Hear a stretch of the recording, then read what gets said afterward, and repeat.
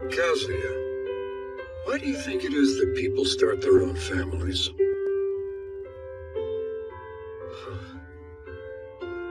So they don't have to die alone. It occurred to me while I was taking care of your grandmother. We lost our son and your mother much too early in life, but you're still here with us. And it was because of you that we found a new sense of fulfillment and purpose. Because of me? One of these days, I'll go off and join your grandma. When that day comes, you'll be without a family. Build your own. And once you have them by your side, no matter what comes your way, you have to keep them safe. You understand? Do that, my boy, and I can guarantee when the end finally arrives, you will consider your life to have been well spent. I'm getting on in years. This may be the final wisdom I leave you. When he said those words, I thought they sounded like a dying wish. Time has passed since then, and Grandpa has joined Grandma.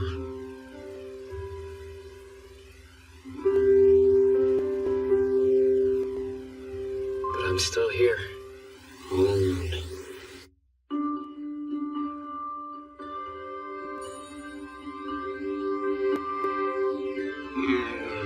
Whatever shall we do? Your Majesty, I don't know what we can do. Surely something has to be done. My king, at this point I believe our only option is to summon a hero.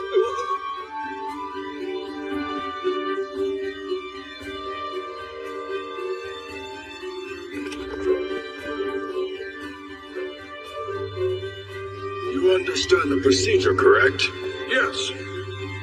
All right, then we will now proceed with the hero rite of summoning.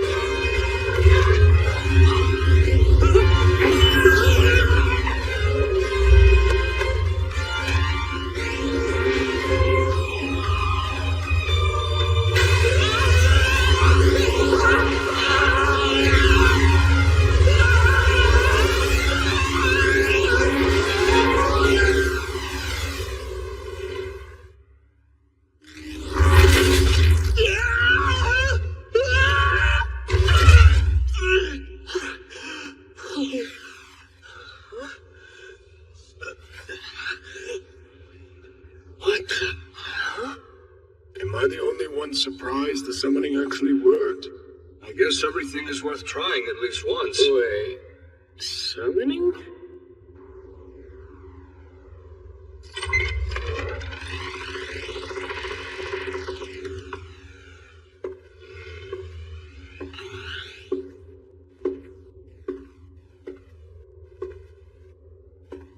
Ah, hero, welcome.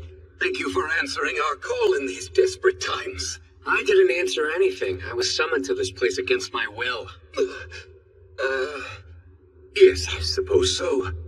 I can see why from your standpoint it would seem that way.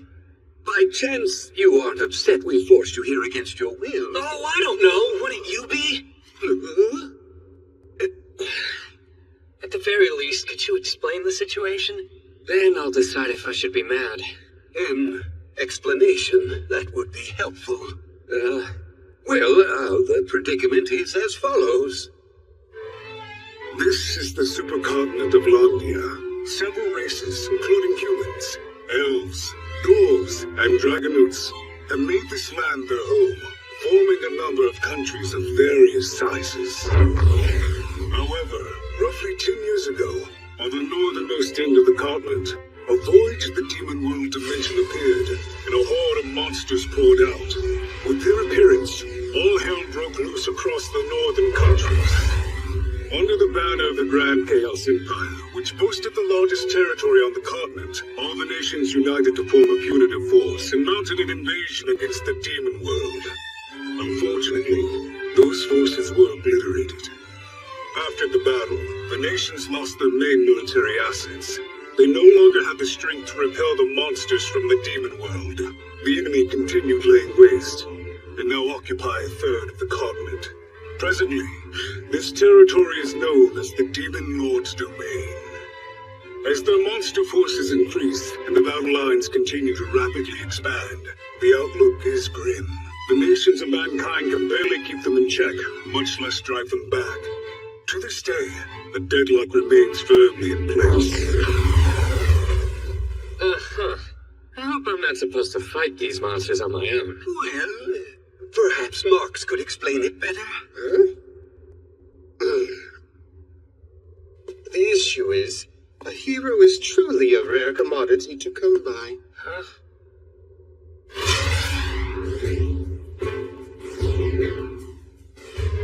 As of this moment, the Demon Lord's domain remains mostly quiet. However, our forces are stationed at his border and have been informed to remain ever vigilant.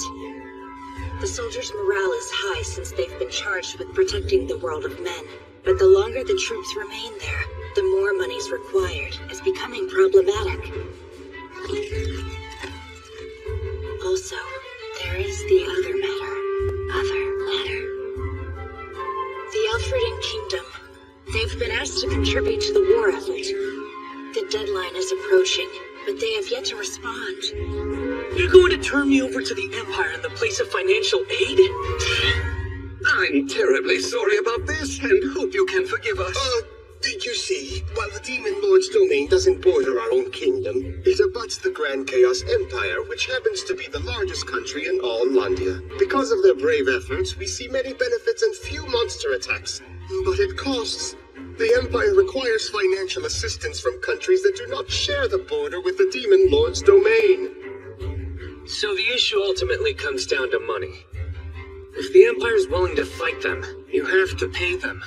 We'd love to. The only problem is we can't. Right. Our country has been experiencing a continuous shortage of food. The expansion of the Demon Lord's domain has sent us refugees who were chased from their homes, and the cost of feeding them is astronomical. As things currently stand, we are in no position to supply any financial assistance. However, within the Empire's request for aid, there is a clause that states that if we cannot contribute financially, we may perform the hero rite of summoning. The sacred ritual of bringing forth a hero has been handed down in our kingdom for generations. We can send you instead of funds. That's tradition. It's with the utmost reluctance we... You'd be more than willing to sell off your own daughters if it meant paying your debts, right? So, after handing the Empire a hero, what will happen to me after? Well, we're a little murky on the subject. Alright, then what makes a hero in the first place? Legend says that a hero is the one who will lead the revolution into a new age. The what?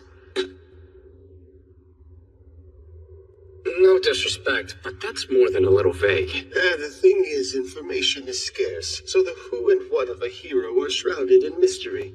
Seems like the Empire has an interest in them, though. I hope they don't want you to hand me over for dissection. Or anything else equally as macabre. Not reassuring. There isn't a chance in a million that they would do such a thing. Yes, 1 million. Well, 1,000. I'd put the odds at about 100. Why's the possibility keep going up? Seems as though I'm stuck here for the moment. My original life plan was to become a civil servant, but now here I am, at risk of being dissected in some fantasy adventure. I could run, but without any knowledge of the castle, that's easier said than done. Plus, if I screw up and get captured, this whole situation will only get worse. Which basically means the next thing I say pretty much determines my fate. If I may, permit me to ask one more thing. I suppose so. Are requests made by the Empire limited to this one, or are you expecting some more? Well, of course they would need it. Actually, the way I see matters, there's no end to these requests in sight, as long as the monsters persist in their attacks. I'm sure you're right about that. So, I have another question. Going back to the rite of hero summoning, As long as you perform the full ritual, would you be able to summon however many people that you would need? Oh, so you see, that's complicated. According to our records, we did summon a hero prior to you, nearly 500 years ago. That took place only the once and at our nation's founding. There were, of course, several failed attempts over the years. Assuming that's true, this is significant. And pretty much the one card this country has to play. Does that sound about right? Yes, I would say so. In that case, doesn't giving me up to the Empire right now seem a little vacuous? Come again? As you know, dear, vacuous means something that's done without any thought. Ah, yes, that vacuous, of course. I think it might be working. And if we are truly thinking ahead, we should review the country's finances, and then adopt new policies. Ones that will help to increase the Elfrieden Kingdom's national strength, so we can reject Imperial demands. Enough influence and power that we could say no to even the Grand Chaos Empire? But how? Accomplishing such a feat would require... A hero? Am I not supposed to lead the revolution into a new age? And this act is merely the beginning. We might be able to bring real change to this country.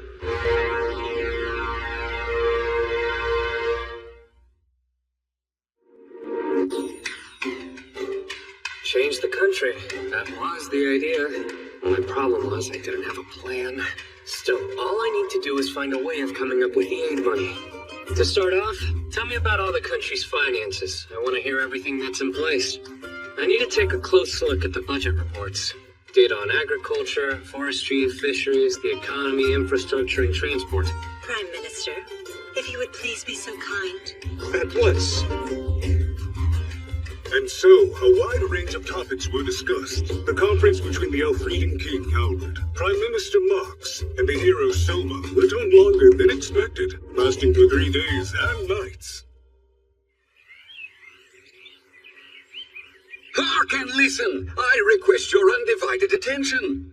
I, Albert Elfrieden, the 13th king of the Elfrieden nation, being of sound mind and body, hereby abdicate the throne and transfer all of its powers over to our summoned hero, Soma Kazuya. What? Huh? Further, I am pleased to announce the engagement of my daughter, Princess Lycia Elfrieden, to heroic newly appointed King Soma. April 1546 by the continental calendar. The King of Elfrieden hands the throne over to Soma Kazuya. This news quickly spreads, reaching the 3 dukedoms, a trio of rulers who had the kingdom's armed forces, creating a significant stir among them. What? Albert abdicated the throne? Yes, sir. And there is more. He has ceded the throne to Soma, the hero they summoned.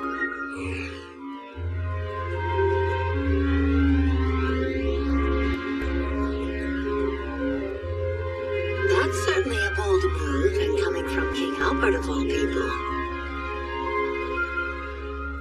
When this news reaches her, I bet Princess Lycia will be beside herself.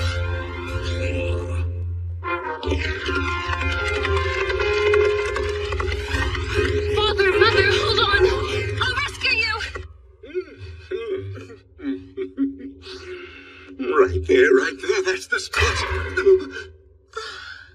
Father! Mother? You're fine. It's absurd! I heard that the throne had been usurped and came running to save you, only to find you two casually carrying on like that. As you can see, the throne hasn't exactly been usurped. I abdicated it in favor of Soma of my own free will. But why go and make such a rash decision? It was hardly rash. Though I've spent a short amount of time with him, I'm convinced he will make a better king than I ever could. It was a decision made responsibly by the individual in charge of this country. And I won't have any arguments. But Father, how could you declare my engagement without even asking me? Concerning that matter, it is ultimately a discussion for the two of you. While there is no denying the marriage arrangement was my idea originally, if you don't want to go through with it, I highly doubt that Soma will insist. Mother, is he being serious? My dear, you should go and meet Soma first. Then decide whether or not he's for you. We can't just force you to love someone.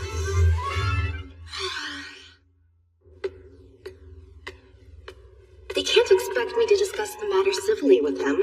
Obviously, the Soma guy is up to no good. I'm coming in. Hey, whoever you are, give me a hand. Pardon? Hold up. You are able to read, right? Please, I'm not some idiot. I've had an extensive education. And what's 3 plus 2? 5. And 6 times 2? 12, obviously. 42 divided by 7? 7 or, 6. I got confused. Good enough. Get over here and help me with the budget. What help you? Just who do you think me to be anyway? Reserves to help me with these finances? I am Licia Elfrieden, the king's... former King Albert Elfrieden's daughter, and you will show me respect. Seriously? You're a princess? Isn't it obvious? Well, not really. That looks like a military uniform. Because it is a military uniform. I'm stationed with the army under the command of Duke Carmine. I was out there performing my patrol duties and rushed home when I heard the news. Now that you mention it. Yeah, I should have known. There is something princessy about you. Oh, right. Name's Soma. And for better or worse, I'm the new ruler here. And I used to be this kingdom's princess. Before you came along, that is, and stole the throne away. I'm not quite sure what I am now. Excuse me, stole? If you'd been here, you'd know the king was more than happy to push the crown on me. Perhaps you can explain that. I realize you're the hero they summoned to trade to the Empire, but you just arrived and suddenly my father makes you our sovereign?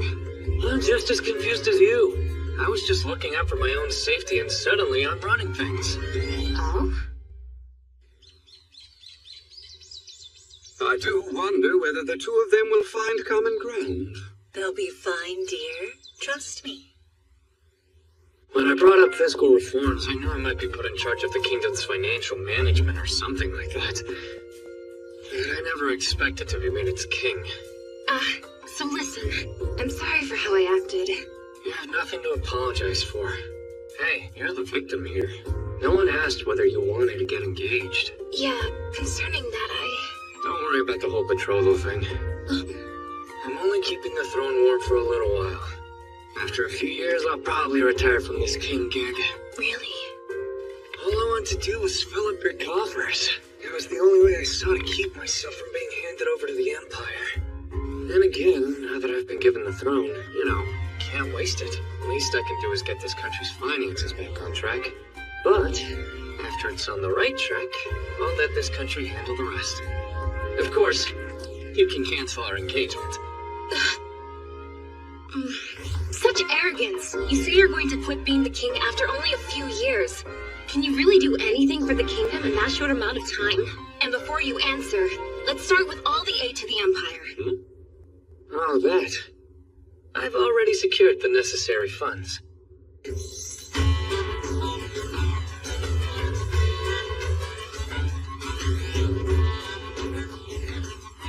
It looks like they found someone to act as custodian. We should be getting the Elfrieden exports soon.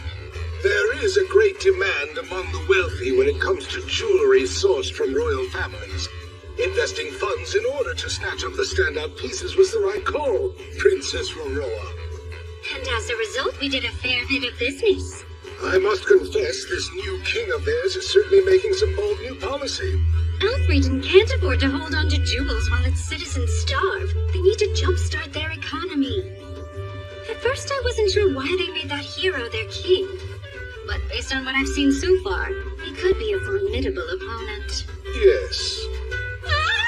You sold off our national treasures?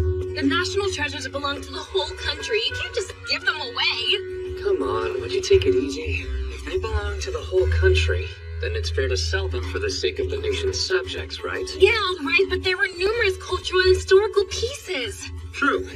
Which is why I made sure not to sell those. In Group A, I placed national treasures that have historic or cultural value. As with neither went into Group B. The remainder will put into Group C. Only B was sold. When it comes to A's fundraising potential, they have more long-term value put on display in a museum. It wouldn't make much sense to sell them off. It was smart of you to categorize them, but what about Group C? Magical tools, which frankly I'm not sure how to handle. I would label those more as weapons. You can't put them on display, or risk the wrong person buying them. Speaking of, there is a full set of antique hero gear. If we find the right buyer, it should fetch a ton of cash. Sound good? You wouldn't dare. Just what kind of hero are you?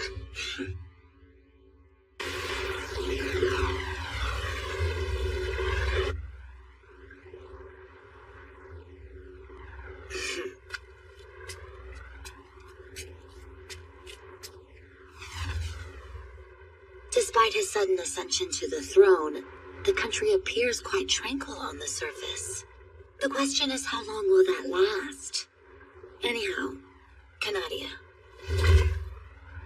See this new hero turned king with your own eyes. Determine how capable he is. Putting a price on all of our national treasures. Not what I expected from a hero. If I hadn't, they would have handed me over to the Empire. That is true, but still. Tell me, have you already sent the aid money to the Empire? No, not yet. I told them to hold off on paying until the last possible day. Then how about instead of giving it to the Empire, you redirect the funds to the military? After all, your ultimate goal is to get our kingdom enough power to resist them, is it not? At the military academy, they taught us to spend heavily on defense and nothing when it came to tribute. So rather than offering payment for momentary peace, in the long run, the wiser choice would be to invest in building our military. Allow me to chain your adage and immediately activate my own. Time equals money. The financial assistance takes on this card's effect, and by sacrificing it, we gain time, which is what our country needs most in this situation. What are you doing with your voice? Never mind that. Here's my point. Say we build up our military. If we neglect our domestic problems, it means nothing. Until we resolve our food shortage and refugee crisis, we'll continue losing the people's support. It wouldn't take much work for an outside force to instigate an uprising. The country would be in a vulnerable state. A revolt? Not the people of freedom. They love their country. They wouldn't dare. That's idealistic thinking. The fact is, when people go hungry, morals and patriotism vanish.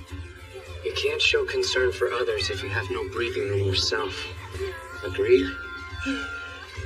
It's true what they say. You really are a huge realist. Know what? Perhaps I am. This world is one of magic, and inhabited by unusual creatures. If you feel like flying, you can always hop on a wyvern's back. Large domesticated beasts pull the wagons, and mighty sea dragons provide the power for steel battleships. There are no light bulbs, but the streets are illuminated at night by lamps filled with glowing moss. Cooking is done using fire-based magic on wood-burning ovens. Even though there's no hard science here, day-to-day jobs are accomplished through the power of magic. However, once you strip away the mystical and fantastical elements, it's a country with a rudimentary level of technology. The Industrial Revolution is years off, and the feudal system is still in full swing.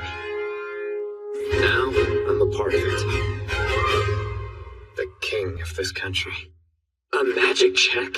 Yes, sire. After consulting various tomes regarding the ritual, there appear to be instances of heroes being imparted with magical abilities after they've been transported from other worlds. Got it. So basically, it's like a test to see if I have any newfound abilities, which may end up proving useful. All I have to do is touch this statue? Yes. If any magic was transferred to you during the summoning, its nature will become apparent to you once you make contact with the stone. I don't know who came up with this, but I love how straightforward it is.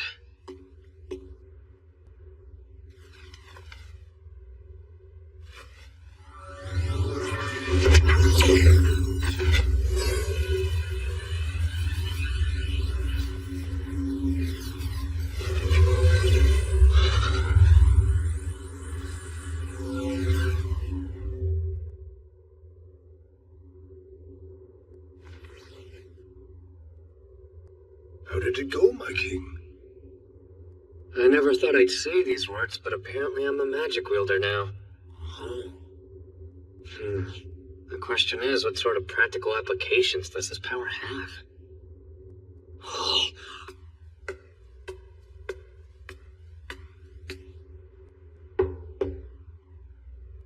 Selma, I'm coming in.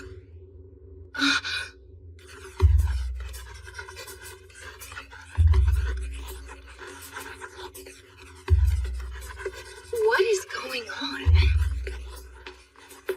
Alicia, good you're here. Looks like everything's handled. You're using magic to move those pens, right? Turns out I found a good use for it. Since I'm able to copy my consciousness onto inanimate objects and control them, I figured I might as well get some extra work done around here. What I mean is, I'm not actually moving the pens per se. They're an extension of my mind, but writing on their own. Since I came up with the technique, it's only fitting I name it. I call this living poltergeist. I bet you need you of me, huh? I don't know what a tuny whatever is, but that is one weird ability. I guess. Moving 3 objects is the most I can manage at this point. And it seems like they have to be close to me in order to work. Very handy, though. It's like copying myself and being able to work on multiple tasks simultaneously. In short. Oh, go on. Super convenient for doing paperwork. So, yeah, my newfound power's making certain tasks easier. Without it, you'd probably find me buried underneath a mountain of paper in here.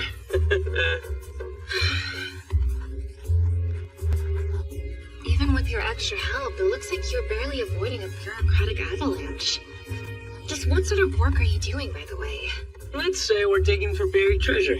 Buried treasure? More precisely, we're tracking down unaccounted for expenditures.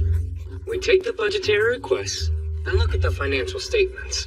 Even though the amount requested and spent may seem to be a perfect match, the itemized expenses will sometimes be different. That can indicate 2 things. First, wasteful spending in order to use up the budget, or 2, misappropriation of funds disguised as an investment. We are poring over every request form the kingdom has received and keeping an eye out for any glaring discrepancies. If any embezzlement is discovered, the guilty party will pay the amount back. And if they refuse, they'll be arrested and their property seized. Is it necessary to go to such lengths? After all, you solved our financial woes by selling the national treasures and paying the Empire. Sure. For now, at least I don't have to worry about being turned over to the Empire anymore. Still, if we want this country to get back on track, we can never have enough capital. Same goes for manpower. I can't help but wonder if Soma and Alicia are getting along. Knowing the 2 of them, I'm sure they're doing just fine. You think so, dear? Yes, you're right.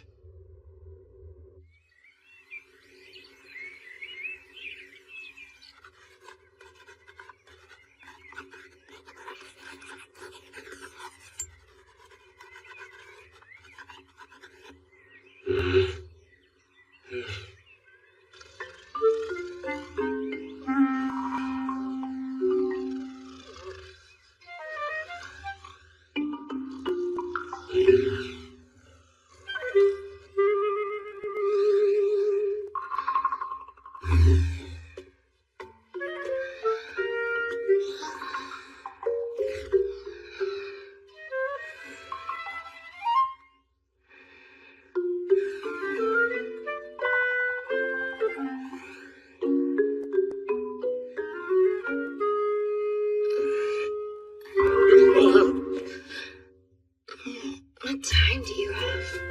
It's morning already. What morning? How long have you been standing there? Not very long.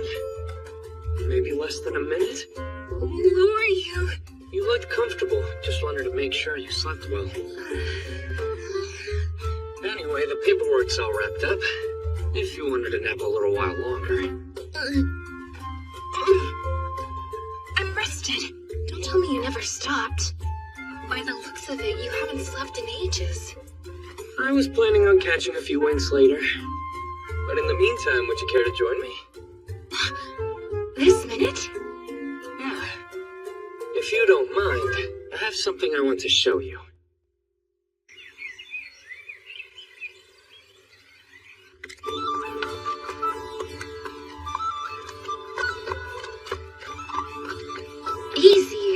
think you have to hold on to my waist so tight. Sorry, but this is pretty scary for me. Some hero you are. Traditionally, the man should be up front holding the horse's reins. I can't help it. This is my first time riding on a horse. You're joking. We get around other ways, like where I come from. We travel using machines and don't rely on animals. Sounds like quite the place. Soma, tell me something. What is it? The place you're originally from, do you have family there waiting for you to return? Or, you know, friends, girlfriends, anything like that? There's no one. My grandpa was the last of my relatives, and he passed away before I came here. Sorry to ask. No reason to apologize. My grandfather lived a full life. Basically, there's no one waiting for me to return. I guess I'm in no hurry to go back right away either. Yeah, I see.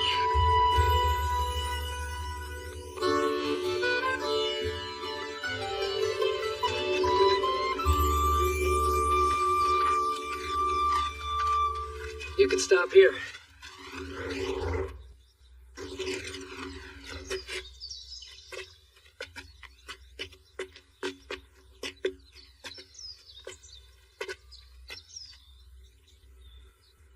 Pretty how the morning dew makes it glisten. You think so? I mean, the whole reason you brought me out here was so we could look at it, right? In a way. You can't eat scenery, though. And that's why we're experiencing a food shortage. Eating scenery? What are you getting at? It's pretty simple. As far as the eye can see, there are nothing but cotton fields. And they can't be harvested for consumption. Getting right to the point. The reason this country has a food shortage is because there are too many of these fields. Meaning? It started with the Demon Lord's domain. The countries north of here used to produce a lot more cotton, but damage caused by the monster attacks forced production to cease. Speaking of, in this world, the further north you travel, the warmer it gets. Does it work differently where you come from? Actually, the weather's the opposite. Anyway, that's beside the point. Supplies dropped, and the purchase price of cotton shot up, leading this country to change course. At the time, you wanted to produce and sell as much cotton as possible, and in turn, the farmer stopped growing food. A crop you can't eat, and is grown solely for market, is commonly referred to as a cash crop. There's a drawback when you devote your entire agricultural system to growing them. It leads to a sharp decline in food self-sufficiency. Which explains the current food shortage. Sort of. You can always import crops from other countries if supplies aren't adequate. You're right. Not to mention cotton sells for a higher price. We could use the money to purchase food from elsewhere. Yes, just one problem. Cotton prices have considerably fallen. There was profit to be made, so other countries realized this and rushed to produce cotton. As a result, the global supply far exceeded the demand. And now, the cash crop this kingdom had been relying heavily on is practically worthless. Meaning less funds to import fruits and vegetables from other countries. And since we're importing less these days, the cost of domestically grown foods have continued skyrocketing. The most vulnerable classes are the people who've suffered the most. Just one of the numerous hardships that's undermining this country's progress. I had no idea. I was ignorant of my country's suffering. Its people. As a royal, I'm an utter failure. Don't talk like that. Hey, nobody said that leading a kingdom would be easy. Wait, leading? Then the reason you brought me out here was because... Yeah. Someday, Licia, you'll be the ruler of Elfrieden. What I want, most of all, is to leave you with every tool you'll need to succeed. So after I've gone back home, you'll be able to manage all facets of this country.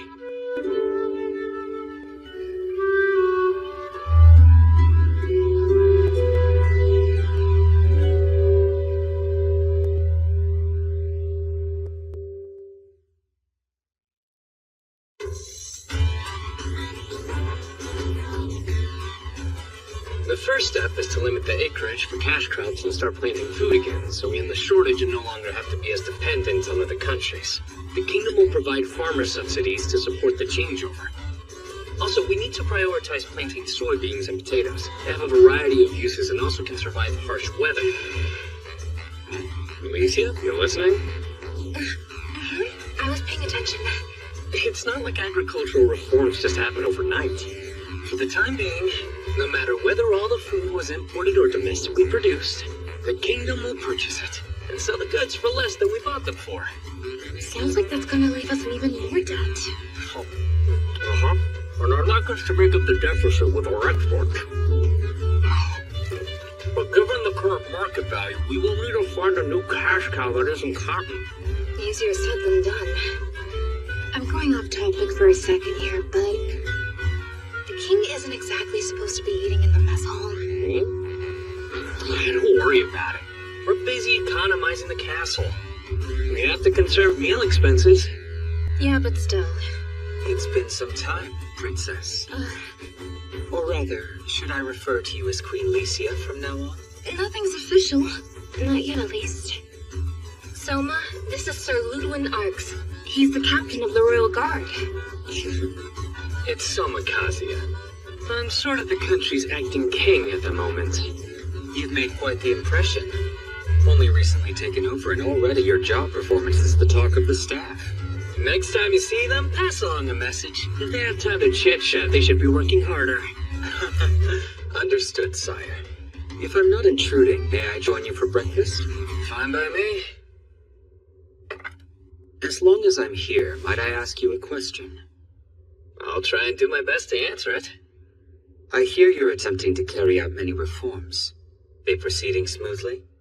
The opposite of smooth, to be honest. Human resources are a bit problematic.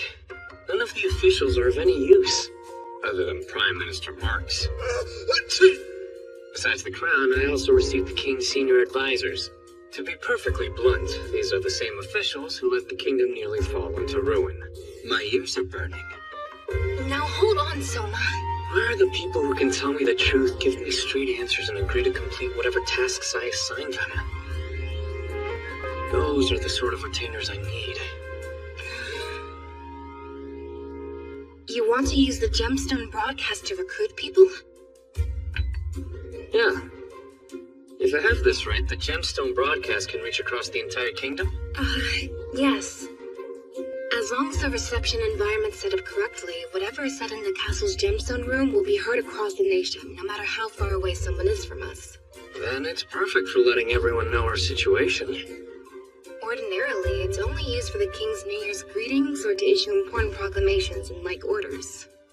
This will be the first time it's used for job recruitment. How does hiring around here usually work?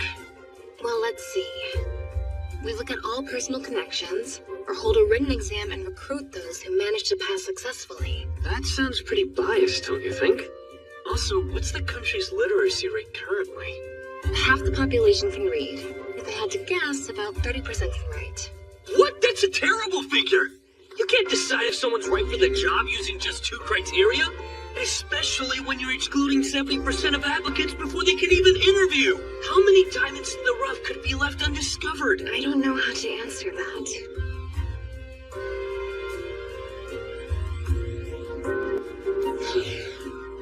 No worries. Once the financial situation stabilizes, we can solve other issues as time permits. But first up, we have to start recruiting capable people. And how are you going to encourage them to step forward? I've been mulling over what I plan to say, but I'm just going to end up paraphrasing a hero I respect since they said it best. Another hero? That's right. An unscrupulous hero of chaotic times. During the late Han Dynasty, Cao Cao, the man responsible for laying the foundation for Wei during the Three Kingdoms period, was so dedicated to gathering men of ability under his command, some described him as a man possessed. In the year 210, to meet the demand for talent, he issued his famous Order of Seeking Talents. Within it, there were passages that have been spoken for generations since, including this one. If you possess a skill, we can use it! Is that supposed to be our new king? He looks so young. My people, We need your help. This country is facing a crisis.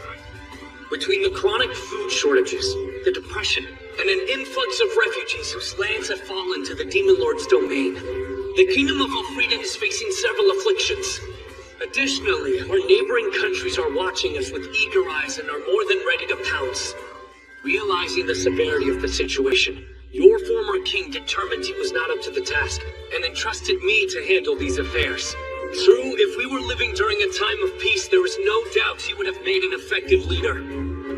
However, we live in an age of upheaval. During strife, you need a king who is tenacious, someone who acts less like a saint and more like a survivor. To the point, a ruler who's able to keep your families and property safe from harm befalling them, domestic or foreign. That is why your former king chose me to succeed him. I would never speak ill of your previous ruler, but in terms of resolve, I have the clear advantage. Presently, I'm spearheading a number of reforms. However, we are overwhelmingly short-handed for the tasks ahead. That's why I'm here, to recruit anyone with a talent that will aid the kingdom. What we require during these troubling times are not those who excel in peacetime matters, but individuals who can revolutionize this country. As for the talent, it can take many forms. If you can claim with confidence you are the best at what you do, come and stand before me. It doesn't matter your education or age, your social status, place of origin, ethnicity, or gender. You can't read or write? No problem. I don't care about your connections, how attractive you are, or the number of skeletons in your closet. As long as you can say confidently you're the best at what you do and there's no one else in the country who even comes close. If you believe that with all your heart, I say, come forward and present yourself. I know some out there are hesitant, wondering if their talent will be of any use to the kingdom. However, that is ultimately for your king to decide, not you. The determination whether or not this country needs your specific expertise begins and ends with me. I don't care if others have labeled your talent worthless. What are you waiting for? If your ability is determined to be an asset to this country's future, I will afford you every courtesy and look to you as my newest advisor. But perhaps there are some out there who are still unsure. Come demonstrate a talent that is unmatched by any other in the kingdom. And as King of Elfrieden, I will issue you a certificate of fearlessness and a monetary reward. Would that provide you with some incentive? If so, let me hear you!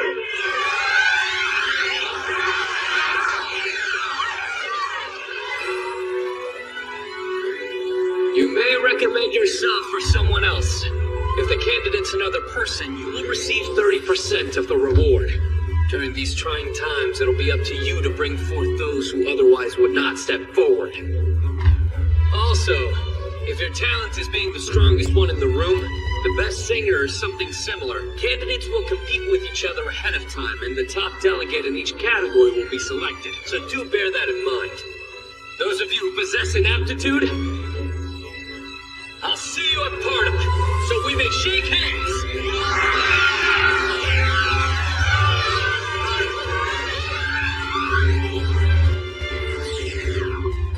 What was that bit at the end?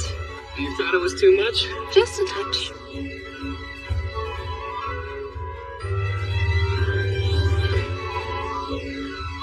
I hope it worked. We'll need all the help we can get. The fact that I can understand the language spoken in this country, and similarly that people here understand my native language, is not a coincidence. Apparently, this is some strange power imparted on heroes. Not only that, I can read and write the language of both worlds. Don't ask me how. It's like it automatically gets translated inside my head, and then I write it out. On that note, it seems no matter where you're from in this world, the entire population uses a single language. Which is hard to believe, given the diversity of cultures that call this world home. Out of everyone here, it looks like I'm the only person who has this auto-translate ability, so it may be exclusive to heroes. For instance, I can play recordings saved on my phone, but when I do, The only thing the people of this world hear is an incomprehensible language. It's all so strange. Someday, Licia, you'll be the ruler of Elfrieden. What I want, most of all, is to leave you with every tool you'll need to succeed. So after I've gone back home, you'll be able to manage all facets of this country.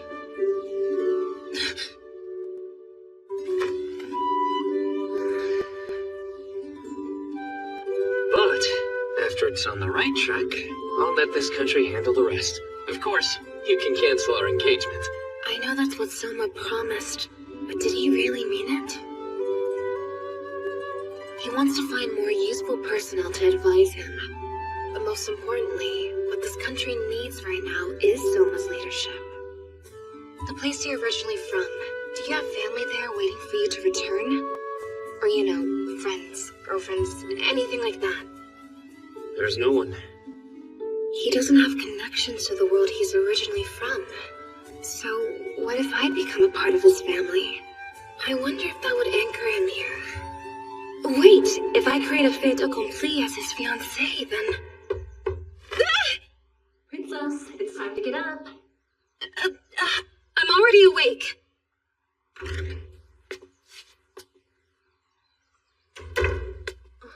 Princess?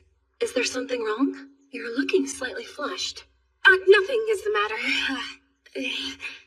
I was just thinking about...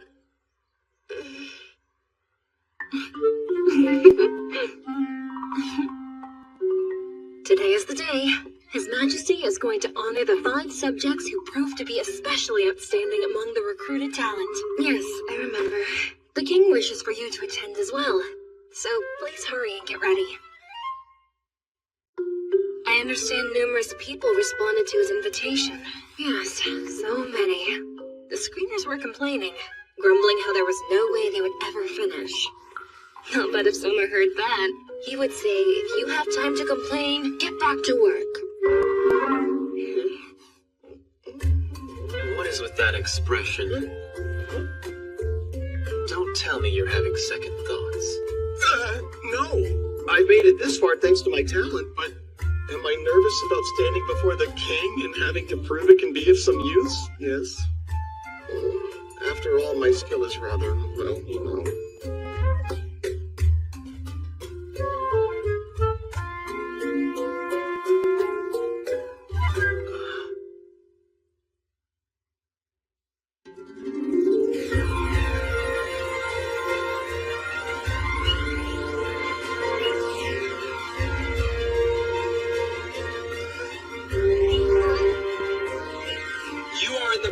Of the king, and you will bow your head. This is not my people's custom. I ask your forbearance. Respect must be deserved. Warriors from our tribe bow to no one but our master. What did you say? Who if not the king is your... It's all right. I'm the one who asked them for assistance to help the kingdom. We can allow some leeway, as your majesty requests. The rest of you, please stop bowing. If anyone here ought to be showing some gratitude, it's certainly me. Feel free to stand.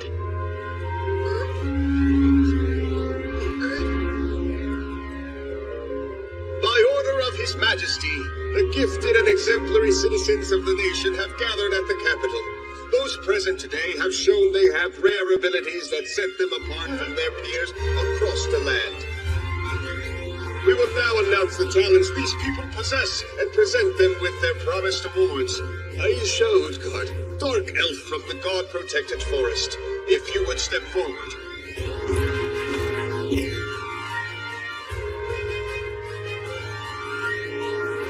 Time for a little research. Dark Elves, a minority race within the Elfrieden Kingdom. Their people are known for their elevated combat skills. They live in the God-protected forest, which is said to be divinely guarded, and are allowed autonomy over these woods as its caretakers. They have limited interaction with other races and are extremely territorial. It's helpful being able to read remotely like this. This living poltergeist thing sure does come in handy. Pun intended. Your Majesty, she excels in the art of combat. It is fair to say that her fighting abilities are unmatched by anyone in the kingdom, and we commend her for that. The foremost military prowess in the kingdom. I have high hopes for you.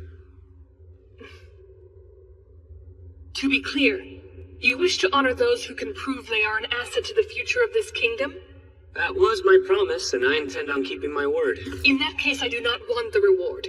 I ask you to hear my request instead. Go ahead. Please tell me. My people are troubled, for in the god-protected forest, the mature trees are weakening while the saplings are failing to grow. Please, sire, I ask you to lend my tribe your wisdom.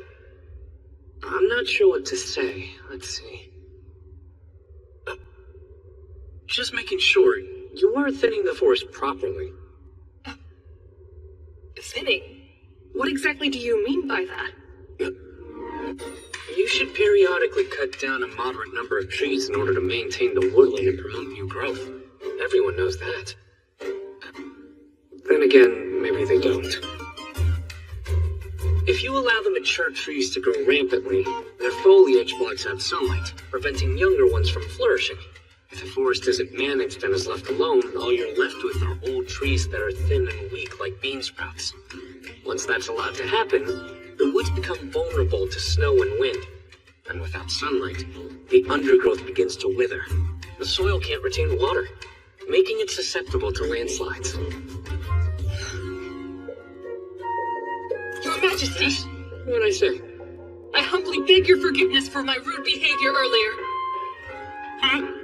If you command me to fight, then I will fight. Command me to die, then I shall.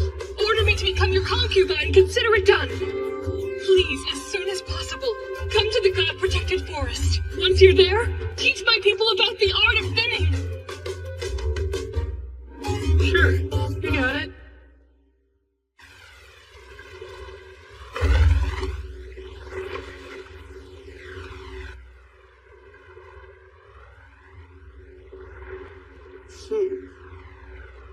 By the sounds of it, things are getting interesting over there. Junadoma, you shall be next. Step forward. Yes, sir.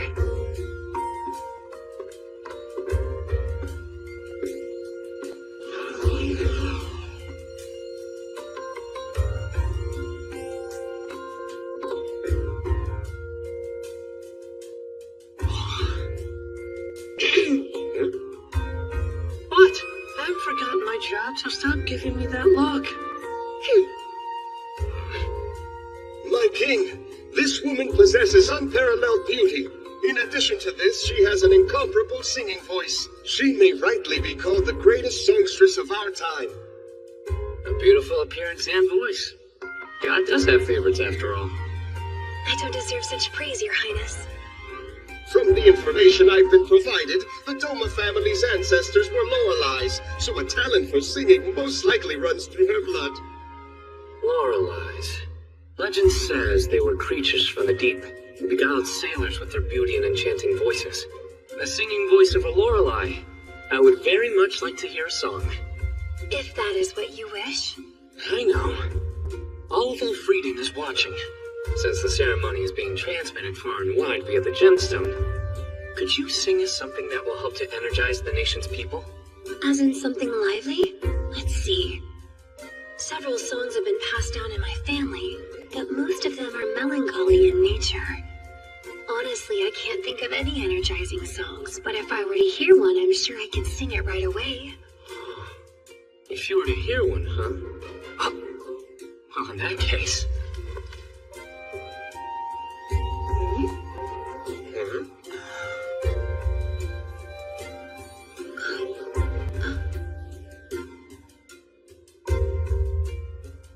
My king, what manner of device do you have here? I guess you can think of it as a pocket-sized musician. Right, are you ready? Ready.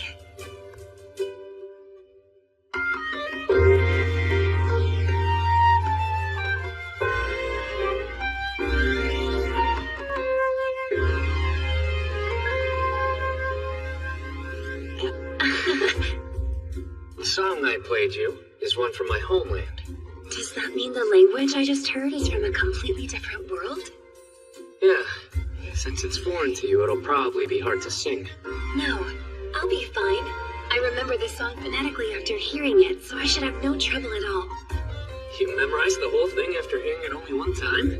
Amazing. Most kind of you.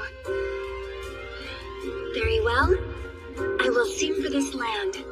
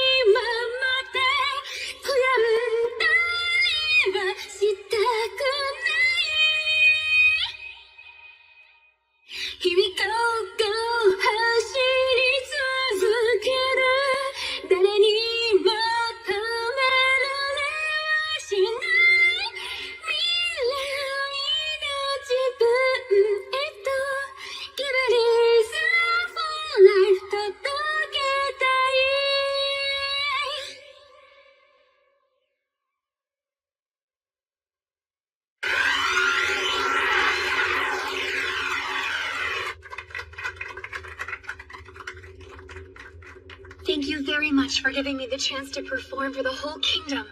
I should be the one thanking you. You have a wonderful singing voice. I would love to learn more songs from your Majesty's homeland if possible.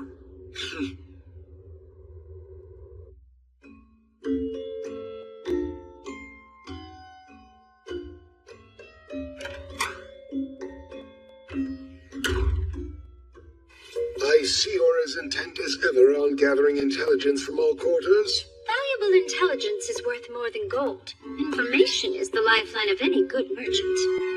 And has there been any news of interest? Apparently, the King of Elfrieden is doing an overhaul of his advisors and recruiting talent across the country.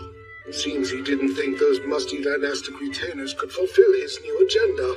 Certainly looks that way. Still, it's not like his is the only nation in desperate need of some fresh blood. In the end, that entirely depends on whether the person hiring can recognize a candidate's true value. He displayed ingenuity and generosity in agreeing to the Dark Elf's request. As for the Lorelei descendant songstress, I look forward to seeing how he will use her skills to better the kingdom. Overall, not a bad start. However, the most challenging trial is about to begin. We shall continue with Pancho Panacata from Pote Village. Step forward. Right? That would be me, Your Cernus.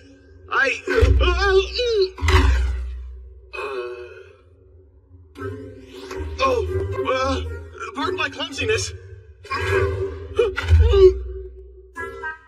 This man's talent for eating can be called legendary. While there were several applicants who answered the call claiming to have a true gift for gluttony, none could match this man's insatiable appetite. Furthermore, his search for food has been no ordinary one. He has traveled the world, eating specialties and rarities along the way. According to him, he has consumed just about everything there is to eat. What? That's terrific news! Thank you so much for answering my call. I've been waiting for a person with your expertise. More than any of the other talented people here, I'm delighted that you stepped forward. Your Majesty is delighted I'm here. You know, everyone, they call me Fatso and said I was a fool to throw my money away for the sake of eating. They're wrong. Your well-honed gluttony will save this kingdom. So hold your head proud and high. Are you sure about that, my kingness? Yes. Your insight from sampling the specialties and rarities from all over will be the key to solving multiple hardships. I need your help, Pancho. Let me use your vast knowledge. Yes, sire. If I can be of any assistance to you, by all means, use my experience. Please. Hey, Marx. If there's a distinguished subject, this country has a tradition where the king can grant them a specific title, right? Indeed. You are most correct, my king. In that case, Pancho, I will dub you with the name Ishizuka. Back where I'm from, it belongs to an insatiable hunter and master of cuisine. I trust you'll work hard not to tarnish the name. When the sight of King Soma receiving Poncho was seen throughout the nation, it encouraged the reluctant. There were still those of exceptional talent who had not stepped forward, but after witnessing how all manner of skills were praised by the king, they gathered themselves to Elfrieden. Your Majesty, the preceding 3 nominated themselves, but the next man was recommended by someone else. Huh? And now, Hakuya Kwan Min, step forward. Sir. This man has exhibited a talent for intellect. It is believed that his knowledge and memory are unrivaled throughout the kingdom. Who was it that suggested your skills could help out in some way? It was the uncle I live with, sire. He said I was old enough to stop reading books and should serve my country in a meaningful way, so he put my name forth. That's funny. No, I was just remembering how I used to get that a lot myself, believe it or not. So then, what genre of books do you tend to read? I do not prefer any one genre. I read literature, of course, as well as history, law, and military tactics. Assimilating knowledge unknown to me is my reason for living. Interesting. In that case, how would you like to be a librarian in the castle library? You would have free access to books authorized to only catalogers. Oh, that is most generous, and I graciously accept. Yes, I suppose that is what I would have said just a moment ago. But not anymore, I take it? No, I've changed my mind since. Fine, then what would you prefer? If you'll permit it, using my knowledge, I would like to underpin your Majesty's hegemony. Pretty bold to use the word hegemony, and I wonder what he means by underpin. Does he want to be my military strategist? And you believe you're gifted enough to do that? I would like to think I am. You said that you changed your mind. Explain. Begging your pardon, but since the ceremony began, I've been sizing your Majesty up, judging whether you were a ruler worth serving. Seems I passed. What criteria were you using to determine if I was worthy? It was dependent on whether you appointed Poncho. That was my litmus test.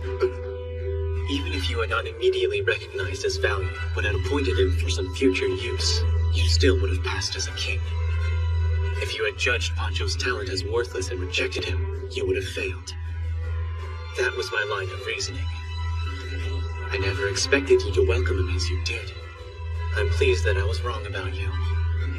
There's no doubt your talent is sensing what this country desperately needs and seeking it out at all costs. I will echo those sentiments. I also believe I know what this country needs during these trying times.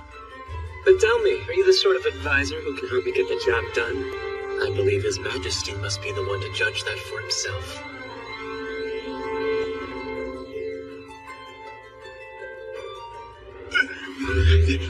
All right, then.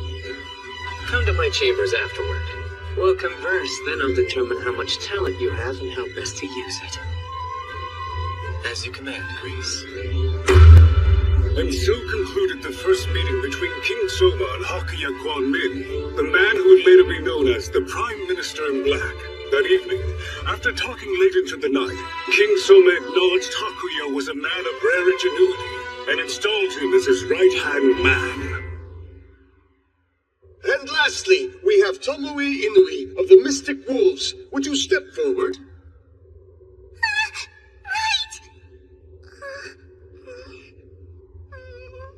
She's quite unique. This girl has the unusual talent of being able to commune with both birds and beasts. Oh? To verify this ability, we had her taken out to the royal stables. There she revealed both the health statuses of the horses and their histories. According to her, she ascertained the answers from the animals directly, making her gift truly heaven-sent. The land of the Mystic Wolves. That's way to the north of Elfrieden. Wow. Yes. As far as I'm aware, there are no other mystic wolves residing in the kingdom. Which would mean that there's a good chance she's a refugee. It doesn't make any difference to me. She has an aptitude and I'll make good use of it. But the question is, how do I make the most of her talent? My cane? Excuse me? What's wrong? Nothing. Actually, Sounds like it's very important. Please, go ahead and say your piece. Sorry. You'll need to speak up a little or I won't be able to hear.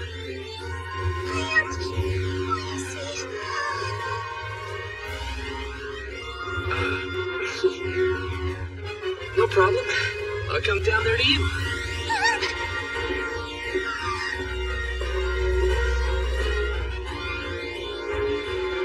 See, now you don't have to raise your voice so much.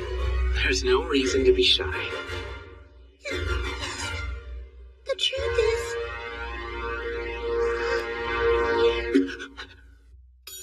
When it comes to how people view so-called monsters, there's a distinct difference between this world I was summoned to and the one that I came from.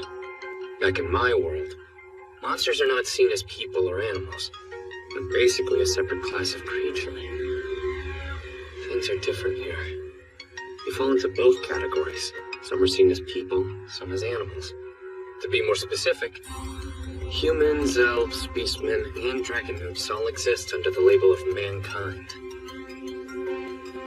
As for the wildlife, even though they look like dinosaurs, giant lizards are seen nearly as common reptiles. An ant the size of a person isn't the least bit shocking, and man-eating flora are still regarded as simply plants. Incidentally, dragons are known as god beasts and are treated differently. The reason they're not called monsters is because they're incorporated into the world's ecosystem. So Jelens, a slime creature which to me looks like something out of a sci-fi movie, are treated here as a common animal with an important role to play. So what does qualify as a monster here? Mostly creatures that look like fusions of various animals. Among their ranks are many beings that are relatively human-like in form, and no different from a common beast in terms of intelligence. Or so I thought when I started recruiting talent, until a mystic wolf girl responded to the call and told me something that threatened to shake this world to its core. See, now you don't have to raise your voice so much. There's no reason to be shy.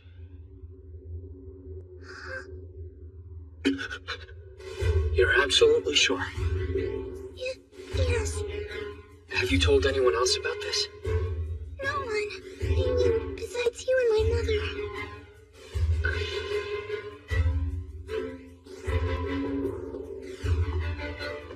Remain calm. Keep breathing normally. Don't let anyone see how shaken you are. Your request has been duly noted. While I cannot promise you anything, I'll consider it. All marks. Sire? Her talent's truly a unique one. I'll need some more time to reflect on how to effectively use it. We'll have a discussion on it later. As you wish, Your Highness. My capable guests, for answering my summons, I am eternally grateful. I ask you now to lend us your aid in reviving the kingdom. Please. Yes, sire.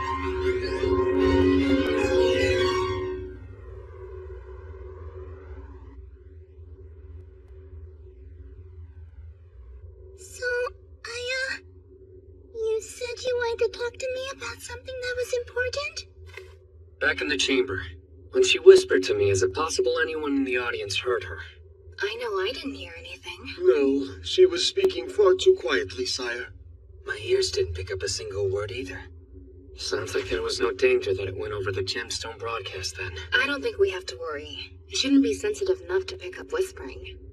Whatever she said to you must be serious if you're this concerned about it getting out. Yeah. So she can converse with the animals. You heard that part, right? Yes. Not only does she know what they're saying, but somehow they're able to understand what she says in return. It's no stretch to call her talent phenomenal. Yes, even more so because she can also speak to demons. Up to this point, it was thought the monsters of this world possessed intelligence equal to that of an animal's.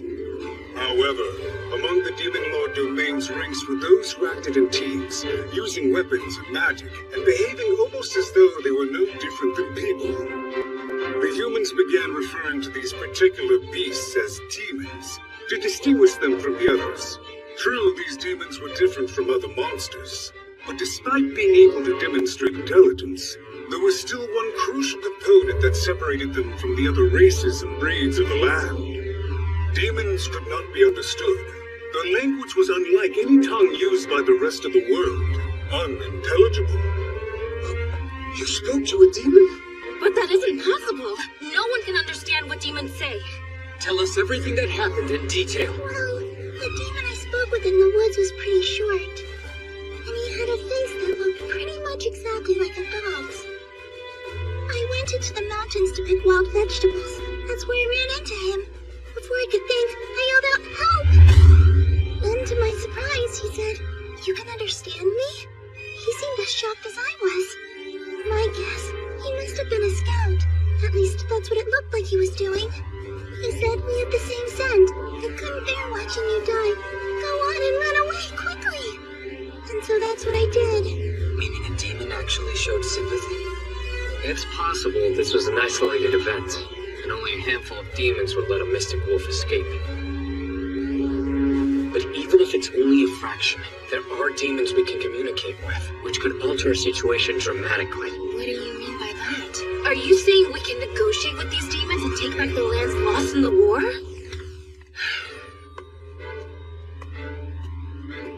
It would be nice if things took a turn in that direction. But as of this moment, the nations of mankind are joined together facing off against the Demon Lord's domain. Simply because the demons are seen as our enemy, one that is irreconcilably at odds with us. As soon as people learn we have a way of communicating with their kind, there's a big chance one or more nations around us will try and forge an alliance with them. No, they would never do that. I'm no expert, but our worlds have similarities. There are conflicts between nations here, aren't there? Those who would want to gain the upper hand. Yes, just to the west of us. There resides the Principality of Amadonia.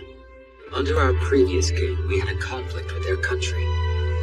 In an effort to keep Demon Lord's domain from spreading, we are all working hand in hand with the Grand Chaos Empire leading the way. However, mankind is not unified or immune from warring with itself. You're right. There are those who'd exploit her power.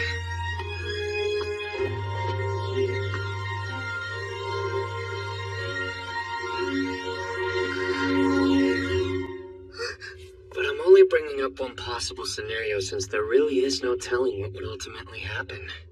After all, communicating with demons was thought to be impossible. The fact that we can is sure to shake up this world. We have to be cautious about this. Very much so. We can't afford a word of this to leak and become public knowledge. Exactly. But most importantly, the kingdom has to safeguard her with all the tools at its disposal. You mean protect me? Yeah. In the grand scheme of things, you're far more important than even I am. You could shift the tide of this war and change the relationship between mankind and demons. No way, me? Surely you're exaggerating a little.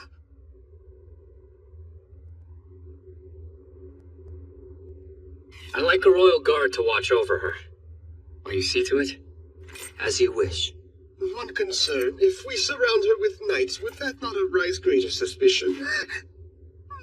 Very true. One minute she's a simple peasant girl, and the next thing you know, she's surrounded by the royal guard. People will inevitably think there's more at play. You're right. Someone might get suspicious and start snooping around. In that case, why not simply welcome her into the castle as royalty? Huh? We can do something like that? Of course. It's not usually difficult. Your Majesty would simply adopt her, but seeing how you're not yet wedded to Princess Licia, it's not possible right now.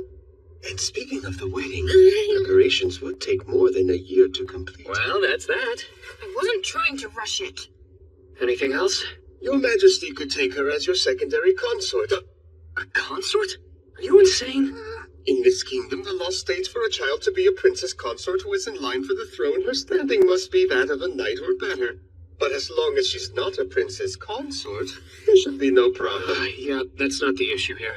By the way, how old are you? I'm 10 years old. Perfect! That is well within the allowable range, Your Majesty. And for a political marriage, not exceptional. Even so, that's far too young. It's not like I need you to convince me. Then why can't the previous king and queen adopt her? Yes, I suppose that would work. It absolutely will. I've always wanted a little sister. Wait a minute! I'm sorry, but I'm not so sure about this. Because I already have a family of my own. My mother and brother are waiting for me. Back at the refugee camp. It's alright. You see, Tomoe, it's more of a formality just to make sure you're well protected. If you become my little sister, your mother and brother will also become my relatives. They'll be able to live here in the castle with you. Well, in that case, I agree. Marks, we'll have some time to pass before the adoption, and then we'll make the announcement. If we rush into this without warning, it'll look strange and pretty much defeat the whole purpose. A wise decision, Your Majesty. In the meantime, I would still like to keep her safe. You wish to give Miss Tomoe a role, which would require her to stay within the castle, correct? I do. Let's see. Then in recognition of her ability to talk to animals, how about putting her in charge of the horses that draw Your Majesty's carriage? Great idea. Let's go with that. Sound okay to you? Yes.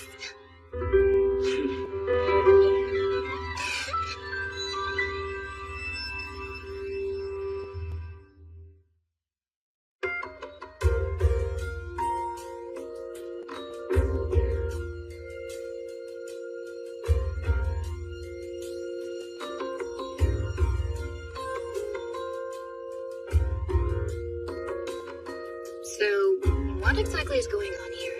Isn't it obvious? I'm sewing. That part I get, but I'm wondering why you're doing it in my room. I had some downtime and needed some place to relax. Everyone in the State Affairs office is working hard.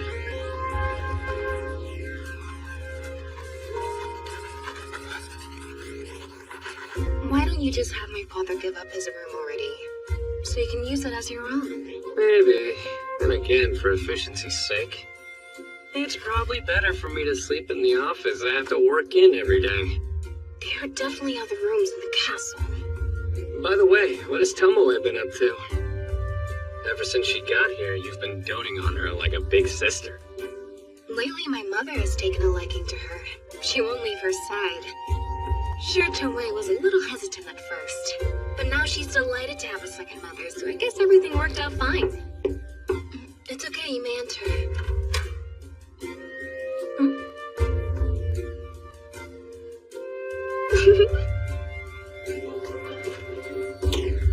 Jessa, don't read anything into this! Seriously? He's back already? Yes, and should be waiting for you in the reception room. No time to waste, Licia! Hey! Welcome back, Poncho. So, was the expedition successful? Oh, very. In large part because you let me use the Royal Wyvern for traveling. I was able to hit every one of my locations faster than I expected. I gathered pretty much every type of food I was after without any complications. Wait, you mean you also lent him the hero sack? That's right. It's far bigger on the inside than it looks on the outside. Plus, whatever you store inside it is less prone to spoilage. The perfect tool for gathering food. You mean the same satchel that's part of our hero gear collection, one of the kingdom's crown treasures? And you're using it to haul around a bunch of... We'll move past that. What do you got planned anyway, going through such lengths to send them out and gather food? What do I have planned? Something that'll do the kingdom a little good. I hope.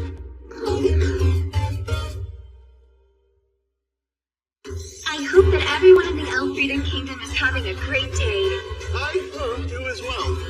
And this is the King's Brilliant Lunch, a program meant to provide information directly from Parnham Castle to you, the people of this nation. Or we can just shorten it to the King's Brill Lunch. I'm your host, Juna Doma, and with me... I'm Pancho Panicotta, connoisseur of eating and all things food. We're only addressing the entire kingdom. There's no reason to be nervous. Well, the thing is, I'm not used to presenting to a crowd. As a born entertainer, I'm sure this must come natural to you. I'm really quite envious, Miss Juna. It's true, I'm no stranger to entertaining large audiences. Speaking of which, whenever you're in Parnham, you might want to visit Lorelei, the cute cafe where I work, and say hello. I sing there from time to time, so stop on by if you're around. If we could refrain from any blatant endorsements. And now then, to go into the specifics of the show, we'll now give the floor to this gentleman. You know him as Elfrieden's 14th king, His Majesty Somakazuya.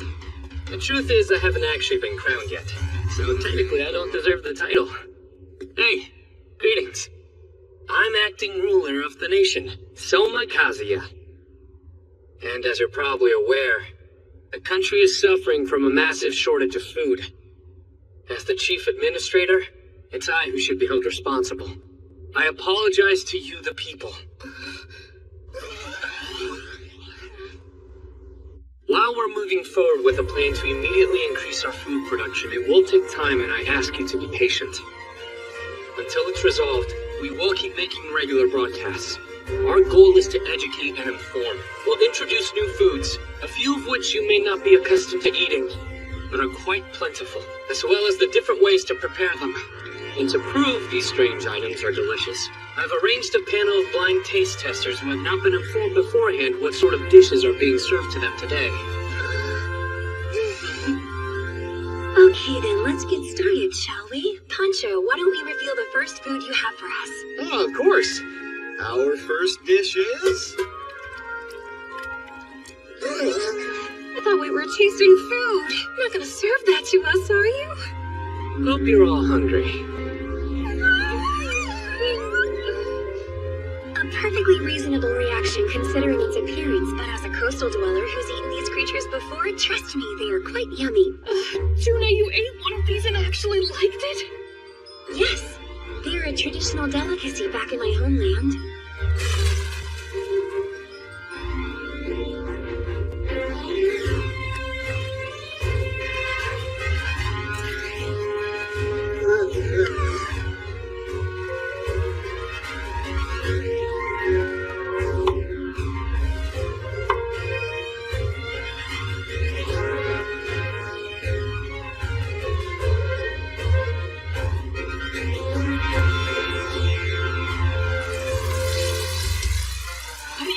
I'm not gonna lie, that's starting to smell pretty good.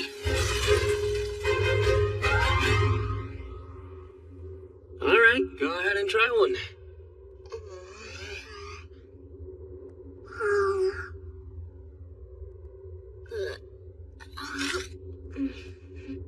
It's delicious, whatever it is. Hey, you're right. This really is yummy. Whoa, those are pretty tasty. One serving isn't enough. Would you mind if I helped myself to one as well, sire? Please, be my guest. So good. So incredible. They're so full of flavor, aren't they? When you bite through the crispy coating, inside's the octopus, and it's so juicy. Daddy, we caught a whole bunch of octopuses in our net today, didn't we? Sure did. Usually we toss them all out, but let's give them a try. Moving right along, here is our next food item. I know these. They're tree roots, right? They don't look all that tasty if you ask me. Are you sure that we can even eat them? You've never had a burdock root before? It sounds like you're familiar with these, Aisha. It's hard for me to imagine anyone wanting to chew on a root. Well, in the forest, you have to cook and harvest whatever nature provides, otherwise you won't survive. I had no idea.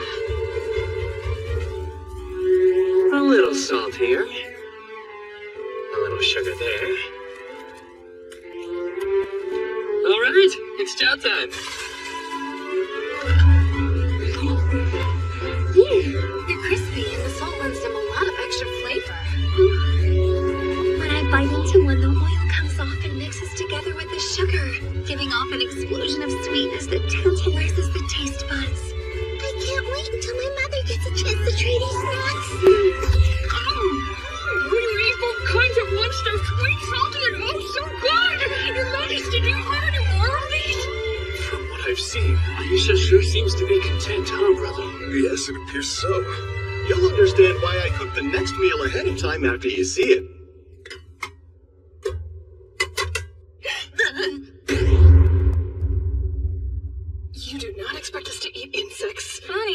sworn you were just telling us how you had to eat everything in the forest to survive. And for some reason you assume that extended to bugs? You would have to be mad to eat these. I hit the spot. And I was like getting back home. Yeah, being boiled locusts. Being boiled? So did you use some kind of extract? Precisely. I primarily seasoned them using a combination of both mash water and sugar. Never heard of it. Mash water is a condiment. I find that mystic wolves greatly enjoy the flavor. More specifically, it's referred to as bean mash water, which is made from salting beans to ferment them. They continue skimming layers of liquid that forms during the process, and after fermenting it, you end up with mash water. Both of them are extremely unique flavors not typically known or available in the kingdom. Truly. In other words, the bean product is miso, and the mash water is soy sauce. Soma, you're really going to eat that?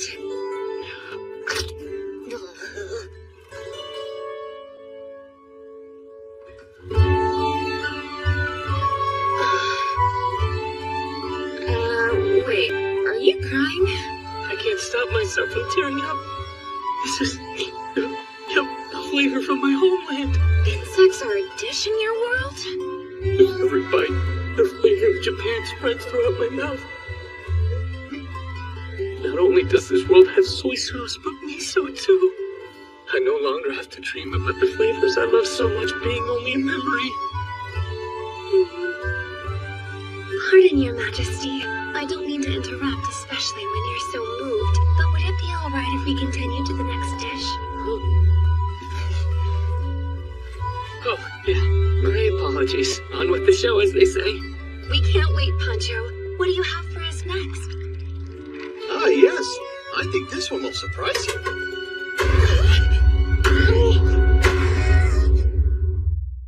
This world has these funny little creatures called Jellins. They're known for being incredibly weak. Cut them or squash them and they die instantly. They have no sex and merely divide to reproduce. And right now, I'm about to be fed one of these funny little creatures. We can't wait. What do you have for us next? Ah, yes. I think this one will surprise you.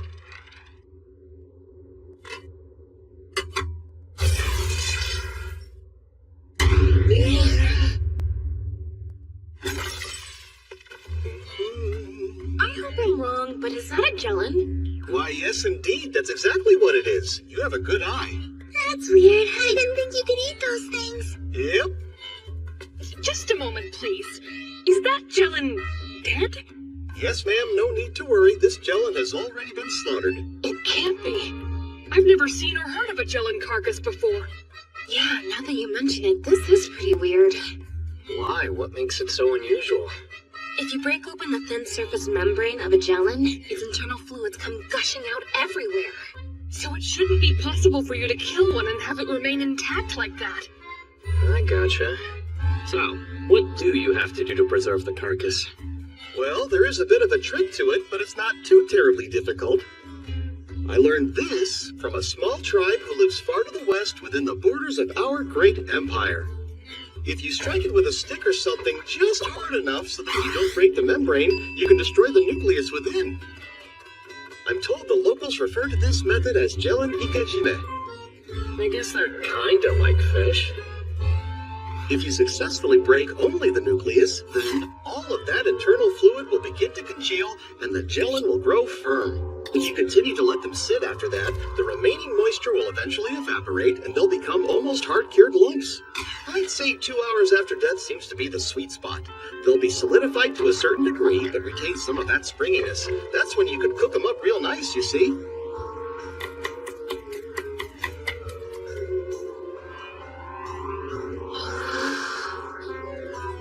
Now, you could simply boil these strips in some salted water, and they'll firm up even more. Huh. It looks like he's adding stock. Ta-da! Please, give it a try. They look like udon noodles. Oh? What's udon? Oh, right. That's a back home thing. We have a thick wheat flour noodle that looks a lot like this. Though, the ingredients and preparation are completely different. You don't say. Then I think you should have the first bite. Huh? You've eaten something a lot like this before, so go ahead. She's absolutely right. After you, Your Majesty. In that case, Highness, here you go. Yeah, thanks. But I don't. Well, I did give the others food they weren't accustomed to. It's not fair if I'm the only one who gets out of this.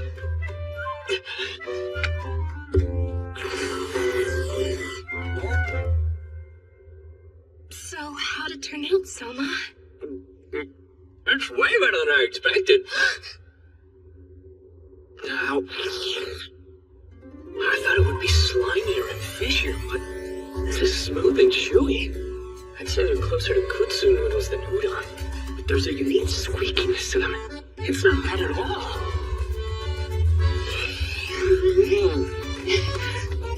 Then I'll try it too.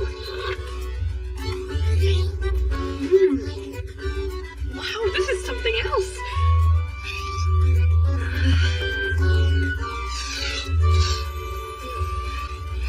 This texture is unlike anything I've had before, and I kinda like it.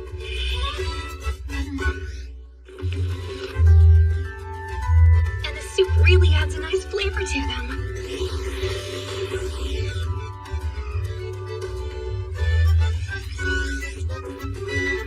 Wow, I can't believe this came from Magellan! That's amazing!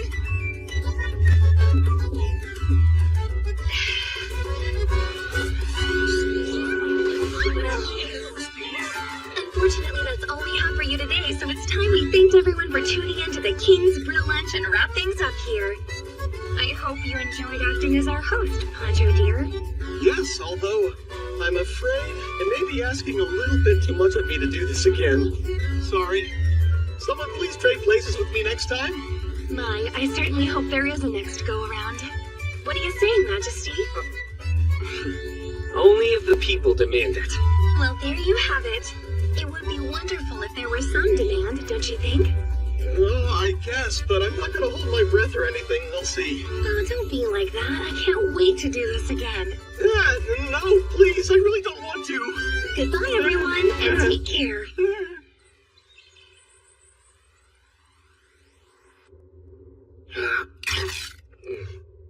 Who knew there would be so much demand to keep the Kingsborough lunch running regularly?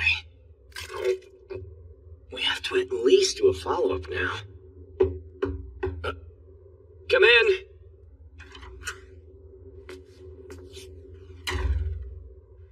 Marks wants me? Yes, sir. He says he has something important to discuss. What's going on, Marks?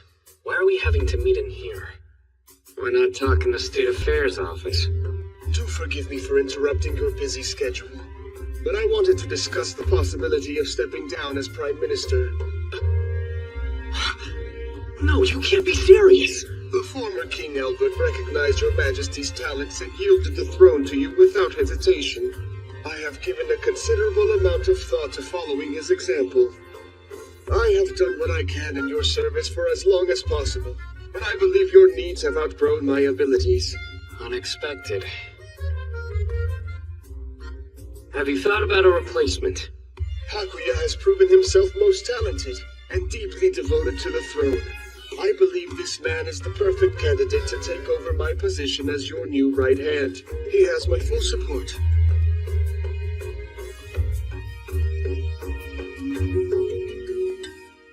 So be it. A formal appointment will have to wait for another meeting. But yes, I agree with you. My oh my, that certainly is a huge weight off my shoulders.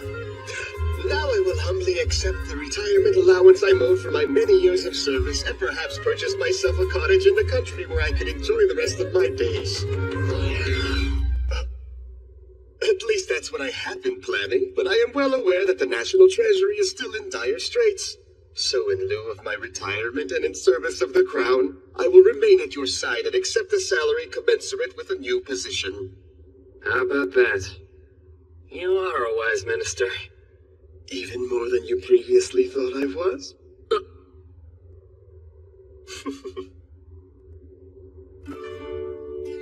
I am more grateful for your Majesty's words just now than I would be for any monetary reward. Listen, Marks. It hasn't been very long since I arrived in this world. There's much that I still don't understand, especially when it comes to the customs of the court. I would like for you to act as a consultant to help me with that. Will you? Your wish is my command. Sire, although I haven't been formally appointed yet, as your Prime Minister, I have one suggestion I'd like to put forward. What is it? Majesty, I think you should take time off.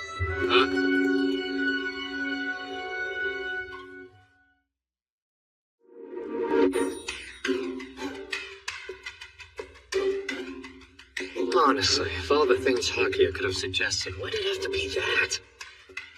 I get that when the boss won't take time off, it makes it harder for those under him to do so. But it still feels weird. If I had my druthers, I would prefer that you take a substantial break, an extended stay in a quiet location outside the castle. But we don't have time for that, do we? No, we do not. I figured as much. Alright, what do you want me to do instead? Take the rest of the day away, and leave the grounds before you're tempted to continue working. I've made arrangements to allow for your absence. Yeah, if I'm taking time away, I'd rather stay in my room. I'm afraid that's not an option. Our objective here is to have your Majesty show off that you were taking a break from work. You need to enjoy this time in a way that the castle is able to see and appreciate. I don't think you can call that a real break, then. If I may, sir, use this opportunity to take Princess Licia on a date in the castle town. A date? Oh, yes! By deepening your intimacy with her in that way, it will surely hasten your succession, sire. Don't get ahead of ourselves. But I guess it would be kind of nice to go out together. So what should we do about an escort? I think Aisha would be the perfect choice. Brilliant, Hakuya. With such a mighty warrior to accompany them, their safety is guaranteed. Sure, but if it's supposed to be a date, should I really bring another girl along? You'll have a flower in each hand. I couldn't be more envious. Indeed. Damn him. He didn't mean that, right? Oh, just who I wanted to see.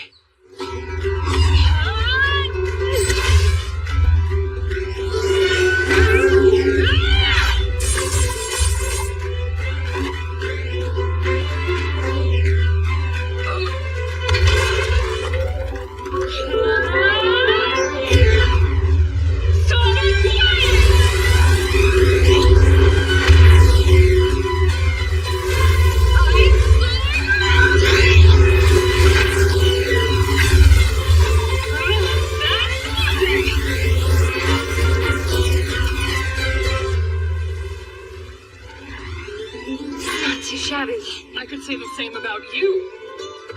Your guard is truly impressive. Is this how warriors of this world always fight? If they don't slow it down, they're going to destroy the whole castle. Hey! Enough already, you two! Your Majesty!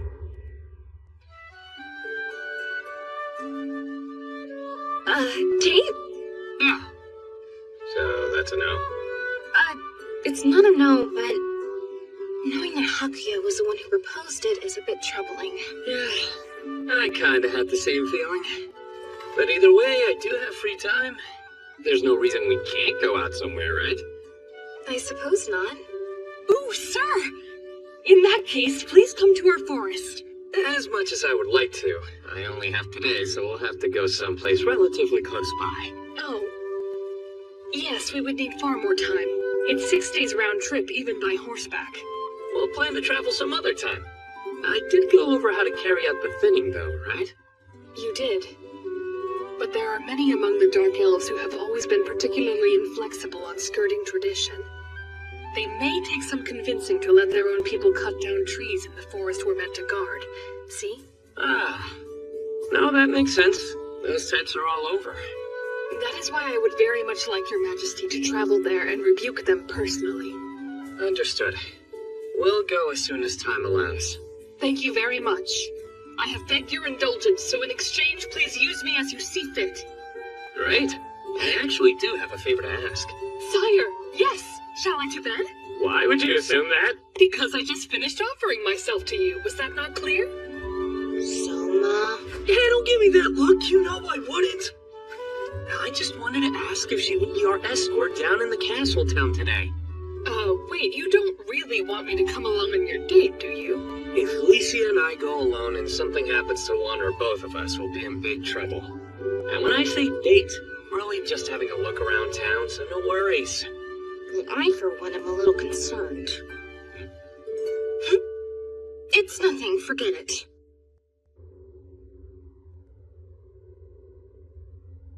So this is a military academy uniform.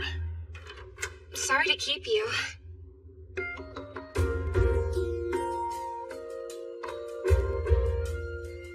Hey, those glasses are really working for you. Oh, you think so? Well, thank you. Your Majesty, how do I look in uniform, sir? Huh?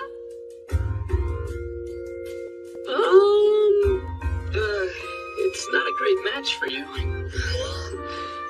Why not, sire? How can I put this? I guess it doesn't exactly match with the mental image I have of dark elves. What image of dark elves do you have? Do you think I should be wearing more or less? Would you rather I wore only my flesh out with you, perhaps? No, hang on, I didn't mean that. I have no idea what you're imagining, Soma, but you're crazy if you don't think she looks good like this.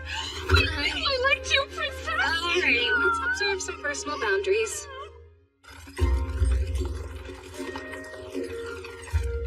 It won't be long before we're in town. Remember, once we set foot outside this carriage, you and I are no longer the princess and the king. We're simply students at the academy. Yes, hence the uniforms. We can keep a low enough profile like this. You can count on me, Your Majesty. Another thing. We're undercover, so you shouldn't call me that. Oh, of course, but what should I call you instead? You can just call me by my name. Or if you prefer, you can use my given name, Kazuya. Huh? Soma, I thought that Soma was your given name. No, that's obviously my family name. My name's Kazuya. But you're Soma Kazuya, are you not? Yes, Soma Kazuya. That's right. Given names come first in this country like they do in the West. No chance I can go ahead and correct that, is there? It's unlikely. Your official documents probably all have Soma Kazuya written on them already. Oh, come on. I cannot believe I screwed up my own name that badly. I don't think it's that big of a deal. Here we go. We can switch back and forth depending on where we are at the time. So when we're out in public like this, I can call you Kazuya. I'm sorry you have to cover up my mess.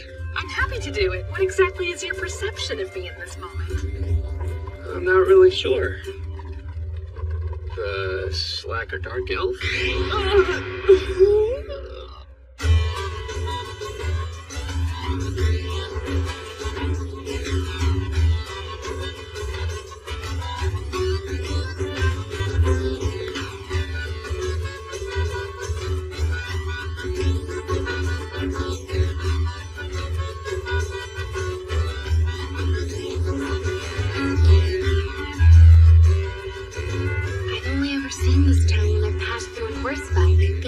Around and explore is actually refreshing.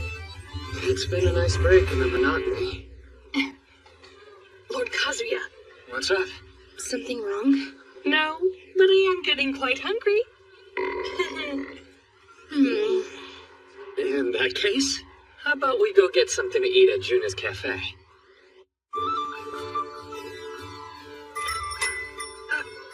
Well, if it isn't your Majesty. Good day, Miss Juna. It's been a long time, so I do hope you remember me. But if not, I'm Kazuya, the son of the silk crepe dealer in the kingdom of Echigo. Ah, yes, of course I remember you, Kazuya. How could I ever forget? Your father is doing quite well, I hope? Oh, yes. Although there was quite a scene when Mother finally learned of his unfaithfulness. I can imagine. I do hope you're more mindful of how you treat women than he is, dear. I'm glad she caught on so fast. Thank goodness for Juna. I'm still surprised at how much I like this stuff. So, has Jalan Udon already become an official part of the menu? It has. You would not believe the number of people who have asked to try it ever since the broadcast. And since it will still be quite a while before we recover from the food shortage, I'm so relieved to have such an affordable new ingredient. I promise we're doing all that we can. Sorry if it's not enough yet. Oh, please. I think you're doing a wonderful job, Kazuya. Don't you fret.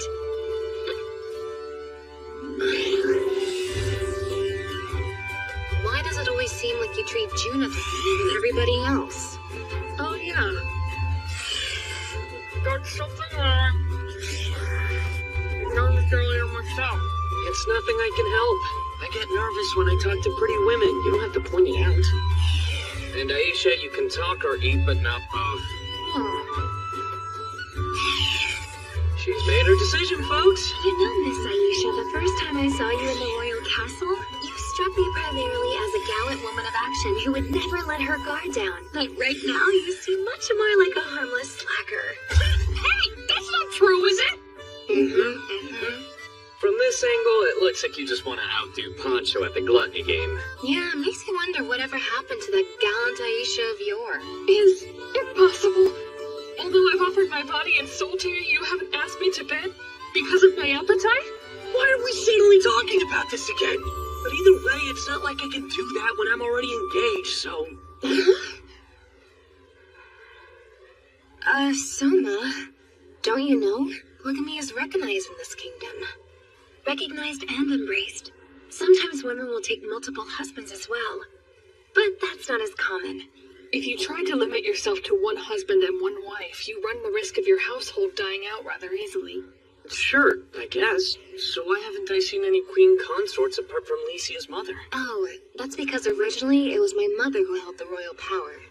She's a daughter of the previous king, you see. Wait, so your father married into the family? Yes. He wasn't in charge of any governmental affairs until after they got married. That's why he never downplays my mother's involvement on the throne, and why he never took other consorts. Hang on, then was it alright for him to concede the throne to me himself? That wasn't a problem. My father got all the attention, but he could never have abdicated without my mother's approval. I'm the only one with a claim to the throne and responsibility to the bloodline, though. So I would eventually have to take a husband one way or another. In my father's case, there were extenuating circumstances that don't apply to you, Soma. If it's really what you wanted, another wife would be... possible. But would you be comfortable with that? Truth be told, I wouldn't be thrilled about it, but I'm willing for there to be up to 8, including myself. So many? Okay, so where'd you pull that number from? Well, I'd like to have you to myself at least once a week. Alright. I keep forgetting this world has 8 days in a week. Wait, so if everyone is assigned a day, does that mean only once per week? Maybe, though I don't think it has to mean that. If you and one of the others invited each other to your respective days... Ooh, that's true. Nice looking out, Juna. Although, it is hard to pass out some guaranteed time alone. Oh. Yeah, you're right. Come on, can we not talk about this in public, please? But I wonder what that harem would be like. 8 wives.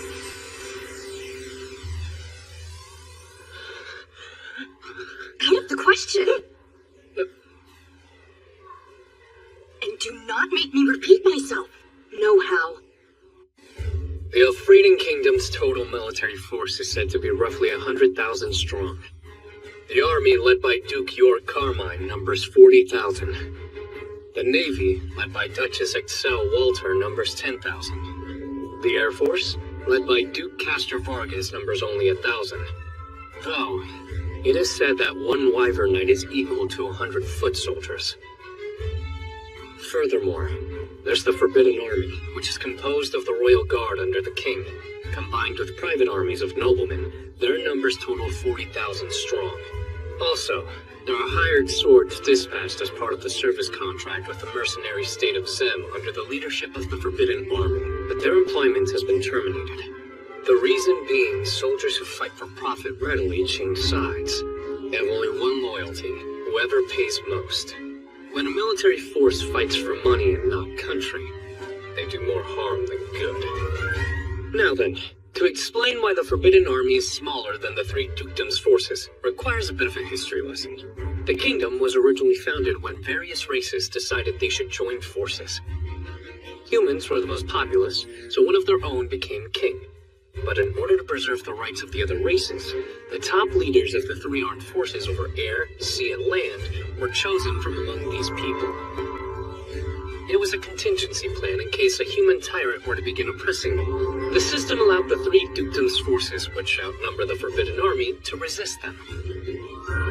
At a glance, this may look well designed, but a decision-making body split into groups has many disadvantages for a state.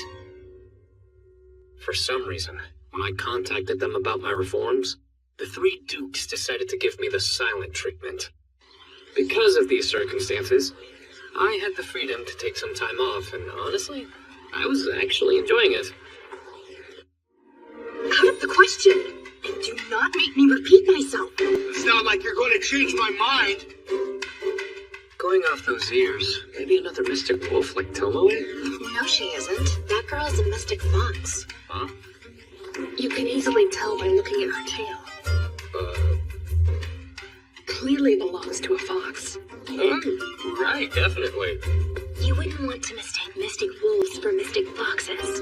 That's an easy way to make both races mad. Oh, thanks for letting me know. Other worlds are hard. Of all people, I wasn't expecting to see Halbert Magna here. You know him? He's the oldest heir to the prestigious Magna family. Ever since his days in the academy, he shown himself to be an outstanding horseman. Oh, that's a challenge I cannot pass up. Now, Aisha, she said he was outstanding, not the best. After graduating, he was supposed to take a post in the army. Why is he in the capital? And what about the girl? Don't know. That is Miss Kaeda Foxia. Actually, she comes in here relatively regularly. If I remember right, she said that she was a mage with the Forbidden Army. I'm begging you, Hal, please. You mustn't go over to the Carmine Duchy right now. You know the Duke is outright defying the new king of Elfrieden. Worst case scenario, we're looking at potential civil war. That's the whole reason for switching. If there's going to be a war, this is my chance to finally make my mark on the world. I hope you realize there's more to war than just advancement. Your father's worried about you. He requested you come back because he doesn't want you doing anything rash. My old man has nothing to do with this. He served under Duke Carmine's command for years. But when it's time to confront this new king, my father refuses to fight. Instead, he hides away in the capital. I don't have to listen to a word he says. He clearly understands the situation better than you. When it comes to Duke Carmine, he refuses to heed the king's call and stays in his own lands. It's insubordinate. He hasn't been acting like himself lately. If we fight amongst ourselves, it only benefits the neighboring countries. The Principality of Amadonia will do whatever it takes to win back the territory that was seized by Elfrieden 2 kings ago. Most of the Republic of Turgis' land is frozen. They want rich soil and a harbor that won't freeze. If a civil war breaks out, I guarantee they'll invade us. Duke Carmine hasn't figured it out. Otherwise, he wouldn't be acting this way. First, let's go over the surrounding countries. There are the nations that border our kingdom in the southeast end of the continent. They include the Union of Eastern Nations to the north, and the Principality of Amadonia to the west. To the southeast is the Republic of Turgis. Also, in the sea to the east, there is the Nine-Headed Dragon Archipelago Union. Then, west of the Principality of Amadonia, lies the mercenary state Zem. There are no countries with whom we have friendly relations. 4 of them are neutral, while 1 of them is hostile. So basically, you don't have any allies. With all due respect, because of the chaos from the Demon Lord's domain expanding, this is not uncommon. Presently, each nation is wary of the other's intentions. The truth is, the only allies they see as trustworthy are their own tributary states. So, which territory's hostile? Is it Amadonia? Zem? Or perhaps Turgis? First of all, we can exclude Zem. To be frank, the choice to terminate the mercenary service contract left relations with their country somewhat strained. But still, I would not call them hostile. However, Amadonia is antagonistic towards us, and if we requested reinforcements, they would likely send mercenaries. Getting in some payback while also getting paid, is that it? Come winter, Turgis will be isolated by the ice and snow, so geopolitically they adopt a policy of heading north. Well, why north? Right, I forgot in this world it gets warmer the farther you travel in that direction. They may be watching carefully for an opening, but if we gave them one, I doubt they would be openly aggressive towards us. Basically, we have to guard against Amadonia, which is strange. They did offer to send assistance, if I remember right. Yes. The stability of our neighbor, Elfrieden, is directly related to our own national defense. Thus, if requested, we will send reinforcements to put down the hostile 3 dukedoms, as they so eloquently put it. Thing is, it wouldn't surprise me if they made very similar offers to the dukes as well. Let's work together to overthrow the false King Soma, usurper of the Elfrieden throne. About right? Obviously, the plan is to exploit the strife with the 3 dukedoms so they can expand their territory. They'll see their chance to send troops into our lands, calling them reinforcements, then capture several of our cities. Amadonia will weigh their options, whether their assistance to your majesty or the duchies is more advantageous. They ain't that side. And after they've occupied various cities, they'll come up with some reason to annex them as part of their country. Sadly, it's a rather common tactic, but quite effective nonetheless. I'll bet. This is a real problem. Well, all the dukes are likely wise to Amadonia's true motives. So regardless of how much they dislike me, they won't let themselves be taken advantage of by another country. At least, I sure hope that's the case. There's still one issue, though. How can the dukes needlessly oppose the king when the neighboring countries are looking for any opportunity to pounce?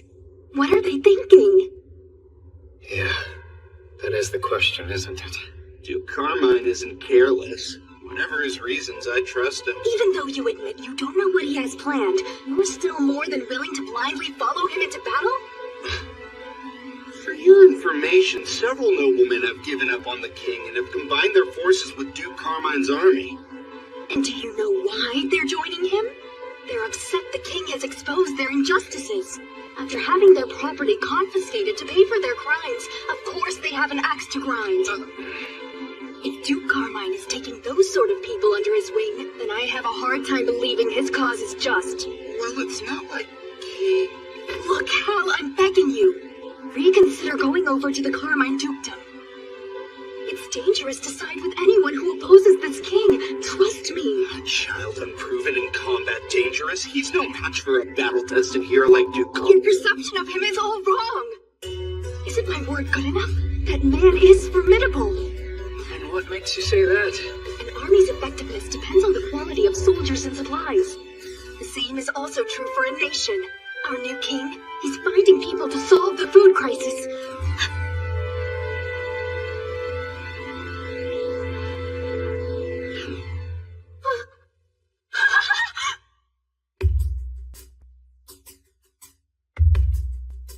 So, pardon, but why are we here? Please don't tell me you're going to arrest Halbert because of what he said back at the cafe. The boy's harmless. He's dumb, but he'd never do something as stupid as rebel against the kingdom. I think you have the wrong idea. I do? So why were you in town? I got some time off of work unexpectedly, so I popped into Juna's cafe. Oh, a much deserved break. Enough games. Are you one of Kaeda's friends? No, not exactly. Then how about minding your own business? Now, Hal, you don't have to be so rude to our... Be quiet! Who asked your opinion anyway? Hey, there's no need for you to raise your voice at her. I don't care if you do know each other. You butt out. Whose fault is it that we're...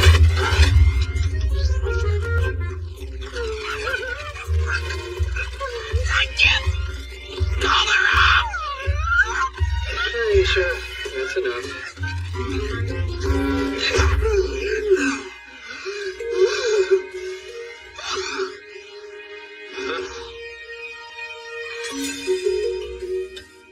Care to explain just who the hell you are?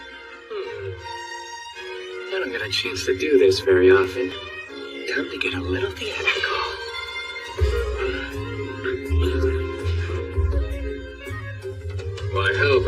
It seems you've forgotten my face.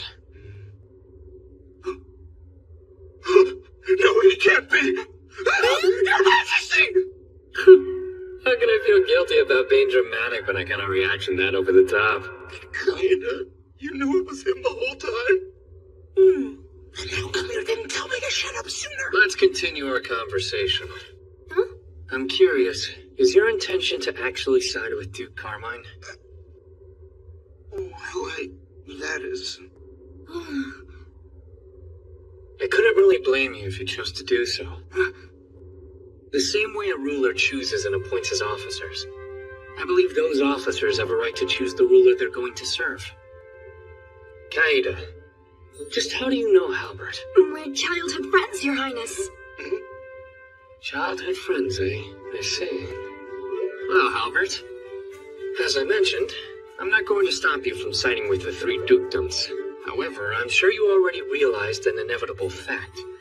After I retaliate against them for their betrayal, you'll be forced to fight your friend. If I understand, Kaida's a mage with the Forbidden Army, meaning that she's in a unit that reports directly to me. When you're out on the battlefield, do you think you'll be able to raise your sword against her should your two paths end up crossing? And even if you're not personally responsible, there's still a chance someone else fighting on your side might have ended up taking her life. In the heat of battle, when you know she'll be exposed to danger, can you say without hesitation, you'll be fine on the side of the enemy, and not being able to come to her aid? You don't have to answer, but just know that whatever road you do choose, it leads to a future not that far away.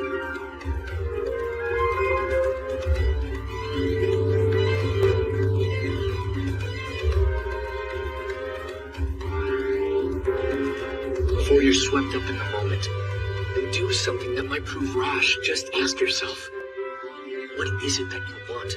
What you truly desire? For whom and why you want it?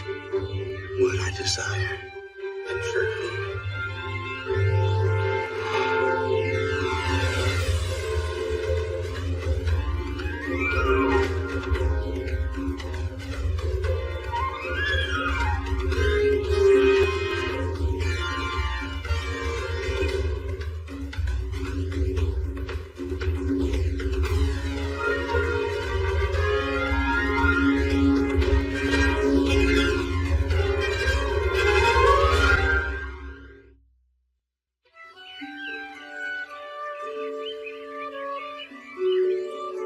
Just a little break, yeah, right.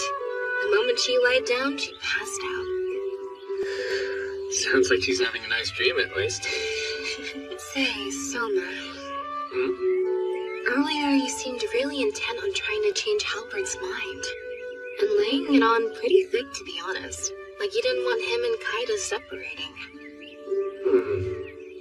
Well, I mean, I was just thinking realistically about what would happen if they fought on opposite sides. You look tired. Why don't you lay on my lap? Huh? On your lap? Don't make it sound weird. Besides, this is supposed to be a date after all. You do have a good point. Not like it'd be out of the ordinary.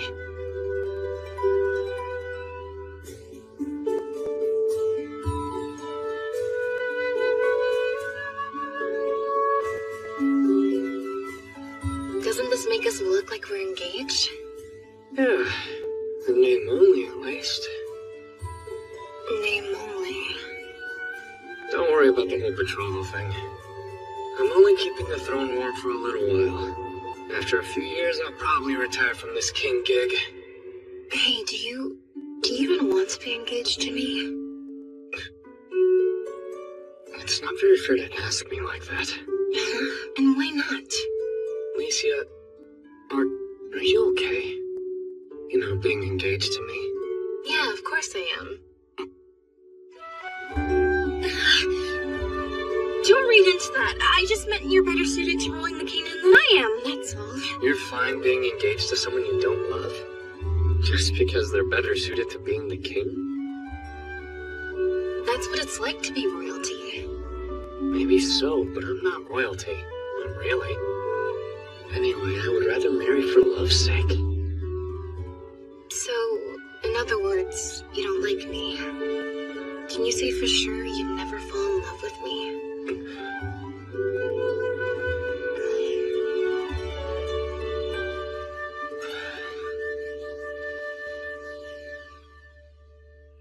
Pardon, but... How much longer do you two need me to keep pretending like I'm asleep?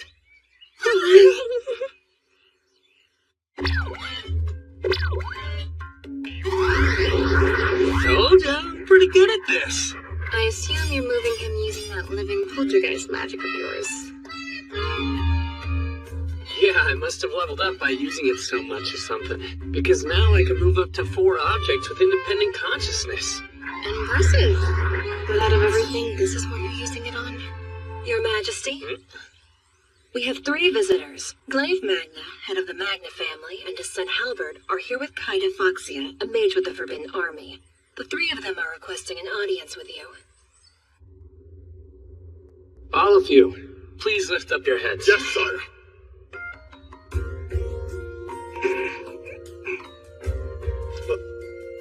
Oh wow, Albert. Looks like you saw combat sooner than you were expecting. I ask you forgive my son's misconduct. No, I beg you, have mercy on him, sire. By misconduct, you mean yesterday? Kaeda related the events that transpired, your majesty. From the abuse he heaped on your lordship, to his flagrant admission that he would take the side of the 3 dukedoms, it's unforgivable. Your majesty's wrath is to be expected, but whatever punishment you see fit to administer should be mine alone to bear. For my failures as his father. The blame should fall on me for letting things reach the point where my officers would consider defecting. I won't censure him. Majesty! And besides, by the looks of it, he's been punished enough already. Such magnanimous words! You are merciful! Once we return to our mansion, I will see to it immediately that my fool of a son has this lesson pounded onto him by my own hand.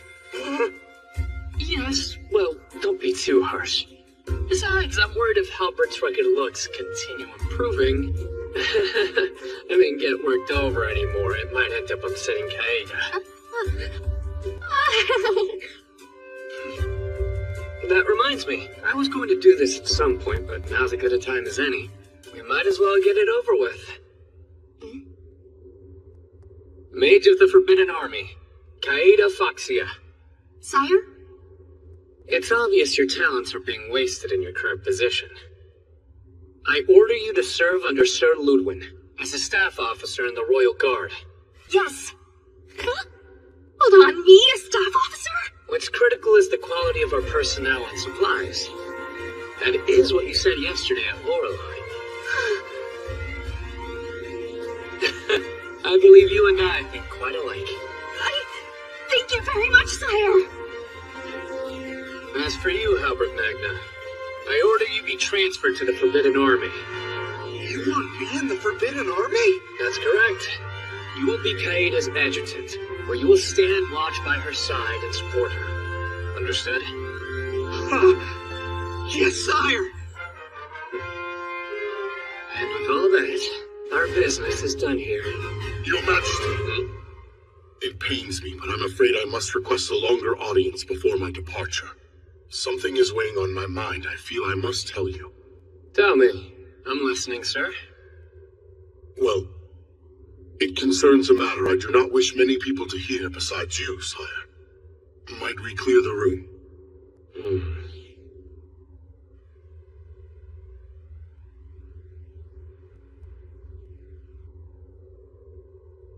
All right. Let's hear it. Sire.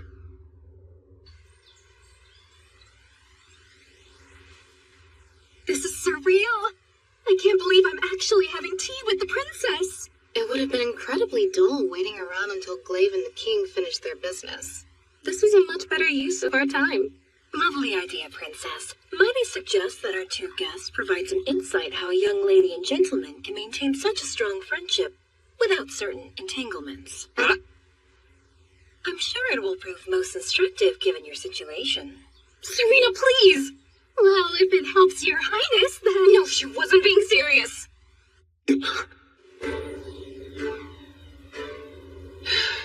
glad you've told me this. Just what do you expect me to do with the information? That's your choice. I just wanted your highness to be aware, and I have completed my task. This is heavy.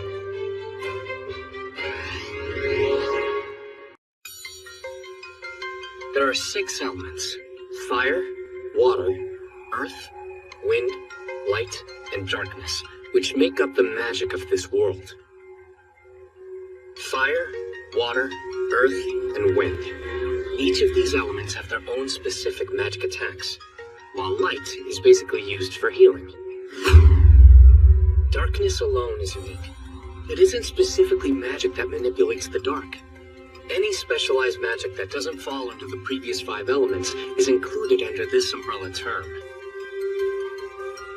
After observing Alicia and Aisha during their training, I noticed something. One can impart whatever magic they possess into their weapons and attacks. Additionally, there are a few who can create more powerful magic phenomena, known as mages. When a mage is assigned to the armed forces, the branch they are sent to depends on their element. Fire goes to the army, wind elementals go to the Air Force, and water to the Navy. As for earth, they end up in the Forbidden Army, which reports to the king. Moreover, light elementals, which serve as medics, are assigned equally to each branch. Luckily for us, the earth elemental mages are under my command. Currently, I have the majority of the Forbidden Army employed in some civil engineering projects. Incidentally, my living poltergeists are treated as part of the other category. In other words, they fall under the title of dark magic. Time to take it outside the castle and use it for a little adventure. So, you're an adventurer who's joining our party for the time being, that right? Hey, do you think that could actually be... The famed explorer in a mascot costume that we've heard rumors about. Despite his appearance, apparently he has considerable skill. Are you sure this guy's gonna have our backs when we need him? Well, today's adventure is to explore the tunnels beneath the capital, which is just a beginner-level quest. I don't see the harm. He seems charming enough. Like that'll help in a fight. In any event, I look forward to working with you.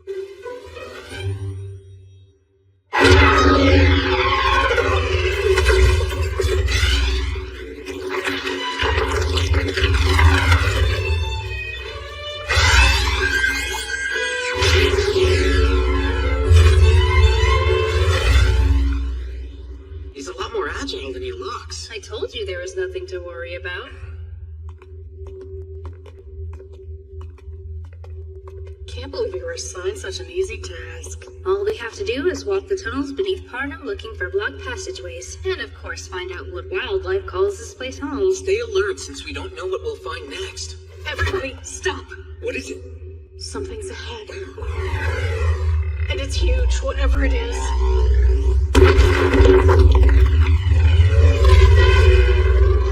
That a salamander? No way! I've never seen one reach that size before. Stay back! Salamander fluids are highly acidic. Close combat is extremely dangerous. Fine, then we'll just have to rely on my magic. Not if they're fire-based attacks, though. Salamanders are immune to those. One choice. Ready? Everyone retreat!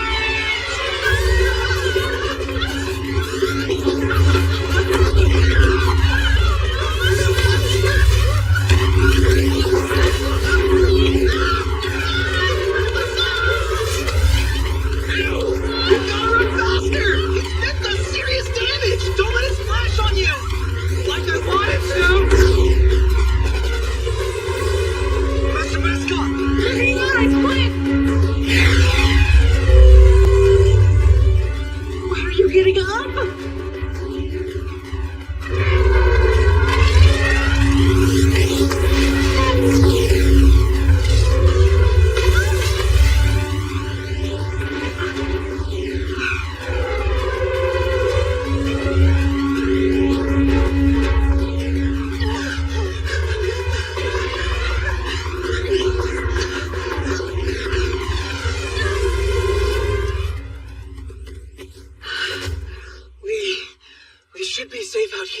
Wasn't this quest supposed to be a breeze? That was too close. We made it out just barely, but is Master Mascot all right? It looked like he took some major damage from that salivating salamander. Honestly, of all the times you could have tripped, I don't even want to imagine what would have happened if I didn't come to your rescue. Huh? There's no reason for you to go and beat yourself up over it. You're welcome. Still, I did get saved by you, so I suppose that means we're even.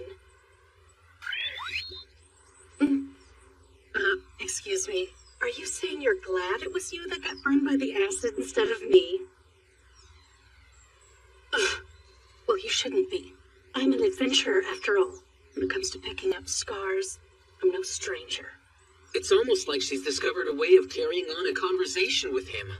Even though Master Mascot didn't say a single word, how is it possible for Yuno to know what he's thinking? I have a theory. Could it be the power of love? No way.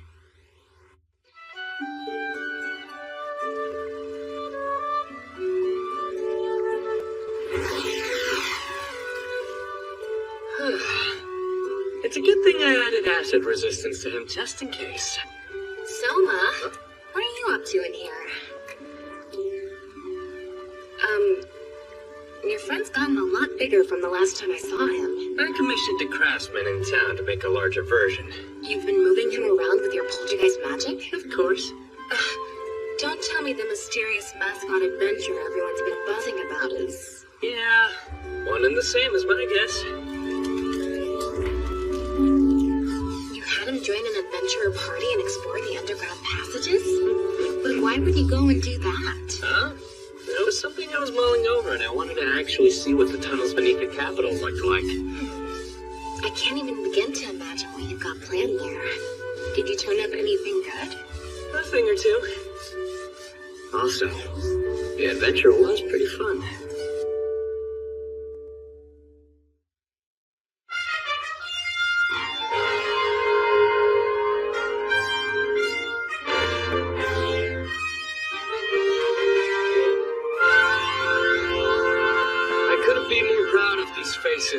Eyes sunken, showing no signs of life. Your gaunt faces look like the spirits of the dead, haunting their own graves. For several days now, you have eschewed your bedrooms to work, battled with numbers from morning till night, and ignoring your family's pleas to stop coming to the castle. To put it simply, you are this kingdom's true treasure. Take pride, for all of the mental strain you've endured was for the sake of saving up freedom and guaranteeing its future. It's thanks to all of your work just now, we've secured the capital desperately needed, which will allow us to earnestly move forward with the much-anticipated Project Vanity Nova. Vanity Nova? Yeah, that's the name of a new city we're going to put here. Since it's on the coast, does that mean that you're building a port? Just wait. I'm planning on making it the largest bay city in all of Elfrieden. But Lagoon City in the Walter Duchy already serves as our main seaport, so why do we need another?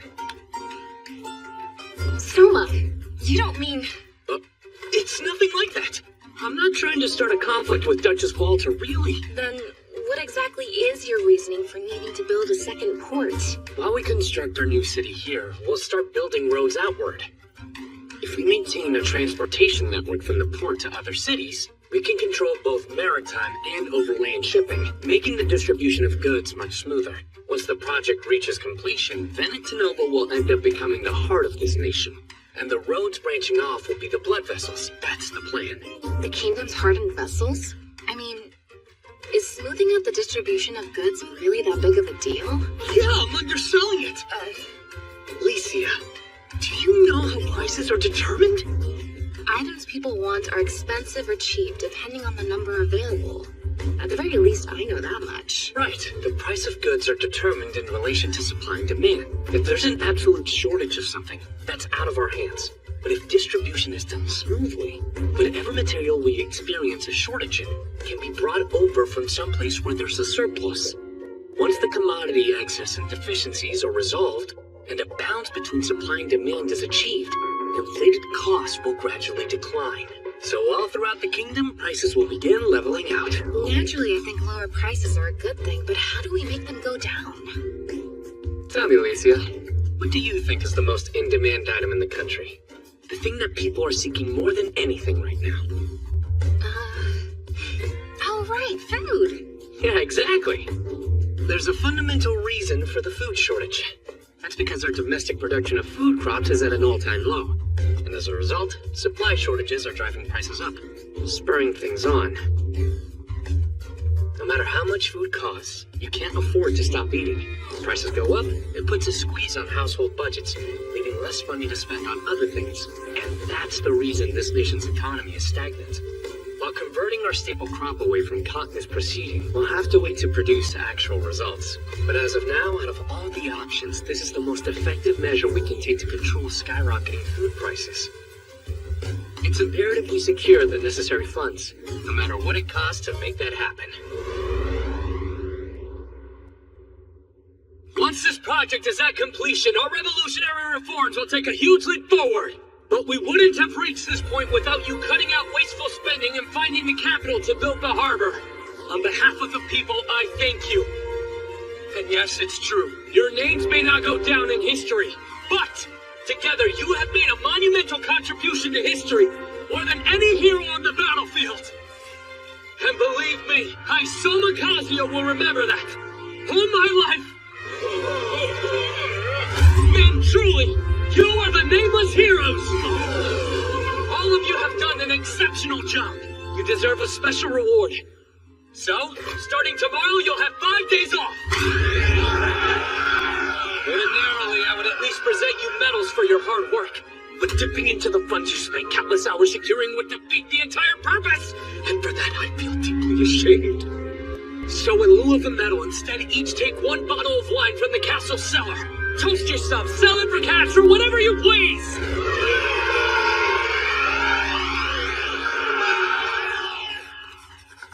What was all that? I understand that this is a huge accomplishment, but weren't you a little too worked out? When operating on zero sleep, I do have a tendency of acting slightly overdramatic. Speaking of which, why not give your mind a break?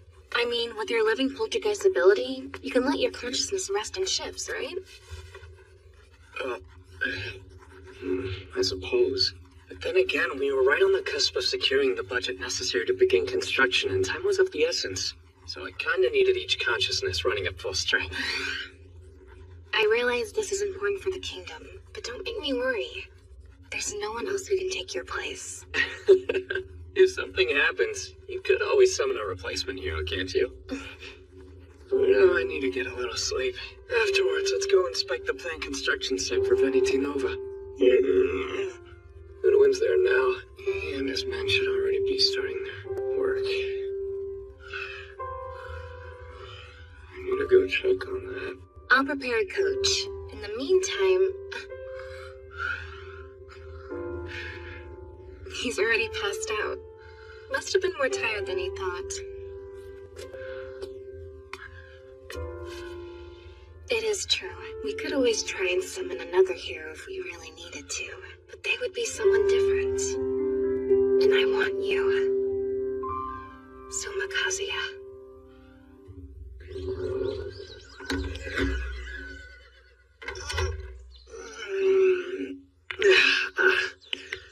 This is closer to Parnum than I was expecting. The trip was so short, I'm not even hungry. It's located near the center of the kingdom, and geographically, it's an ideal place to build a port. Kind of makes you wonder why a location this well suited went unused for so long. Your Majesty! Thank you for making the trip out here. Good to see you, Princess. I welcome you to the future site of Veneti Nova. And thank you for safely escorting His Majesty here, Aisha. Let's get right into it, Ludwin, and hear an update on how construction is progressing. We've already finished marking off the territory. As for construction, it was on schedule. What happened? You ran into trouble? Yes, well, let's not discuss here. I'll explain the details inside. There are people who are opposed to the construction? Yes, sire. They live in a small village located a little farther inland from this point. They're led by an older gentleman named Uru, and insist we mustn't build a town on this land. Did they say why they were so against it? Brace yourself. Apparently, this is the Kaijin's domain, and if we erect buildings, we'll incur its wrath. A Kaijin? That's what their sea god is called, according to the village elder anyway. Kaijin, the destructive god of the ocean. So, this world has sea gods too, but do they actually exist or are they a myth? There certainly are people who think there's something monstrous living deep in the ocean, but if you ask me, I'm doubtful this Kaijin exists. I've never seen it myself either, sadly. More than likely, it's just some sort of local superstition. Whenever houses are built on the sea god's sacred land, an enormous monster appears emerging from the ocean and swallows the buildings up whole. A giant beast that comes out of the ocean and swallows all the houses up. Ludwig, I need to hear what this old man has to say in person. Tell me where I can find him. The village he lives in is relatively close by. If you'd like, I could take you there now. I had a feeling I'd see you again. How many times do I need to tell you about the Kaijin? Building a town down there is a death trap. Huh? Forgive me, old-timer, but regarding this Kaijin, would you mind telling me a little bit more, please? And who might you be? Oh, I'm just the acting king of Elfrieden, Soma Kazuya. Your Majesty! Please continue, Udap. Tell me more about this sea god. It's not my place to make demands of His Majesty, but I beg you to reconsider. No matter what's happened, this land has always belonged to the Kaijin. Whenever us land dwellers dared to build houses on its territory, we would awaken the sea god's anger and he destroyed our hard work. This village, the next one over, and the one after that have suffered generations under the Kaijin. No one dares live in his domain anymore. Udap, since you're an expert on the Kaijin's sacred land and where it reaches, would you mind pointing it out for me? So this is the sea god's sacred land? Don't tell me your majesty believes this legend about the Kaijin destroying towns. No, it's nothing but a legend. However, since the folklore has been passed down for generations, I believe there's a moral to the legend their ancestors wished to convey. A warning. So in reality, the sea god's wrath is a metaphor. Yeah, and the story has one crucial lesson. Don't build houses in this specific place. You ignore the warning, an unbelievably large monster will emerge from the ocean and swallow up the structures you've built. I suspect that this sea god's wrath is really a tsunami. But sire, as long as I've lived, I've never heard any tales about that area being struck by a tsunami. Most likely because the intervals between storms are so huge. 100, 200 years, maybe longer. We're talking about a millennia. 1,000 years. Before returning to the castle, I visited the other villages surrounding the construction site and asked them about the folklore passed down. I received a rough estimate as how much area the tsunami would cover. Which is represented by the slashed out portion on this map, right? It completely overlaps the proposed construction site for Venetinova. Yeah, and almost impressively so. Then, your majesty, knowing this, do we cancel building the city? The project will continue moving forward. Except, we're changing the construction site. Change the site, but this far in? While this V-shaped topography is suited to being a harbor, there's just one major problem. Should a tsunami occur, people are at risk of being harmed. I'm thinking of moving the planned construction site to this side. There? That area did actually come up as a possible replacement site for Venetinova. But sire, you're talking about planning for a tsunami that might not even come for 1,000 years. Aren't you being overly cautious? If there's a 1 in a millennium chance it'll strike, who says it couldn't be during our lifetimes? As long as there's a remote chance, I'd like to make Venetinova a city that can withstand disaster. Wise decision in line with your motto, to provide is to prevent. When I consulted the elders about what preceded the sea god's wrath, every one of them mentioned how the ground would suddenly begin violently shaking.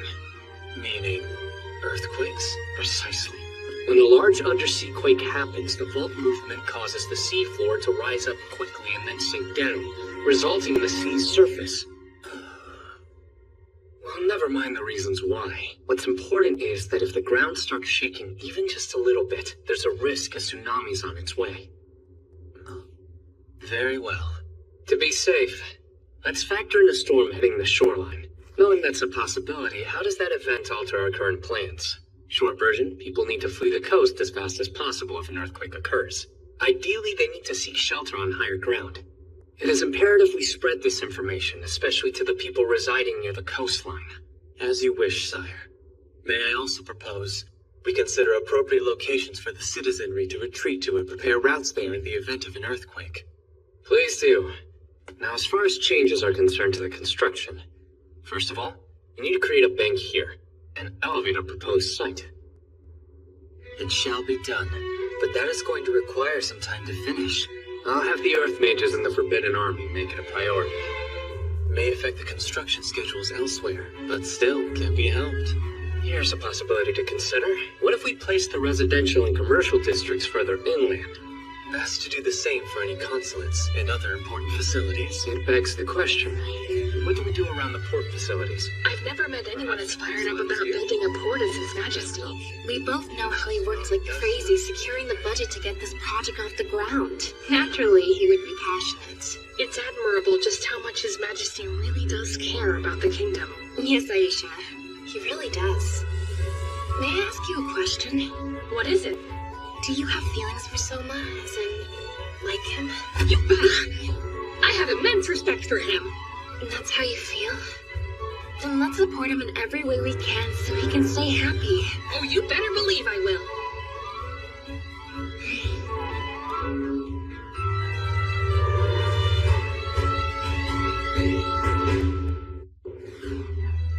Because of the existence of magic in this world, their technological systems seem a little strange to an outsider like me. For example, there's the battleship Albert, the only ship possessed by the Forbidden Army, which bears the name of the previous king. Looking at it as a whole, you would probably find its modern aesthetic strange, especially for a world that hasn't even reached the Industrial Revolution yet. However, despite being made of iron, as long as its buoyancy is taken into account, it can still float on the water. In other words, a battleship can still be fashioned, even with only a medieval level of technology. In my world, the reason they weren't built until after the Industrial Revolution was that there were no engines that could propel an iron craft. In this world, though, there are sea dragons that have the brute force necessary to tow an iron vessel, no engine required. By taming them and having them pull a dreadnought, long-distance voyages become possible. That is how they were able to build iron ships. The same goes for the large cannons mounted to the front of the vehicle. While this world has gunpowder, firearms haven't been invented. Since intermediate magic was used as a means of launching long-range attacks, guns were never necessary. Also, there's something called infusion spells. You can impart various effects on an object using these abilities, like making them stronger or increasing their ability to cut through targets. As for the cannons, this was done out of necessity. That's because any non-water-based magic is greatly limited while on the oceans, lakes, and rivers for some reason. Instead, these weapons were developed as a means of making long-range attacks. In short, technology is developed when it becomes needed. It's a world composed of backward systems. And here I am, attempting to advance my own civic project.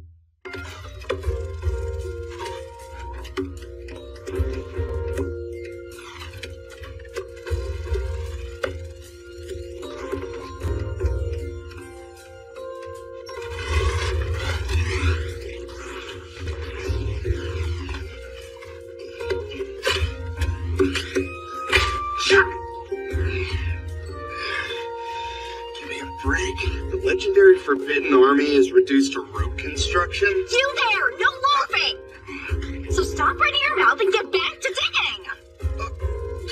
Oh, no, you don't! You serve under me, Hal, and will address me as Site Foreman, got it? Site Foreman? Is this really a job fit for the Forbidden Army? We originally hired unemployed people from the capital, but we were still extremely short-handed. After all, we are building an entire network of roads throughout the kingdom, you know, starting from the new port city of Beni to Nova and stretching all over. I'm just saying there are better options besides using the Forbidden Army. We're supposed to protect the kingdom, not build roads.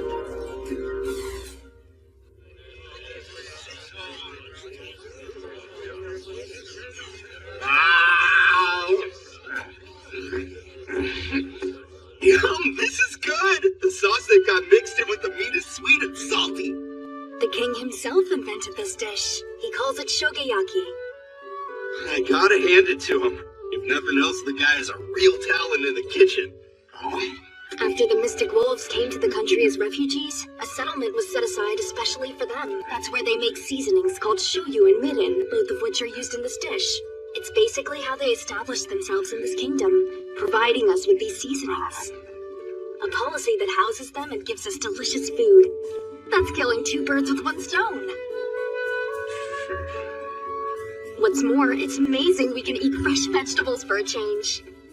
These came from the village closest to here, which is connected by the road to the capital. Creating a direct route between cities lets us manage our supply lines more easily. Sounds like the construction efforts are already paying off. With this kind of transportation capability, we're making a huge contribution to solving the food shortage. We are? Seriously? Once distribution gets smoothed out, imbalances in supply and demand will be eliminated, and we can expect to see the price of food become more reasonable again. That's the reason the king has us building all these roads? The acting king is an incredible man. He has so much foresight, it's almost frightening. Once we're finished eating, are you gonna catch a wink? Yeah, I guess. The king does recommend getting some sleep after a meal to increase productivity. Seeing how His Majesty comes from a different world. Oh my gosh, he's here! And the princess also! Tell me, Albert, have you settled in all right? Sire, no problems at all! Why are you acting so formal? Where's that candid spirit you had the first time we met each other? I'm terribly sorry for how I acted that day. It was an unforgivable act of rudeness against your highness. Listen up, all right? And that's a royal decree. Also, no more your highness. Call me Soma. Oh, but... Sire, Hal, I wasn't asking you, I was giving you an order. Understood, Soma? That's much better. I've been hoping to find a guy my age that I can just chat informally with.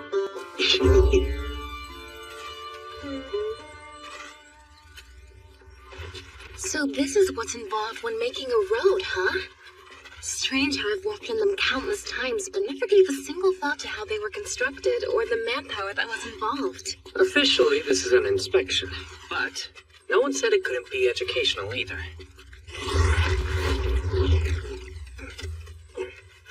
What's that material that looks just like mush? It's a special blend of volcanic ash and lime. In the world I come from, they call it Roman concrete. It continues to harden over time. When it solidifies, even one of those beasts traveling at full gallop will cause it to crack. That's pretty amazing, but is it really that rigid? As a matter of fact, the degree of flexibility is what allows it to distribute the forces it receives. Back in my world, there are buildings made of this concrete, and they're still standing 2,000 years after they were built. Are all of these street lamps modeled after the ones we used, like back in the capital? Yes, they're designed so that when it gets dark, the light moss inside will glow. Also, we planted warding trees from the god-protected forest evenly spaced on both sides of the road. Warding trees? Aisha, care to explain? Sir. Warding trees like this one constantly emit a frequency that monsters and wild animals seem to find unpleasant. Most likely it's to prevent giant boars and other wildlife from devouring them. In the god-protected forest, we plant these trees around our villages. They keep the monsters and animals out and our people safe. Sort of like a rudimentary barrier, huh?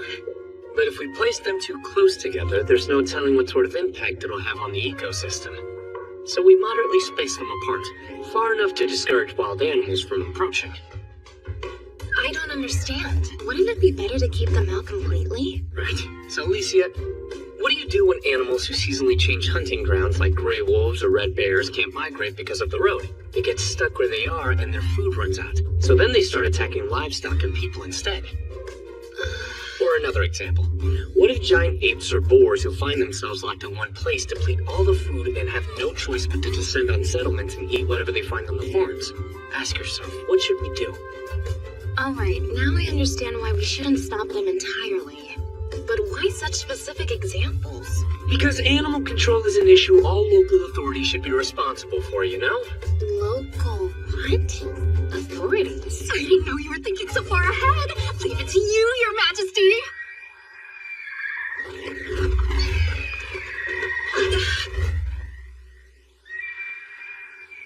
was that? A messenger cooey. Cooeys are birds that have a homing instinct as well as the ability to detect the frequency of their masters from across tremendous distances. Impressive. They exhibit behaviors that would make them ideal as long-distance message carriers. Well, whoever sent the letter, it looks like it was written for Aisha.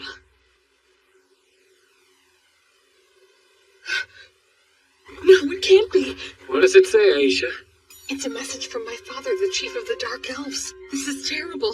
He says last night there was a massive landslide in the god-protected forest, and it ended up swallowing half of a village. Before it happened, he says the forest had been experiencing a long stretch of rain. There's so many of us missing. Soma. What do we do? Hal, please. The king is thinking right now. Don't break his train of thought. Kaida, how many do we have constructing roads? Sire, there are 54 from the Forbidden Army and 4 engineers on loan from the Civil Engineering Guild. Of all of those, there are 6 who are Earth mages, including myself. All right then, this group is going to the Dark Elves village to rescue them. Huh? Majesty. Aisha, one-on-one, there's no question that you're stronger than I am. But I can mobilize a lot more manpower. So let me handle this. I guarantee you, we will save as many lives as we can. Not now. Crying will have to wait. We need to carry out the rescue first. But if we're going to enter the God-protected forest, then we need you with us. Show us the way in. Right. Disaster relief is a race against time. Luckily for us, we're not that far from the forest. We'll head directly there. As you wish, sire. I'll get the soldiers ready to go at once. See to it. Amicia, please return to the capital and request that they send a rescue party. When you get there, also ask Hakuya to send relief supplies to the Dark Elves village. Understood. I'm on it. Leaving now. How long till we reach the God-protected forest? With a quick steed, half a day. At a normal military march, it will take 2 days, no matter how fast we hurry. What? 2 days? If the landslide happened around midnight, about half a day has elapsed. No matter our speed, we'll arrive 2.5 days after it occurred. Only half a day before the 72-hour threshold is going to be tough. Why a 72-hour threshold? During natural disasters, about 3 days after the incident, or 72 hours, the number of likely survivors decreases dramatically. Then let's not waste time and head to the God-protected forest! I'd like to, but a normal military march will take too much time. Isn't there some kind of magic that can instantly transport a large army? Are you kidding? If anyone could do that, do you think we'd be out here pouring this much sweat into building these roads of yours? Damn it. Surely there's some way to get up there fast.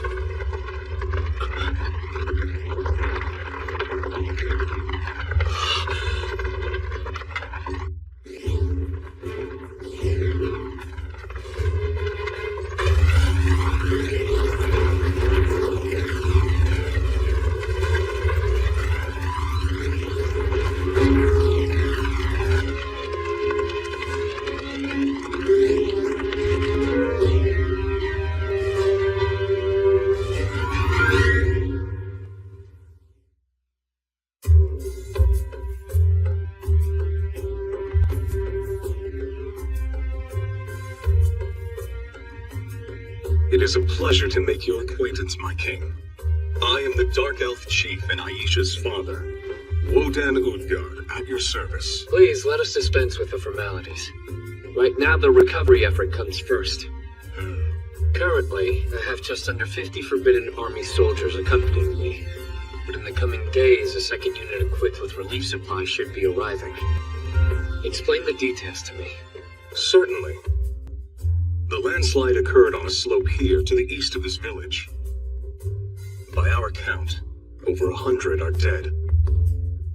But there are still more than 40 people unaccounted for. All right, please compile a list of those who are still missing. If we cross off names as they're found, nobody will slip through the cracks. Very well, my king. I'll arrange that at once. Also, post lookouts to stand watch over the mountain.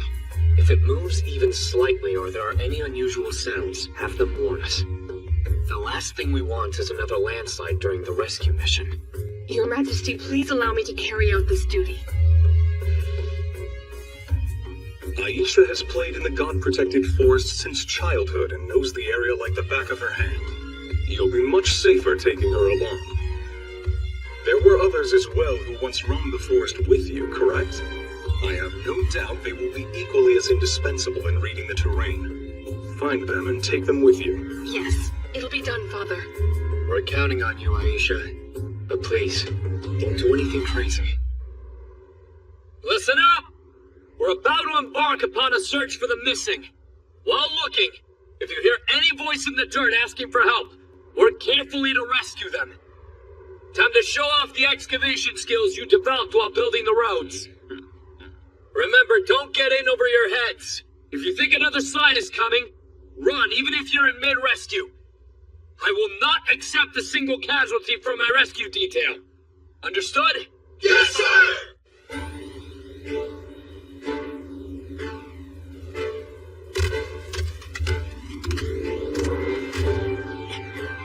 I just heard someone. They're underneath this trunk, and they're still breathing. I don't hear anyone. They're under here. Hurry up and dig.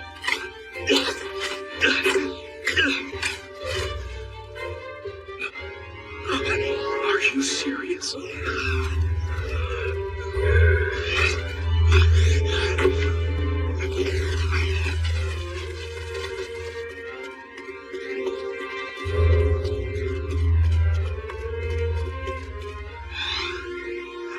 How you could tell someone was buried there. It's all thanks to these. What is that? Like a mouse? Carved out of wood. Watch.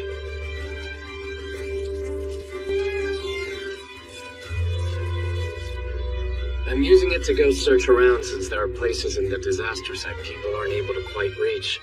Yeah, so this is your living whatever power I've been hearing about. Yeah, I had made up a few prototypes for exploring dungeons, but I never expected them to be useful in situations like this. What's wrong? Soma, you alright? What came over you? Sorry about that. One of my wooden mice was out searching, and it just found some horribly mangled remains belonging to a victim. You mean you share senses with them, so it's like you're experiencing it yourself? I see. All of the missing have been accounted for. Unfortunately, there are those who are now cold, lifeless bodies. But if your Majesty had not come to our aid, their number would have been far greater.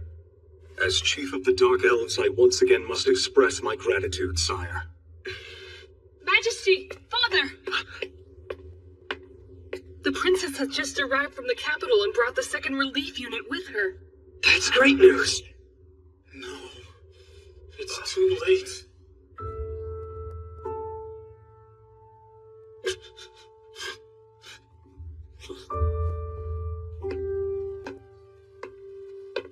It's true they weren't here in time to search. But at this stage, it's more important to focus on relief. Tending to the wounded, moving the sediment, and building temporary housing.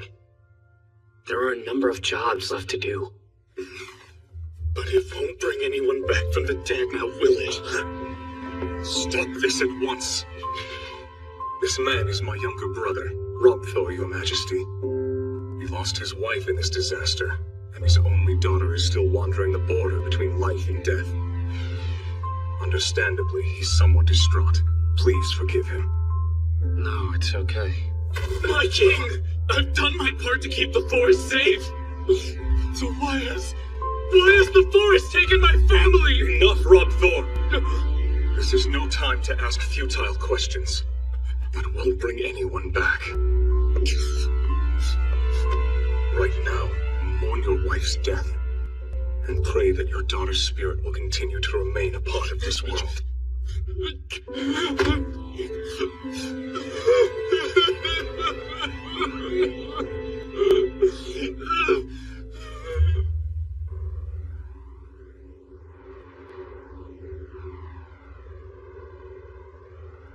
uncle was opposed to thinning out the forest. He felt that for dark elves, guardians of the woods, cutting down trees was a betrayal of our sacred role. I see. That's why. Are you saying that if my uncle had been more cooperative towards thinning, this wouldn't have happened and his wife and daughter might have been spared? There is... I don't know. It's true, moderate trimming can make a slight difference. Undergrowth comes in and the soil retains water. That way we can create an environment less prone to landslides. Still, at the end of the day, it prevents but can't eliminate them. In this instance, prolonged rains were the catalyst. Truth is, it could happen anywhere. Then ultimately it boils down to bad luck? For the location of this landslide, I'm afraid so. However, thinning is a constant operation within the forest. Hearing any unusual sounds, or noticing the forest appearing to move, signs of an impending landslide would be easier to notice. Once they were spotted, a plan could have been formed, and evacuation would have been possible. Protecting the forest sounds noble, doesn't it? But the belief it requires guarding is a mistake. Nature is not weak and in need of protection. It's egotistical to think we can destroy it. So is the idea that it needs us watching over it. It goes through cycles of destruction and rebirth all the time. People merely attempt to keep it in a state that best suits their own needs. All mankind can do is make slight adjustments. Thinning and maintaining the forest makes it possible to coexist with it.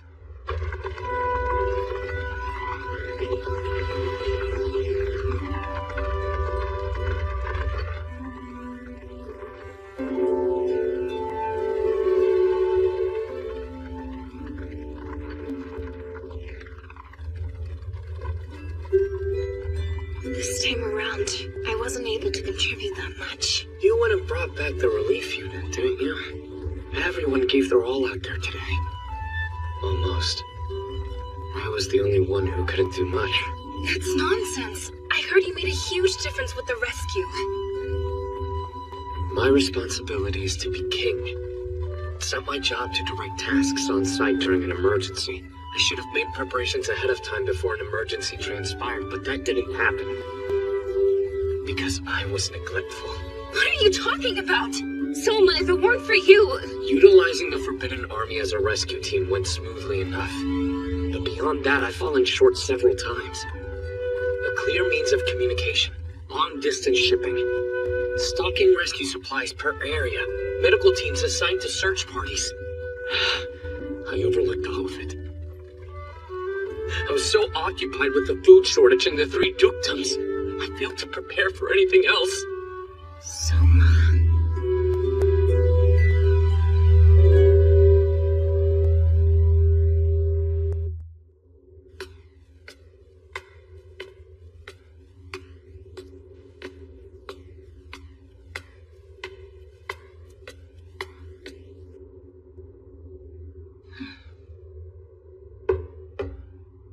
Your Majesty, it's me, Juna Doma. Juna? Come in. Please excuse me.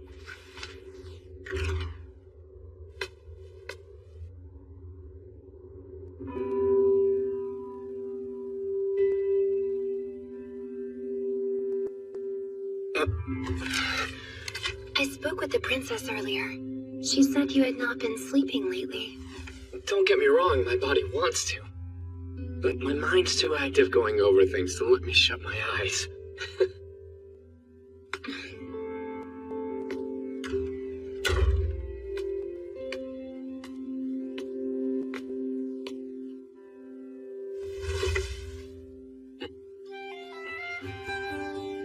Would you lie down? Huh? Just lie back for me, please.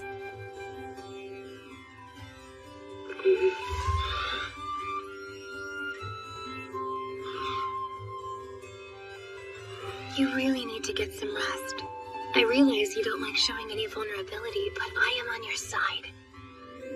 I've noticed how you do everything you can to avoid looking miserable in front of the princess, and the tremendous effort you put into appearing strong for her. But sire, when it gets to be too much, please call on me. Oh.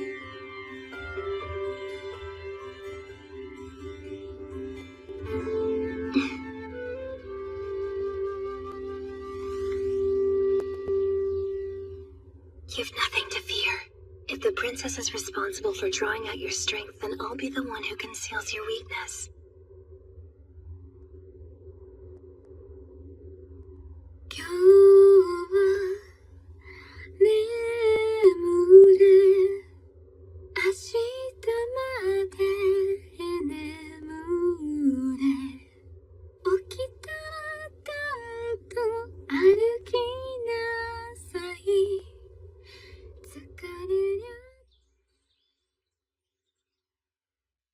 If we plan to act before opinion tips in Soma's favor, is now not the time? Then I assume you're still planning on rebelling against the king, Castor? Absolutely. I could care less if he's a hero. And what about you? You dislike the king, which is why you refused his request for assistance, remember? What comes first for me, above all else, is the peace and safety of the good city. We're acting as though our neighboring countries aren't waiting for their opportunity to strike, yet here we are quarreling. Preposterous. I assume you mean Amadonia. What about their offer? If you wish to dethrone the false king, we stand ready to send reinforcements. I'm sure they sent the same offer to the king as well. Obviously, they're hoping we'll bring each other down. Care to tell us what you have in mind, Jorg? Be specific. For one who claims to be loyal to this country, some might see your decision to take action against its new ruler as peculiar. Questions of the king's legitimacy aside, his reign has been sound. Why would you deliberately try to make waves? I have determined that he cannot govern this nation effectively. End of story. And why is that? He's overcome a number of crises already. What do you find unsatisfactory? He cast aside years of tradition without even a thought. This upstart king was summoned here from a different world. Thus he does not hesitate to abandon our customs, but discards what he finds inefficient, such as our history and traditions. Or am I mistaken? Well, no. He did away with officials who served the kingdom faithfully for many years. Those who have ill will towards him will be effective pawns in his overthrow. So that you may ascend to the throne yourself? That is Duke Carmine. He has no intent to usurp the throne. Clearly, after the usurper is driven out, I will have King Albert reclaim the crown and serve him again.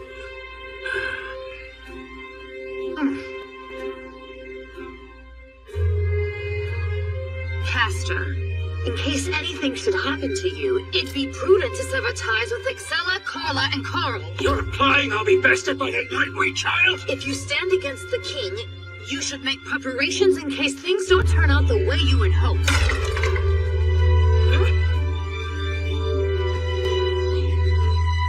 Carla, I've made my choice. If Father is committed to fighting, I will stand beside him in battle. You will not?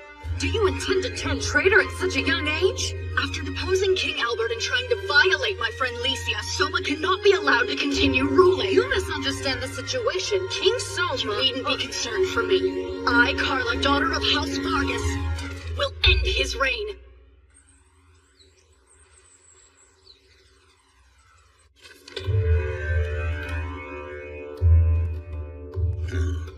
What do you have there, Father? A message from your Carmine. It seems he's finally taking a stand.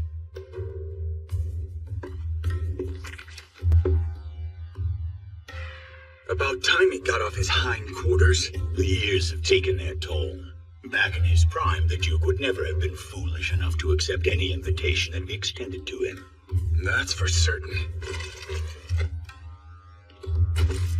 War has been declared, and so we shall act. Reinforcements will be sent to the kingdom. And to whom will we be sending them? Whom, you ask? Why, to King Soma against the three dukedoms. And we'll send the three dukedoms troops to overthrow him, of course. You really are the worst, Father.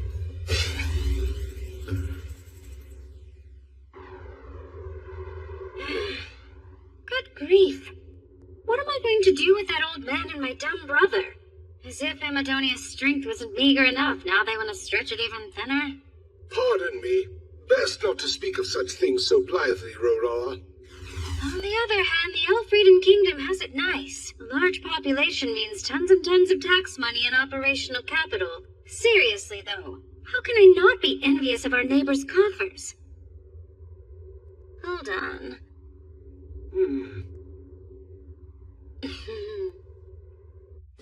As the documents state, we can look forward to a plentiful harvest this fall. I think it's fair to say the crisis with the food shortage has been largely remedied. That's a relief to hear. Now that we've resolved that, we can move on to the next step. So then, we really have to go through with it. I see it weighs on you. Well, yeah, I understand that it's necessary, but still. I mean, what other choice do we have? In Machiavelli's The Prince, the famous political thinker says the following. If a prince must turn to acts of cruelty, then his position, even in peaceful times, is in jeopardy. However, some rulers, despite the length and breadth of their cruelty, live out long lives in tranquility, staving off domestic uprisings and the threat from external enemies. The difference depends entirely on whether the ruler's cruelties are used effectively or poorly. They should be viewed as a sword, a last resort to cut through all obstacles. But if he relies too heavily upon the blade, then as the proverb goes, live by the sword, die by the sword.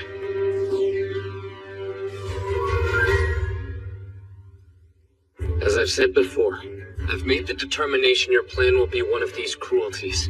Indeed. I also remember you saying that if we must strike, then it should be one decisive blow.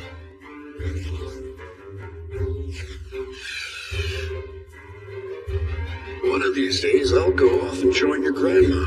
When that day comes, you'll be without a family. Build your own. And once you have them by your side, no matter what comes your way, you have to keep them safe. You understand? Now's the time. Let our subjugation begin.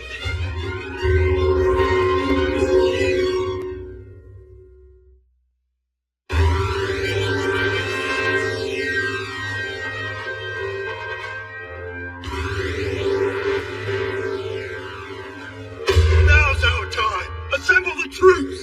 As soon as Duke Carmine begins his revolt, we will commence our invasion of the Elfrieden Kingdom. Our target is the grain belt in the southwest.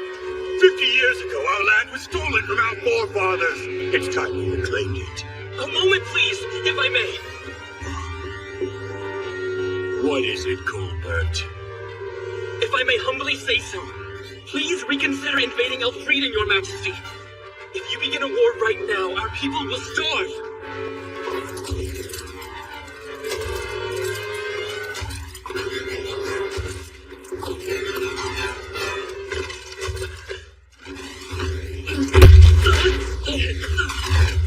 Domestic affairs ministers always say the same thing. Now's not the time. Focus on matters at home.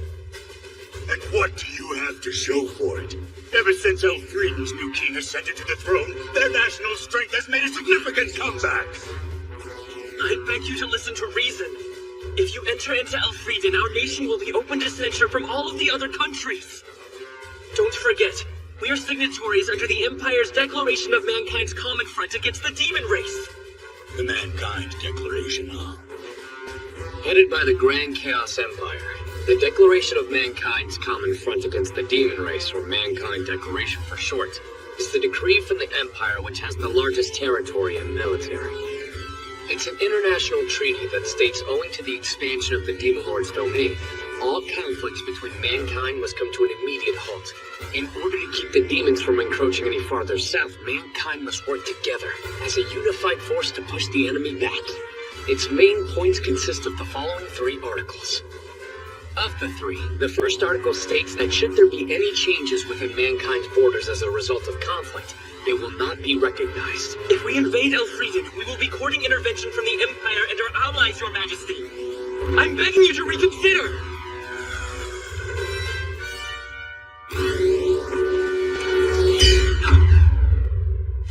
You're worrying over trivial matters, Colbert.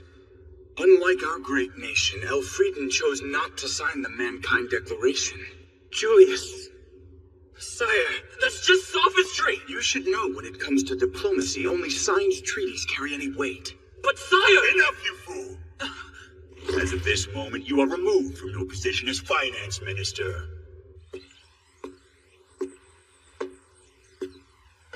Oh, yoo-hoo, Mr. Colbert! Why the calm expression on such a beautiful day? Princess! By the looks of that bruise, you and my old man must have had a difference of opinion. Allow me to assure you, I'm in perfect health and spirits, Princess. Good to hear. Then go get ready to leave. Huh? I beg your pardon? Just what exactly are you planning to do? Isn't it obvious? We're both going to drop out of sight. Sebastian's already gathering everything we need for the trip. So for now, just come with me. Hey! What is it, Soma? I'm about to meet with the three dukes. But before I do, there's something I need to ask you, Alicia.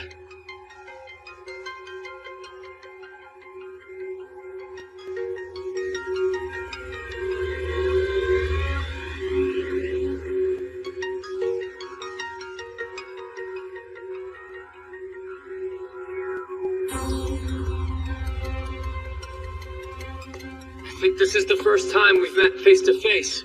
Duke Siam Somakazia, the interim king to whom King Albert, the previous ruler of Elfrieden, yielded the throne.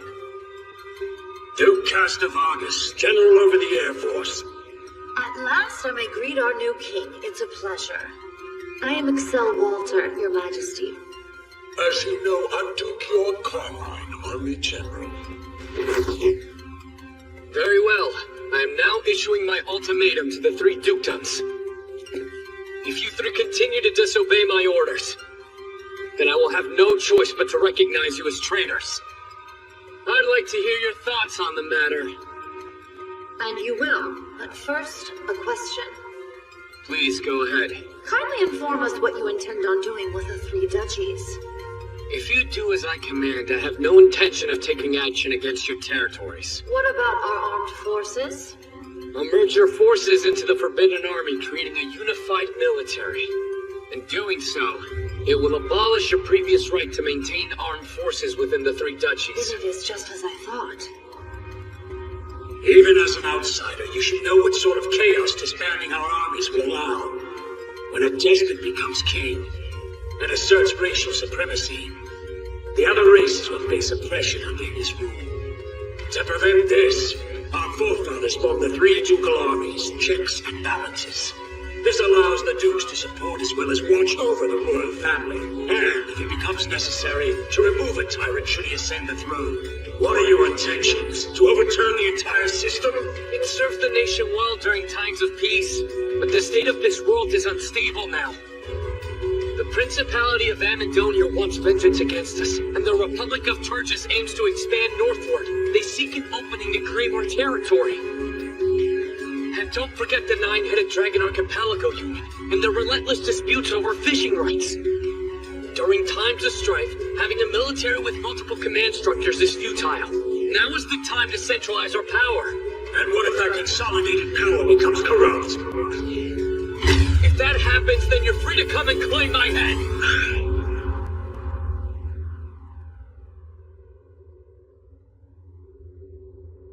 Before we continue, there's one more thing I'd like to ask. I hear talk that you are constructing a new Gulf Coast city, Your Majesty. Once construction is complete, what is to become of Lagoon City? Vanity Nova. I plan for it to be used as a port of trade as well as a tourist spot. As for Lagoon City, it will likely continue to serve as our main naval port. I am greatly relieved to hear that, my king. As of this moment, I, Excel Walter, along with the Elfrieden Kingdom's Navy, place ourselves under your Majesty's command. I am grateful for your wise decision. I look forward to working together for the sake of the kingdom. The feeling is mutual, sire. Now, Duke Vargas, will you extend your hand and help me for the good of our kingdom? Unfortunately, I have to decline. I have defended Elfrieden, not only under Albert, but the previous two generations of kings.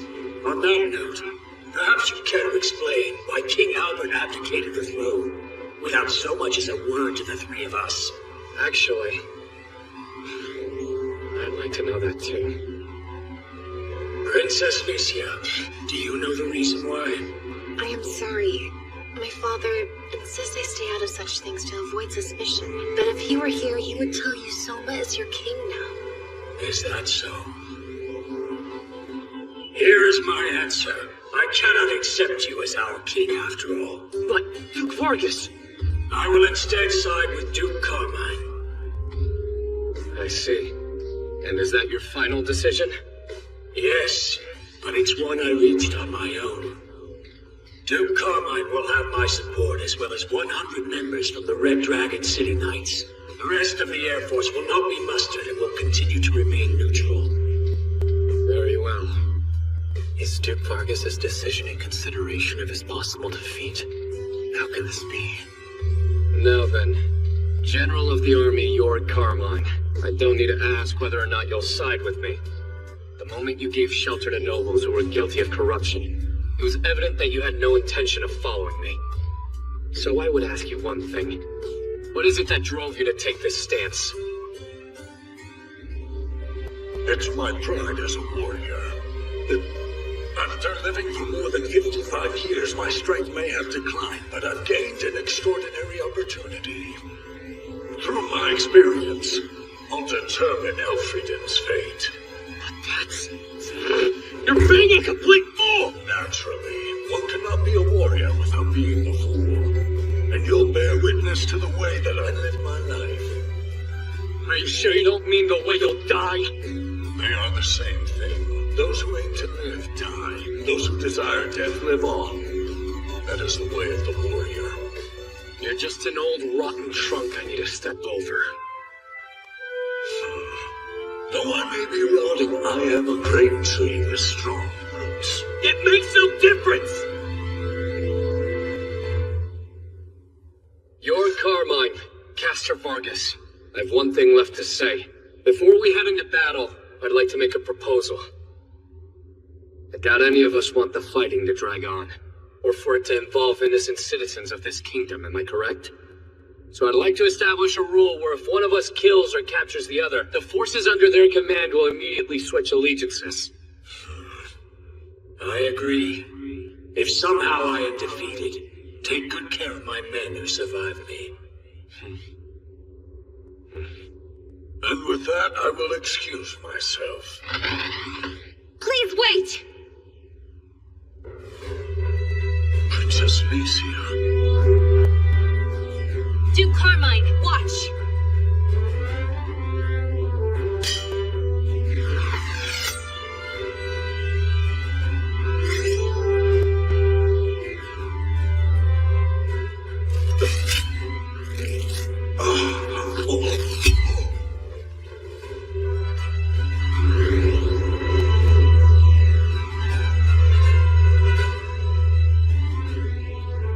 Now you've witnessed my resolve. I have chosen to stand alongside Soma. I've seen your courage and I acknowledge it, Princess.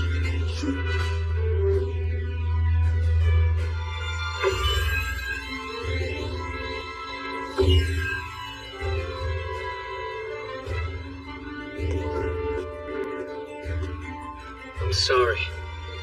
I wasn't able to change Castor's mind. There was nothing you could do. He made his choice and must face the consequences. Tell me, is she there with you right now? Juna, you're requested. You called for me, Your Majesty? I wanted to thank you for everything, Juna. Because of your connection with Duchess Walter, we were able to resolve our differences without going to war. I only did as ordered and don't deserve your praise. Sending Juna to spy on you was deceitful, but I needed to show caution and care. For that you have my apologies. It's all right. If you hadn't, I doubt I'd have you on my side now. Soma. Don't forget, we have your back too.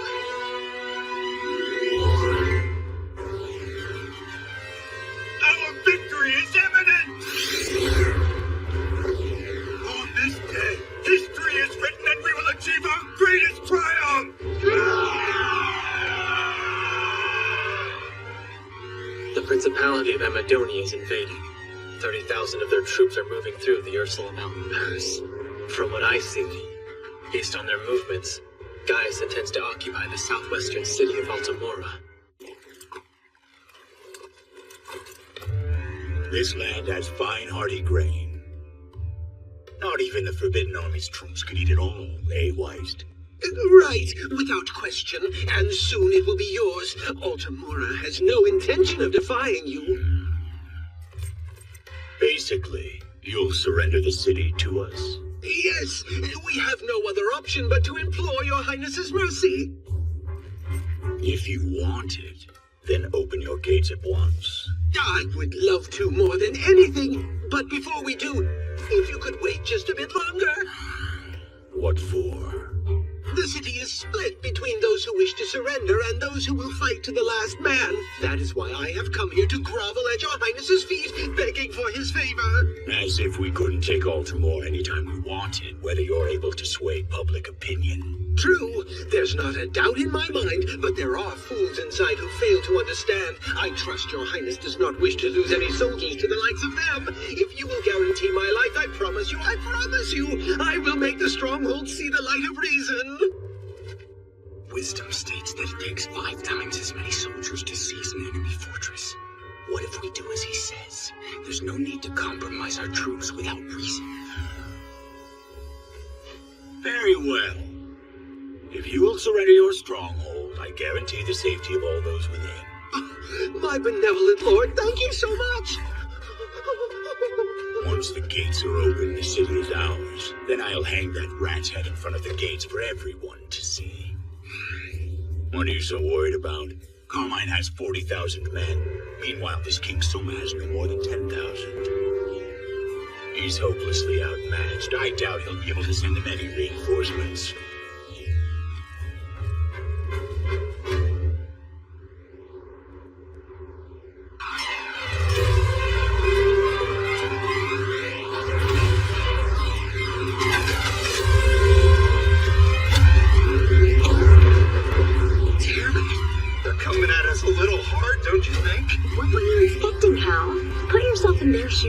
They woke up this morning and found a fortress appeared overnight.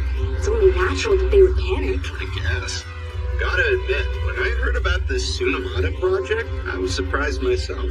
You have to hand it to His Majesty. As soon as talks with the 3 dukes broke down, he ordered all 10,000 from the Forbidden Army to mobilize. I wouldn't have thought that we could take a position outside Granville Castle that same day, though. You're not alone, but that's Tomoe's Rhinoceros land train for you. Not to mention, we have the advantage of using His Majesty's genius 2x4 system. The specs for the fort's materials were standardized and then mass-produced at the capital ahead of time. All that time we spent constructing roads in a city really came in handy getting this thing built.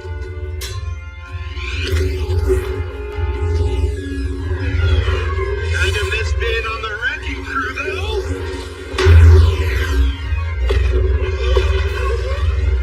That's another down. Look out, Hal! The enemy is bringing in heavy artillery! Huh?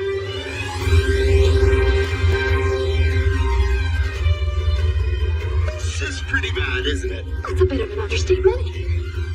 My anti-magic reinforcement only works against spells and flame-based attacks. Hopefully Roman concrete and dirt walls stand up to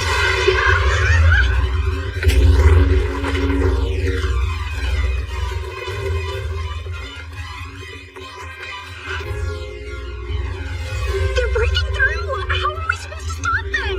Oh, we are in trouble if you're asking me what we should do.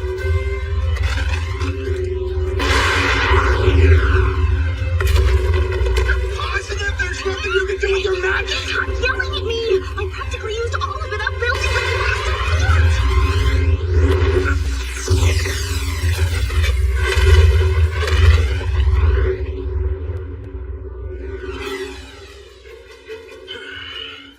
Easier than shooting a falcon.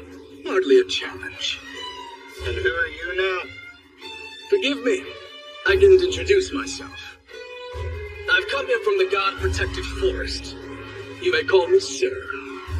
I remember you from the landslide. Thanks to you, my daughter... I never got to say thank you, which I regretted. But then my daughter mother said she wanted to be like you. That's not the worst part, though. She went on to tell me how she wants to join the Forbidden Army and the Great Halbert. You can imagine my annoyance at hearing that.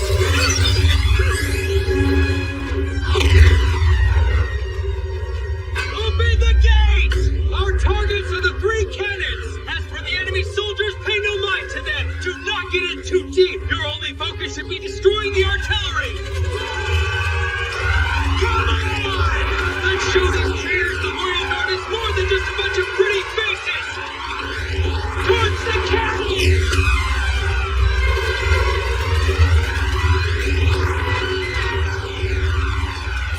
You seeing this? They've got the other 2 burning now. Just a nick of time, too.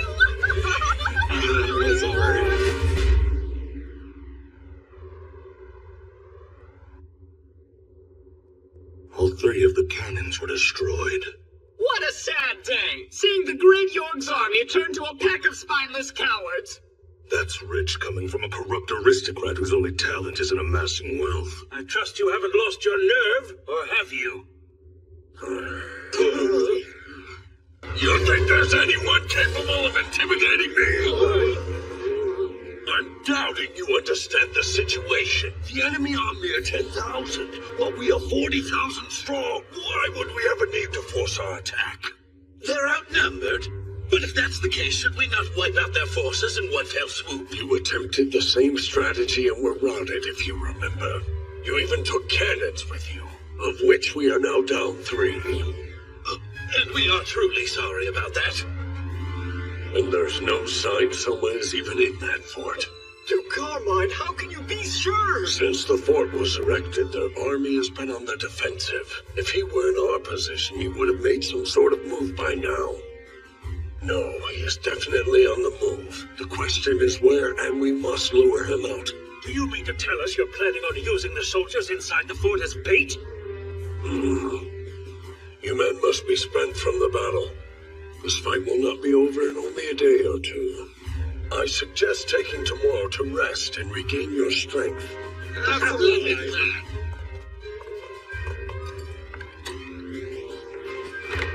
Beowulf. Is all prepared as I've asked? Affirmative. Everything's ready.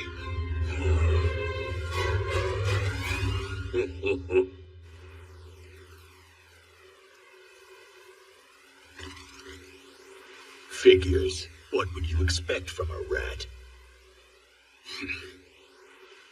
Prepare to attack at once! We will lay siege to the...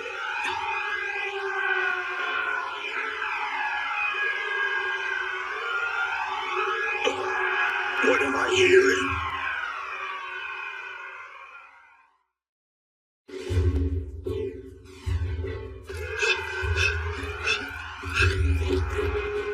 Forgive me, but the Lord of Altamora, Weisgaro, requests an urgent audience with you. Let him through! Yes, sir.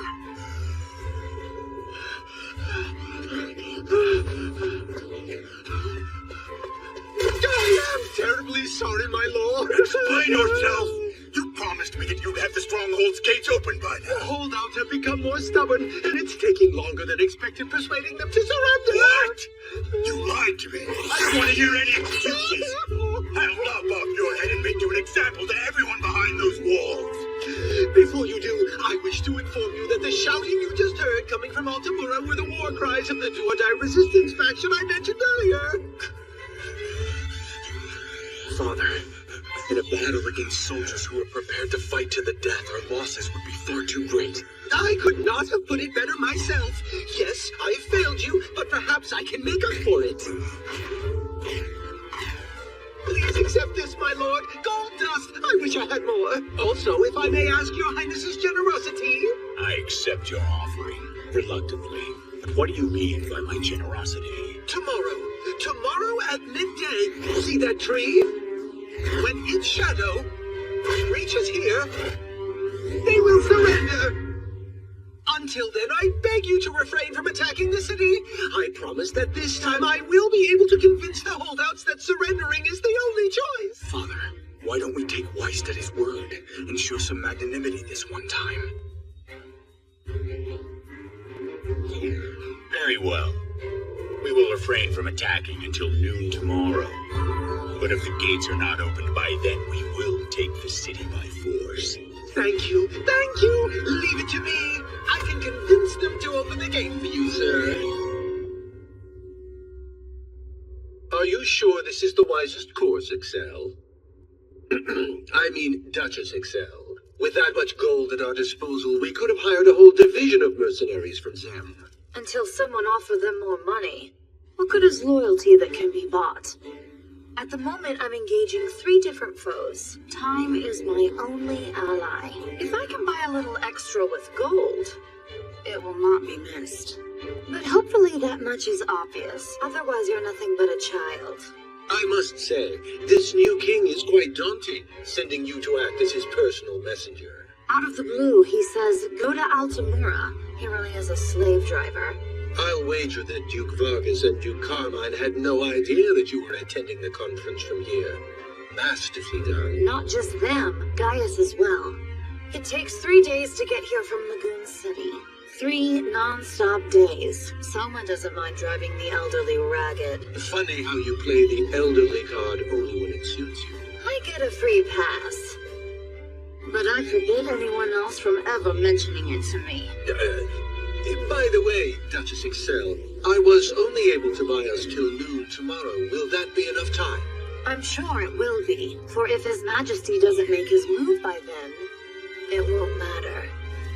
We'll have to die like heroes inside this stronghold.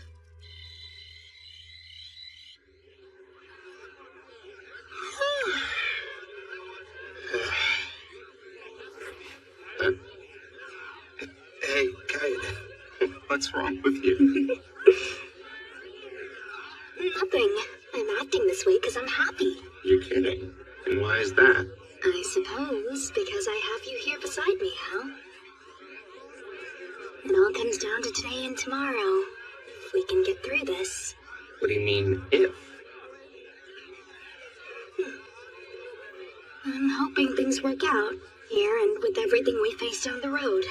Hey, don't start doubting now after all we've gone through. We made it this far, might as well see it through to the end. Good point.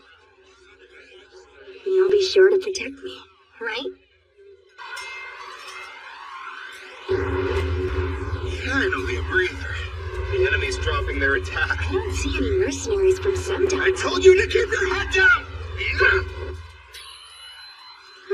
If they're changing troop formations, there is a possibility the enemy's digging in for a more drawn-out battle. That would make life a little easier for us. Always stay light on your feet during combat, Hal, or the rug will be pulled out from under you. Yeah, I know.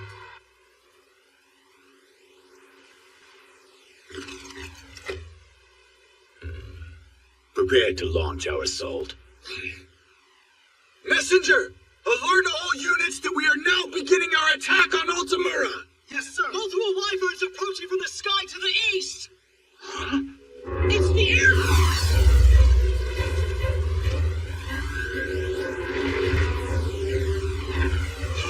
Duke Vargas sent them reinforcements. Is this what the ground forces have been waiting for?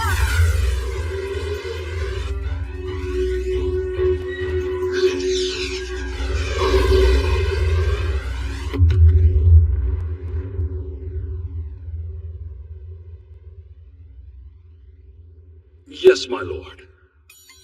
Let's hear it. How's the evacuation of the citizens going, Tolman? I'm pleased to report it's complete. As of now, the only ones remaining in Red Dragon City are the Air Force personnel, as well as members of the Vargas household. Very well. I'm glad to hear that. Who knows what King Soma is planning? He's quite resourceful for his age. Are you having a change of heart about him? Yes, indeed I am. Better late than never, eh? Well, another item worth mentioning is we have been receiving requests from Air Force units from across the country asking to join your side. Turn them all down. I won't have them sharing in my obstinacy. I had a feeling you would take that stance. Are you not joining up with Duke Carmine? I don't mind fighting alongside him. I'm not about to stand shoulder to shoulder with those corrupt nobles he's taken in. There's no turning back now, nor do I intend to. All that remains is showing my mettle as leader of the Air Force. Do I go out in a blaze of glory, or chew through their flank like a viper instead? According to the reports, the 10,000 knights from the Forbidden Army are headed toward the Carmine Duchy. While it is unclear whether or not King Soma is with them, it appears that he has no additional troops to send here. So he's completely ignoring us. You have only 100 knights, so disregarding you seems highly likely. That's impossible. Soma's smartest play would be to defeat me first, then assume control over the Air Force and use them for a showdown with Duke Carmine. However, if we're being realistic, the man has no manpower to spare. We don't know for certain. He may deploy a strategy we'd never think of. Father, Soma's force has been spotted. They're here? How many? That's just it. They brought a ship. A what?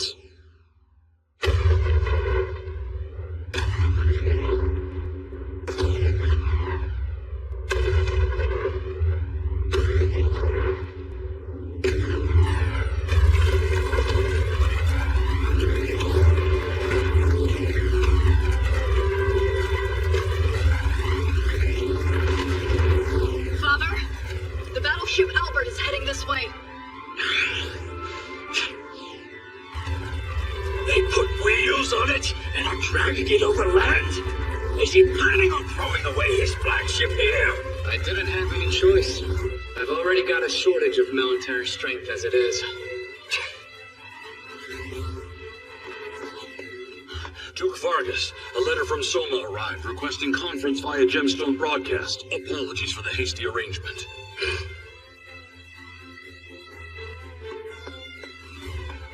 Out with it. Why have you brought the Albert this far inland?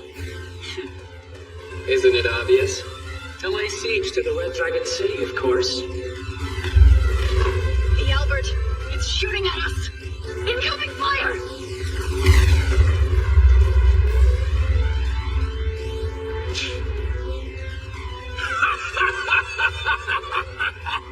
Not bad at all. This truly was a failure of imagination on my part. I take it you have an affinity for spectacles, Duke Vargas. You better be careful, Soma. You're in danger of becoming a better king than I expected. You could make things easier for us by standing down. Surrendering at this point would be disgraceful, especially after the show you put on. I see. That truly is a shame, then. Have it your way.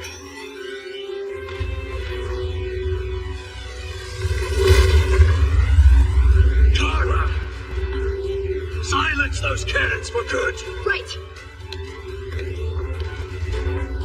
Soma, if you really have what it takes to be king, come and prove you're better than me. But don't expect any mercy. Start the attack! Our target's the battleship Albert, and Soma's on board. Find and capture him! He underestimated us. Let's show him how Vargas is valor!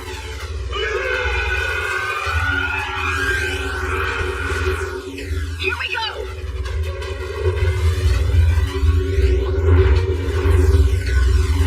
Prepare to drop the bombs!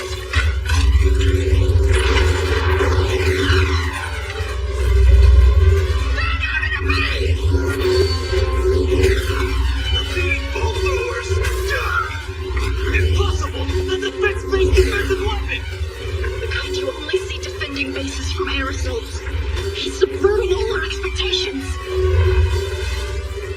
Damn it! What are we supposed to do now? The only option we have is to attack the enemy in their blind spot, my lady. It looks like the ship's wheels were hastily constructed. That's where it's most vulnerable. Right. Then we'll approach by flying at ultra-low altitude. Did you hear that? I want all units to move in now! Neutralize the cannons, bolt throwers, and any other weapons it has in its arsenal! But wouldn't it be quicker to pulverize the bridge? Don't you dare! Princess Lycia could be in there! Destroying its weaponry will suffice, understood?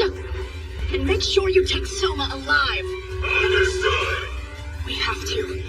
Otherwise, if we kill him, Lycia will likely be devastated. But if that's a concern, I should have tried talking Father out of this.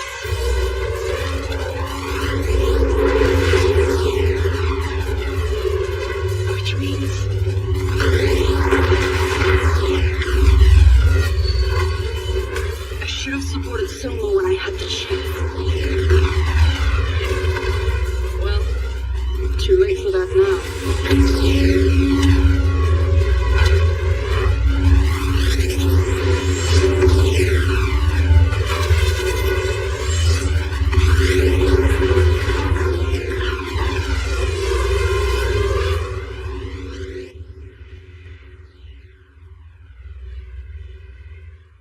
It's far too quiet down there. We still haven't found any enemy soldiers. Somebody had to be controlling those cannons. Below deck, we found what looks to be an empty suit of armor, but the only thing inside was this puppet hand. All of you, hurry back to the castle! But we haven't located King Soma. Because he was never on the ship. This was all just a trick, a ploy to lure us away. When you say lure away, you don't mean his real objective was... Taking Red Dragon City. Our father is.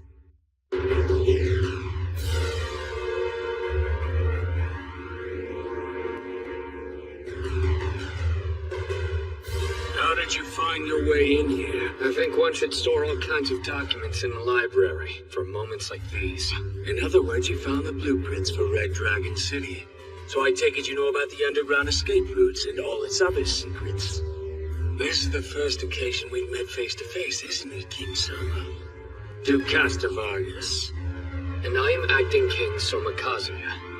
You may call me Tolman, a servant of the House of Vargas, sire. On that note, he had nothing to do with all this. If somehow I'm defeated here, you may trust the Air Force to him. The man will serve honorably.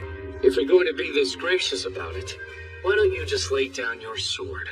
Can a man back down when his mind's set? And no, I don't intend to go down easily. My king, I'll handle this. And you're supposed to be a hero? Care to face me one-on-one? You can't be serious. No bureaucrat who stays locked away in a castle could measure up to her in combat. Castor, just how long do you plan on aiming your sword at King Soma? Careful, you get hurt. I didn't want to reveal this in front of His Majesty, but I've been alive for several decades. Ha! And I've been fighting on behalf of history for a century.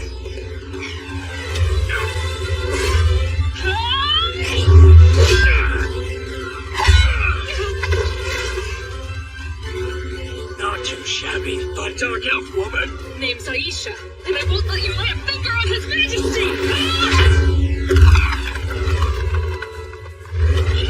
Quite the brute strength you possess. True. While I may not be graceful, if my strength can be used in supporting His Majesty's reign, then being described as a brute is good enough for me!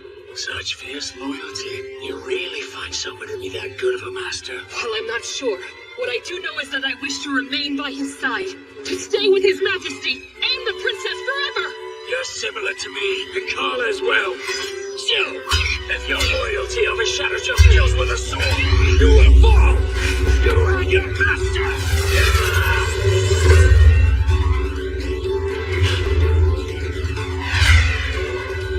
Ice Sword Mountain! Freeze right there!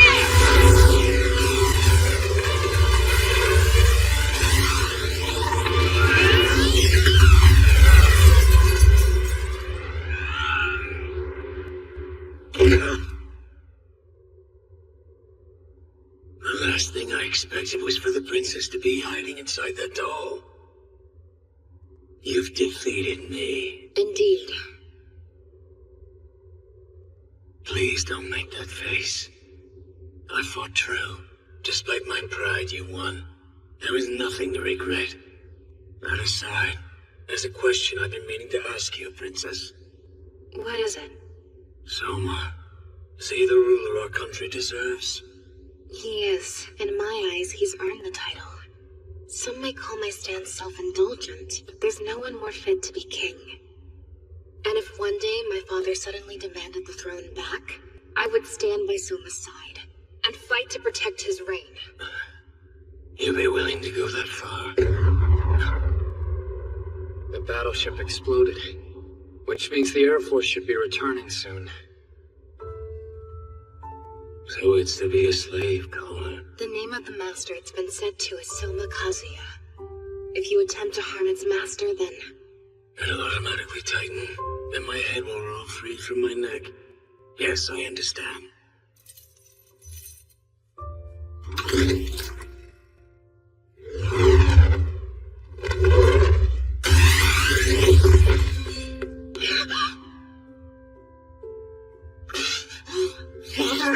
you'll pay for this! Carla, enough! Can't you see we're beaten? Your insurrection's squashed, and since a slave collar has been attached to your father's neck, killing Selma will end up taking Duke Vargas's life too.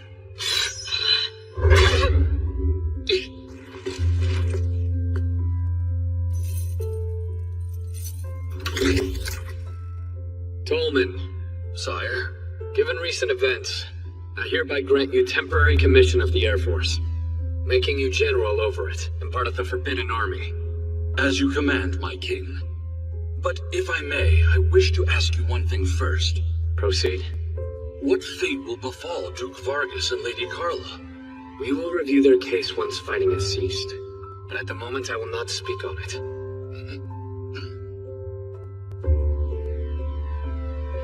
Your orders, sire. As part of the Forbidden Army, how would you like the Air Force to move forward? Announce to your people the outcome of the battle. The Vargas Duchy's been captured. As for its troops, they are now under my command and answer to my orders. Assemble your forces and head toward the Carmine Duchy. Yes, sire. Sorry to keep you waiting, Your Carmine. See you soon.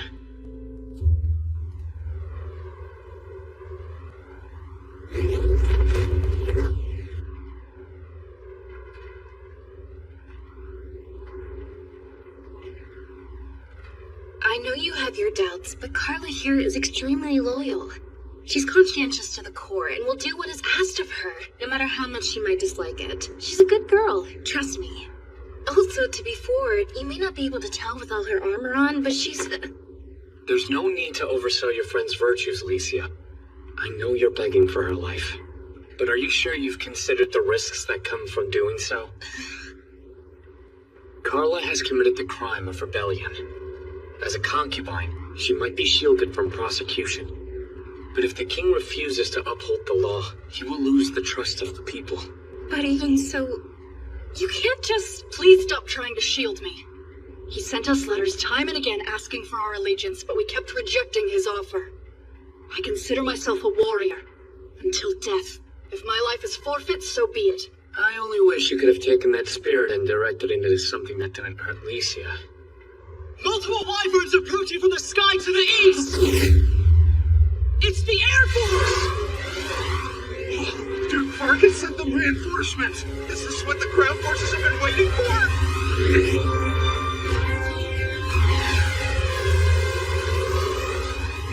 Looks like everything's going to be alright, Hal. Our gamble ended up paying off, eh?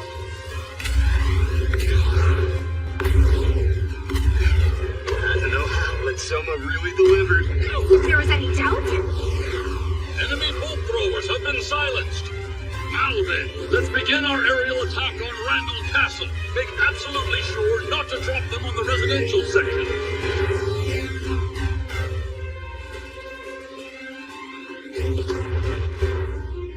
Brought along the air support exactly as I promised. And we outlasted the Army's attack all according to plan. It was only a day and a half, though. Shouldn't have been that hard for a competent soldier. You dumbass! For your information, they were using cannons against us, so it was a little dangerous. We didn't have it easy either. Duke Vargas gave us a real run for our money. Whoever he is, that man certainly does speak quite freely with the king. Yes, well, Halbert has special permission to be chummy. In other words, he's one of us.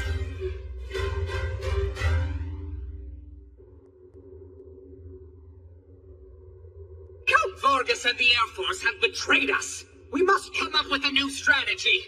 We're awaiting your instructions. Tell us what we're supposed to do now, Duke. Are you going to say something? Give me a damage report from the bombardment. Yes, sire. Some of the roofs and towers have been completely destroyed. Fortunately, casualties were minimal. However, Soma now has air superiority. I see. In other words, given the position we are in, essentially we have taken the people of this city as our hostages. Yes. Then there is no other way of putting it. The battle is lost. But what you're saying is utter madness. The army remains virtually unscathed, and there's ample opportunity opportunity to turn things around. If we use the people as human shields and hide in the castle... Use people as shields and hide within the castle. I just want to make sure, did I hear you correctly? You should be able to sacrifice your subjects if you desire. Yes, I suppose that's the way you lot think, isn't it? Disgraceful. What are you doing? I don't deserve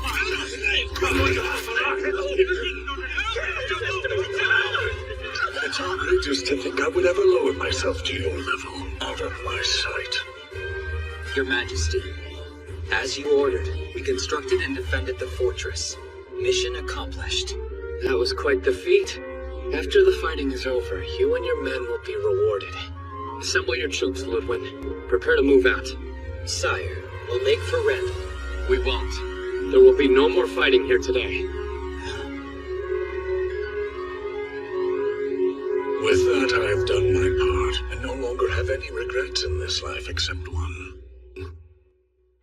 Now then, Beowulf, if you would see to mine yourself, sire.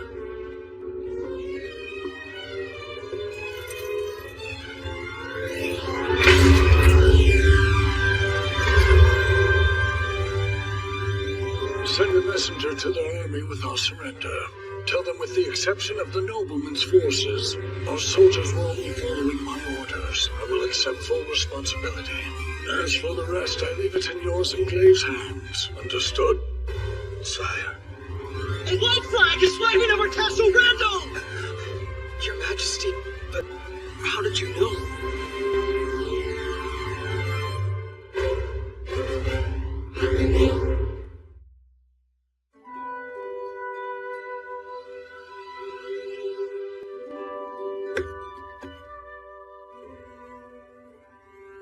This wine was a present from King Albert. The day the princess was to marry, I hoped to drink myself into a stupor.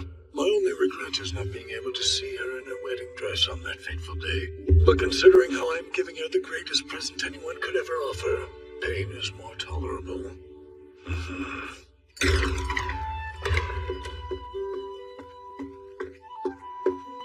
I bring word. King Soma has not entered Randall, but is already leading the Forbidden Army away from here and heading west.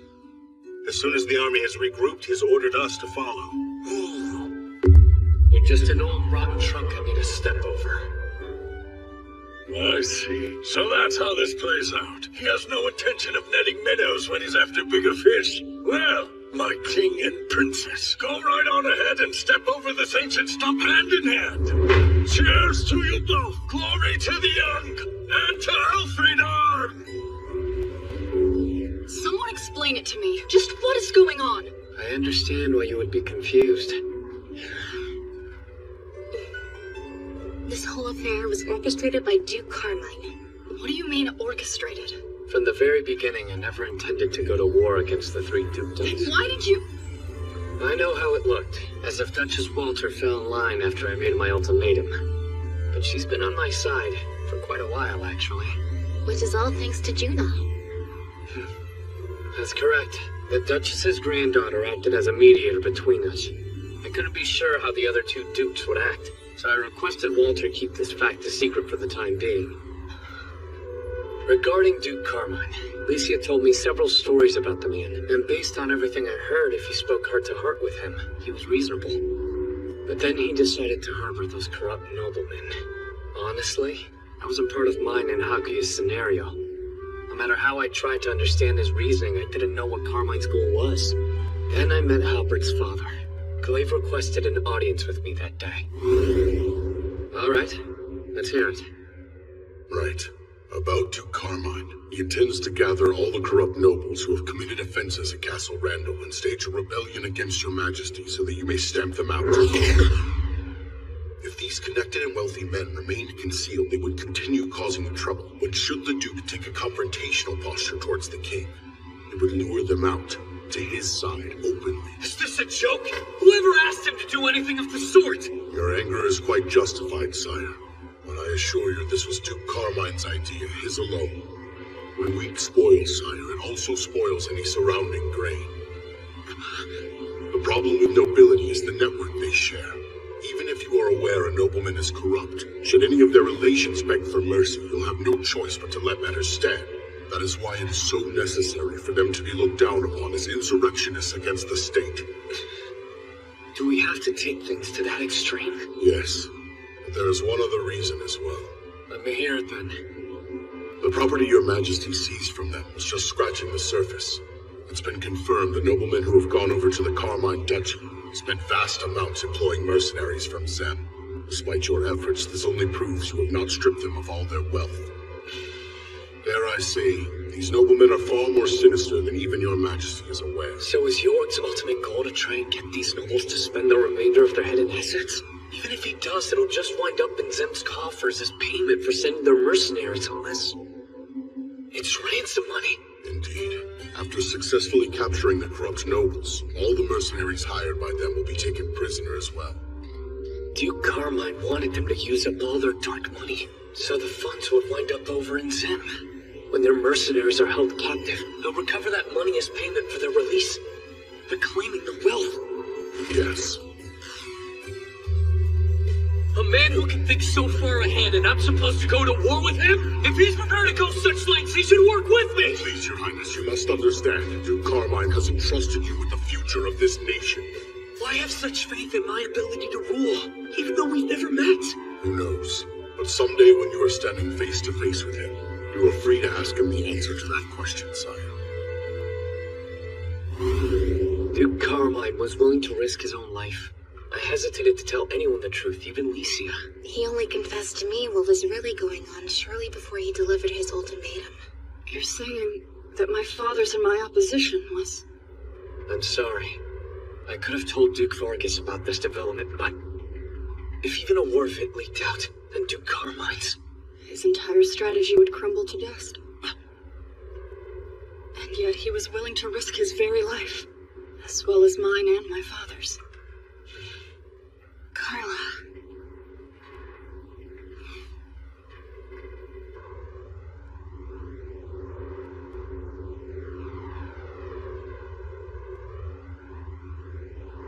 I won't show that damn waste any mercy. Someone has stepped out onto the wall!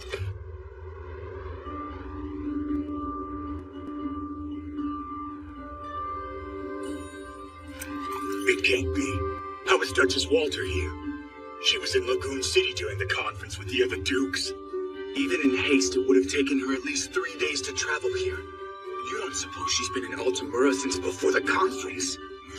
She's been in contact with Soma all along. Father, please, this is a trap. We must retreat at once. I suggest minding that tongue, boy.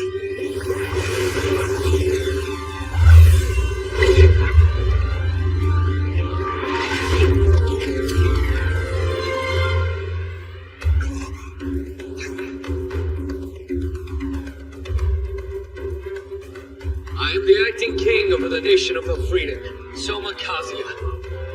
Having defeated Duke Vargas of the Air Force and Duke Carmine of the Army, I am now in control of all the armed forces. This civil war has ended. However, we still cannot sheathe our swords just yet. You see, Amadonia's military has taken advantage of this chaos and chosen to brazenly invade our territory.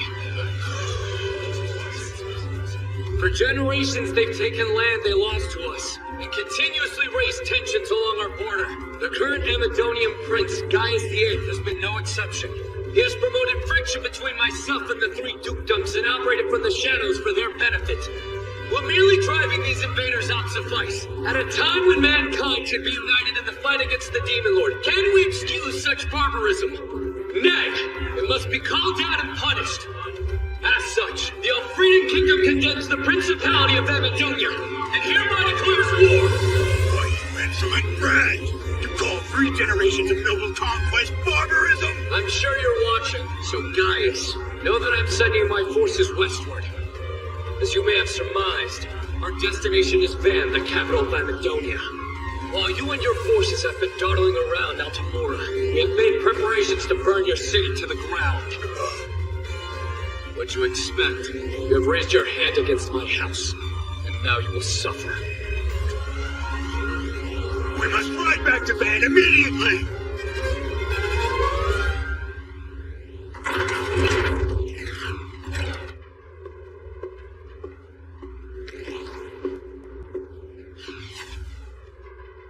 First you defeat Duke Carmine, and now you proceed to declare war on Amadonia. This isn't something you can do on a whim. This plan, when did you form it?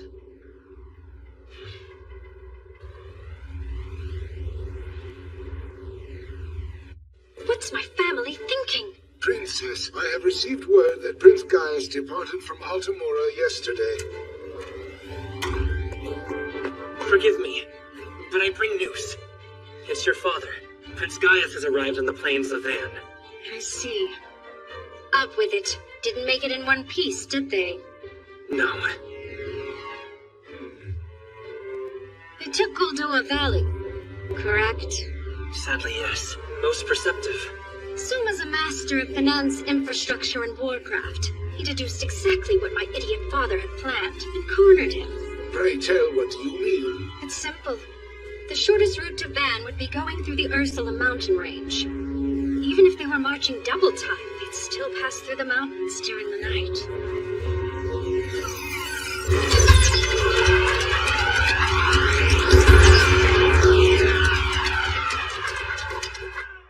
Word is that it was a hellish night. Men abandoning their friends, screaming for help, clawing through blood and muck. Way out of the valley is right up ahead, men!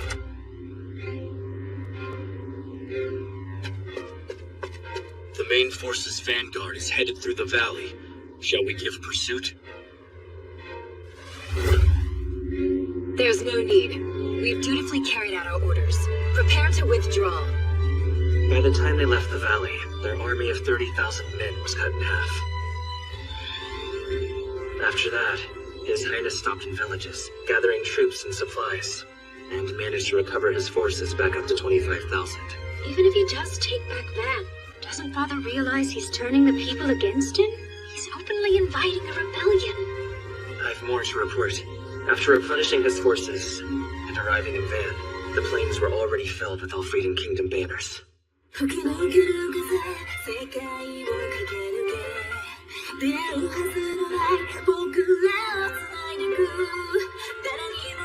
Marlin. We were too late.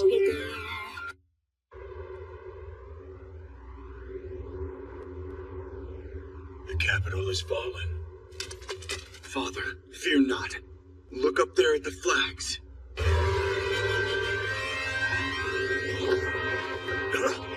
So they haven't seized control just yet. Drive the enemy troops away. We must get back to the castle.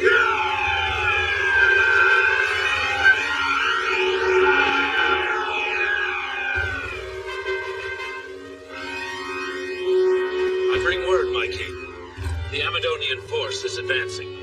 They're planning to attack all at once. A frontal assault. It's about time.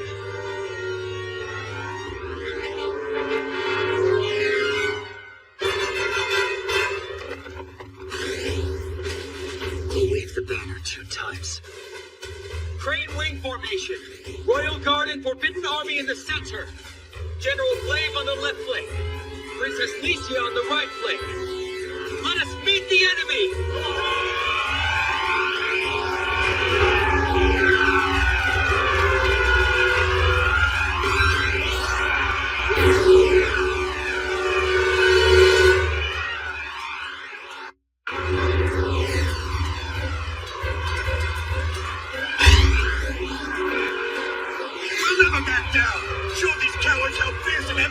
Soldiers are! Strike with the range of a country that's been invaded!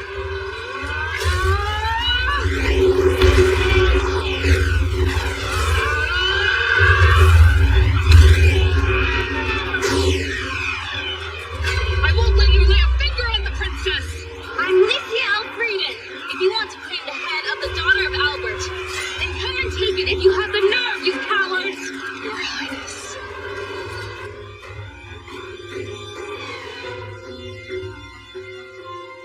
Your mind doesn't seem to be on the battle. Isn't this what's required of a figurehead, General? His place is at base camp with too much time on his hands. No one expects you to take up a sword. Let others fight for you, right? Then the king's work comes afterwards. Beyond that, let's see. I suppose in the event things don't go as planned, I'll stick my neck out to plead for my men's lives. Are you telling me you're not afraid to die? What? Of course not. It's not as if I have some kind of death wish. But you just said if it came down to it, you would sacrifice yourself for the lives of your soldiers. Oh, I guess I did. That's kind of odd. Are you feeling ill? Carla, there's a chance that I'm a charlatan. Unless I become a full king, I can't send soldiers onto the battlefield. Without even realizing it, at some point I began conducting myself as the official ruler of the nation. I'm creating policy now by looking at the number of lives I can save, then subtracting the number we lose, and selecting a course of action that doesn't result in a negative. What are you talking about? I'm behaving like a coward. Deep down, I'm afraid of seeing myself and others get hurt and die. But in order to enter into war, I have no choice but to fully become the king over this institution.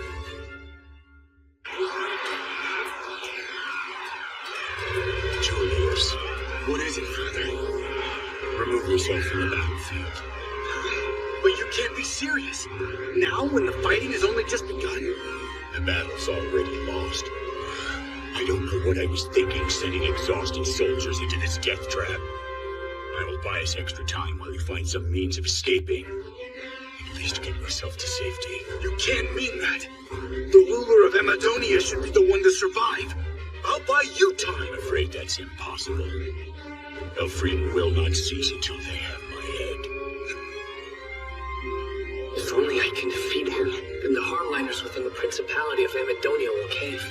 In regards to protecting the Elfrieden Kingdom, it's our best shot. Then it's true. The only reason Soma is doing this is that he wants you dead. Even if I were a coward and withdrew, they would pursue me to the ends of hell before letting me go. Take some troops and get yourself out of here. I was wrong. Compared to the bumbling Albert, this new ruler far outclasses his predecessor. Please allow me to ride beside you, Father. Silence, boy! I gave you a royal decree. What would become of our family if you were lost too? But there's still Roroa. The future of our family has never concerned her. The soul of Amadonia lives on with you and must not be snuffed out here today. Father, you can't. Please forgive me. Now to show them what Amadonian pride looks like. Now! Our only objective is claiming the head of King Soma. It's the main Amadonian force. They appear to have fallen back, except for Prince Gaius and an escort of 500 elite knights, sire. They're charging here towards the main camp. Your collar. I'll re-imprint it, and I'll answer to Licia. If anything should happen to me out there and I fall during battle, I will need you to tell Licia that I yield the throne to her. Is that your last will or something? If you think there's any way I'm going to carry out that request, you've gone mad. Make life easier. Order me to strike him down. It's not for your sake.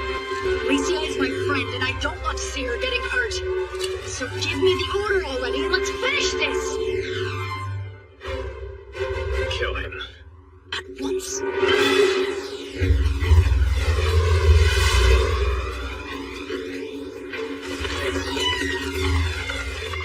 That is far enough, Prince Gaius! I won't allow you to come any closer to His Majesty!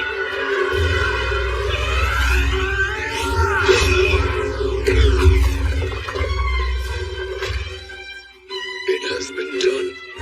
Highness, may your wish be fulfilled. That's not him. It's a decoy. Stand aside, shield! I will cut down anyone who comes between me and my objective! I don't know why you show this king such loyalty, nor do I care! I will achieve the desire 3 generations strove for, and no one will stop me, especially not some dragon who wench! Before I spill so much blood, I'll gladly take the crown of yours!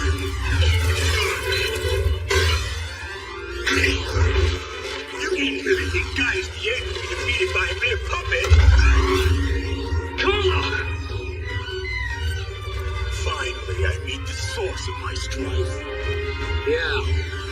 Somakasia. And your guy is Amadonia, the man who tried to illegally seize our land. Silence! That land originally belonged to our country. How is it illegal to tread on one's own land? Get off me! Cool! No!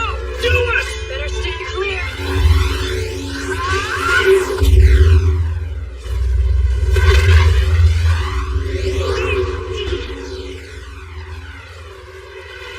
Carla!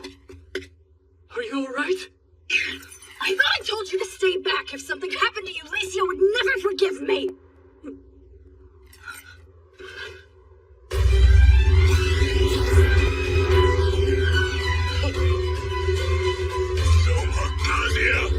Until I clean your head, I will never admit defeat. Your kingdom, I will take it down and make the people submit and demonstrate the backbone of the great Amadonia. I've had my taste of Alfredian hospitality. Here is Amadonia's gift to show my gratitude.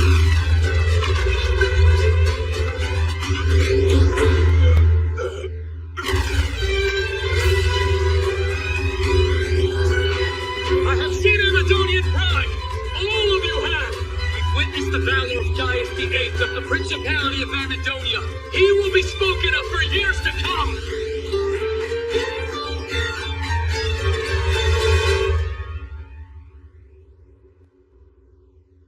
I see. So my father was defeated?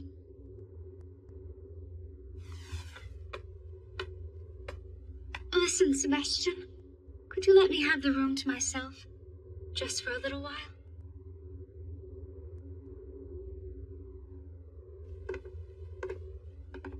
You really were a dumb old man right to the end.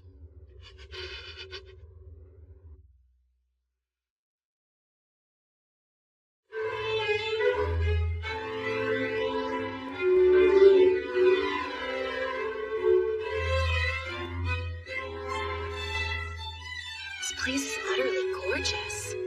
They must have spent even more in decorating than we did at Parnham Castle. If they had that much money, there were plenty of other areas where it could have been better invested. I mean, the layout of the streets is needlessly complicated. It's literally a maze down there. Actually, they were made exceptionally complex on purpose, so arrows and cannons wouldn't have clear shots. It's every bit the military state home. So, you've been planning this takeover of Amadonia for quite some time, haven't you? Tell me the truth, Soma. The reason why I didn't tell you Don't was... get me wrong, I'm not blaming you. I'm just shocked how few deaths there were near the border, especially when there were few at the center of the kingdom who knew about the plan. That was all thanks to Hakuya. When I proposed evacuating villagers near our boundary, he vetoed it immediately. He figured it would tip the Principality off and let them know we were aware of their movements. Do you remember when monsters suddenly appeared near the frontier?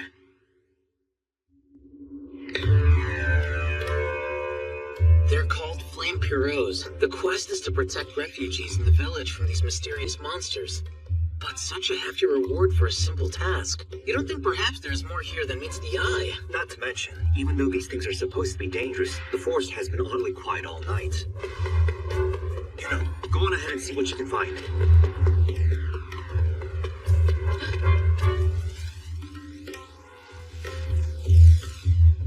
Those are soldiers from the Principality of Amadonia. Gotta report this quick. Reveal yourself!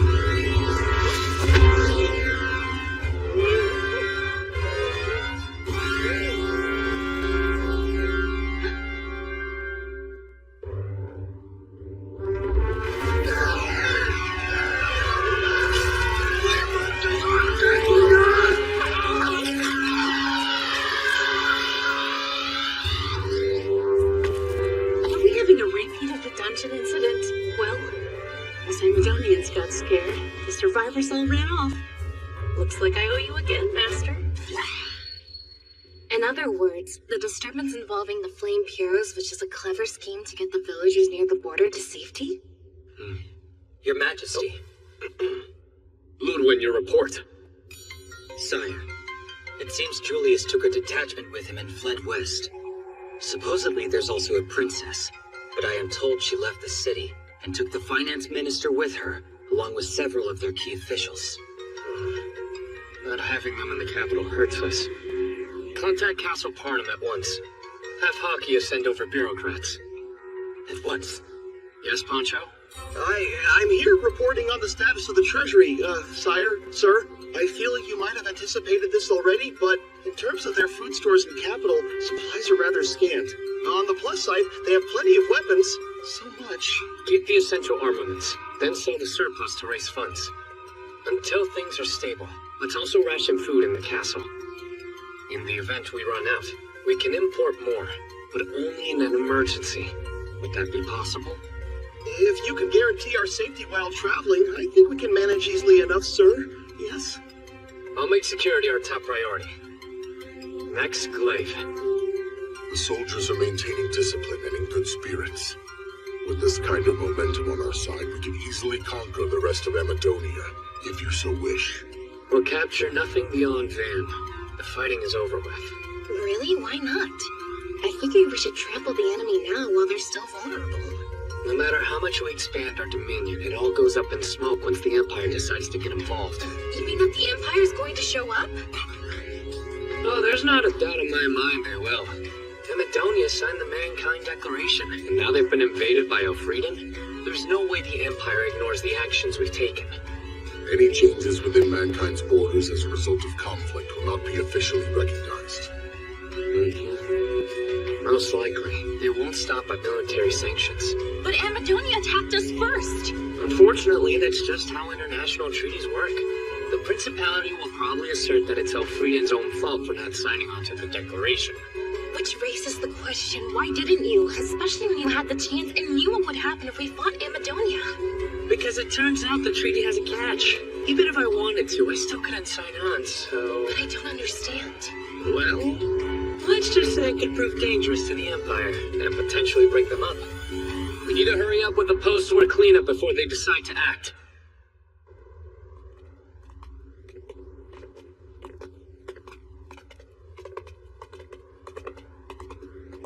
The bitterness towards the Elfrieden kingdom runs deep.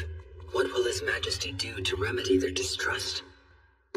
Historian Sima Qian said, to establish order and render meed, afford courtesy and song. Sorry, I'm not following any of this.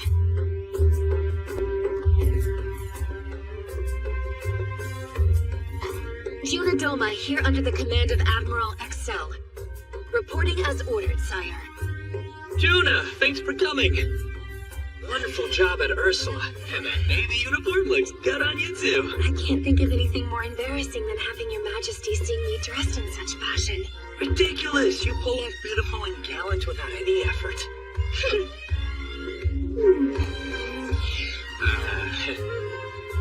The reason I summoned you here is to help me carry out the next phase of my strategy. Wait, the next phase? Yeah. I've decided to call it Project Lorelei. Good day to you all. I'm Chris Tachyon. Thank you for watching. This is News Elfrieden, a show where we present information not only about the Elfrieden Kingdom, but nearby countries as well, and deliver it directly to you, the people. But I'm so nervous that I can't stop shaking, Your Majesty. Take a deep breath and just relax, Aisha. Where's all that confidence you showed on the battlefield, huh? That's because in combat there's none who can defeat me. But in this setting with all of its pageantry and fanfare, I can't find my nerve. I don't see why. Personally, I think you look nice and fit. Trust me, Aisha. They'll love you. Do you really mean it? But are you sure you wouldn't rather someone like Juna co-hosting with you? She happens to be one of our singers, though. Besides, if anything unforeseen occurs, I can't think of anyone else I'd want by my side protecting me. You can count on me to defend you, even dressed like this. With that, this edition of News Elfrieden is over. However, we've something special planned. A brand new entertainment program. It's Elfrieden's first. I hope you will continue to tune in. Well, you ready, Aisha? Yes, I would follow you anywhere, Your Majesty. His Highness was defeated by a man such as this? It said he bested the valiant Prince Gaius using only his ingenuity. And now, we proudly bring you Elfrieden's inaugural musical program. First, little Pamille Carroll. She may look like a child, but don't be fooled. When you hear her, you'll know this songstress has the heart of a diva. When not singing, Pamille's favorite pastime is making sweets, though she minds her weight and tries not to eat too many. All right, let's hear her perform a song. Presenting Pamille Carroll.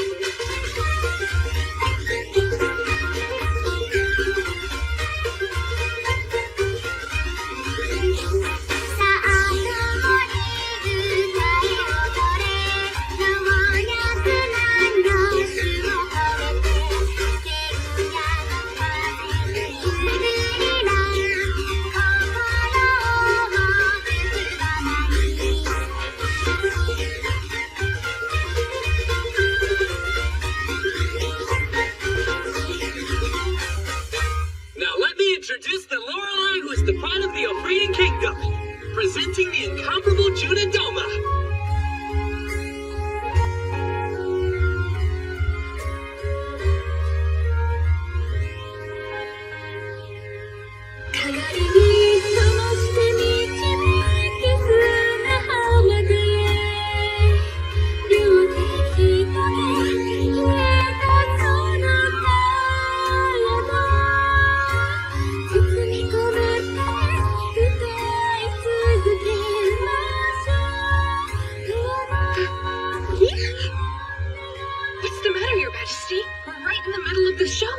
When the next singer's up, I need you to keep a close watch over me, just in case.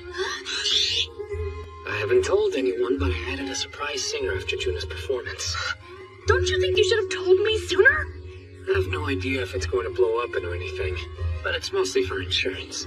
I will safeguard your life with my own and make sure no explosions happen on stage.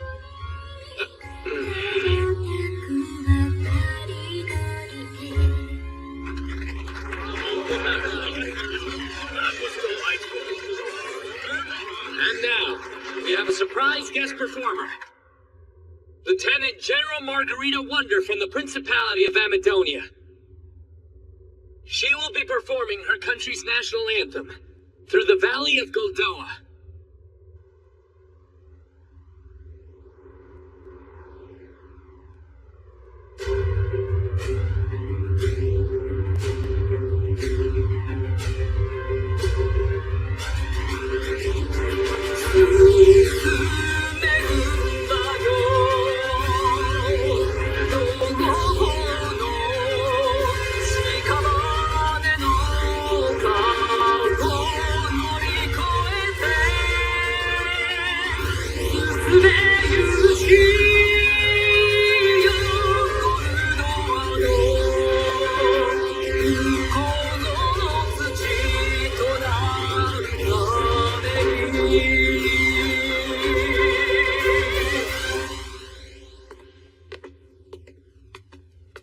I have demonstrated my backbone as an Amadonian.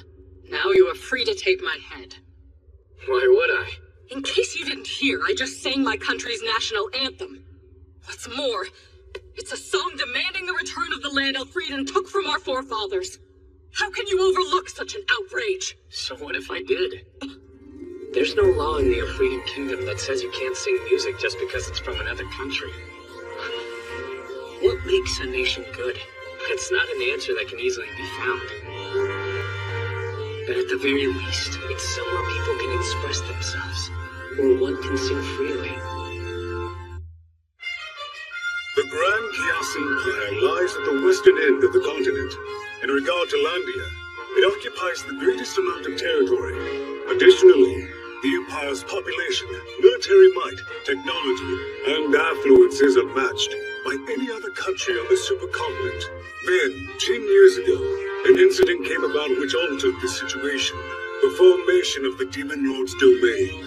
Faced with the sudden appearance of a swarm of monsters, all across the nations of mankind, a call for solidarity rang out. The Grand Chaos Empire, with its unlimited resources, heeded the call and led the continent into war. Currently, the head ruler over the Empire is Maria Euphoria. She was responsible for putting forth the Mankind Declaration, which was more than just a coalition to battle the Demon Lord's forces. It was a sublime pact, created to put an end to warring and stop ethnic discrimination. Furthermore, owing to her beautiful appearance, as well as her kind-heartedness toward all races, regardless of the financial standing, at some point, the people gave her an adopted title, and she became known as the Saint of the Empire.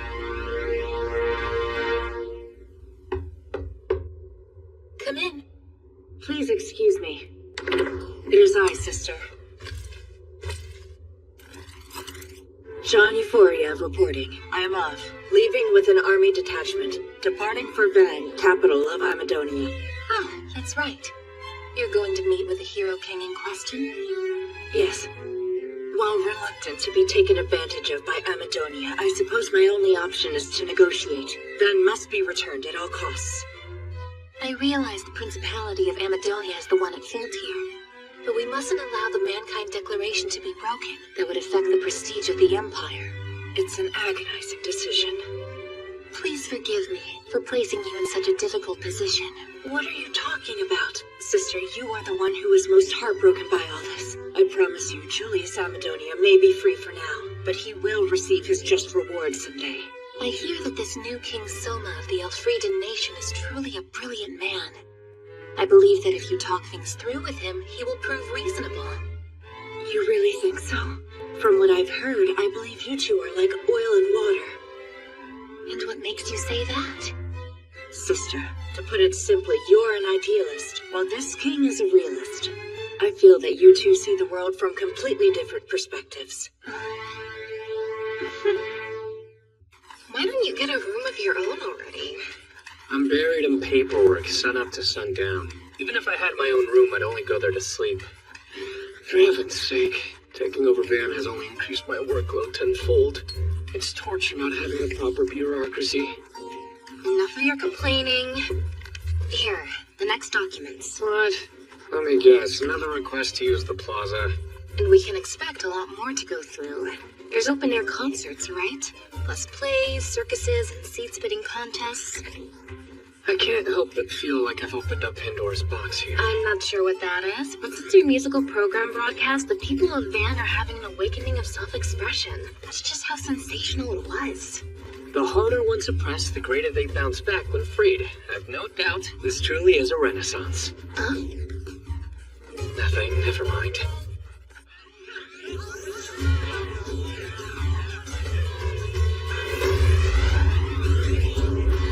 Folks are getting down and dirty, huh? Must be euphoric. Everything my old man took away from them has been given back. Bet my brother's hopes of being reinstated are dashed. Pardon, Princess. But what exactly did Prince Gaius take away from the Amadonians? Just a little something called freedom, dear Colbert. It's a smart play. Soma's not losing any money and the citizens love him now. Also, if anyone tries to take it away again, there'll be a backlash. Freedom costs nothing, but to the people it's priceless. As if Julius can do anything when the country is this prosperous. Almost like, are you saying Soma had that in mind when he made the broadcast? Lowering taxes and increasing distribution wasn't bad either. In all my years of being in Amazonia, I've never seen fabric this spectacular. But we have to hurry, though. There's not a moment to waste, Colbert. It seems that Soma is moving faster than we imagined. After provoking us like that, I'm not letting you quit while you're ahead. Trust me, you're going to answer for your actions, King. You'd better get ready. We have to be prepared, huh? Yes, sire. The Empire has started their march here with a force of 50,000. How long do we have before they reach Van? While the main force will take slightly longer, we can expect the advanced party to arrive any time now. I understand. If there is any new activity, report it to me at once. As you wish. Excuse me, Your Majesty, but if you're not busy, can we talk? Anything wrong? Not at all. In fact, I have something you should be eager to see. This is what you wanted to show him? Some flower? Indeed. This flower is known as a beguiling lily. Yes. Ah, so I can see that it's a lily, but when does the beguiling part come into play? As it so happens, this flower's pollen has a powerful hallucinatory effect, so if you inhaled it, you would end up behaving like a sleepwalker. What? Well, would you mind getting it out of here then? It's all right. The pollen has been thoroughly removed. Yes. Besides, the flower itself is mostly for show. This is what I wanted your majesty to see. The plant's rhizome. The lily's bulb? Oh, lily root! What's so exciting? The plant's root is a high-value food product. But I guess that doesn't fully explain it, does it? They're edible. Very much. And the root has no hallucinatory effects at all. Yes. So how's the flavor? They're fluffy and absolutely delicious when steamed. And as if things couldn't be more in our favor, the beguiling lilies grow in clusters all over the mountains of Amadonia. That's terrific news. I know lily root is rich in carbs. They could be a main dish like potatoes. This could be just the breakthrough we needed to solve the Principality's food shortage. Oh, but you can't get near them because of the pollen, right? Yes, sire. Also, you have to harvest them when they're pollinating. Otherwise, their toxicity will spread all the way to the bulb. Well, I guess that rules them out. If they can't be safely harvested, there's no point. Wait a second. How did you get this one here, then? As a matter of fact, there are people who live in the mountains of the Grand Chaos Empire that routinely gather beguiling lilies and eat them as a food staple. Yes. Then there must be some way to harvest them. That's where the orangutans factor in. The orangutans, huh? Those monkeys that like getting tipsy? Yes. You see, fortunately for us, sire, they routinely eat the rhizomes of beguiling lilies. The people from the mountain noticed, so they tamed the animals to do the harvesting of the flowers for them. I'm starting to get it. So that's how they're able to farm the plant. How ingenious. Do we have these orangutans in Amadonia? Oh, yes. And to save time, I went ahead and asked Tomoe if she would negotiate with them. As long as we regularly provide sake barrels instead of wages, I believe we'll have a more than content workforce. All right, Poncho. Start production of lily root at once. Yes, sire. Lily stew rations are served over here. Come and get them. Yes.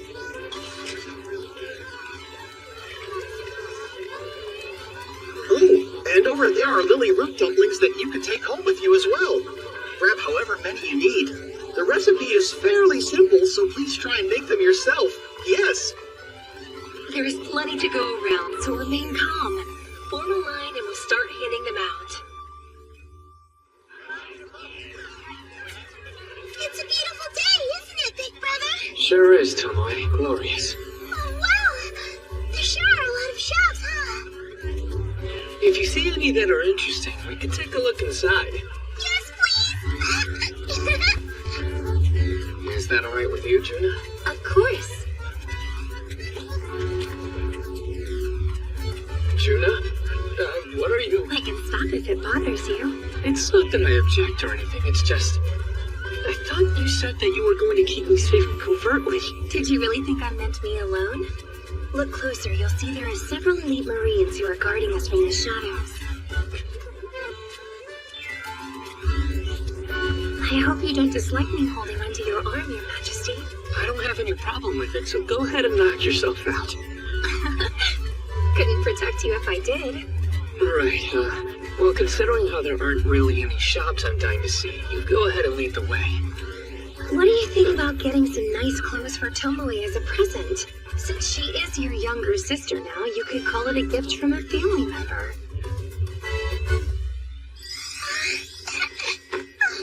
What sort of clothing may I help you find today, sir? Well, let me see.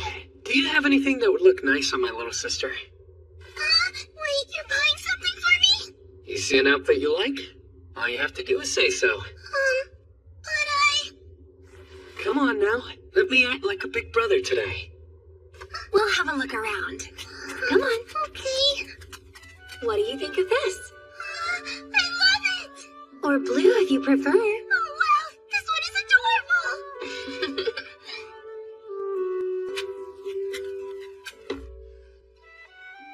Pardon me, sir. If you don't mind, I'd appreciate your viewpoint on a question I have. What is it? Suppose that on a battlefield, all of your generals were gathered together for a war council, and that the first plan one of them put forward had several merits. Would you not then choose to implement this strategy immediately? No, I wouldn't. I would wonder if perhaps there was an even better tack. But now suppose that you were one of the generals and wanted your plan to be adopted. It would be a better approach to withhold your thoughts and propose your strategy as the solution in the end.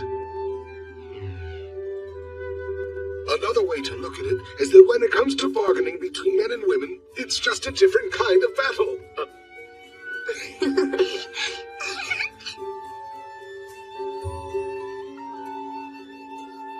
While I believe this would look good on Tomoe, perhaps I should wait a bit longer. You're a magnificent strategist, sir. And I am honored by you saying so. You used the War Council in your example. Was there some significance? I do beg your pardon, sir. Up until a few days ago, I had been dealing with some rather distinguished individuals. And these distinguished people were military men, I take it? Quite the opposite. One of them was a very charming, albeit cunning, little devil. Such a loud sneeze, Princess. A lady should refrain from calling attention to herself. Who even noticed? One sneeze means you're being talked about, two means someone's fallen for you. Still waiting on the letter, though. Kazuya? What do you think? Wow. Want me to carry those, Tomoe? I'm okay. You bought these for me, so it's only right that I carry them. Well, would you mind if I at least carried these?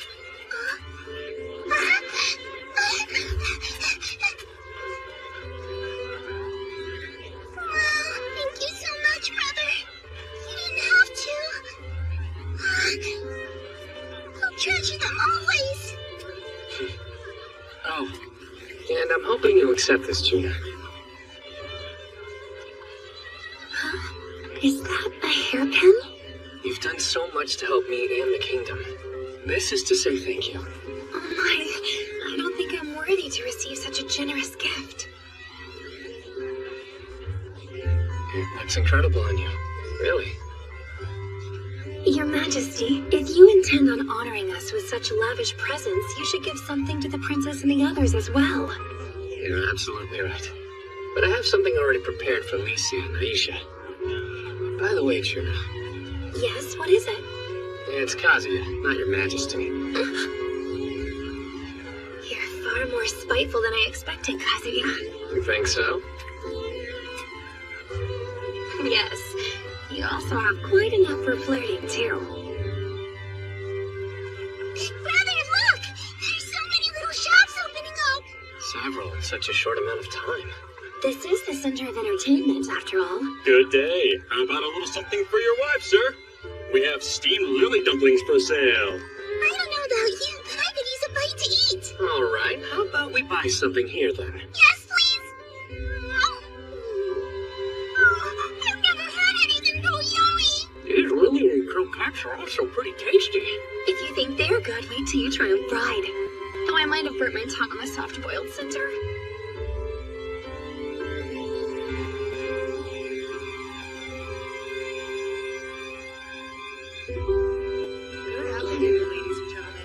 I wish days as peaceful as this could go on forever. Elfrieden and Van will be sunny today. Perfect for washing clothes. Taking in nature. I never or expected any to other see a outfit. gemstone broadcast used in this manner.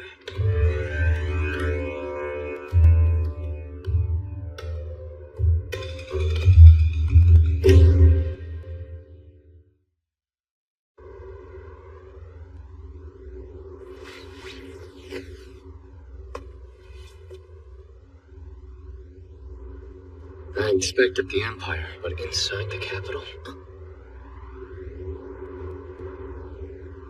I'd like to introduce this system to my own nation. I'll look into it once I return. No need for that, songstress Juna. I bear no ill will. Who are you? I am Jeanne, the sister of Maria Euphoria, Empress of the Grand Chaos Empire. It's a pleasure to meet you. Kind of audacious of you to just come strolling right into the capital, especially while I'm here. It was necessary. I needed to see you with my own two eyes. Rumors alone aren't enough to ascertain the truth about a person's character.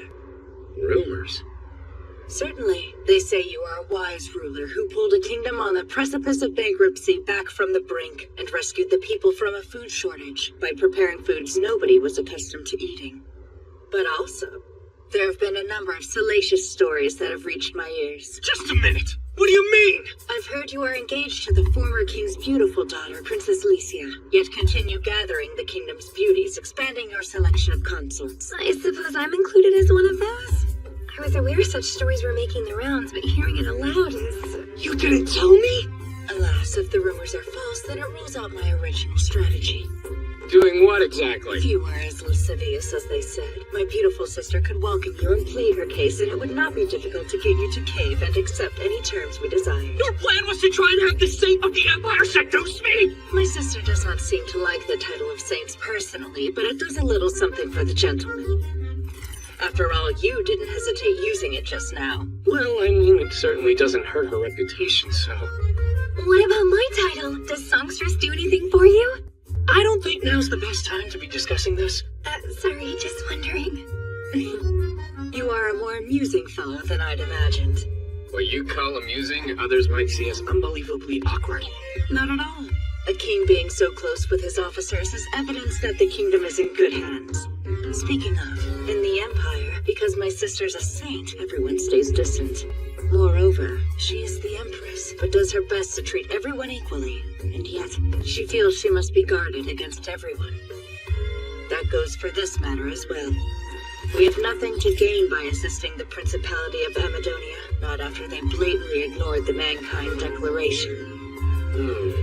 We just met, but for being sister to idealistic Maria, your view of the world certainly is quite realistic. When the elder has her head in the clouds, the younger has to have her feet firmly on the ground. Anyhow, I admire the way you're implementing the gemstone broadcast. Would it be all right if I copied it in my own country? Go right ahead. Not like I could stop you even if I wanted to. Thank you very much. But I'm curious, how are you able to think of so many progressive ideas? Progressive, you say? Back in the world where I come from, this is quite ordinary. The world you're from. I completely forgot. On behalf of my sister, I wish to apologize for that. Tearing you away from your home and family. We had no right. For the hero summoning, I mean. I beg your forgiveness. What's done is done, so please don't bow to me. All the same. The Empire has no reason to want a hero to interfere. Isn't that right? This was your way of showing consideration toward a kingdom that couldn't come up with financial aid for the war effort? Yes. That's what I thought. I was meant to be a human sacrifice all along. Elfriden's too far from the Demon Lord's domain and can't provide aid. Also, they never signed the Mankind Declaration.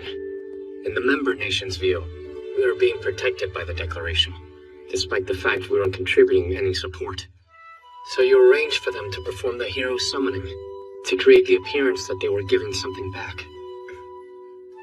Wait, since we aren't even signatories to the Mankind Declaration, we had no obligation to provide support in the first place, did we? But even so, we were a direct beneficiary of the bulwark created by the treaty. It was imperative we do our duty, otherwise we'd invite backlash from the signatory nations. Oh my word. To placate the nations that did sign on, you also requested war subsidies from the non-signatory countries. Or if they could not provide money, some equivalent sacrifice. I don't know what I can tell you. Let's be honest with each other. You didn't actually think the hero summoning would end up working, did you? Did it matter? The Empire figured as long as the ritual had been carried out, that would be enough to appease the signatory nations. You are quite astute. However, somehow you ended up being summoned into our world. And after being called here, and then having the throne yielded to you by King Albert, every single effort you've made has been to turn the country around. It's like I said before, what's done is done. I don't blame you now that I know all the circumstances. And besides, if I wasn't summoned, I wouldn't have found a family. Still, if it bothers you enough that you'll accept my jurisdiction over Van, we could call it even. Sorry, but I can't. You're not the only one who wants to protect their family. In that case, I suppose we will have to negotiate. Yes. And when we do, I hope you'll go easy on me.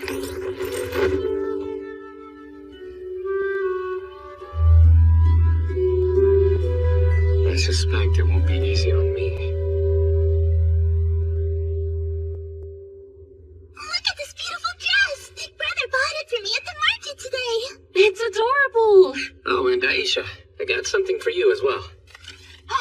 Your Majesty, I'm simply delighted you went to the trouble of buying me a present. First that dress, Aisha, and now makeup? If this keeps up, it could cause me to turn over a new feminine leaf. But no matter how I look, I will defend His Majesty's life.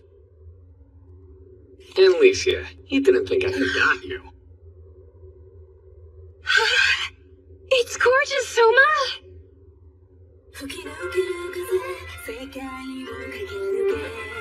Be honest. Tell me how I look. Big sister, you're so beautiful! Empire or not, come whomever may. I'm going to keep moving forward. To protect Alicia and the others.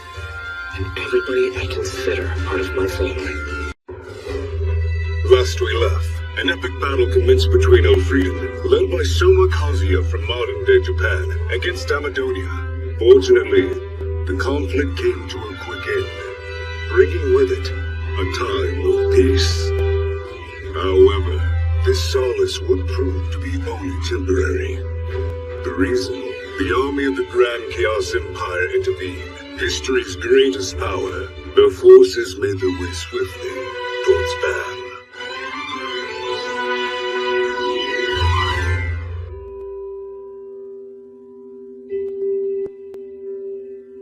The evening is quiet, isn't it? Yes, it certainly is, dear. With Licia and our future son-in-law away, it's as if the spark's gone out around here. But then again, this was typically how the kingdom felt when it was under my command. Yes, they're away, but our ministers, royal guard, and even the maids are still working with such intensity these days. But there's no denying that out of all of them, the acting king is pulling more than his weight. I had no idea what was necessary to be an effective monarch for one's country. I continue to believe abdicating the throne so he could rule was the wisest decision. Yes. I wonder, though, if this is what it will take to finally change things. You must have faith. It's unlike the other time. She had been here from the very beginning. As long as they work as a pair, I have no doubt the outcome will be far different, my love. Besides, it's not as if they're on their own, you know. The advisors he brought on are making things much livelier. Right you are. And to think we even have ourselves another daughter now. Yes, a most adorable one named Tomoe with wolf ears, purple hair, and a soft fluffy tail. I don't know my own strength. Please forgive me. He's all right. You were just lucky that was only clay and not a stone or a dagger to the forehead. No way around it. I'm just no match for you. I wouldn't go that far. Aisha, you're assessing his combat potential. Tell him how bad he is. The plan for an adventure party was a bust, too. To have a full party, you'd need a mage. If your shield had reinforcement magic cast on it, it would have been harder to get through it. Maybe so, but harder doesn't mean impossible. Apparently, while I do fall under the mage category, I guess I'm not a very good one. I do wonder, though, if I got training somewhere, would I be able to use elemental or reinforcement magic? Not a chance. Huh? I've never heard of anyone who could wield magic outside of their own attribute before. Plus, there aren't many dark mages. As far as I recall, I've only ever seen 3. Wait, 3? There's Tomoe and myself, but that leaves one more. My mother, supposedly. Good luck getting her to tell you what kind of power she has, though. Oh, yeah? Then Lady Alicia can also use dark magic. Kinda disappointing how I get these brand new powers and still can't even defend myself. You have nothing to worry about. As long as I'm by your side, Your Majesty, you will never be in harm's way. Just seems like a hero should be able to protect himself. No offense, Aisha. Pardon, sire. Hakuya is looking for you. I believe he wishes to discuss Van's redevelopment with you. The Empire is coming, sire. An Imperial force of 50,000.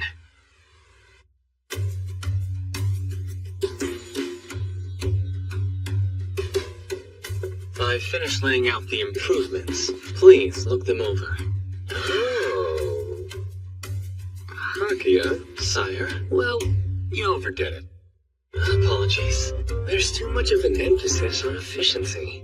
Look, if we're renovating this much, it'd be quicker to scrap the whole city and rebuild it from scratch. It's ambitious, but after seeing how disordered the original designs were, I simply couldn't help myself. Still, for the sake of firefighting logistics, I feel some rezoning is in order. Regarding all other policies, I'd like them to reflect the will of the people.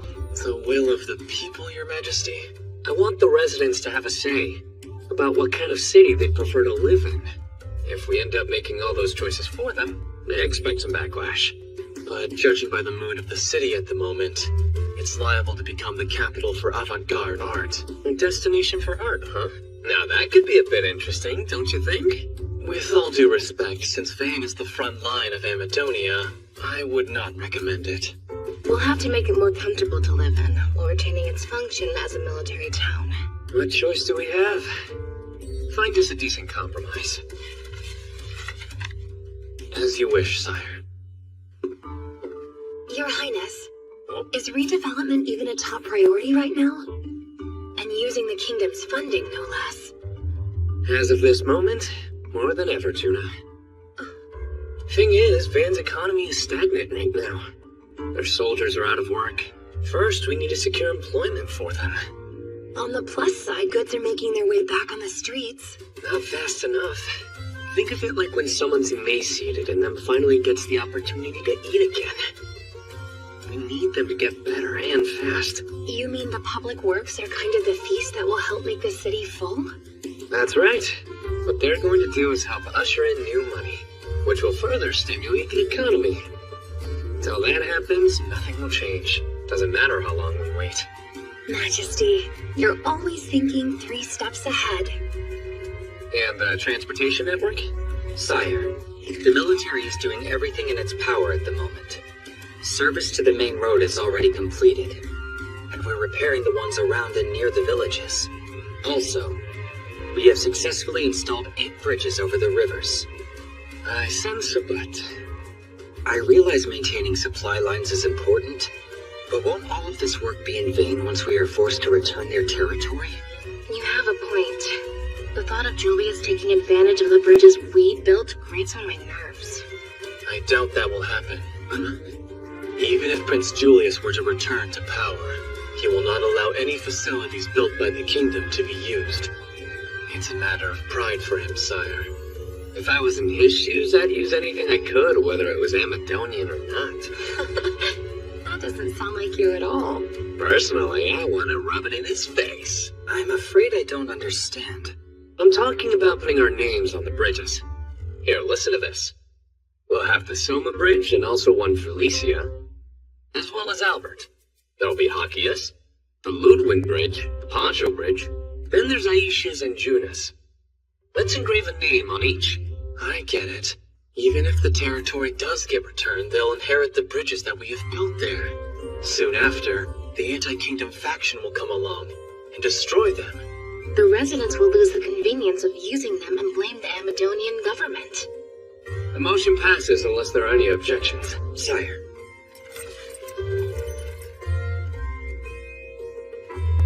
If there's nothing else, we will excuse ourselves.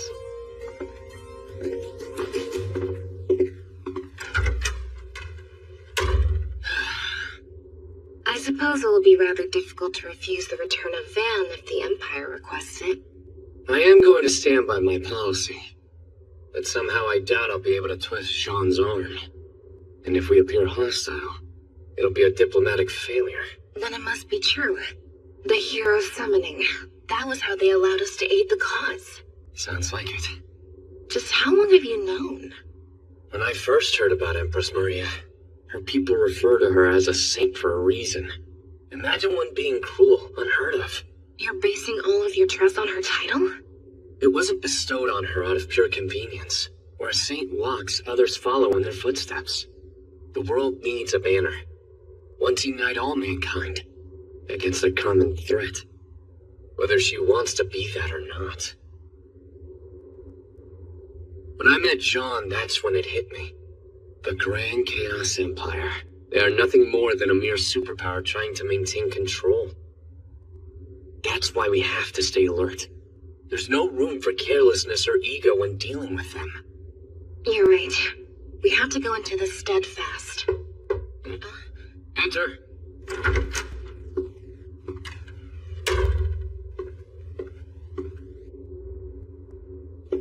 What is it? There's news, sire. The Empire has arrived. Also, they are accompanied by the Prince of Amadonia. Here we go.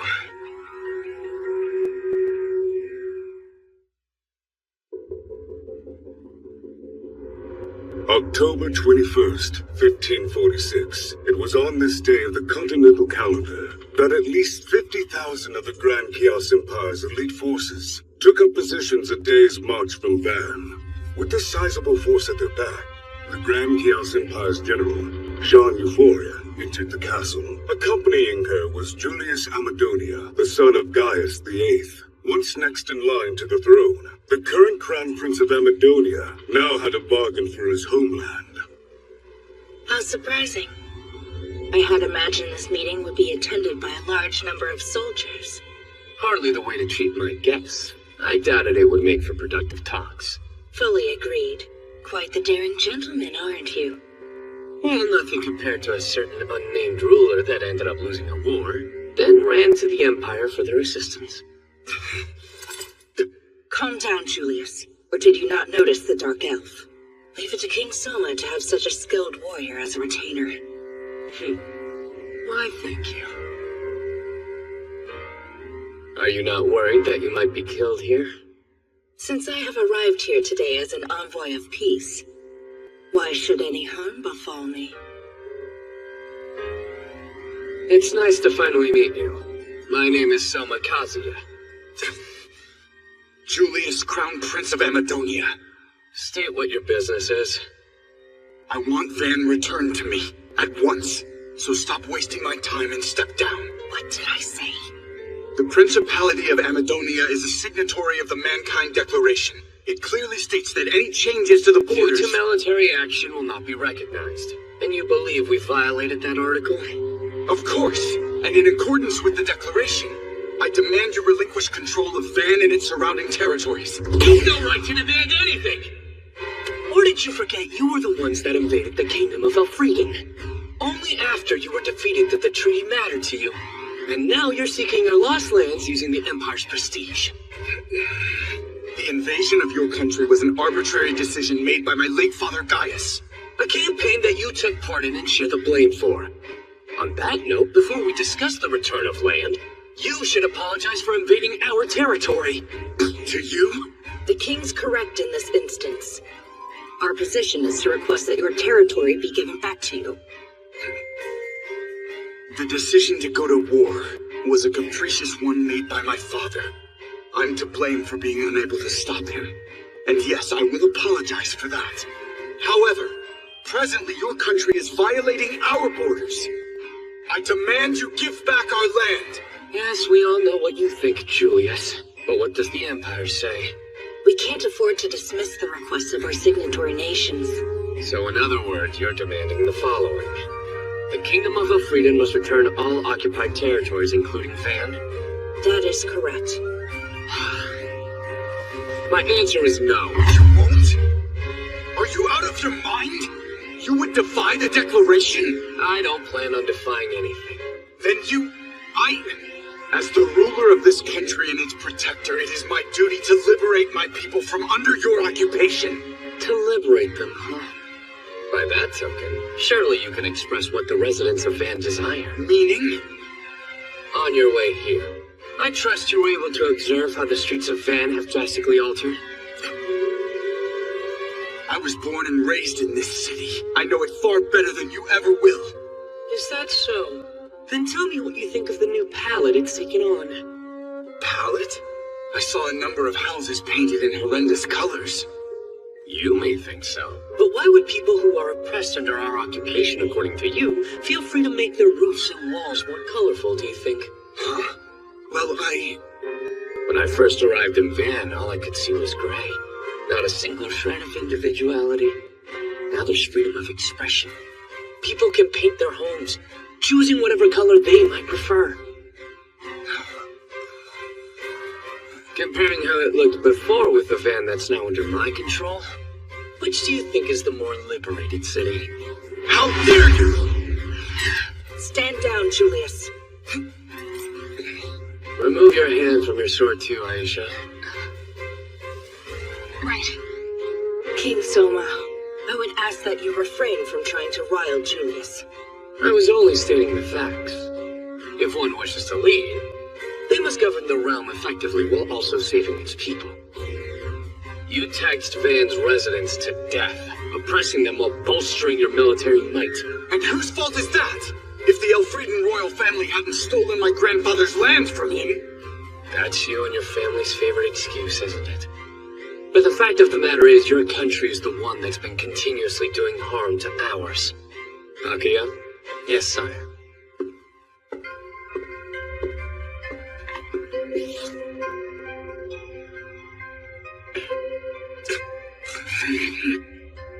This is... a list of all the noblemen from Elfrieden who were incited to insurrection by the Principality of Amadonia. They were the ones who instigated a revolt, encouraged fraud, and then motivated these nobles to be uncooperative toward the royal family. incredible. It's shocking. But the fact is, they're only pretending to abide by the declaration, while secretly their country interferes with foreign affairs. And yet even after all this, they stand before us now speaking about vengeance. It's the kingdom of Elfrieden's fault your country is so poor. Our fault your people are starving. In whatever direction you look, there's endless suffering. Meanwhile, you spend your hard-earned tax money on the military instead of people and blame us. What are you saying? It's awfully convenient. As long as you beat the drum of revenge, you can conceal your own mismanagement of the city and direct the anger of the people unfairly towards our country. Damn you! What did I just say? And I asked you to stop aggravating him. I'm sorry, but my intention was to make it clear Elfrieden is also fed up with the Principality of Amadonia's poor conduct. I would like to make you a proposal. Could I ask you to kindly leave us the room, please, Julius? You have some nerve! You want me to sit out of discussions about the return of my own homeland? You still don't understand. There wasn't any point for you to even show up to these negotiations. You arrogant! It's the Empire that's seeking the return of land against the backdrop of military force. You're powerless. Since that's the case, discussion will take place between Jean and myself. The goal! It's my territory and you will deal with me! Stand down, Julius, and allow me to handle the negotiations. The Empire does have other business. With you here, this discussion has reached total standstill. From here on out, I will do the talking. All due respect, isn't that a bit of a one-sided argument? Then the Empire will withdraw. Feel free to bargain as you like afterward. I trust that you'll do your best.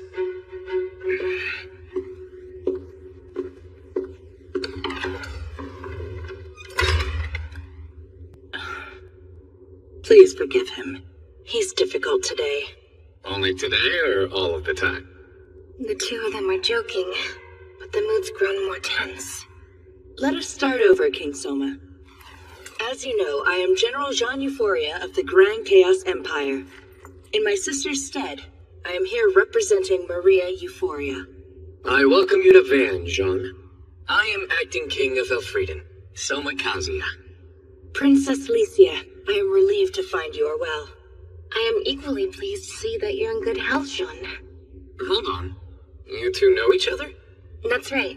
We met once while we were children. That was long before the Demon Lord's domain appeared. Yes, it was. During a conference with the former King Albert, if I remember right. At an age where games were more interesting than politics. I would like us to have a candid discussion. As would I. But before we begin, Licia, would you go and fetch Serena for me? Right away.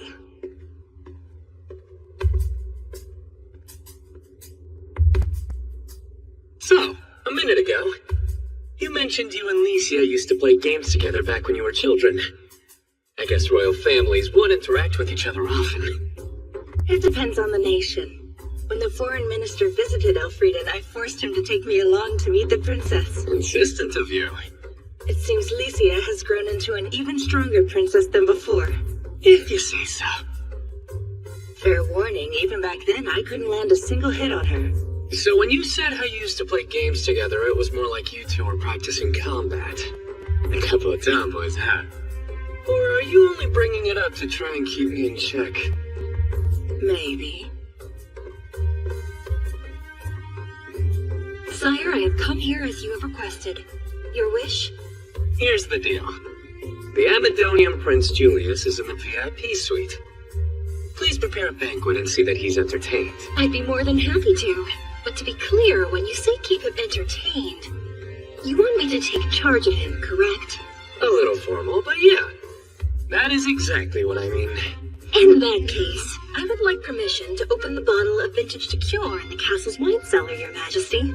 As long as we provide our guests with the best level of hospitality. Highness, I will personally make sure Julius's chalice never runs empty. I guarantee he will be more than pleased with my hospitality, however much he can remember. What's wrong? Am I missing something? Tell me.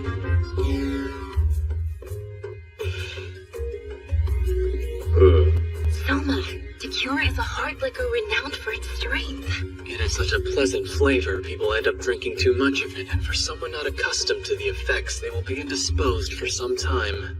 So basically you're saying if she serves him a drink, I guarantee you that the banquet will be over in less than 10 minutes. That's not very hospitable.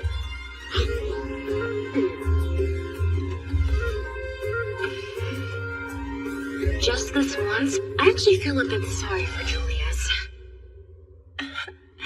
This really is quite the amusing country. I suggest we relocate and start negotiating. Does that sound agreeable, Jean Euphoria, General of the Grand Chaos Empire's forces? Very much so. Provisional King Soma Kazuya of Elfrieden. I'll let you lead the way. Nearly 10 years ago, the Demon Lord's domain appeared, and mankind lost their lands as a result. In response to the turmoil, the Grand Chaos Empire put forth the Declaration of Mankind's Common Front against the Demon Race. Nations that signed on to the Declaration ratified the following 3 articles. The first states any changes in borders among mankind's territory due to military action will not be recognized.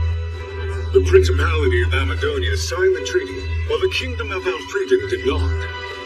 Therefore, when the former lost the capital of Van to the latter, it was possible for Amadonia under Article 1 to appeal to the Empire. Using the power of the Declaration, they sought the return of their lost territory.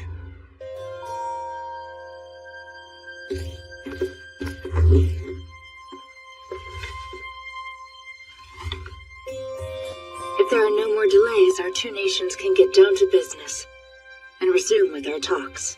Right.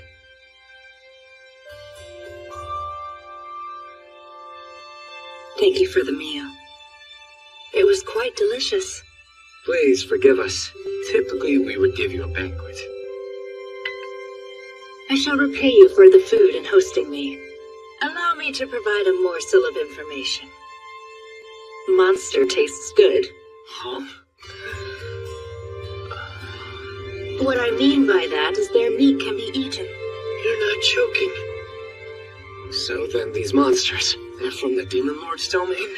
Of course. They taste surprisingly normal. You've tried them yourself, Sean? She is cute, but also a little bit crazy. I'm impressed. But was there any chance it was actually kobold meat? It was definitely a monster. I would never even dream of devouring demons that resemble humans. To be honest, I can't tell the difference between demons and monsters. Oh, that's right. I keep forgetting this whole world is brand new to you. Do you know about the fate of our punitive force? Yeah. King Albert told me about it. I don't know how much he mentioned, but it was 10 years ago. A large number of soldiers were decimated by the demons. This was when my sister was 9 and I was 7. The punitive force was under the command of the former emperor, who you've probably worked out was my father. Later, I heard stories, how horrific the attack by the monsters was. Flames spewing from teeth-lined jaws, how cities were turned to ash and people were killed and devoured, men, women, and children. The monsters were running rampant on pure instinct, though, so some people were able to escape their destruction. Almost like wild animals. Meanwhile, the demons demonstrated well-organized behavior, defeating our punitive force with overwhelming strength. Reports afterwards vary. Some of the troops said they were not pursued by the enemy. Others claimed the opposite, and that pillaging and butchering took place. Kind of what you'd expect if you were fighting other people. Makes you wonder how the two differ. Could it be possible that demons may have evolved from monsters? We only know they gained their intelligence from eating people's brains. At least, that's what the religious folks made a big fuss about, but their narrative was full of holes.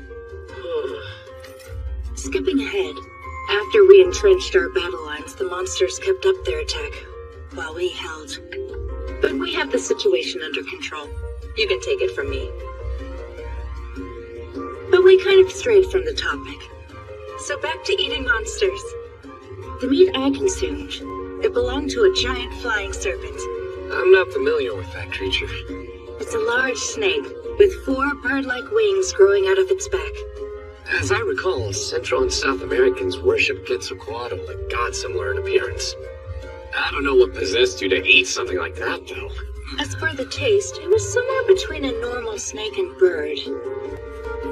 It tasted like a regular snake? As in she's eaten them before? For a princess, you've developed a taste for, shall we say, unusual cuisine. I'm also a general commanding troops. If the occasion demands it, we'll eat whatever we can find. I suppose I can see your reasoning. Still, I'm having a hard time imagining how you found out in the first place. From a scout party, they discovered the remains of monsters that had been cooked. So you're saying... We believe the demons have been consuming them. Naturally, when we captured the same species, we had to verify if they were edible or not. Upon trying it myself, I found it tasted light and surprisingly refreshing. I mean, obviously this raises more interesting points besides the taste. And that would be what? Well, for starters, the fact that demons were eating monsters is way more shocking. The implication is demons don't regard monsters as equals. There's a hierarchy. Tell me something, John. What is it? Just what if demons and monsters are the same as what we call people and animals? Why would you ever think that? Hey, no notes for this part. Understood. Must be disturbing if you don't want it on the public record. I can't wait to hear the bombshell you're dropping. Forgive me. In some situations, I realize these could be seen as discriminatory remarks, so... In regards to what? If you're talking about demons and monsters, I'm intrigued. Truth is, animals, monsters, I can't quite see any difference. And yes, I imagine that sounds crazy to everyone here. On that note, the races such as beastmen and dragon newts, they seem similar to demons. That's mad. The beings that occupy this world are nothing like the ones where I come from, so I don't understand how they're different. Well, for starters, demons! Are you comparing Tomoe to their kind? Majesty, saying that's too far is an understatement. Like I said, this could most likely end up being interpreted as discriminatory. Let me ask you this. Can you tell me the difference between mystic wolves, foxes, and kobolds, John? Of course I can. Kobolds' faces are more dog-like. Sure, but there are races of beastmen with animal-like faces, aren't there? I suppose, but now that you mention it... Wait, I know. The kobolds have bodies that are almost completely covered in fur. If that's the measure, they're fur-length. Then what about demons we know about without any hair?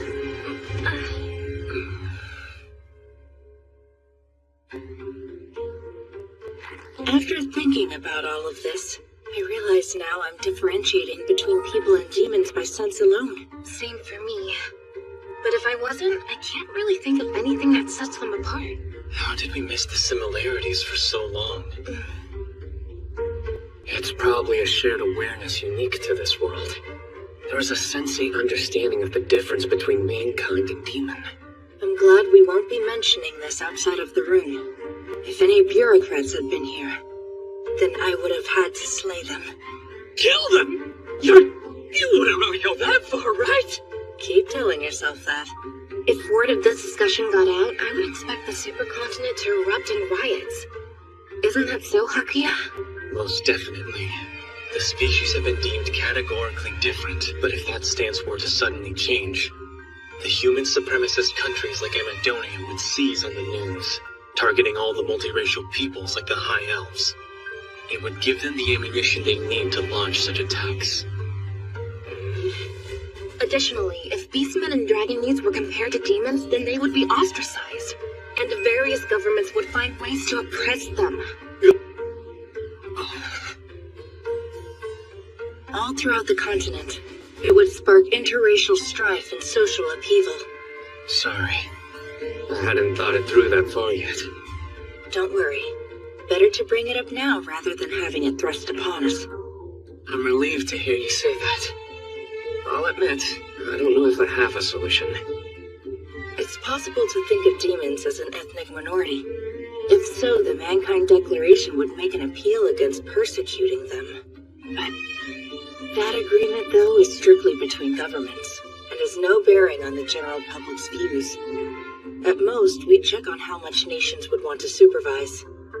For that matter, there are nations like ours, ones that have not signed the Mankind Declaration. If we, a foreign power, were to force our policies on them, there could be a severe backlash and even quite possibly a war. That's absolutely right. Not like we have all the information about monsters and demons anyway. It's dangerous drawing conclusions when there are still so many unknowns. Very well. To be frank, it seems we should discuss this matter further. That is, if you would like. That would be best.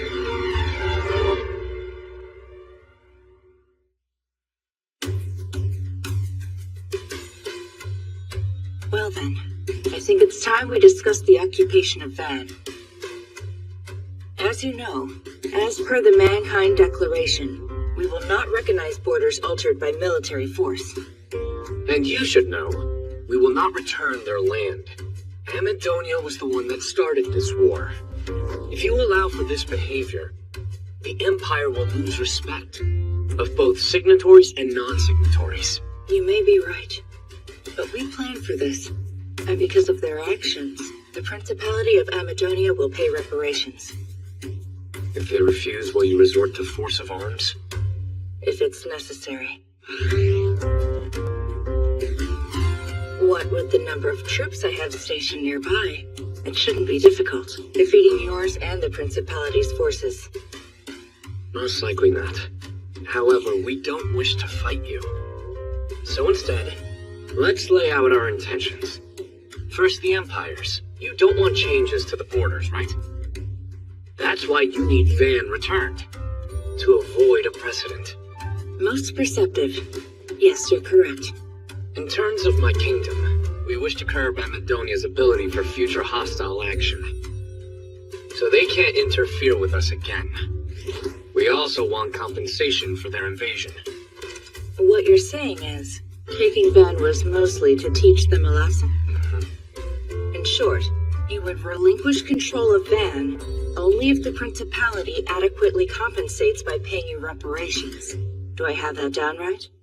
If Julius wants the city back and pays, yes, I will return it. To me, that's a shame. Van could generate all sorts of wealth in the long run, and we would be missing out on that for a simple one-time payment. I don't view it as a bad situation. The Empire achieves what they came here for and has the Principality's territory returned back to them. As for the other non-member nations... It sends a clear message to them all. If you try anything similar, You may not lose your land, but you will pay for it. You catch on quickly, Jean. No surprise. This ought to earn some good faith with non-member nations, too. Julius is going to be completely against it. He created this situation. One more thing. Please have the payments made in Imperial coinage. You're dragging my country into this? The Empire bears some responsibility for not quelling Amadonia's rage outright. I suppose there's no denying that. Tell me, Soma, why hasn't Elfrieden signed on to the Mankind Declaration yet? I hate to say this in front of Princess Lycia, but in Albert's case, the reason he didn't join our unified force, that is, it's not that he refused to. My father couldn't make up his mind whether to sign it or not. He's a little indecisive. You haven't signed since taking the throne. I imagine you have a more concrete reason. I can't afford to give her my answer just yet. Then again, if I lie, it'll adversely affect our new relation with the Empire. I hope you'll trust me when I say we want our nation to march alongside yours despite not being a signatory on the treaty. As long as Empress Maria continues striving to unite all of mankind in response to the Demon Lord's domain, we will be your allies. The kingdom is not the enemy of the Empire. Even though you insist we can trust you, you still won't sign the declaration. Our country can sign if we wanted to. What we would like is to enter into a bilateral alliance with the Empire. One that would be kept secret. Secret, you say? Go on. We finally got our domestic affairs in order. And now we're reforming our military. We're creating a new system. One that will act as a single unified force. Speaking of, is it true? The Empire is sending a detachment to reinforce the Union of Eastern Nations? Yes. They're a collection of small to mid-sized countries, but most are signatories of the Mankind Declaration. Per the treaty, it's only right we send them our troops. That's right. So why not allow our country to take on the exact same role? You can't be serious. Say the demons and monsters move south. They'll surely avoid the Star Dragon mountain range, pushing either east or west. If they head west, the Empire has them. East, my kingdom will deal with their numbers instead. Well, that would require some new protocols. Yes, I know. Should the Empire, head of the Mankind Declaration, request reinforcements from the Union of Eastern Nations, they will be met, as will any requests made to our kingdom. That's the form I'd like this to take. If it's discovered that our two nations are in alliance, it will make some countries trepidatious. Amadonia, yes, as well as Zem, not to mention the Republic of Turgis. It is for that reason we would like this agreement of ours to be kept strictly confidential. A secret alliance only we know about. For my part, I see no reason why I shouldn't accept your proposal. But just how is this going to benefit you in the long run? The way I see it, we are earning the trust of the Empire. I'm not sure I would call that much of a benefit. Maybe. But when the fate of mankind hangs in the balance, we can't think in terms of profits and losses. Plus, if we don't become involved, other nations will give us the cold shoulder. That makes sense. But there's too much distance between us. How are the Empire and Kingdom supposed to communicate quickly? I have a workaround to eliminate that problem. Hakia, show her. Yes, sire. I'd like you to give this to Maria. It's a simple receiver. If the Empire would kindly give us one in return, we can reach each other anytime. That way you and my sister could be able to easily converse person to person. I cannot help but shudder at your sheer inventiveness, Soma. You're being too kind. Where I'm from, these systems are commonplace. We must seem antiquated to someone like you. You just keep amazing me. Listen, Soma, would you permit me to make a rash proposal? Go ahead. Thank you for the opportunity. All right, then. Princess Lycia? What is it? How would you feel about giving Albert the throne back? So that way, you could give Soma his own country. Or he could join the Empire and become our Prime Minister. But that's just the start. Ultimately, he would marry my sister and become the new Emperor. Do you even understand exactly how inappropriate of a request that is? What kind of negotiation is this where you can just suddenly decide to steal our king from us? But Soma's thinking is just so ahead of its time. I would love to see the sort of empire he and my sister would end up creating. It's simply out of the question. You can't take Soma from me. I mean, you can't take Soma away from our kingdom. Licia, easy. I swear I'm not going anywhere. Okay? Apologies for shouting. I know your hand's still on your sword. Aisha, be good. Majesty, why are you treating me so unfairly? A generous offer, but I can't accept your proposal. For the kingdom's sake. As well as Licia's and the others. I understand. It was a wild idea, but I appreciate you humoring me. Getting back to our previous discussion. Regarding this secret alliance, it's a serious decision I cannot make on my own. That's what the simple receiver's for. It goes beyond that. What would you say to sending each other several diplomatic officers? I see what you mean. That would make working together much easier. Then we'll proceed.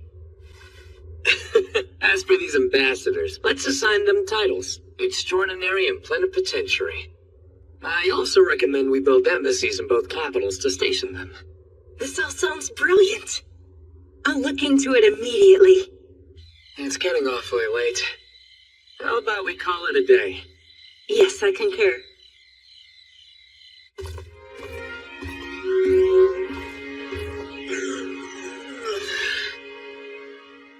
We've been talking longer than I thought. The sun's already rising. I feel like we discussed a few subjects that weren't necessarily of importance. I'm just glad these negotiations led me to finding someone I can depend on. There is something I think you should know, my new good friend from the East. And what might that be, new friend from the West? Within the demon's domain, there's a being who is lord over the realm.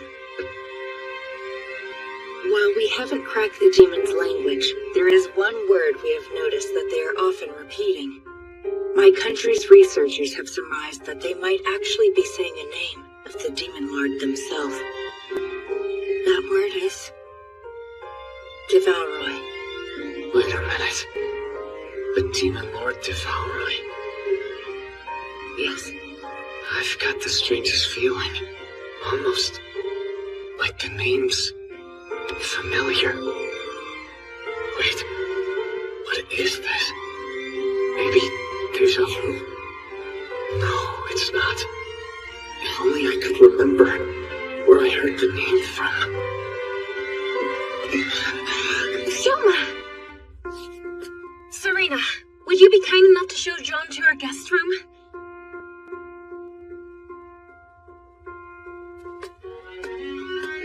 Really, all I need is to get some sleep in my office. Tonight, you're going to sleep in a proper bed. I don't know what happened back there, but at least let me take care of you. Thank you, Licia. It's my pleasure. This is the Kingdom of Elfrieden's decision. We will give back Van to the Principality of Amadonia and return to our country. The conditions of this return are, the Principality of Amadonia is hereby ordered to pay the Kingdom of Elfrieden war reparations for their invasion. Furthermore, this payment is separate from monies negotiated for the return of prisoners of war. Answer me, Jean. What is the meaning of this? You wanted your lands returned to you, and that's exactly what I did. Is this your idea of a bad joke? You know how paying reparations will look? As if our nation's admitting defeat! I'm afraid that's unavoidable, since that is what happened.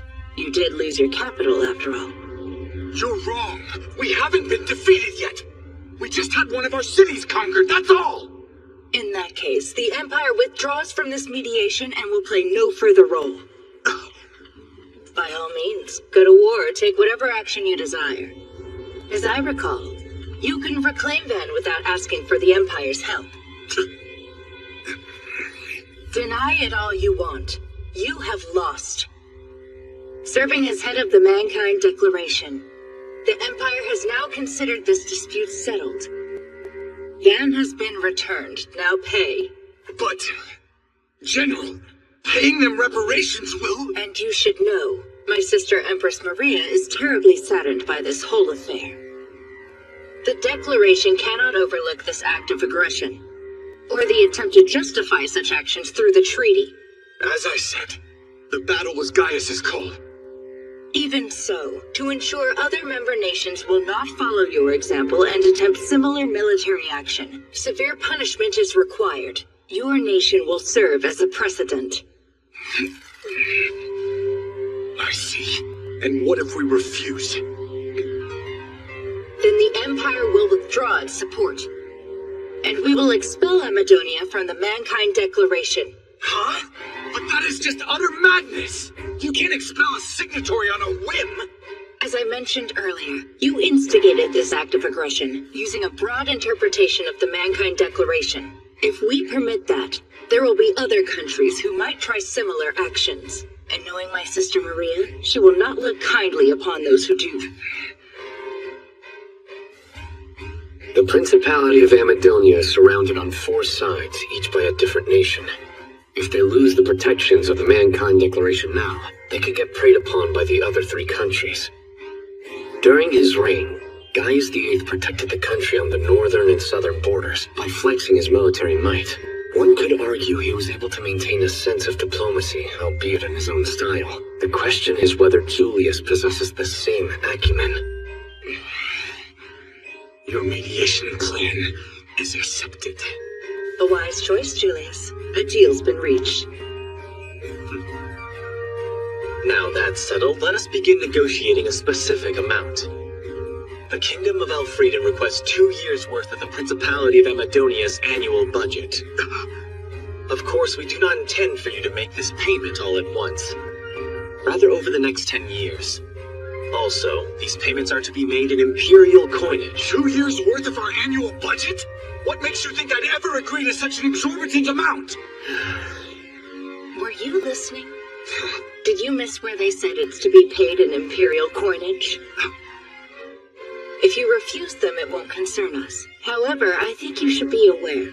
By doing so, the city of Van won't be returned to you.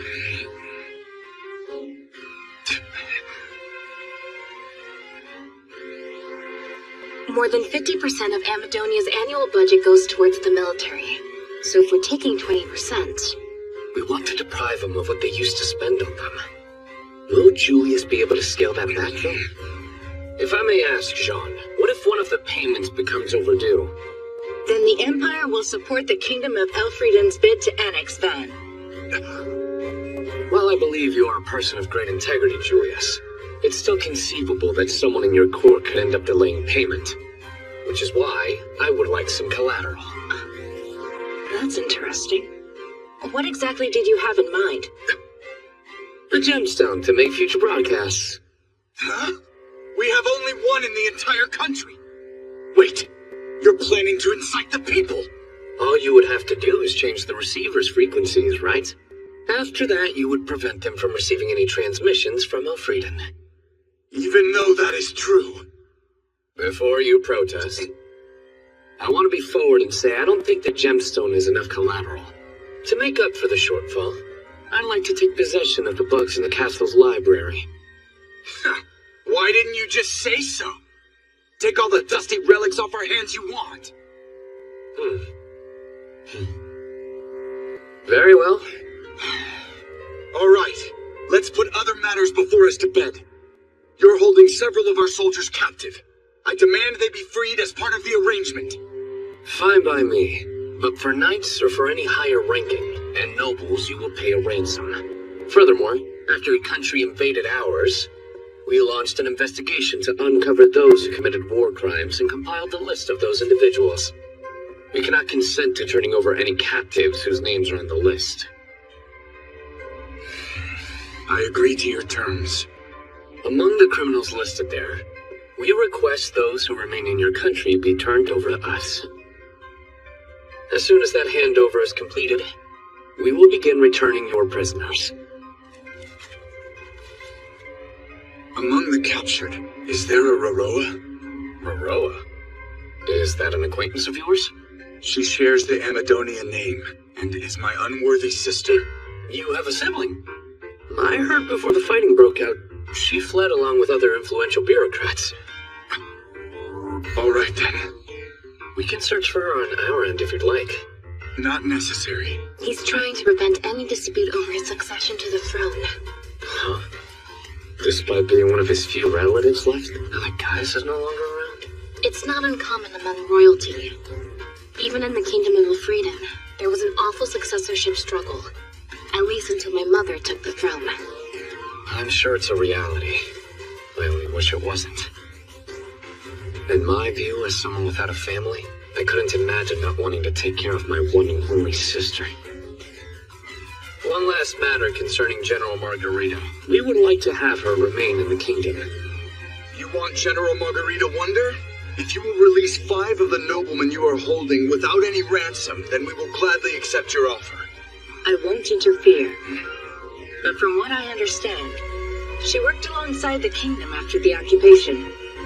In my opinion, you could have driven a harder bargain. Giving her up in exchange for a mere 5 noblemen is unwise. Very well. We accept your terms. She served as a competent general, but why out of all my officers choose her specifically? Someone who only judges people based on their military value wouldn't understand.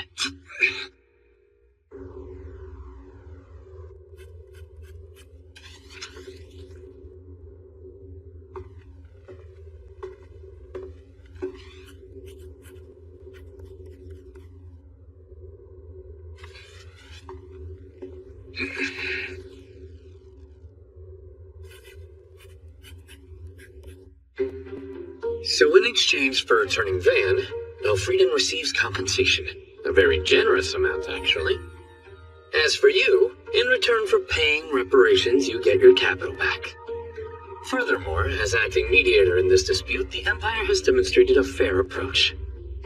I am satisfied with the result for now. There's only one satisfied party here. You've crippled our country. If you'll excuse me. Before you go... Now what is it? Where I come from, a famed political thinker named Machiavelli said the following. Power acquired through difficulty you'll keep with ease. Those who acquire it without keep it with immense difficulty. What does that mean? When I defeated you and took Van, I purged all the nobles. Not only them, but your knights too. And any other potential political opponents. All on my own merits. So even if I were to somehow continue governing Van, I wouldn't have very many obstacles in my way. But you, that's a different matter. When you return to power, will you be able to govern without incident? You forget this was my city to begin with. Just one moment. This is your land, but you didn't win it back. You relied on the Empire and outside force to reclaim it. Machiavelli called it acquiring power without difficulty. But that's not all. He also said the following. One who becomes a prince without hardships must exercise great effort to remain so. Julius, I suggest directing your efforts to helping the people. Who asked your opinion?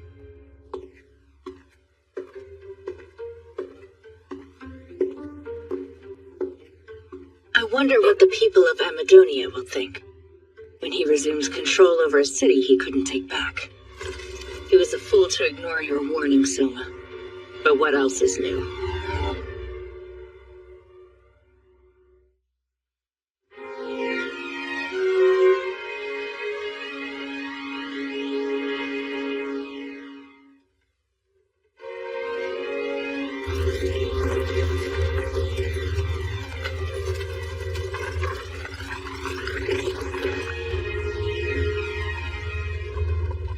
Here for very long, but now that we're leaving, I'm going to miss the city. Remaining in Van would have been a waste of funds. Not to mention a waste of time. Several issues within our kingdom remain unaddressed, Your Majesty. Yeah, I'm well aware. Is it just me, or do most of the citizens look downtrodden? They're probably anxious about falling under Amadonian reign again. Even though everything will go back to the way they remember it being? Precisely why. They were living under oppression. That's what they came to expect daily. However, when they were under the occupation of the kingdom, they learned that there was more to life than tyranny. That is true. You allowed them the freedom to express their thoughts and feelings, and without repercussions. Exactly. They're anxious whether or not they're coming under an age of dictatorship all over again. And more than likely that will be the case. Knowing Julius, will crack down on the relaxed mood they've adopted. Now that they've finally gotten the taste of what freedom's like, they can't go back to their old lives. Almost like an addiction. Fair point, and I understand where you're coming from, but I wish there was a better comparison. It's true, isn't it? Still, it's not that easy to change the entire mindset of a nation. Back in the world where I come from, we have a saying that goes, tyranny is more terrible than tigers. I don't quite understand. Could you explain it? It means that an oppressive government is fiercer than a man-eating tiger. To the citizens of Van, yes, we might have been invading tigers. But in no way were we tyrants. And now that they know their old way of life's returning... Strange how the more I walk by your side, the more I see how people react during harsh times. That all you can stomach? Not even close, bring it on! What's gotten into you all of a sudden? No path walked with His Majesty is ever too difficult. You know I feel the same way, right? I promise, I'll travel any road as long as it's with you. I get nothing but hardship, but that's normal. You're welcome.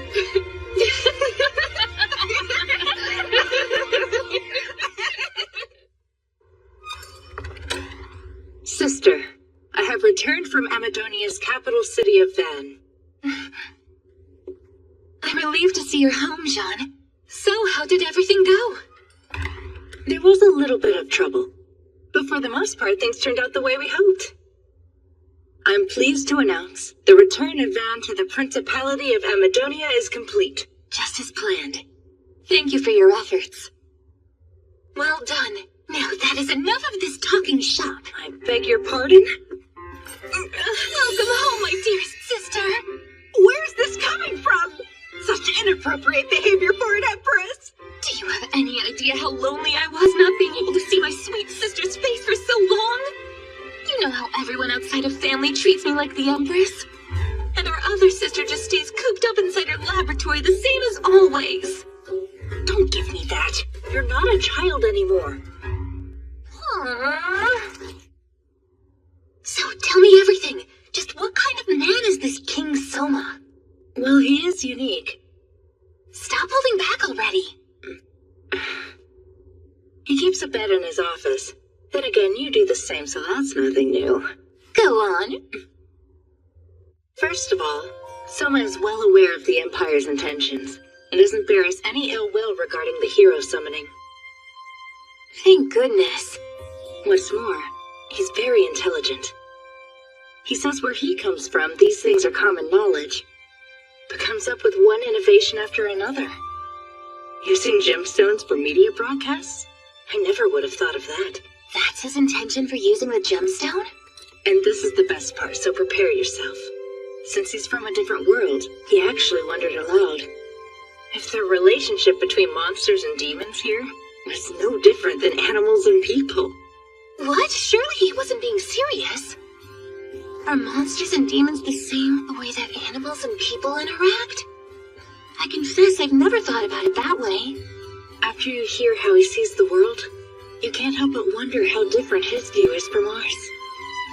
It seems so. Also, he proposed a secret alliance with us. He wants us to work together? Indeed. During discussions, Soma promised that he'd work with the Empire as long as you aim to unite mankind. Additionally, in the event an invasion should occur, the Empire would defend an attack from the west, while the Kingdom would be responsible for defending the east. You're laughing? I do not see how any of this is humorous, Maria. I'm sorry, sister, but how can I not? Would you care to explain? It wasn't that long ago we had to show Elfrieden special consideration as their kingdom was facing its decline. And all of a sudden we're such good friends we can entrust the safety of the whole eastern half of the continent in their hands. It's such a reversal. You would think a fairy cast a spell of illusion. I'm sure of one thing. Recent events have been moving at a dizzying pace. Yes. Truly they have, Jean. Say, do you remember specifically what it states a hero is supposed to do for the kingdom? It was in the report. One who will lead the revolution into a new age. And yet nothing about ruling the world, or being the one who will defeat the Demon Lord. Yeah, good point. But it just doesn't feel right assigning him that title yet. When you consider all of the hectic changes we've seen lately, indeed it feels like a revolution is happening.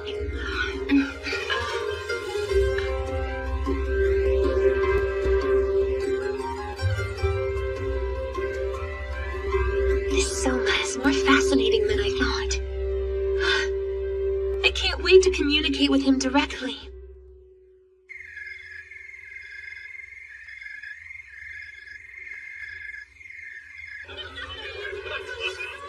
And here I was just thinking you weren't going to come out with us tonight. Well, of course he would make an appearance. After all, he is a fellow adventurer. I thought you said you just ran into him at the guild, you know? You sure you didn't twist his arm to get him to show? Adventurers, one and all, welcome to Parnham Castle. As you may know, I am the fiancée of King Soma. Licia Elfrieden, it's an honor. I am here tonight in place of Soma, who was unable to attend due to his hectic schedule. He's asked me to say a few words. I want to thank every one of you very much for taking on this latest request. Because of your efforts, countless of our people's lives have been spared. On the absent king's behalf, but also the people of the kingdom, I extend our thanks. We are in your debt. And with that, a toast!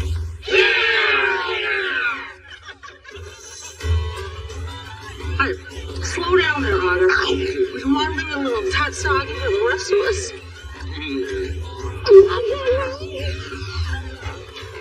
So I've been doing some thinking about what happened. Listen up. There's a real good chance the whole Flame Puro script was just made up so... Do me a favor and don't be such a party pooper. These octopus skewers are delicious. Open and say, ah. I'm not already full. Crying out loud. Are you drunk already, Julia? What if I am? This is a benefit banquet for adventurers hosted by the kingdom, isn't it?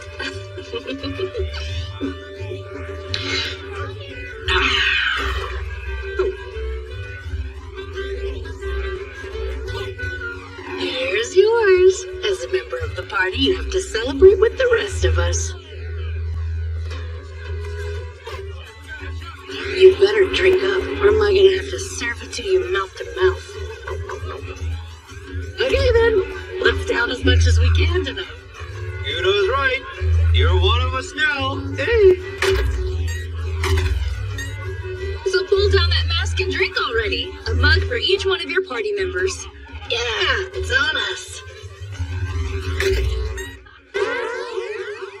Whoa, you okay, Master? Should have told us you were a lightweight. Give me a sign if you can hear me. Pardon, coming through. Are you Princess Licia? Congratulations, you almost gave yourself away. I'll take over from here.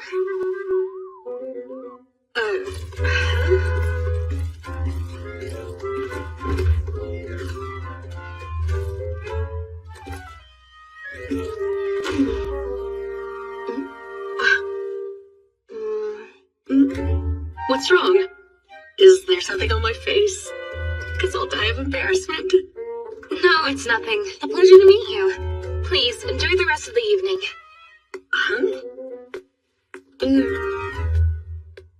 Could you make the room start spinning, please? If you didn't want to get found out, why'd you join them in the first place? Even hid inside your costume. What other choice did I have? I need to socialize occasionally, you know.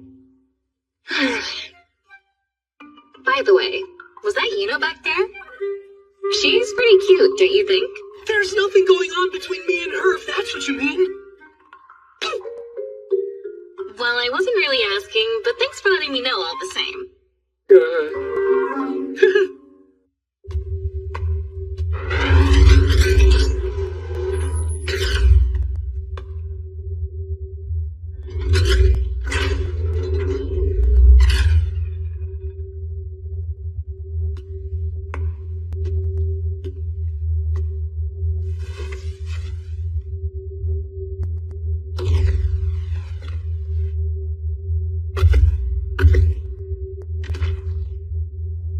This would be the first time we've met face to face.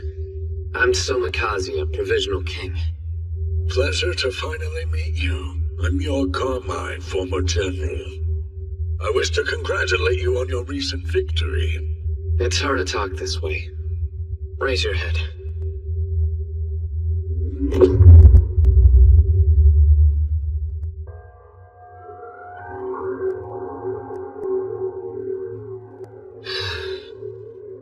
How's life in the dungeon? Since you asked, surprisingly comfortable. Quite peaceful down here. Peaceful, huh? That must be pretty convenient. Aren't you going to meet with Licia? Has the princess anything to say to me? So far, she's mentioned nothing. I see. Then I can only repeat what I said when she first asked to come see me. Why should you, who's on the cusp of becoming queen, show concern for an enemy of the kingdom? You don't convince me. But knowing Licia's personality, she took your words seriously. Whenever I'm around her, she won't speak about you. She's also thrown herself into her work, like she's trying to distract herself. Now she's acting like it doesn't bother her. I know she's shaken up. Following your ultimatum, I proceeded to say my farewells to the princess. No further words were needed. He's refusing to see Licia to protect her. Damn, the old man's stubborn. But since you're here, there's a question I would like to ask. Go ahead. What has become of my comrades who were just obeying orders and followed us into rebellion? The soldiers have been cleared of any charges of insurrection after their exploits fighting against Amadonia. And House Vargas? The only ones I hold responsible and will have to answer for their crimes are Castor and Carla.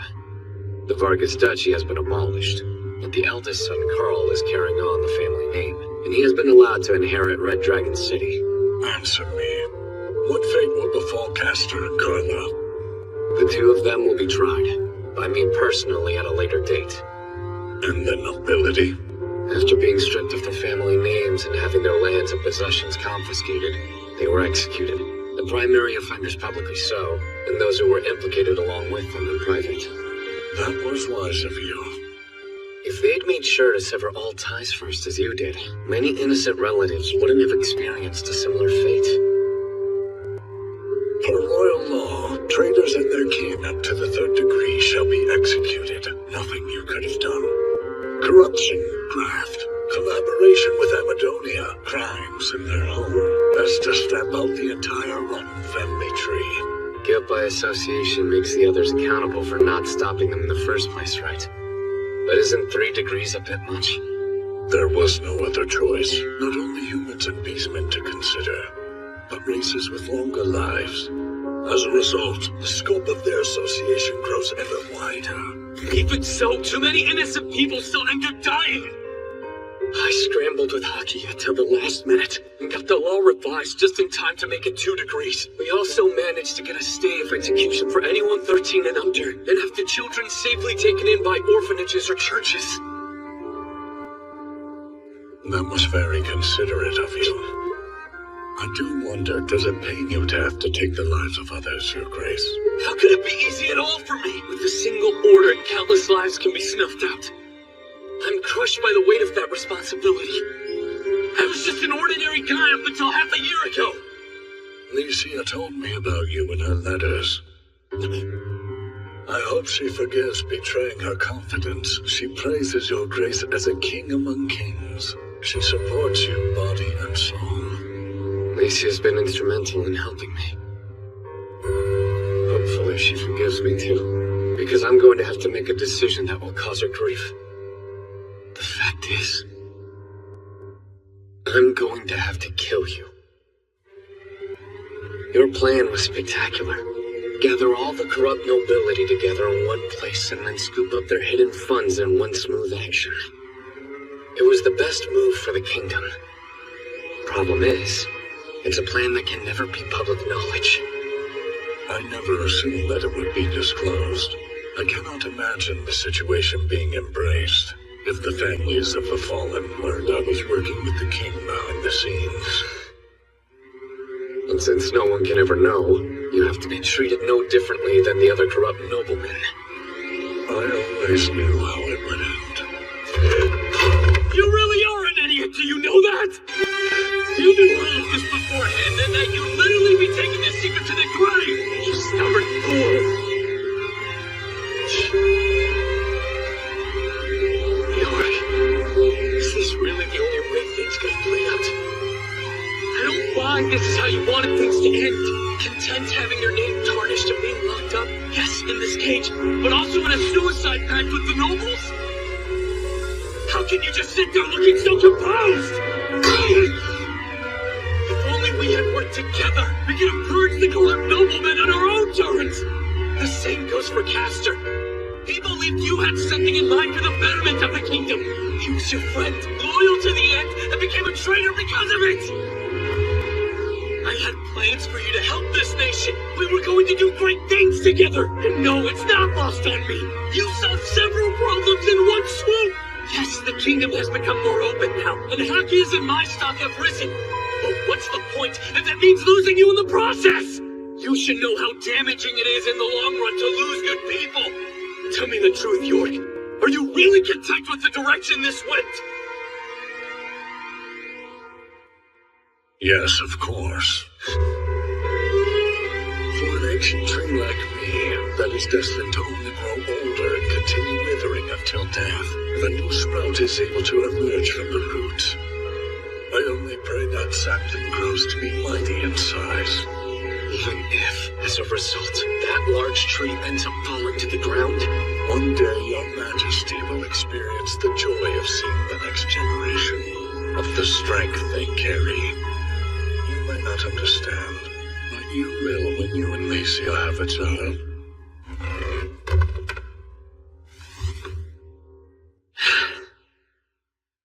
I want you to be honest. Did you think up this elaborate plan by yourself? What is that supposed to mean?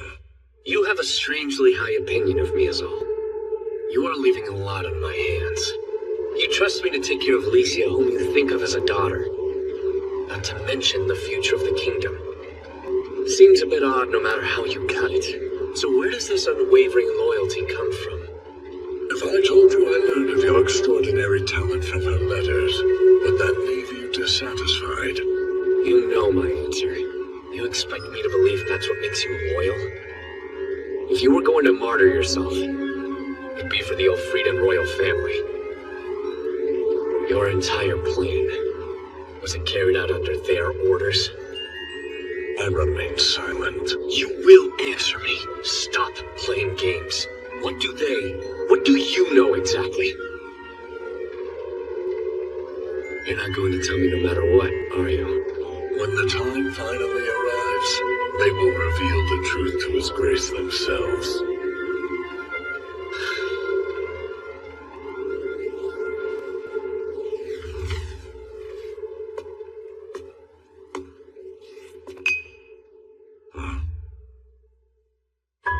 A flask of poisoned wine. If there's one thing I can't bear, it's seeing a man publicly executed who sacrificed himself for his country. Thank you. I'll recommend the same for those who would sacrifice themselves for you. Oh. Sacrifice themselves for me? Several members of senior staff in the army, including your own second-in-command Beowulf. They are requesting the same sentence that you've received. Loyal to the end. Why are people so eager to die?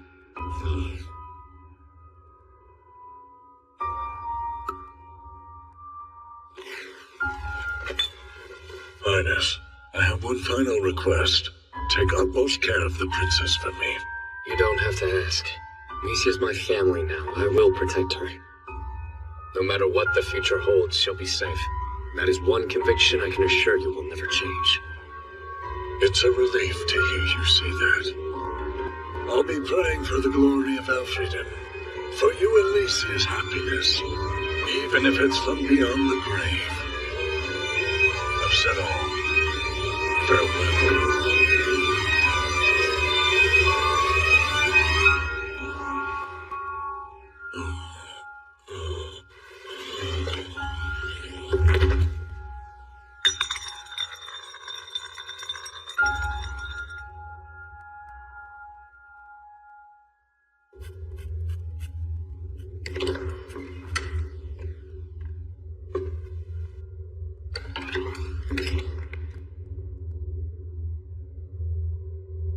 Jorg is no longer with us. I see.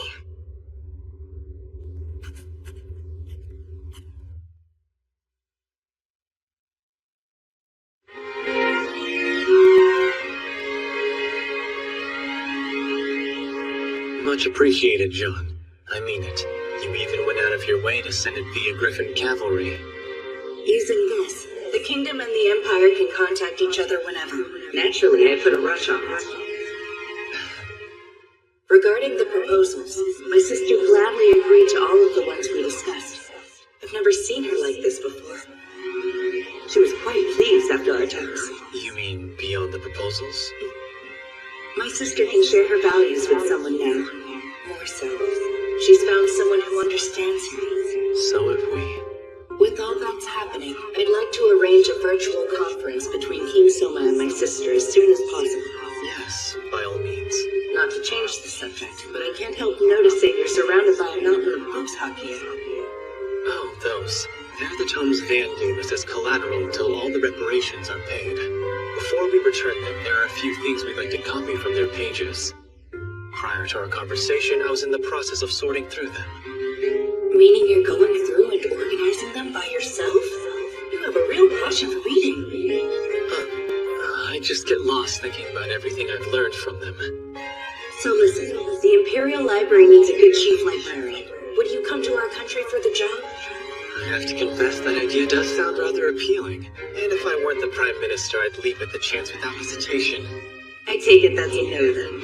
As of right now, I'd like to continue helping His Majesty usher in this new era. Afterwards, when one of his heirs takes the throne, I'd like to retire and become a historian chronicling this age. That sounds comfortable. Given the times, one could consider it to be a luxury. You may be right. Stepping down, living a quiet life. It might be too much to ask for. I can't believe it's already this hour. Whenever we converse, it feels like only a moment has passed, Hakia. I feel the same way, but I never regret the time we get to spend talking.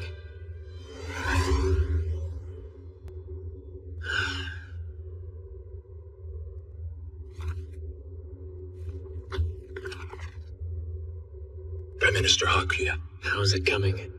Everything is going well, however. Recently, it's as if things are moving forward a little too smoothly. Almost like there is a force at work here, an entity that is guiding events from the shadows. As if it's someone else's will.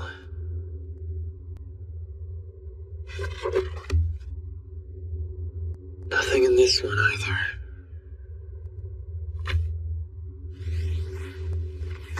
Maybe that really was the only book mentioning the Amadonian royal family tree. What a shame.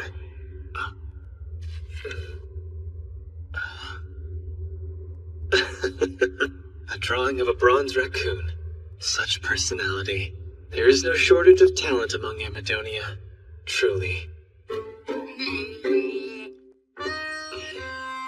Protest as much as you want.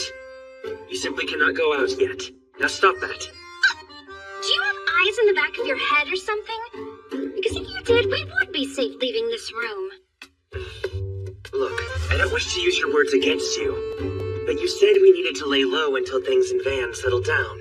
Obviously, I'm right. It's just so boring being cooped up inside here. If you're looking for something to do, please start thinking about Amadonia's future. You talk about where it goes from here? I suppose that includes picking my future husband, huh? Whoever ends up taking Princess Varroa's hand in marriage has my deepest sympathies. May I present Glaive Magna? Your loyalty to the kingdom has been truly remarkable and unwavering, and as a reward for your service to Elfrieden, you are hereby granted Randall and the surrounding territory. Sire, you are much too generous. Furthermore, you are provisionally granted a portion of the authority held by Army General Yor Carmine. You are to maintain the troops until they are reorganized into the kingdom's defense force. Yes, sire. I shall endeavor to live up to His Majesty's expectations. I am honored. Moving along, Aisha Utgard. Who? Not me. Aisha Utgard, for your service, you are formally... Sire. Aisha, you are hereby granted the rank of the King's personal guardian. Yes, sire. Wodan Utgard, from the God-protected forest. Even as you were dealing with the disaster recovery, you were good enough to dispatch reinforcements. Not at all. We Dark Elves wish to repay your kindness. It was the least we could do. I'd still like to show appreciation for the troops you sent. If there's anything you desire, all you have to do is ask. In that case, I have one request of your majesty. Sire, would you accept my daughter's hand in marriage? What? Father, please! My word! King Soma, would you take her to be your wife? Well, it's quite a simple matter. Give the word and Aisha will take on the role as your second queen. Let's slow down here a sec. Are you sure her marrying me is something you want?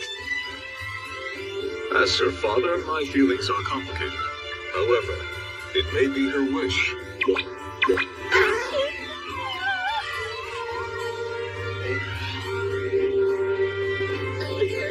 Aisha is great.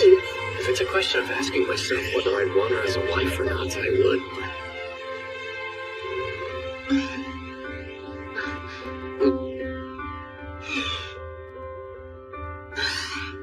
Soma, stop wasting time and just say yes. Huh?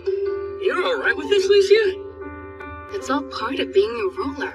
There will be times where you may have to marry the daughters of aristocrats or foreign princesses to strengthen bonds between different nations. When that happens, I prefer if the higher-ranked queens were people I know well and we can trust. Yeah, okay, but still. How is it that you can make tough decisions when the kingdom is on the line, but you're so indecisive when it comes to women? Yeah. I'll handle this. Hey, Aisha! What? Yes? I have no intention of giving up the throne as first queen. Can you live with being second? If so, then I have no objection. In fact, I welcome you. I agree. As long as it means being on the king's side.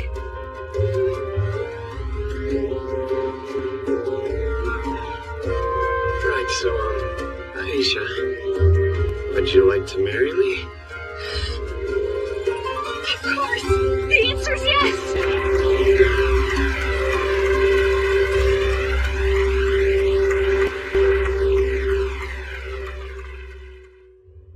Presenting Juna Doma. Because of your achievements... Your Majesty, I beg of you. May I have a moment, please?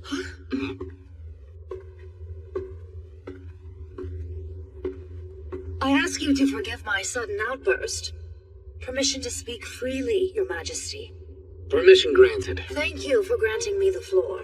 Let me start by saying yes, Juna is my granddaughter. However, Juna's father is the son-in-law of the Domas, a merchant family from Lagoon City. In short, not nobility. As such, Juna is of commoner lineage. I'm not sure I'm following. Listen, it's clear you're using your position to save Castor and his daughter. But I have to, grandmother. You have no involvement with House Vargas or their affairs, and mustn't use your achievements for people you've never met. Do not plead for the life of Castor and his daughter. If I don't, they'll be... Your Majesty, I have a proposition. What is it? If at all possible, my sole desire is to join Princess Licia and Aisha, and to sing henceforth at Your Majesty's side. Don't tell me. She's talking about asking for my hand, too? How fortunate! By making Junadoma your consort... I can't, man. I'm sorry, but it's just impossible. At least for the time being.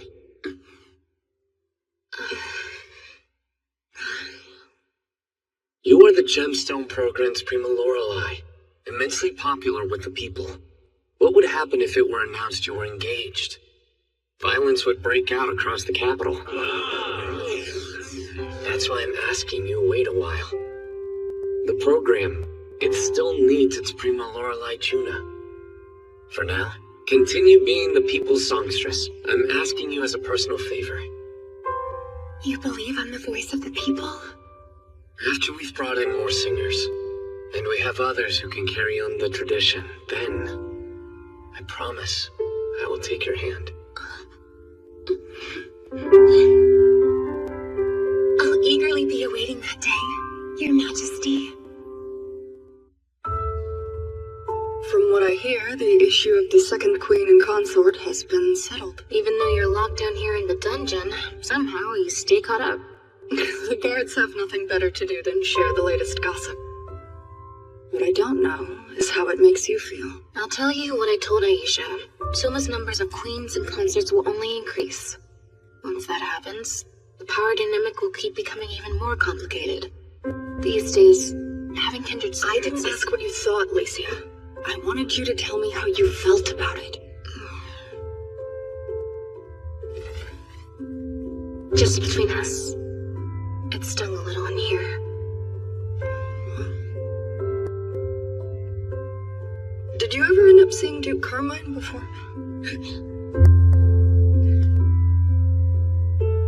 I didn't. When I found he took his own life, I was taken aback at how at peace I felt. It's not that I don't feel sad he's gone. I mean, my heart is broken in pieces. However, I had a feeling things would turn out the way they did. Is that right? I guess you could call it a hunch. Something told me Duke Carmine would choose to perish along with the darkness that had pervaded the kingdom. And because he's so stubborn, Soma would have no choice but to accept his commitment. In the end, that's what the two people I think the world have decided on. So in spite of my pain and my sadness, I have to remain strong. Otherwise, it would be an affront to their resolve. You're serious? That's how far you're prepared to go? Then I should be the one to tell you there's no point coming down here to see me. That has nothing to do with this. You're still alive, aren't you? This can go any number of ways. I'm behaving just like a coward would. That's what the king said to me during the Battle of Van. The war may be over, but he hasn't stopped fighting. For you and his family. On the battlefield, I was able to see firsthand the weight of everything he's carrying. What are you saying? No matter how much you want to intercede, I won't let you.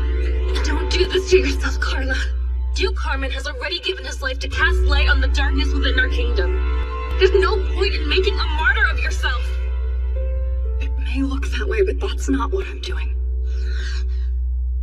I don't want to be a burden. Not anymore. While I live, I'll only be a weight on all your shoulders.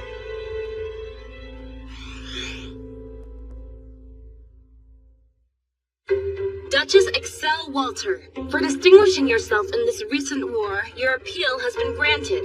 The right to trial for Castor Vargas and Carla Vargas has been transferred from the Royal Court of Elfrieden and granted to Provisional King Soma instead.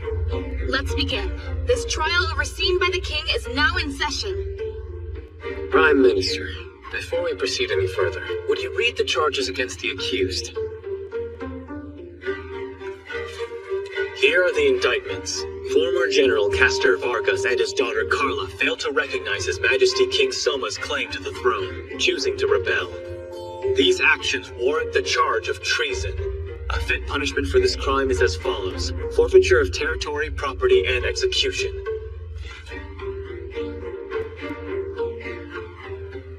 There is no denying that these two have committed some foolish actions. It should be made perfectly clear that they did not plot to usurp the throne. Their loyalty to King Albert and their friendship with Jorg Carmine led to their belief that the kingdom was in peril and must be defended. The fact His Majesty's throne was relinquished by King Albert makes your point moot. For a retainer to harbor any misgivings is just inexcusable. This change in leadership not only threw off the casters, but left the people in a state of confusion. I think that the fault lies partly with your grace for not addressing their concerns. Let us not forget, despite scale of operations, no lives were lost in the assault. Majesty, it would be a shame if you would sentence the two of them to death now. Well, Castor, what do you have to say in your defense? I've only one thing. While I started the war, Carla did nothing but follow my orders. But, Father! I will assume all punishment for her onto myself. Therefore, Highness, I beseech you to take my life and spare my daughter. You can't! It's impossible to overlook the fact that Carla was the one who led the air squadron. The truth is, she raised the flag of rebellion. Surely she knew the consequence of her actions. Carla, do you have anything to say in your defense? I do not. And you're absolutely sure of that? Very well, there is one thing. I apologize for my lack of clarity. Aren't you going to beg for forgiveness? No, I will not. Please sentence me as you will. Very well. Now, as for the rest of you, what do you think is an appropriate judgment for these two? After all, you've heard their words, and I would like to hear your unreserved opinions. Majesty, you make it sound as though their guilt has already been decided before the trial is concluded. Who's that man speaking? Pilteri Saracen, head of the House of Saracen. I regard this as the setting to determine the severity of one's crimes. The accused made their stance clear. Yes, they have agreed to submit to any form of punishment. However, that should not be taken as an admission of their guilt. Well said indeed. Young Saracen speaks truth. That's Owen Jabana, head of the House of Jabana. Prime Minister, please. Duke Vargas has been keeping the kingdom safe for over 100 years. Long before we were even born. And I do believe that fact should be taken into consideration. What are you arguing? That we reduce his sentence? Nothing of the sort. Duke Vargas is ruined. He has already lost his status and honor, and yet you're still demanding more. Some would call taking his life and the life of his daughter bloodthirsty. Don't you think the sentence is a bit too severe? So we're to forgive the traitors. Is that what you're saying? I think it would be regrettable not to. Duke Vargas could serve the kingdom for another 200 or 300 years. There is no one in the kingdom better suited to lead the Air Force into battle than the man here on trial. That's the point I wish to make. Your Majesty, like you said, if one possesses an aptitude, you'll find a way to make use of it. Are we prepared to lose talent this hard to find? Whatever your decision, I stand by my friend. Well, what do the rest of you think? The law is the law. If we forgive this treason, 'twould set a poor example for other retainers. Both of them were fools to defy your majesty, and will be of no use to you henceforth. These acts of treason are a blot on the reputation of the nobility. Your majesty, please pass your just decree. If I may, yes, it's true the law is the law. Yet, if you apply it strictly, it will work against you. Are you prepared to lose the hearts of the people? As for myself, how strictly the law is enforced doesn't interest me. Sire, I was merely curious about his character.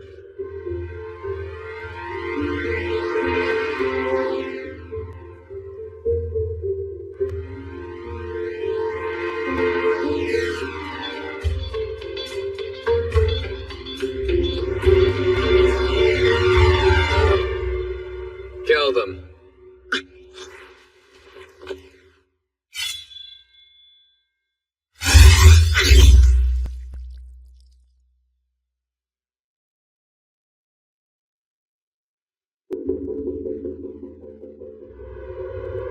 Machiavelli's The Prince. It's been called the Devil's Book. In the few hundred years since it was first published, it has come under attack by the Christian Church. A section particularly singled out for criticism is Chapter 8. It's entitled, Concerning Those Who Have Obtained a Principality by Wickedness. Further along, in Chapter 17, Machiavelli asks the reader whether it is better to be loved than it is to be feared. Chapter 8 poses the question, how is it possible for a person to take a country by nefarious means and subsequently live a tranquil life without the threat of insurrection occurring? The answer is, it is possible because they were skilled in employing cruelties, which assured peace. Furthermore, in Chapter 17 of the book, it asserts the following, it is better for a ruler to be feared than loved. Also, this particular section makes another point. When leading an army, one never needs to be concerned with one's reputation, especially for ruthlessness. However, earlier in Chapter 8, Machiavelli explains how acts of cruelty should be effectively used. They are to be performed all at once, and never repeated. Interestingly enough, he stops short of giving examples of specific acts or how much ruthlessness a leader should be made to tolerate. It would be too simple to merely say, kill all of your enemies. If you carefully read the examples that Machiavelli does give, you'll notice the targets of these acts of cruelty. They're not always adversaries, but often one's own allies. According to the philosopher, an apt ruler must purge informers, opportunists, all treacherous insiders. And this act must be carried out all at once. Even though it may appear cruel to others, it must be done regardless of opinion.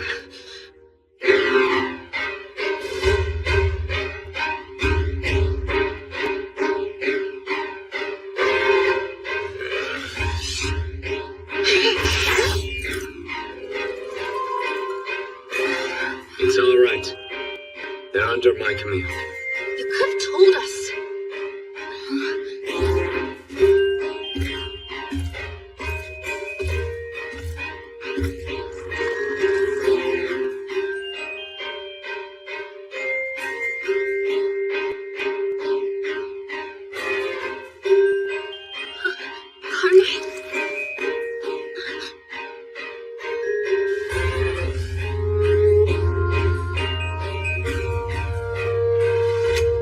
Aisha, put your sword away.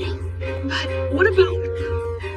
That's Kagetora, leader of the Black Cats, an intelligence unit that reports directly to me.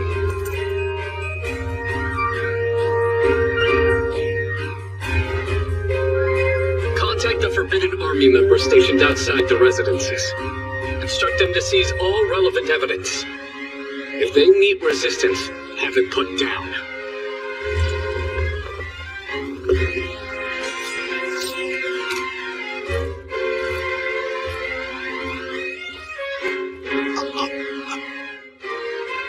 Majesty, I hope it's not too much to ask, but can you explain what just happened? The traitors were executed. All 12 of them.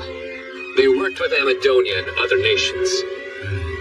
They were nothing more than weather vanes, sadly, pointing in the direction of the strongest wind. Yes. While people may call my actions cruel, it was necessary in my eyes. The disease needed to be cut out. Even so, those 12 houses have long served the royal family. Some have served the kingdom for generations, at least on the surface. But the reality is they conspired with other countries behind the king's back. When suspicions arose, they'd sow discontent to distract investigations from themselves. That was the true nature of these people. All I know is if anything were to happen to the ones I love, Alicia, Aisha, and Juna, and they ended up getting hurt as a result, I would have regretted not taking such measures until my death. Returning to Machiavelli, he also says the following in The Prince. Fortune is a kind of force that cannot be completely governed by us. It rules over half the actions in our lifetimes. However, one should also be aware the other half rests entirely within our own hands. That while we can't prevent sudden changes of fate, if we could just prepare ahead of time and take necessary action, then we could also be able to mitigate our destiny, change its course. Look, I understand your thinking, Soma. But what do we do about House Saracen and Jabana? We have uncovered information regarding them. The heads of the two families you see before you were also in league with the other 12. Yes, but you've left out one important detail. However, that ended with the current generation. Hilteri and Owen have proven themselves by cutting all ties with the traitors. Hilteri, despite his youth, excels in the military and literary arts, and Owen is a man possessing both honesty and passion. They'll serve the kingdom with loyalty and no ulterior motives. We pledge absolute fealty to your majesty. Please. I've never been huge on formality. I must say it is amusing. Imagine if we had remained silent or had sided with the other 12 houses. Then our heads would no longer be attached to our necks either. Well, since you brought it up, if that was the course you had chosen, I was to provoke the two of you to try to make you angry. Then, if you pander to His Majesty like the other 12, he would not have much use for you. I don't think it's necessary to explain further. Why, certainly not. Best left to the imagination, I say. You really thought this through that far?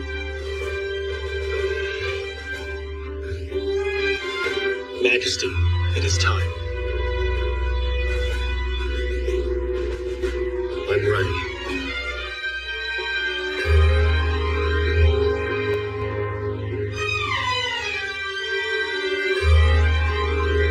First is Castor Vargas. For rebelling against my ultimatum, you are guilty of treason.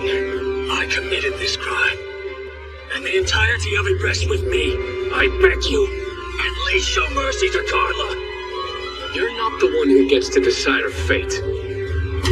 I will judge you. And frankly, there's no other verdict that could be reached. However, certain considerations must be made. You have defended the kingdom for over a century. Your service is unparalleled. Therefore, I will spare your life. You will be remanded over to exile. Also, your entry into the former Duchy of Vargas is forbidden, as is any further contact with your son Carl and his mother Excella. Excel, it was your son-in-law who committed this crime. I'd watch him closely. Sire, yes. I shall abide by your command without fail. Carla, you are equally as guilty. You also lack your father's distinguished history, so your sentence can't be reduced. I expected that. If that's your judgment, kill me! My daughter's only crime was turning against you in her father's direction. I beg you, strip away my merits and give them to her! Take him away. Let me go! Sire, I beg you! At least spare my daughter's life! Let me die in her place! Let her live!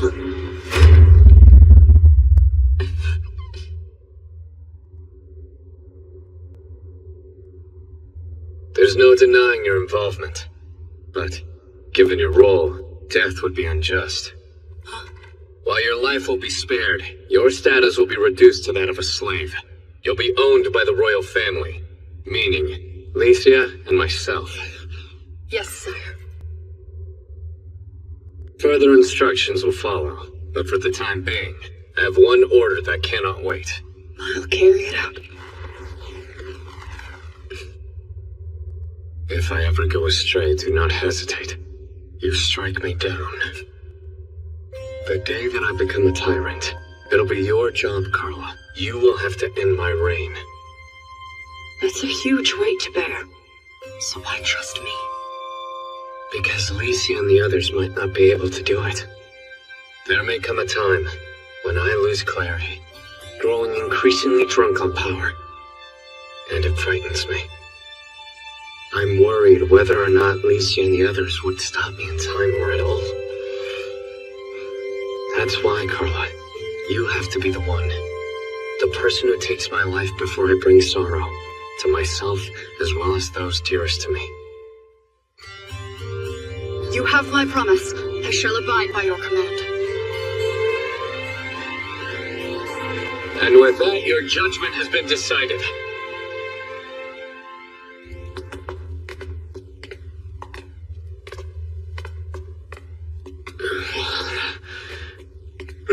Soma! Your Majesty! It's nothing. I'm just a little tired, I suppose. But you almost... I told you I'm fine. I'd just like to be left alone for a bit.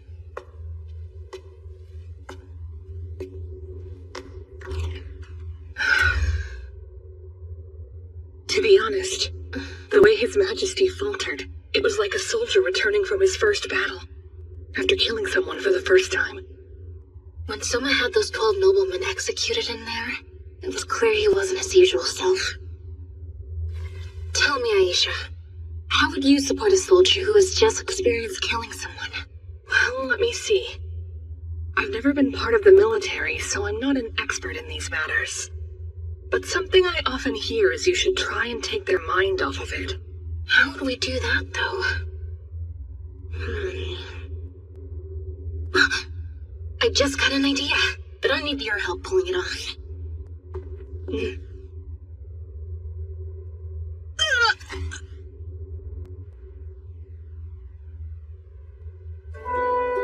When you commit your acts of cruelty, do it all at once. A ruler never needs to be concerned with his reputation when it comes to ruthlessness. He must dare to choose fighting, unless he wishes to perish. And when his time does come, and he has regrets of what he should have done, it'll be too late.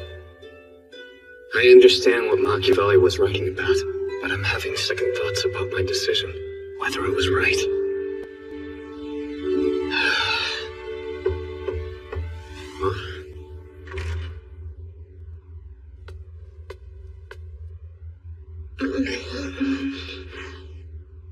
Huh?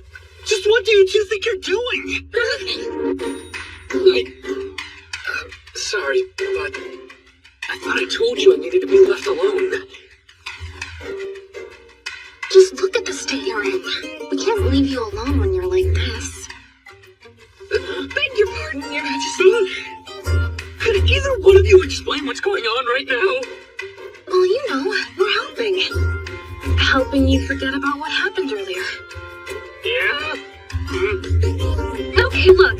You're free to do whatever you want with us, alright? Whatever is fine. But you should know, this is my first time doing anything like this. Though I'm certain Your Majesty will be most cordial.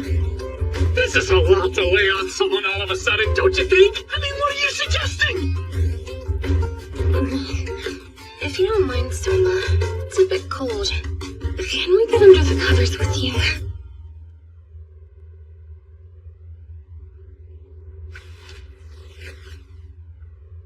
Your hand is freezing.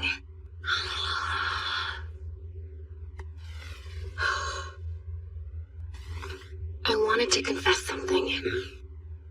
I thought that I knew the kind of weight you had to carry on your shoulders. At least I felt that until today. Every time you have a difficult choice to make, it's a painful experience for you, isn't it? But we're family. Isn't that what you called us? We can't let you carry the weight of that responsibility all by yourself. Don't treat us like strangers, Your Majesty. Why have a first queen and second queen if you'll only push us away? I mean, I'm not officially second queen yet, but... You're always there to support us, to comfort and lift us up during the hard times. So let us return the favor, and do the same for you. Listen, you two. Yes, Soma? What is it? This is nice.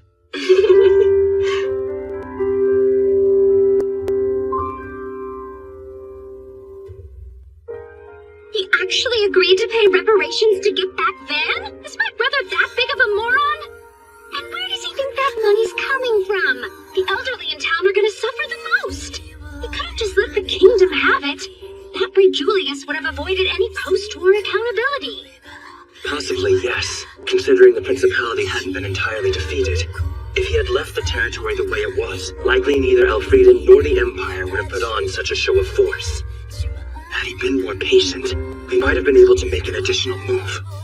In theory, yes, but it may not be as simple as you're making it out to be. You'll never know. You met Solo once, isn't that right, Sebastian? After seeing him up close, what's your opinion? Well, let me think for a minute. On the outside, he appeared to be an ordinary young man, one who openly lends an ear to others' views regardless of their position. What struck me upon first meeting him was how he genuinely seemed to care for those who were close to him. He's the complete opposite of everything my father represented, which may provide us with the perfect chance. The ideal opponent to pull off my greatest gamble. I have waited for this. But Princess, are you sure you want to take that risk? This is how things get back on track. From now on, no more letting that idiot brother of mine or Soma run the show. We'll be the ones who get the last laugh.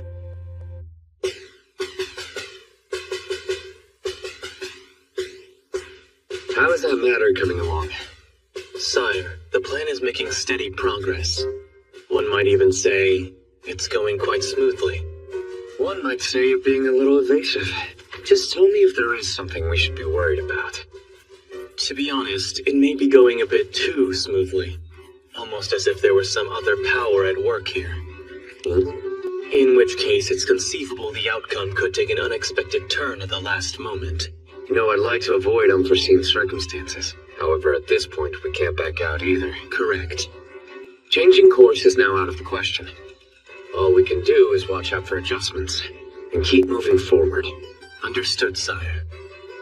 Your Majesty! Something tells me this can't wait.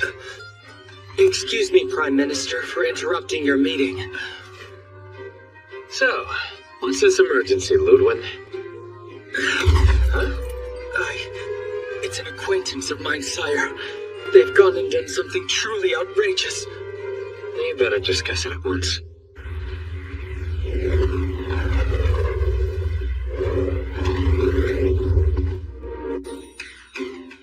So this person, they're a childhood friend of Ludwin's, right? Uh-huh. She's been called the Forbidden Army's mad scientist. Is that so? I almost feel like I've heard of her before. Wait, a garage? Nothing. It's not important. Still, I'm confused by what I'm looking at. A dungeon entrance. It's quite large inside. Dungeon? Human isn't a dungeon? Is it supposed to look this artificial? There are many different types. Some are merely caves, while others are ancient fortress basements, paved with stone. There are even mysterious spaces encased completely in metal. As for this one, this abandoned dungeon was bequeathed by the royal family, later converted into a research facility, and moved into by the eccentric Maxwell family. Genia, it's Ludwin Arx. Can you open the door? Genia, are you alright? Don't be like that, Lou. I accidentally knocked over some material I was experimenting with. Woo! I'm just glad none of the chemicals were dangerous.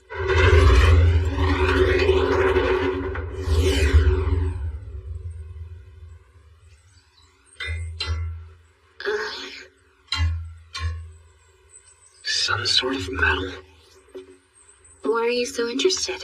The staircase is glowing and you don't find anything about this that's peculiar? Must be magic. I keep forgetting magic makes the impossible real here. For Lisa and the other inhabitants, something like this isn't out of the ordinary. We've reached the lowest level, where Genia's laboratory is located.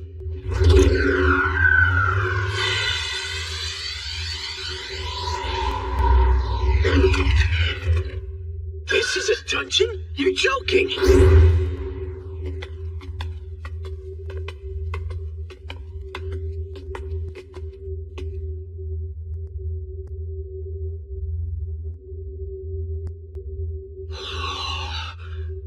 Your Majesty, welcome. I'll introduce you to Genia. I hear you. I'll be there in a second, Lou. Thanks for coming all this way to see me. Manners, I beg you! You do realize you're speaking to His Majesty King Soma and Princess Licia. Please forgive her, she doesn't receive any guests. What do you know? It is him. As soon as I looked a bit closer, I recognized your face from the Gemstone broadcasts. It's an honor to make your acquaintance, Your Majesty. I'm Genia Maxwell. Please welcome to my humble abode. I'm Somakazi, the Provisional King of Elfrieden. It's a pleasure to meet you. Allow me to introduce my fiancée. Licia Elfrieden, a pleasure. I am well aware of your engagement, and I humbly offer you two all the health and happiness in the world. That's very kind, but there's no need to be so formal. We're the ones who are dropping in on you, after all. Please, just be casual to us. Woo, thank you. That's the deal, Mr. King, whatever you say. Hey, not that informal. It's fine. But sire, she... Whatever she's done, I'm sure we can address later. But for the time being, I'm more interested in learning about Genia.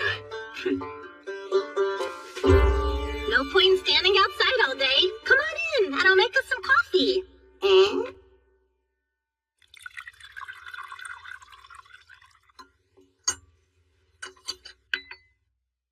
Let's start from the beginning. Like I said, name's Genia Maxwell. Proud owner of this dungeon, as well as a researcher, scientist, and inventor. Actually, now that I think about it, I'm a mage in the Forbidden Army, too. I was assigned to the Weapons Development Division, but I did some things that got me dismissed. What did you do? She created something quite scandalous. You know how war tears up the countryside, right? I invented these arrowheads that were loaded with seeds for fast-growing plants. The idea was wherever there was a war, there would be lots of greenery on the battlefield left over. Tree planting during wartime? The idea is kind of far-fetched, isn't it? Listen, I'm not gonna toot my own horn. But I think it's a brilliant concept. Then again, maybe I shouldn't have enchanted them with light magic. Though it did help accelerate the plant's growth, I may have stepped over the line a little bit with that one. Now I remember! You're that mad scientist with the Forbidden Army. That event was your doing, wasn't it? I'm not sure I want to ask. But what event are we talking about? Well, you see, before you were brought here by the summoning ritual, this one training ground and the laboratory attached to it were once swallowed up by a vast ocean of trees.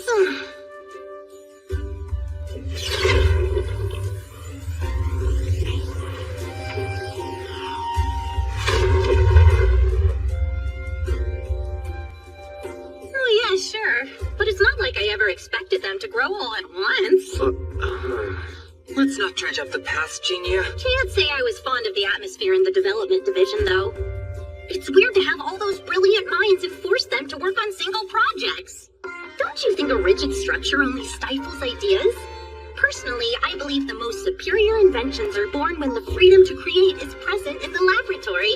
You sure have your hands full with her, Ludwin. By the way, Mr. King, are you aware of what kind of lineage the Maxwells have? Their house is known for their research of various artifacts that adventurers have brought back from exploring dungeons. Indeed. My family has been conducting research for several generations, and after all those years of research, patterns emerged, until it reached a point where we caught sight of a vague something. And what is that? You could call it natural law, entirely separate from magic. A separate natural law? Let me ask you something. You use gemstones a lot, right, Mr. King?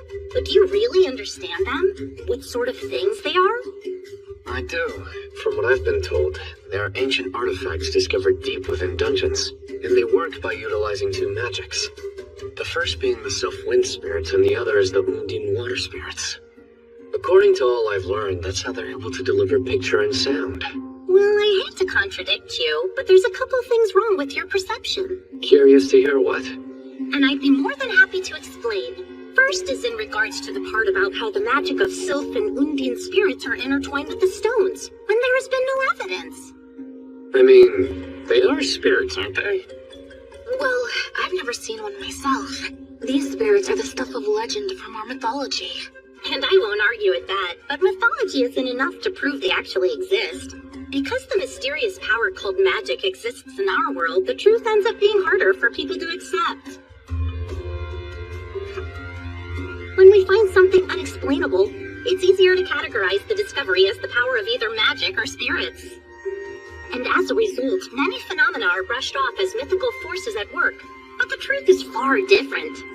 While we were busy studying the gemstones that were found in the dungeons, we accidentally discovered that if you use water and wind magic on them, they would take in the surrounding scenery, allowing the image to be projected by using the accompanying receivers, which were also discovered alongside the gemstones.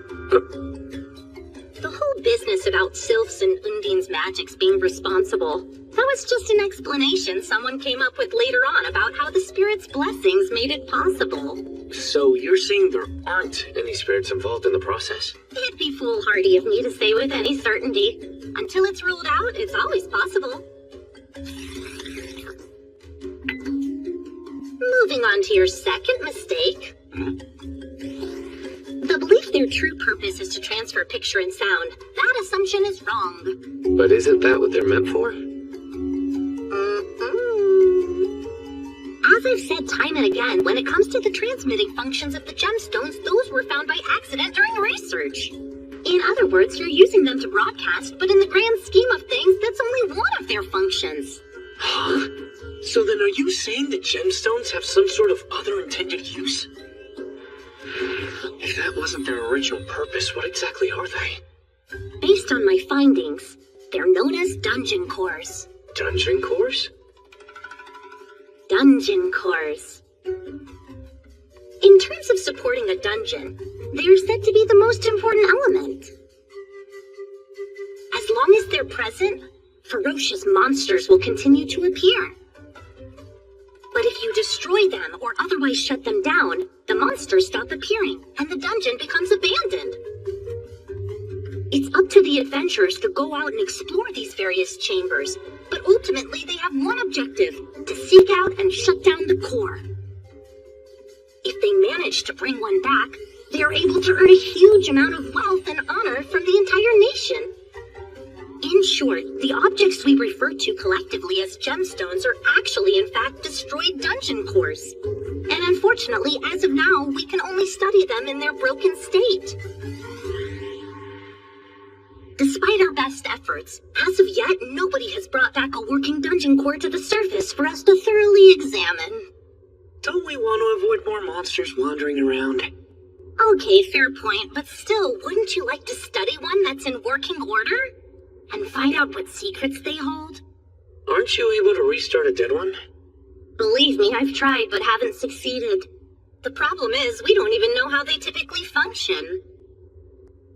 The unknown can be frightening. Which is why people use magic to explain it away. Huh? What exactly do you mean? It's just human nature. We are surprisingly reasonable. But if we don't recognize something that can't be explained using a pre-existing system, then we fear it. We force explanations on new phenomena in order to understand it. I knew you'd get what I was driving at! I can tell you and I are gonna get along, Mr. King. Fun fact. So back in the world where I originally came from, we have what's called the pursuit of science, which is completely different from magic. Oh yeah? When you have a moment, I would sure like to hear all about it. Similarly, the members of House Maxwell have a name for this kind of study in natural law. For convenience sake, we call it over-science. I'm not familiar with the term. Well, you should know I practice it, which makes me an over-scientist. On that note, it'll be better if I show you my latest creation in person. Surely an earnest supporter of mine would love to have a peek.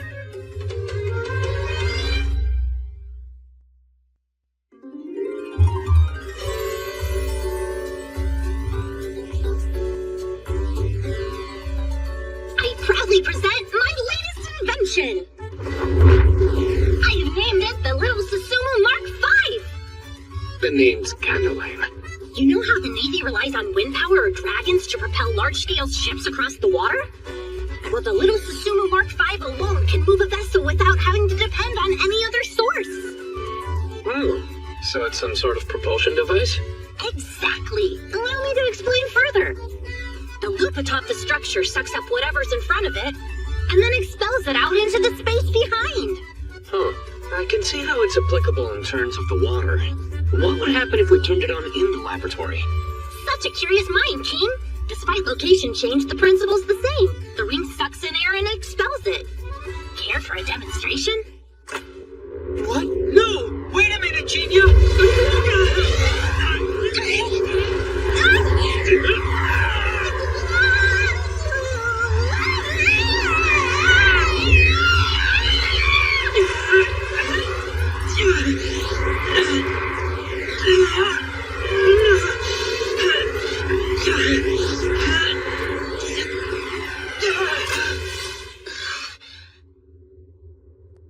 Majesty! Princess Licia! Are you alright? More or less. We're still alive. Packs a wallop. I had it pointing backwards. Genia! What if I wasn't here to stop it and something happened to His Majesty? No one was hurt and I saw it in action. I've got to hand it to you, Genia. It's an amazing invention. Isn't it? I'm sure you're dying to know how it works, huh? Basically, the loop part is made from a special metal that has a modified spell engraved in it, which channels the energy. And so by feeding it energy, you get the little Susumu Mark V. The first of its kind, a machine which takes in and expels magic. Just one of these can do the work of a giant sea dragon. What is your power source? It would have to be magic, right? It has one of these installed. Huh? That looks like a cursor. You know what they are? Come to think of it, we also use magic to mine ores. One problem. Whenever there's a cursed ore somewhere nearby, our magic stops working for some reason. And if you try to force it to work, kaboom! It explodes? Sounds dangerous. It's frustrating for miners, since if you happen to run into one of these ores while digging, you can't really proceed any further. Now you see why we refer to it as cursed. It's a piece of stone that's divinely jinxed. And unfortunately for us, there's a large vein running straight underneath the kingdom. No offense, Princess, but you sound incredibly ridiculous. Huh? On the contrary, one might say the fact that there's so much of it buried beneath the kingdom shows that our country is divinely blessed. The curse ore isn't jinxed and doesn't prevent the use of magic. Think about it for a minute. The material doesn't render those powers unusable. In fact, using them near one makes it explode. So then where does the energy for that kaboom come from? If I'm understanding right, you mean to tell me the cursed ore can absorb magic? Impressive, Mr. King. You're correct. Rather than repelling it, the ore actually takes in the energy. Then, after it exceeds its tolerance level, the stored energy is suddenly released. Quite dramatically, I might add. In fact, after careful experimentation, I've managed to succeed in retrieving the magic energy that had been absorbed into the cursed ore. Also, I'm using it as the power source for this device. Sorry, you're what? I don't think Genia realizes how serious this is. If it's true, this thing is like a rechargeable battery. Genia somehow managed to develop the technology to store energy. You're in a reality where the steam engine was never invented. With this kind of technology, the kingdom could take a giant leap forward. However, once word gets out that the power source is a cursed stone, it's bound to create religious friction all across the world. Moreover, according to Licia, there's a major vein of the material spread throughout the kingdom. If we don't play this right, a war with other nations could start over our resources. This technology is revolutionary. On one hand, it has the potential to make us the greatest superpower on the continent of Landia. While on the other hand, it's potentially dangerous enough to destroy our country. Soma, what's the matter? Oh, nothing much. Thinking of the high risk, high reward of this situation has got my brain working overtime.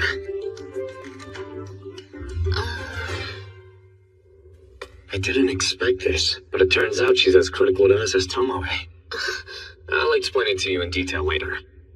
But for right now, what can we do to anchor Genia here in Elfrieden? Since she's of the House of Maxwell, I think that could be enough. But if you want something more concrete, she can marry a person you trust and raise a family in the kingdom. Yeah, that could work. Judging by what you've seen so far, do you think she has feelings for Ludwin? My fellow female Well, intuition's telling me there's about a 60% chance. Women confuse me 100% of the time. And what is your opinion of Ludwig's feelings towards her, Soma? Oh, I'm 99% sure he really likes her. We men aren't exactly difficult to read.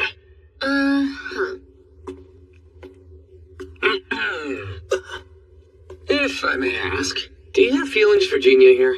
Don't you think that's a rather sudden and personal question, Your Majesty? To be straightforward, I want her to marry someone I can trust. Considering how she is a key figure for our kingdom and all. If I'm following along, you want me to be Lou's wife? Well, Genia, would you have any objections there? No what? I'd be fine with it. Despite my dedication to research, I suspected I would settle down with a strong warrior type. I also calculated how you would be a pretty good match for that criteria, Lou. Going against His Majesty's wishes is the last thing I want, but if I were to marry her, that would surely mean the end of the Maxwell family line. If that's a real issue, she can always go by Maxwell Arts. Also, you have my word the royal family will pay for all wedding expenses. Are there any other issues to address? But, sire, I'm not sure. Well, Ludwig, the king asked you a question. Oh, yes, of course.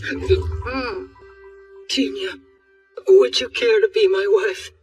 Are you positive you want me, Lou? After all, I'm not exactly noblewoman material. Yes, I'm aware. But even so, I still want you by my side. You've odd taste, no offense. But, yeah, I agree. I look forward to being with you. I trust all parties are happy with this arrangement? No, not yet, Your Majesty. I was so overwhelmed I forgot to mention the reason why we even came down here. You see, she's the one who committed the scandalous act I mentioned. Oh, thank you for reminding me. I got so caught up in her invention, I forgot too. Right. Go easy, Lou. Remember, I am a key figure to the kingdom, and these brains are precious goods. You idiot! Look, you and I are going to apologize to His Majesty together. On both our behalves, I am sorry. There is no excuse for her actions. Your grip's a little too tight, Lou. Sure. So, what is it she did exactly? Don't be too harsh. But the thing is, she went and stole dragon bones. Kinda, yeah. Our story jumps backward now to the time before Soma Kazuya was summoned to this world. Until then, Harlem, the capital, had expanded unabated and in unplanned fashion, its streets zigzagging and winding chaotically. Soma relaid main roads and rebuilt the city to make rapid shifts in logistics possible. They also built water and sewage systems and initiated efforts to beautify the city. Furthermore, he made improvements to public sanitation by ordering the construction of large sedimentation basins for sewage treatment. During the project's excavation phase, workers discovered various bones, the remains of gargoyles, giants, and countless other monsters. The bones of a dragon were found among them. However, just as they were to be transported to the Royal Academy for study, they mysteriously turned up missing. Genia, you were behind that stunt? I'm terribly sorry about this. But that happened such a long time ago. We would have forgotten if you hadn't said anything. Why even bring it up now? I take all responsibility for bringing it to your attention. I was sorting through some of my papers and I found this note among them. I felt I had to say something. Dear Lou, I'm taking the dragon bones. Handle all the details for me, will ya? Thanks, Genia. You just found that note? Took you long enough, Lou. You're the one who decided to steal dragon bones and leave me that dumb note. I don't want to hear it. I didn't steal them. I took them for research. That's what the note was for, you dunce. Could you save the couple squabble till later? We are not a couple. So you don't want to get married anymore? That was fast. No, I didn't say that. I meant that we're not a couple as of yet. So, what did you intend to do with the dragon bones anyway? I thought you would never ask. Now this one's name is Mechadra. It's a mechanical dragon I cobbled together from whatever I could find. Monster components, mystery parts I discovered in dungeons and whatnot, all patched onto the dragon skeleton. Monster components and dungeon mystery parts. Yikes, I have a bad feeling about this. This thing isn't going to start rampaging, is it? It doesn't even move to begin begin with, let alone have the ability to rampage, Mr. King. Huh? It doesn't? Of course not. There's no critical system relaying orders to each part to make them move in concert. In that case, why did you make it in the first place? It's an experiment to study how the joints of living things are constructed and how they work, of course. Look, see how smoothly and easily this part moves with barely any force? It's enormous, but even I am able to do it. Oh, wow, that's amazing. Impressive, but still. Kenya, what manner of foul monstrosity have you created this time? If the Star Dragon mountain range finds out, it could cause an international incident. Seriously? Remind me to send a letter of apology to the Star Dragon mountain range. Maybe we should start brainstorming a plan to rebury the bones, or have someone go and transport them back there.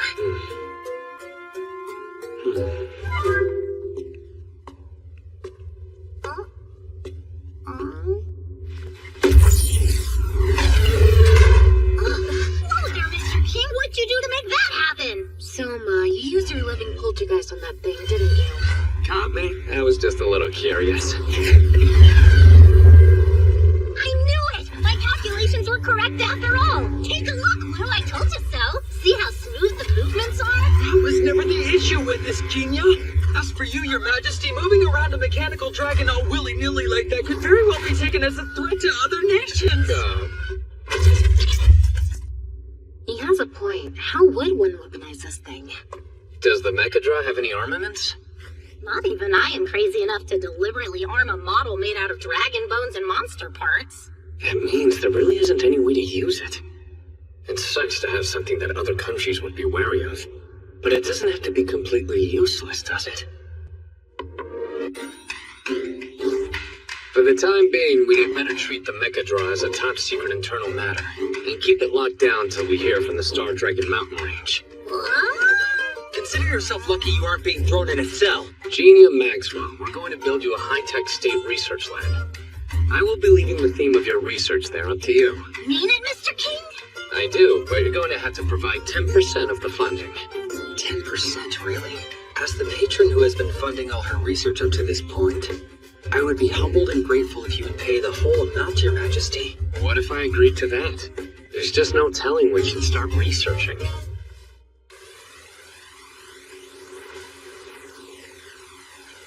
The Poncho Bridge got demolished. Huh? But it was so convenient when I had to go shopping.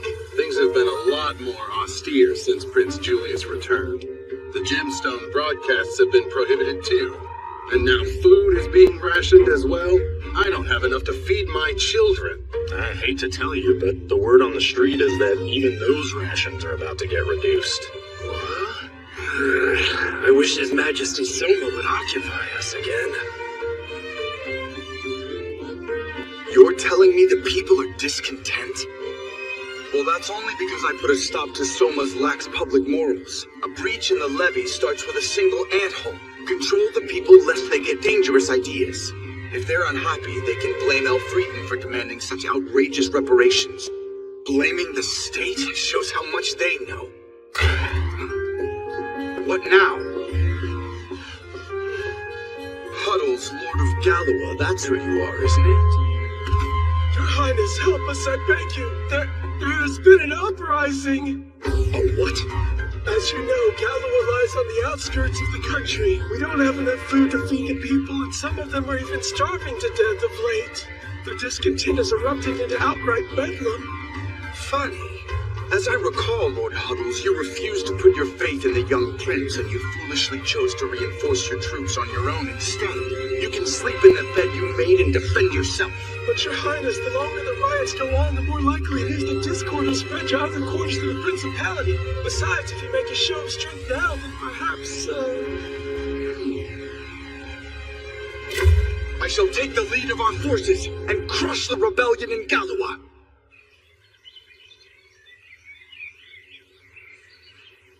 Your Majesty, play with us! Your Majesty? Pardon, sire. I'm happy that you're entertaining Ro and the others, but don't you have more important things to do? It's all right. I actually don't have anything pressing to do at the moment. Oh, well, in that case, you two can keep on playing with His Majesty to your heart's content. Careful now, I am. This is quite the sight, Master. Huh? in a glass house, Carla.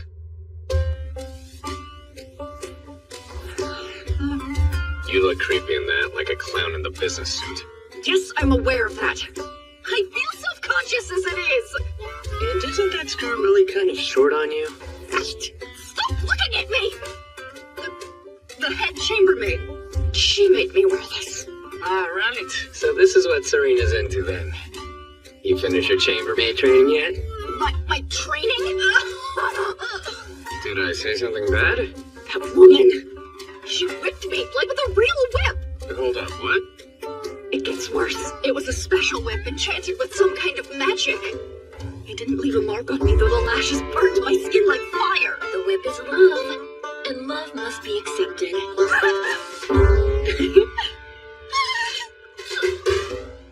Carla's one of the toughest fighters I know, so if she's scared of this lady, then you know it's rough. Now, Carla. Yes? I seem to remember asking you to kindly make up His Majesty's bed in his office. But I couldn't possibly collect the sheets of a man I actually know. It's too much. What are you talking about? If you are to be a real chambermaid, then when His Majesty and the Princess are so... Okay, kids, let's go play over here. Okay. Yours are the least.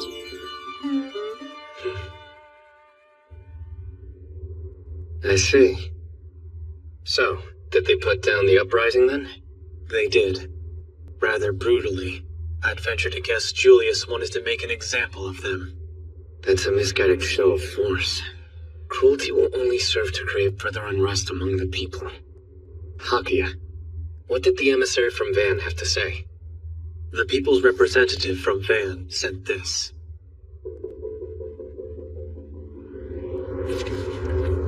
We, the good citizens of Van, profess our true allegiance to the Kingdom of Elfrieden, And request reinforcements?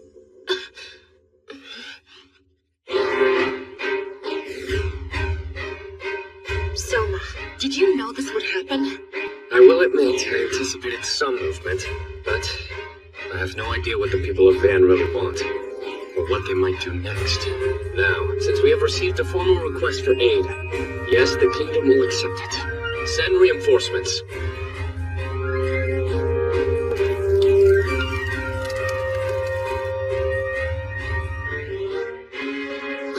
Damn it! To think Van would betray me! The very city of my birth! Those filthy ingrates! Wagging their tails and begging scraps from Soma like mangy curs! My lord, there's news. The Grand Nobleman Lord Cutlass has turned traitor to the Amadonian royal family. He's rebelling. Lord Cutlass? Lord Shadler took in the people who fled from Galua, and now defies our request for their return. He's revolting against your highness. The nobles loyal to Roroa are banding together and demanding your highness's abdication. Lord Shadler? He's rebelling? The people are rising up and moving on Galua. I've lost control? What's happening? I see. So Julius's forces have turned against him. It's simply impossible to put down rebellions like these, especially when they are all occurring at once. Allegedly, Julius has taken a small force with him. Sources say they fled to the Empire. So far, everything is going exactly as we expected. Might things be going too well? You mean the uncoordinated rebellions? We never counted on that happening, and it's mildly concerning indeed. Is it like you said, that there's some other will at work?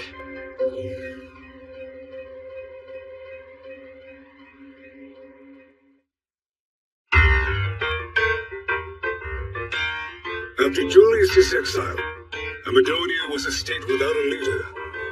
Surrounding nations scrambled for control of Amadonia, the Lunarian Orthodox Papal State to the north, and the Republic of Terrages to the south. Then, the mercenary state to the west showed no sign of invading, attempting instead to maintain their perpetual neutrality. They did, however, send mercenaries to the other two countries. The Lunarian Orthodox Papal State is home to the Lunarian Orthodox Church, which worships the moon goddess Lunaria. It is a religious movement whose pope presides over both church and state. In response to the rebellion in the Principality of Amadonia, the Lunarian state dispatched forces along the border of Amadonia to defend the adherents within their nation. Another fact of note, the Republic of Turgis was a bitterly cold nation. The southern peninsula in particular was bound by ice and snow for most of the year, and its leaders had long coveted all nearby more temperate territories. So, the Principality found itself in utter disarray and vulnerable to invasion. Fortunately, Turgis' forces were halted by the brave fighting of the aged General Herman, who boasted a century of experience in war and was the Lord of Nelva, a fortified city in the south. However, how long could this peace last? The Principality of Amadonia, without its crown prince, was still in quite a precarious position. So they want the Kingdom of Elfrieden to annex the entirety of Amadonia? Yes, sire. General Herman Neumann requests it, but it's a joint plea. From Neumann and the former finance minister. You may remember Gatsby Colbert. I guess it makes sense from their perspective. They would all rather give themselves over to the kingdom than end up divided and conquered. If General Herman, the one who stopped Turgis in its tracks, and Colbert, the former finance minister, both strongly support annexation, then I doubt anybody would oppose them. Hakuya, could this be that other will at work? I can't be certain. So, what are we going to do? I was afraid you were going to ask me that. There would be many foreseeable downsides in annexing Amadonia. We might as well look for the upsides, though. Population growth, which in the long run would increase our strength exponentially. Furthermore, Amadonia is rich in material resources. We could look forward to a stable supply of those. Now let's talk about the downsides. First, there's the food shortage crisis. I thought that things were going well in Van. Yes, but that's one city of many. When you consider all of Amadonia as a whole, it would be a lot to ask of us when we barely solved our own food crisis. It worries me. That said, it was a hostile nation just days ago, so governing it could prove to be difficult. Before this, the Union of Eastern Nations, and Amadonia, and the Republic of Turgis were the only countries with whom we shared a boundary. But now we would have Zen and the Lunarian Orthodox Papal state as neighbors. And the more countries we are adjacent to, the more complicated our diplomacy becomes. Also, while I really wasn't counting on them in the first place, if we annex Amadonia, then we won't be receiving our war reparations any longer. So are you saying we shouldn't annex them? I would prefer not to if I had another option, but it appears that we have no choice but to agree to it. If we refuse, it will belie our justification for integrating Van into the kingdom in the first place. That we did so at the request of its people. We can't very well admit Van while at the same time excluding the rest of the country. Also, if the people of the city end up forsaking their countrymen, they'd be disenchanted with the kingdom. Besides, if we left them to the invading forces of the Republic of Turgis and the Lunarian Orthodox Papal State, then our own country would be overrun with the refugees anyway. True, in that case, it's better to take them all in like this than as refugees. So we can begin looking after them. It may be a lot of work, but in the long run, I've no doubt it'll pay off. Seriously though, good grief. It's official, all Amadonia shall be admitted into the kingdom. Be sure all other nations are aware. Yes, sire. The naval forces under Excel's command are to be deployed along the border with the Republic of Turgis, where they'll stand ready to attack at my word. With that, the territories of Amadonia were formally annexed into the Kingdom of Elfrieden, and the transition was achieved peacefully, without incident. Honorable Gatsby Colbert. Yes, sire. Sir Colbert, I commend you uniting the whole of Amadonia. If not for your efforts, there'd be further strife, and the people of Amadonia would have suffered a great deal of undue misery. Your words are too kind, Your Majesty. Be that as it may, sire, there is something that I must deliver to you. The Principality of Amadonia's internal income and expenditure reports, and a documentation of rights. During the war, these were kept hidden away, so they'd be safe no matter the outcome. Hang on, Julius was put in charge of the Principality without those? I kind of feel sorry for him now. That is an incredibly generous gift. It will help me govern. However, you should keep them in your possession and hear what I have to say next. Former Finance Minister of Amadonia, Colbert. Are you willing to serve me? Yes, sire. Then I hereby declare you Finance Minister of the Kingdom of Elfrieden and charge you with maintaining its finances. A moment, please. Don't you mean overseeing Amadonia's finances? You are Finance Minister for the Kingdom of Elfrieden. But sire, I am still an Amadonian. It doesn't matter. Employing those who are willing and qualified wherever they're from is now the Elfrieden way. Yes, your majesty. Amadonia was less wealthy as opposed, and much of its budget was funneled to the military. Yet nevertheless, you kept the government from bankruptcy, which took great skill and should be commended. I want people like you on my side. Kingdom of Elfrieden Finance Minister Colbert. My thanks for these documents. I remit them to your possession as tools of your trade. Take these all with you and work hard to rebuild the lands of Amadonia. Sire, thank you. Your wish is my command, Majesty. Hermann Neumann. I commend you for stopping the Republic of Turgis' army. Without your valiant deeds, our relief efforts would not have made it, and the situation would have devolved into chaos. A warrior vows to defend his people. That remains true whether there is a ruler or not. I did nothing more than what a soldier is expected to do. I too have a gift that I would be privileged to offer your majesty. However, once it has been given, I do hope that you will choose not to return it.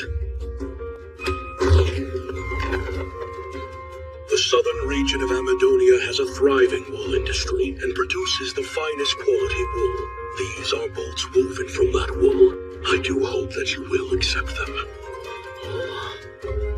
May I take a closer look? I would truly be honored.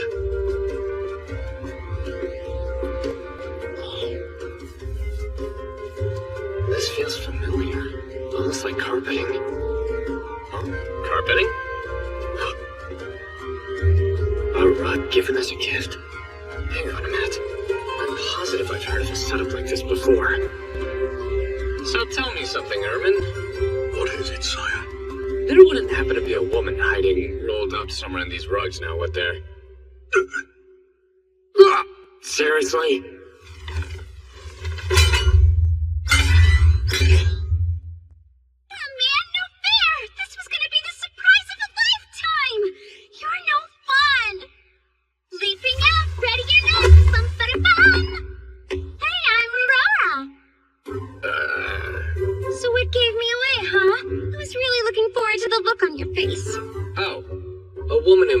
Did something similar once upon a time. You mean I stole someone else's act? How embarrassing.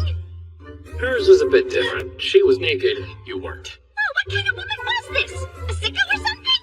Maybe, I don't know. Her beauty was widely accepted to have changed the course of history. But legend has it her nose was a bit bigger than yours. Why would history have changed because of the size of some lady's nose? Was that a euphemism for her breasts in your world? Just forget it. So may I call you Roroa? You're Julius' sister, right? Yes, I am. I've got both beauty and brains, by the way. And I'm hands down the prettiest girl in, like, literally all of Amadonia. Oh, and yeah, you can totally call me Roroa. But I am the daughter of the former Amadonian Crown Prince, Gaius VIII. So my full name is Roroa Amadonia. Nice to meet you, Roroa. But what exactly is your purpose here? I came here to marry you, obviously. All right, marry me, obviously. Wait, what? I came here to marry you, obviously. All right, marry me, obviously. Wait, what? Excuse me? You're the Princess of Amadonia, aren't you? So what are you talking about? It's pretty obvious, sis. You did the same thing. What did you call me? My sweet sister, Licia. Let's focus on your betrothal.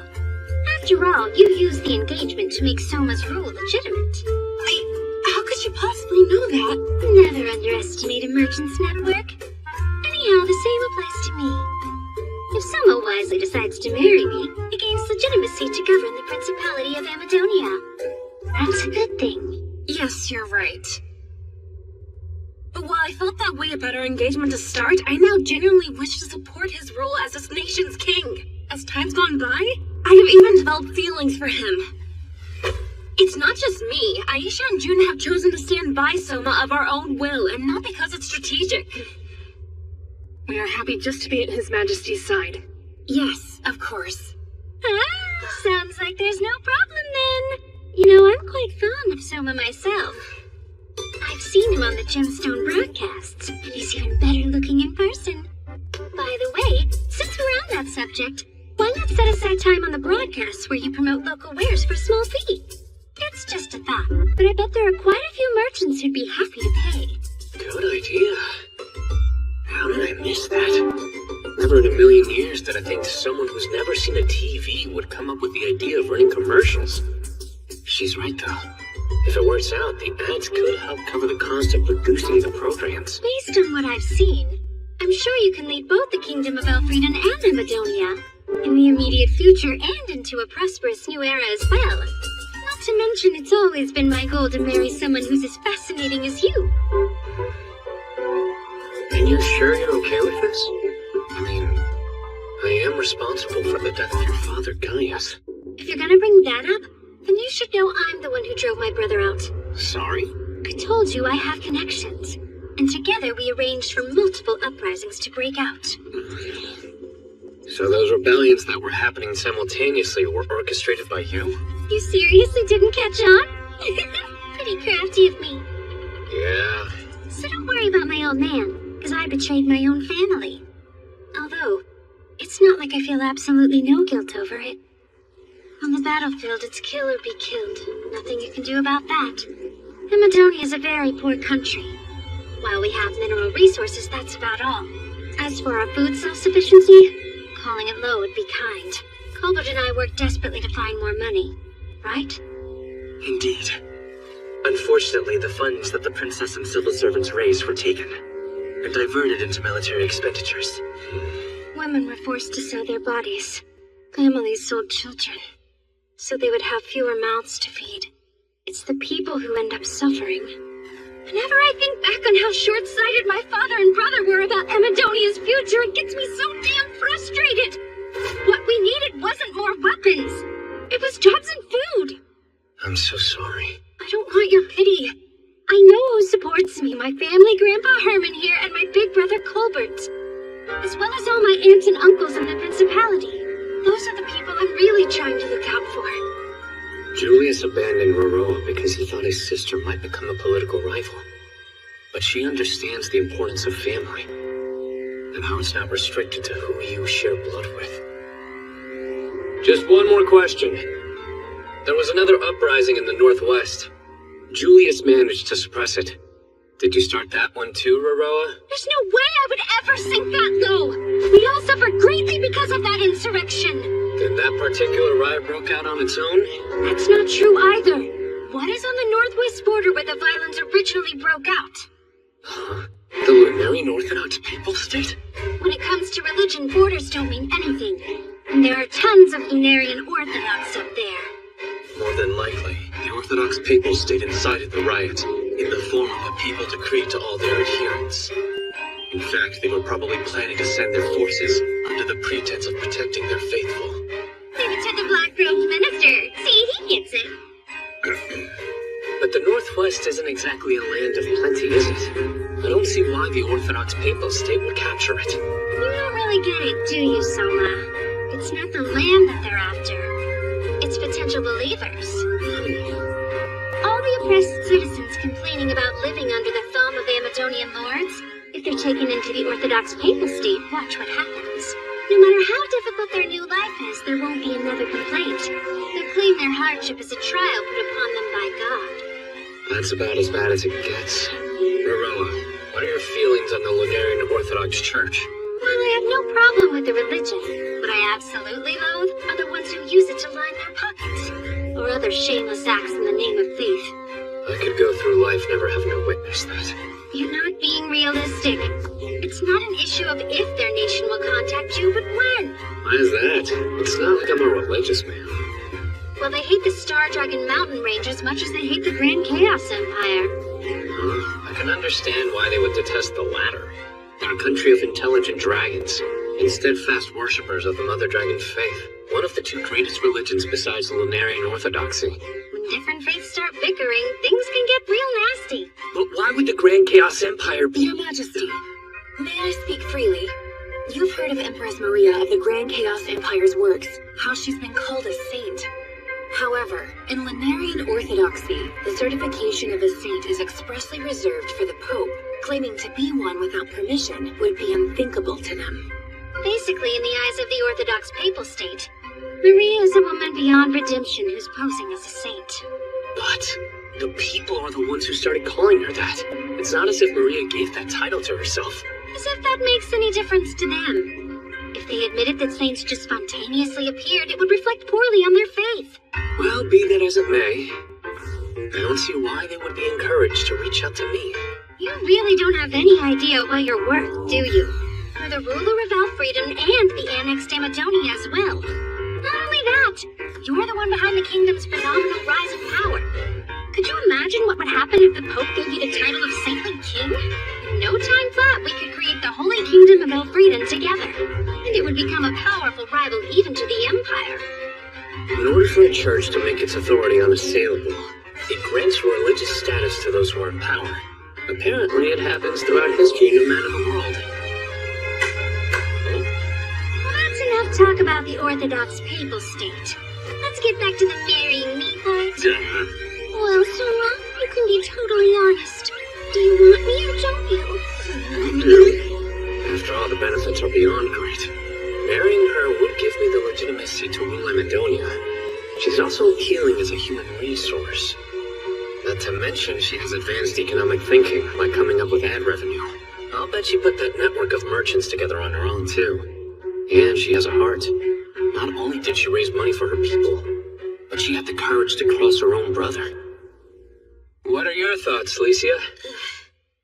You should already know whatever you deem necessary, I'm fine with. Huh? What's that expression about? From what I've seen, this girl is quite competent, and I believe she would be worth welcoming as one of your line of queens. If you will make certain to deal with succession issues, I have no objections. That is my only stipulation. How about the two of you? The more allies we can have, the better. Whatever decision His Majesty makes, I have no intention of speaking out against. Everyone, thank you. All I ask is that you make sure to take care of us, too. You know I will. I do hate to interrupt this beautiful little love fest, but concerning succession, you don't have to worry. I'm not interested in the throne. Are you serious? Yep. Just one thing. I've a teensy favor to ask, darling. What, darling? You see, I want to be in charge of my own business. Don't get me wrong. I think your policies are visionary and all, darling. But you can't exactly budget for everything all the time, right?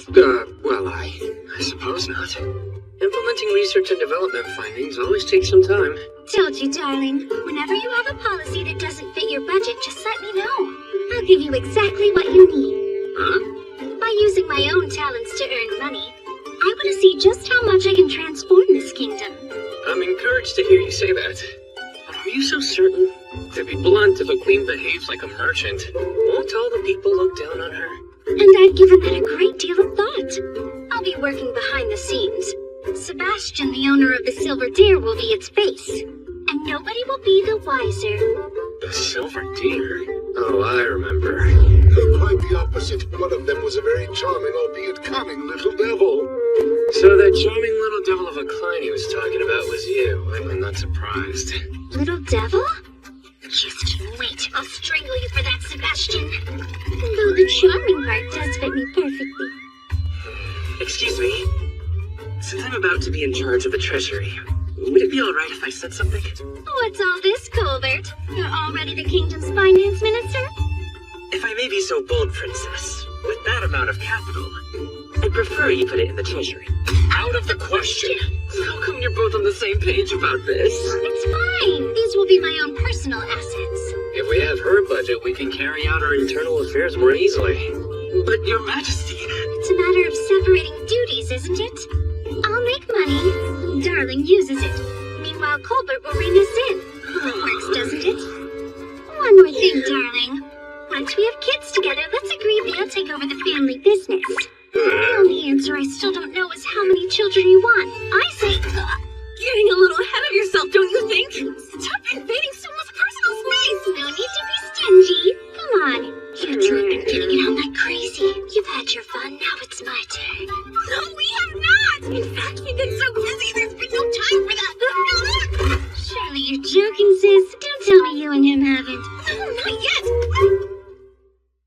And so, the engagement of Selmacosia and Roroa Amadonia was officially announced. Coinciding with this news, the Kingdom of Elfrieden annexed the Principality of Amadonia, creating a new state, the United Kingdom of Elfrieden and Amadonia, otherwise known as the Kingdom of Fredonia.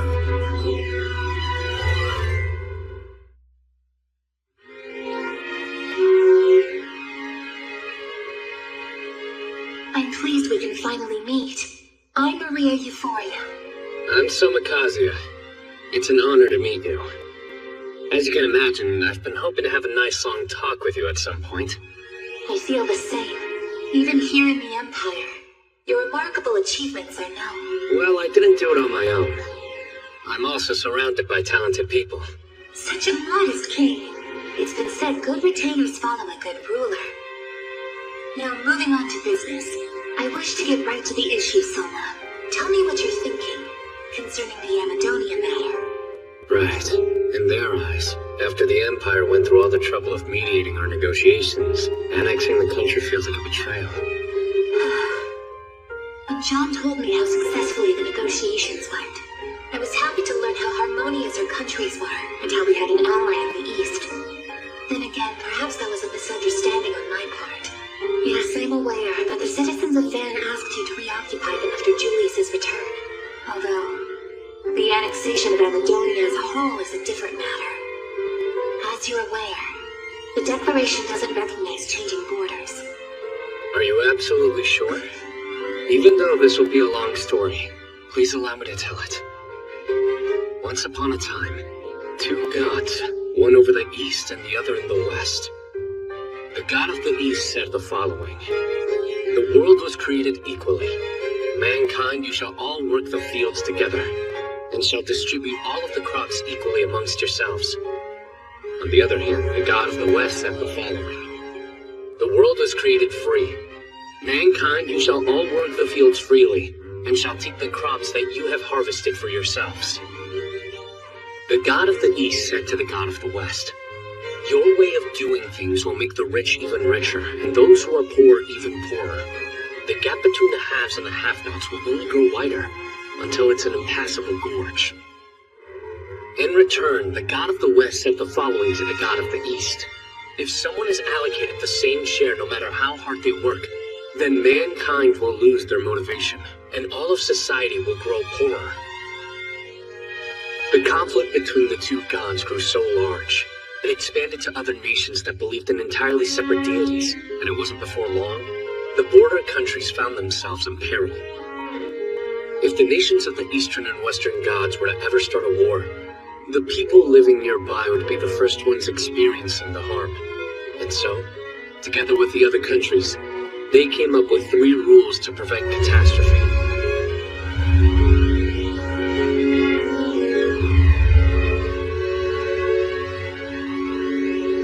And how does this fable conclude? The god of the East's power continued declining, and an all-out war between the two camps was avoided. Then everything turned out all right in the end. For a brief moment, yes. But soon after, a group of people staged an insurrection for their independence from the multi-ethnic state. Unless their independence is acknowledged, the very principle of ethnic self-determination would be violated. The problem is if their independence is recognized, then it would mean allowing all the borders to be altered. Therein lies the issue.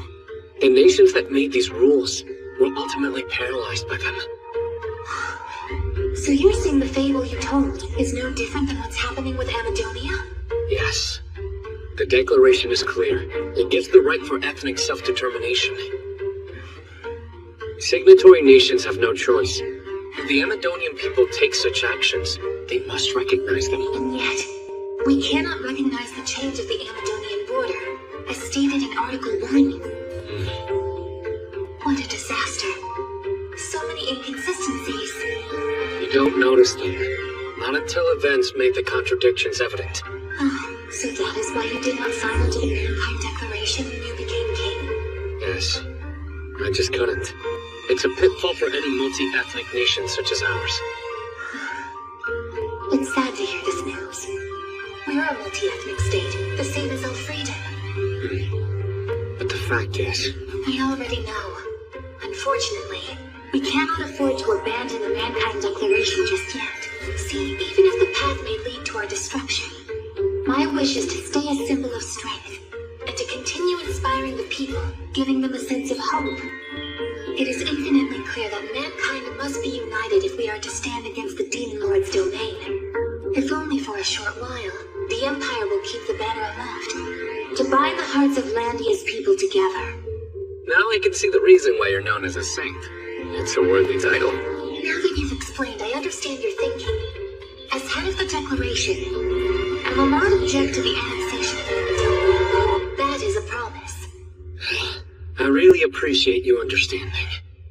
Well, what kind of lady is this Marilla Amadonia? I'm not quite sure how to answer that question, but if anyone did come out on top of this whole affair, without a doubt it would have to be her. I guess things didn't go exactly as planned for you either, did they?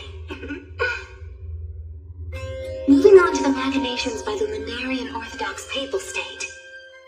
Based on what Roroa told me, they're offended by the title the people have given you. That is true. We've received several complaints, we'll call them, objecting to the fact I have been referred to as a saint. That being said, I did not take the title upon myself, so there is little I can do. It places you in an awkward position. Not like you can demand the people stop calling you a saint. Basically, the Orthodox Papal State will act. They'll probably remain a potential enemy of the Empire. And just like Roroa said, they may approach me to join forces. When that time comes, do you wish to curry their favor? Do you wish for their influence? I hope you didn't get the wrong idea. I don't want a thing to do with their authority. I understand your sentiments. The Orthodox Papal State can be a real headache. Let me guess. You have many believers there in the Empire. Yes. In the eyes of their devoted, the Declaration means nothing to them. In fact, there's a chance they may even attempt to exploit the contradiction you've discovered. If mankind is fighting one another, the Demon Lord's domain will win. As long as we're divided, the Orthodox Papal State knows this. I'm not entirely convinced. The more chaotic the times become, the more powerful religion becomes. That's because it provides an answer to anxiety and discontent. The possibility of salvation. Now that the Demon Lord's domain has appeared, the Orthodox Papal State can feed on the people's desperation and become an incredibly powerful force. Something wrong? Sorry about that. I kind of got lost in thought. Well, from what I have been hearing, that's a somewhat regular occurrence for you. Trust me, Maria. As the ruler over Fredonia, we will be your allies. As long as the Empire continues striving to unite mankind, we will walk with you. When it comes to our two great nations, I believe that they complement each other and can deal with anything. Yes, I am hopeful. This pact we've made here will last until the end of time. Your Majesty, how'd the conference go? I'd say it was fruitful. You've had the chance to speak with John as well, right? Yes. We had some very practical discussions, and I'm pleased to report they've also borne fruit. I bet. And on that subject, there's a mountain of bilateral negotiation paperwork in your office. I want the Empire. No, I want Maria to be mankind's hope. The people need a beacon to follow. That way, they won't lose heart even in the darkest times, and have to rely on gods instead. They'll have the strength to get back up on their own.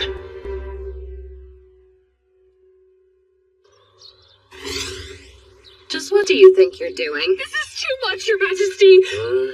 Hey, good morning. I hope you two slept well. Dear, good morning us.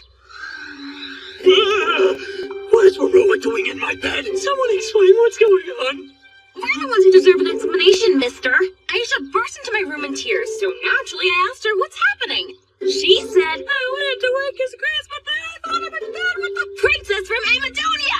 What in the world compelled you to make a move on her before the princess or myself, Majesty? Where's your sense of loyalty? Take it easy. Look, me and Aurora are both still in our clothes, which means what you think happened probably didn't, right? Make sense? Why does it sound like you're not completely sure? Because I can't remember what happened last night. Way to talk it back to me! I was discussing the Amadonia tax system following annexation. Roroa and Cobra both joined in the conversation, and we must have stayed up late talking. Hey, Roroa, wake up! It's already morning. I'm awake. What is it? Am I darling? How come you're sleeping in my bed? Oh yeah, I didn't have the strength to go to my room last night. So I just slept in your bed with you, sweetie. Watch out, Floor. Would you be so kind as to carry her back to her own quarters, Aisha? Yes, as you wish.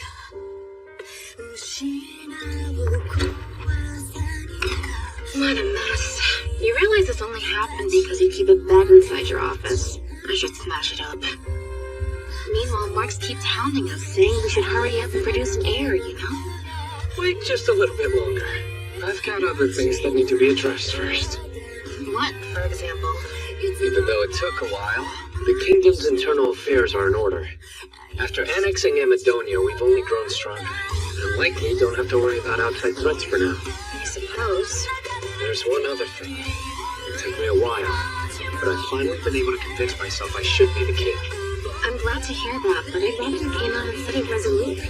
There's no longer anything standing in my way. It's time. There's no reason for me to keep holding back, Alicia. I didn't realize you were. Surely you've noticed. So far, all of my policies were chosen to create as little backlash as possible. And even during the war, we made do with what little we had. Would you mind explaining what that has to do with you keeping Aisha and myself at arm's length? Well, let's just say you'll find that out soon enough. And when exactly is that? Soon enough means soon enough. We desperately need more personnel. You said it. Like Roroa, for example, who's got an extraordinary sense of economics. Agreed. But at the end of the day, you can't run the kingdom's finances all by yourself, can you? That much is true. Despite my strengths, I need employees and personnel who are able to do math. So they should have some math skills and the ability to read and write as well. It pains me to report the literacy rate among citizens is quite low. Those who can do arithmetic, if you exclude the nobility and the knights, often end up becoming merchants. I couldn't have said it better, Juna. Well then, why don't we try recruiting from everyday people? When it comes to appointing skilled workers that are above and beyond, countries that can concentrate money and power have an advantage. For us, it'll be a tougher process, almost like finding a needle in a haystack. So what do we do instead? We try to find skilled individuals in neighboring countries as well as the other plan. What other plan? Slavery. Never has there been a greater violation of mankind's rights. A person owning another without recognizing their humanity, regarding them as property to buy and sell. Even the great philosopher Aristotle once defended the practice, calling them living tools. But the system should have never been adopted. Sadly, however, the practice is alive and well on the supercontinent of Landia. Unfortunately, the kingdom of Fredonia was no exception to the rule. Although some are enslaved as punishment for their crimes, the vast majority had no other choice but to sell themselves due to poverty. If their masters permitted it, they could eventually be freed. In physical law, sexual abuse was strictly forbidden. However, there were still many female slaves who were violated, and many male slaves who ended up being worked to death. Which brings us to an unassuming slave trader by the name of Ginger Camus. As you know, my grandpa has recently died, which means I have inherited all of you. Oh, right. My name is Camu.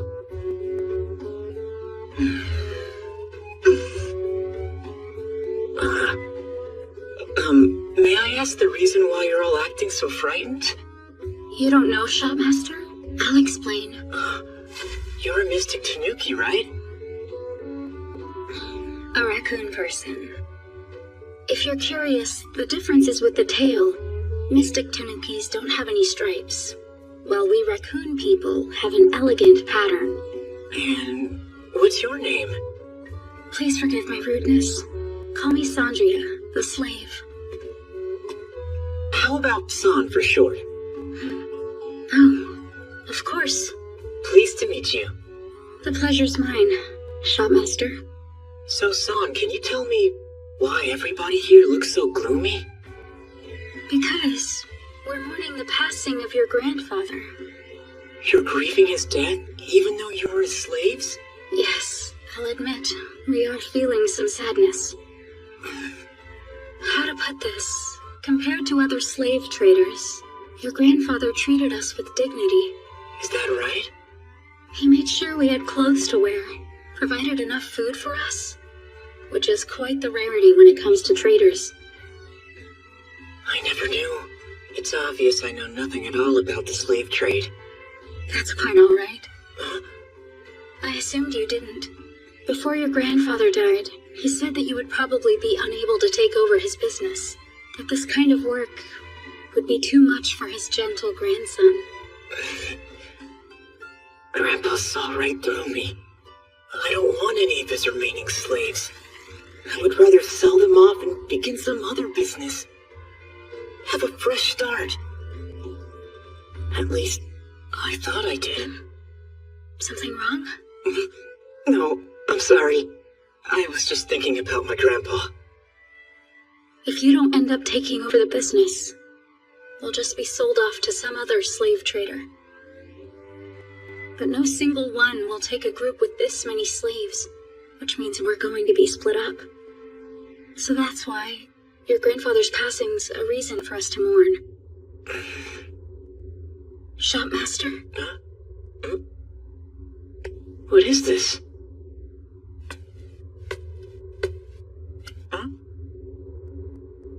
It was presumptuous for a slave like me to offer my opinion. I would like you to punish me for it now. That's insane! It's all right. That whip is specially made, so it doesn't leave any marks on the body. It won't diminish my value when you sell me. That is not what I'm talking about, San! If you knew you were going to be punished, why do you even give me your opinion? Because I was hoping once you close up shop, you might show us the slightest bit of mercy. That somehow you might find owners who will let families stay together. So does that mean you have family members here as well? You really care that much about the others? I understand your situation clearly now. That being said, I don't intend to keep running this business. However, I'll do my best while you're under my protection. Naturally, I'll refuse to sell any of you to malicious buyers. So I'll take it upon myself to carefully scrutinize them first.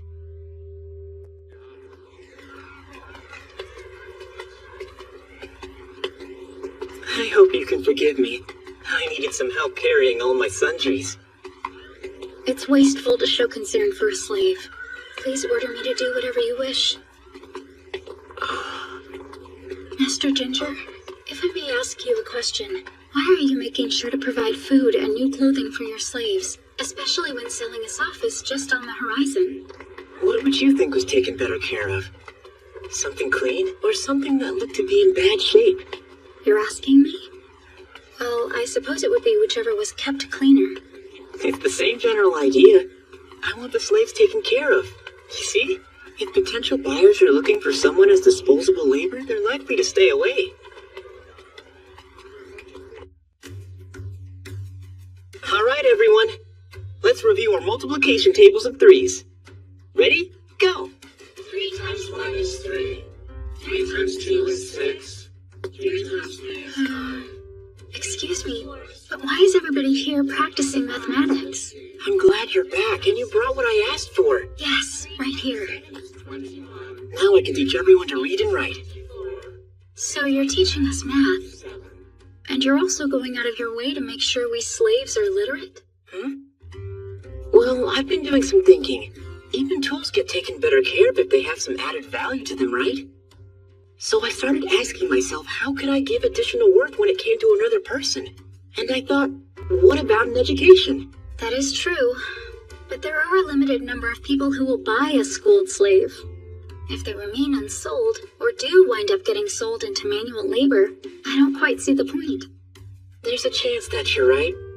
But as you know, I have no plans on continuing to run this business. So I figured that the best way to move forward is to find decent buyers for everybody here. Well, would you like me to teach you too? That's all right. My family ran their own store. I can already read, write, and do math. Son, if you don't mind me asking you, how did you end up becoming a slave? A shopkeeper was tricked into taking on a debt by someone. In order to save his family and store, he had no choice but to auction off one of his daughters. That's all there is. You make it sound routine. It's actually a very common tale. The truth is, this misery can sprout up wherever you go.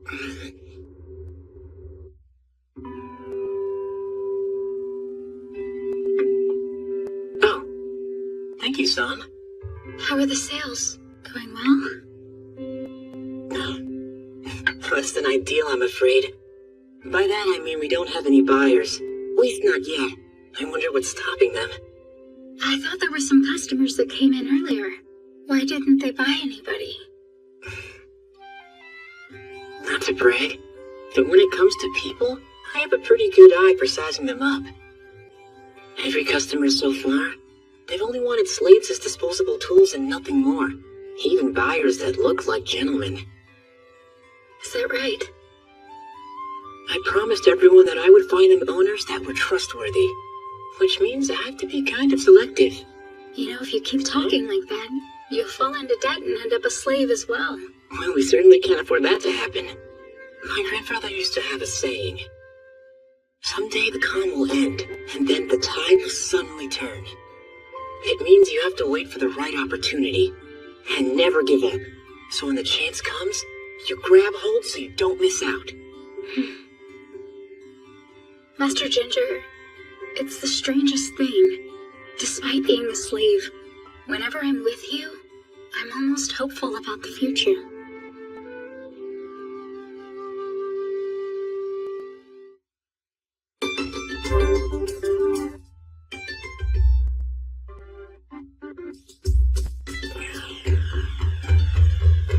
Excuse me!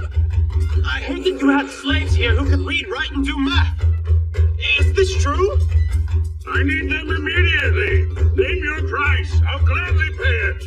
I need some as well. Whatever you require, just tell me. Money is no object. How can I help you? Oh. My dear sir, the fact is I'm in desperate need of slaves who can read, write, and do math. You've come to the right place for that.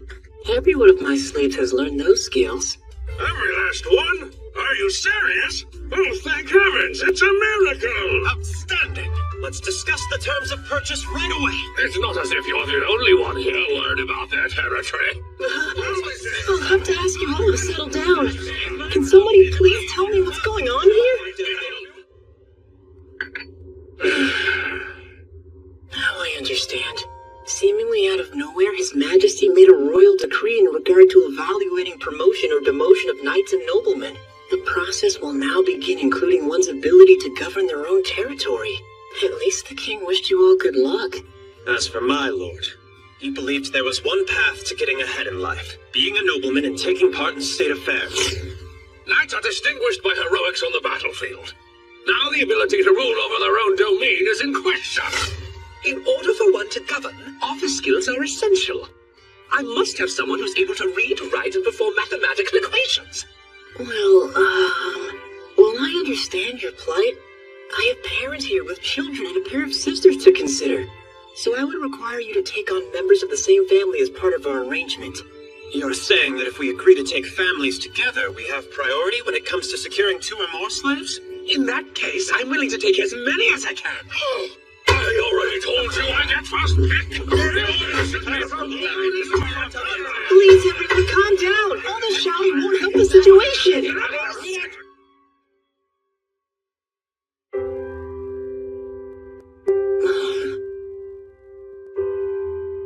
This place has become very quiet rather quickly. Indeed it has. The last 2, Anzu and Shio, are with Pilteri Saracen. I'm extremely happy for both of them. He promised to set them free, and he's taking them as his wives, too. It's a little hard to believe. That makes 2 of us. So here we are. I'm the only slave still in your care. To be honest, son, it's not like I made a fortune, but it was still a tidy sum. Well, you spent your own money on us, making sure to provide an education we wouldn't otherwise receive. I'm not really cut out to be a slave trader.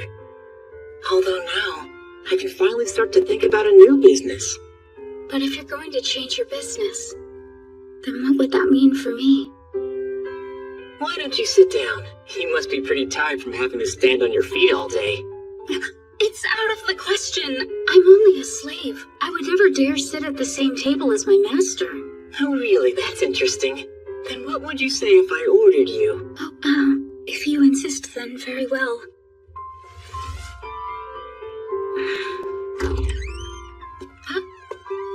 Why don't we take a little break? I'm the one who ought to be doing that sort of chore. Don't worry. Call this a small token of my thanks. Your thanks? Yeah. I owe you so much. If you hadn't had the courage to speak up the very first time we met, I'm sorry to say, I might have let the other slave traders buy everyone. In terms of running a business, it meant turning several potential buyers away, but I'm glad I taught everyone the skills that made them more valuable. Thanks to His Majesty's order, it just happened to work out nicely. But it all started with you, and the risk you took to keep the families together. Perhaps. But we're the ones who should be thanking you for everything that you've done. You say it was to give us all more value. However, you went above and beyond, Master Ginger. Not only were you good enough to have provided us with brand new clothing, but somehow you were able to make this place feel like our home. You did all that at your own expense. In fact, you even dipped into your grandfather's inheritance. Most would never show slaves that much kindness. But you did, and I'm grateful for that. Listen. Huh? Welcome, sir. What a strange hat. Is he from the Nine-Headed Dragon Union? I have a request. I'm very interested in purchasing this particular slave. Sorry. You might have missed the sign outside, but we are closed for the day. Oh, do forgive me. See, I'm so taken by this raccoon person slave. I must buy her before someone else does. Now then, whatever is necessary to acquire her, just name it. Naturally, I'm prepared to pay you more than her market value. Afterwards, I will then release her of her status as a slave. Actually, she... Very well. And what price would you be willing to pay for me, sir? Wait a minute. As you can see, my master takes care of his slaves. They have all been purchased, except me, and as a final act of service, I request you buy me at a higher asking rate. Master Ginger, I only ask you use the money to fund your new business venture. There's no way I'm letting him buy you, son. As you wish. Here's 10 large gold coins, and also 50 standard gold coins as well. Will this be a sufficient price? That is an extraordinary amount. I agree to the offer. Glad to hear it. That's not something for you to decide. I'm sorry, she's not for sale. I don't care how much money you have. She'll serve as an employee when I start my new business. Equal to me, and not a slave to be ordered around. But Master Ginger... You'll have to forgive me, son. Yes, there's a possibility that you would live a far better life if you allowed this man to take you away from here. And he obviously comes from considerable wealth as well. The thing is, out of my own self-interest, I don't want to let you go. I want to stay. I beg you, keep me here. Allow me to remain by your side forever. Son, of course I will.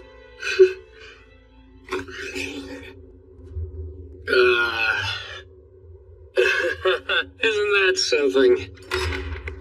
You see? Just like Sebastian said. Quite the fascinating slave trader, huh? That's an understatement. I'm sorry, but what's this? My deepest apologies. It was only supposed to be a test. I'm confused. This world is full of people. Yet someone like you is hiding right under our noses. We can't stop searching for talented personnel. Wait, Your Majesty? No formalities. We three here are incognito. I've always wanted to say incognito, but never got the chance before. Your Highness? Do you mind if I ask why you sought me out? Word of your reputation is spread. About how you decided to teach your slaves, so they would end up in places that would treat them with dignity and respect. Traders around the kingdom are following your example now, by educating their slaves as well. Oh, they are? Judging from your reaction, you didn't realize your glorious accomplishment. You ought to be quite proud. I wouldn't say glorious. As long as I've been king, I have been thinking of ways to abolish the system of slavery here. The thing is, if I just made reforms by royal decree, it would have only resulted in societal upheaval. One wrong move and we'd have a civil war. That's a bit extreme, don't you think? Sadly, no. In the world I come from, that's exactly what happened. As a solution, slavery will exist by name alone. Wait, you don't mean... Isn't this the subject you were discussing earlier with Princess Licia, yes? Yes, it was, Aisha. Education. You protected the socially vulnerable and improved their quality of life, guaranteeing them employment. And as a result, the slaves will no longer be enslaved. If that's not glorious, I don't know what is. I mean, I couldn't be happier, but I was just doing everything in my power to protect the people who are left in my care, Your Highness. You're exactly the kind of person that I've been searching for. Starting from this point, I'll be socializing the slave trade in this country.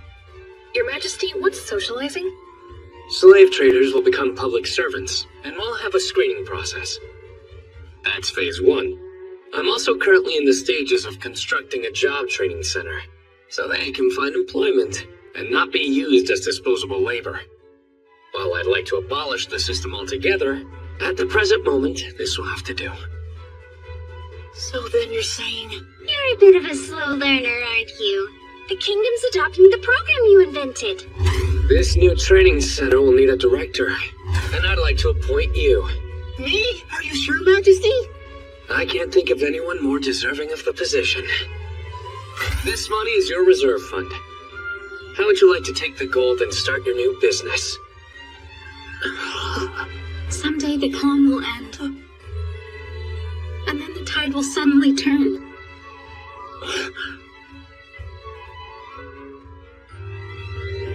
It's a deal, Majesty. I want to do this.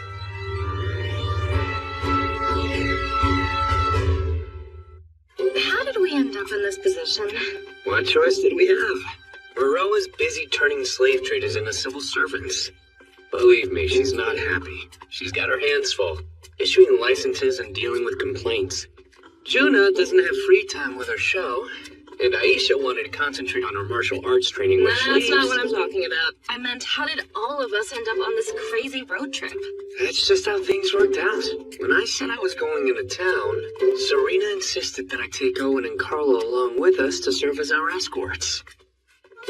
And you had a pretty genius idea. Even as a ragtag group of adventurers, we do kind of look like we belong together, right? If you wanted to blend in more, you could have worn that student uniform like you did last time. And given the way Owen's dressed, we could have said he was your instructor. You are actually getting trained by him in martial arts. You're one to talk. If you had dressed more like an adventurer, we'd look like a party, except for...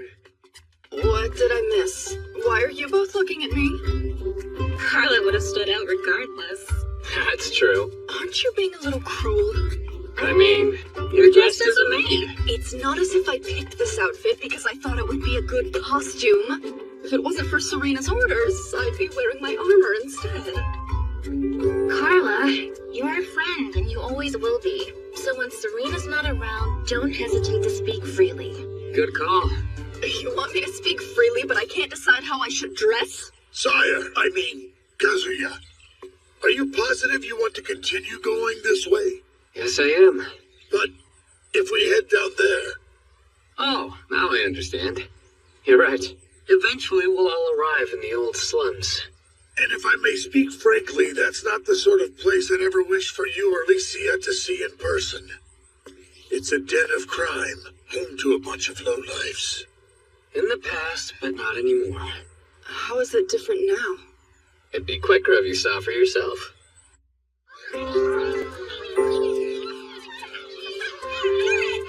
What do you think? Well, it's a lot different than what I pictured, so I guess I could say I'm surprised. Meaning what? Meaning it's supposed to be dark, gloomy, musty, and dangerous in this part of town. At least as far as what I've been told. Hard to believe these are the kingdom's slums. Nope. You're thinking of the old slums. Quite different from how you remember, huh? We did our best to get everything in shape here by tackling the sanitation problem. The sanitation problem? That was part of your big plan to improve the city, right?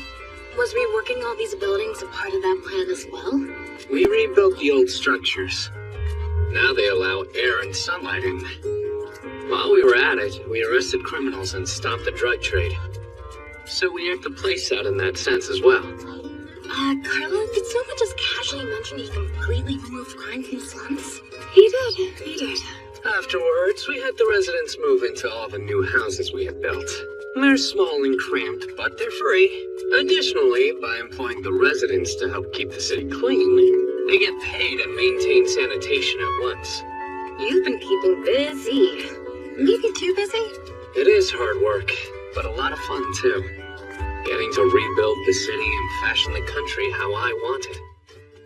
And if as a result, the people smile more, where's the harm? Agreed. But if there's anything I can do, you be sure to let me know. Of course, I'm relying on you.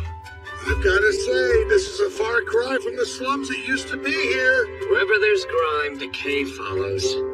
And then, pathogens are more likely to take hold. What are pathogens? It sounds odd, but there are an infinite number of these tiny creatures. Even though they're invisible to the naked eye, they live in the air, soil, water, everywhere else. I just told you can't see them, but they're powerful enough to make food spoil and cause illness. We can only view their influence. Wait, now I get it. So that's the reason you recommend that we all gargle, and we wash our hands. You got it. I'm a little confused. So pathogens, they cause diseases? I believe whatever Kazuya tells us about them. It's not a question of whether or not they accept my word. Since they solve all their problems with magic, what can I do? In this world, medicine and hygiene haven't made significant advances. Probably because light elemental magic is such a widespread presence. When it's been cast, it gives you the ability to heal and can treat even the most serious wounds. But it does have certain drawbacks. Like not being able to treat elderly patients' infections and injuries, since their natural ability to heal is diminished. Treatments for diseases are available, but the market is overrun with drugs made from dubious ingredients and questionable folk remedies. When I started tackling the sanitation problem, I knew I had to do something about the health crisis as well. First things first, I need to make them realize pathogens do exist. The question is, how do you get people to acknowledge something they can't see? Some already can, or more specifically, a certain race of people in the world. Those people know that germs exist. Thanks to an extra eye unique to them, it lends them a kind of enhanced perception and the ability to see things other people cannot. An extra eye. It sounds like you're talking about the three-eyed race. I'm surprised they agreed to work with you. I've heard their kind shunts contact with anyone from outside their clan. Their isolation seems self-imposed, most likely because of how they view the world. Remember, they can tell whether something is sanitary or not. Imagine, if you saw germs everywhere, you'd probably avoid others too. They must think we're disease-ridden freaks. Well, that's certainly one way of putting it. Long story short, the three-eyed race knew pathogens were real, as well as the fact that they cause ailments light magic can't treat. So, using their vision and their insight, they developed their own brand of medicine. The research into diseases is advanced. Compared to the rest of the world, they are centuries ahead in medicine. Wait, could that be the reason the three-eyed race has such a long lifespan? How old are we talking about? You know how humans and beastmen only live to be around 60 years of age? Well, the three-eyed race's average lifespan is well over 80 years. Alicia is correct. Introducing hygiene has extended their lifespan. It's like a shield for health! Right. I've set up talks to ask for their help, and commissioned them to make a device. Once it's complete, this object will allow the other races the ability to see germs and microorganisms for themselves. Amazing! That's our cousin, all right. Well, we had them back in my world, called them microscopes. A microscope? Yeah. By putting lenses together, it can make small objects appear larger. Because of these, I was able to prove to everyone what the three-eyed race said was true. And that's not all. Thanks to their sight, they have already made antibiotics. Another strange new word. I'll skip the explanation since it's complicated, but they're a substance that inhibits the growth of pathogens. So it's medicine. Yeah. Turns out they just call it medicine too. But that gets confusing. So I decree that it shall be known as three-iodine. Because it's a type of medicine made by the three-eyed race. Three-iodine? What do you mean it's able to inhibit the growth of germs, as in the spread too? It's a wonder drug against diseases. But that's only putting it mildly. It can be used to prevent epidemics as well as keeping open wounds from festering. You said stop epidemics? It's really powerful enough to do that? Since the three-eyed race can see these germs, they are also able to help find a way of stopping them. Well, could it be mass-produced? Alicia? This is important. This could even help us to stop epidemics. There's no mage who can do that. There's not much available yet, but we are ramping up our production. Perfection. Good news is, the three-eyed race is now cooperating with us. And additionally, we won't hold anything back when it comes to the medical research. Our biggest struggle so far is the small number of gel medics available, which three-iodine production is dependent on. Gel medics? Kind of a subspecies of gelins, which can survive in unsanitary environments. Before getting refined, three-iodine is extracted from it. Thanks to Tomoe's help, there has been an increase in gel medics. Hold on. Aren't gelins more plant-like than animal-like? But Tomoe can talk to them? Apparently, communication is a little bit murky.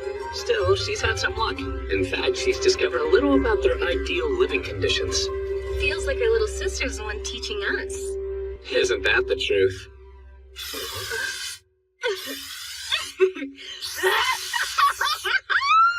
Dear Alicia, unsanitary! There you are. Some more over here. This woman is clearly deranged, Kazuya. What's that weirdo doing exactly? This is just normal behavior for her. You know this psycho? Dr. Hilda Norg. As you can see, she's three-eyed. On top of that, she has a high degree of medical knowledge and skills, even by the standards of her people. She's the doctor? Same old Hilda, I see. And who are you? All right, sorry. Oh, well, if it isn't His Majesty, I thought you were just some sort of vagabond. Introductions are in order. These two are. Oh, I know. That's the princess, and that's the former Air Force General's daughter. And a rather embarrassing outfit, I might add. Hey, are you familiar with my friend Owen? I would rather be boiled alive than know a man of his filthy stature. Ugh. Just who are you called filthy, you elite snob? Try and make a move, you muscle-bound freak. So tell me something, Hilda. What is it that has brought you out here today? Leave the populace unsupervised for long, pretty soon they get filthy again.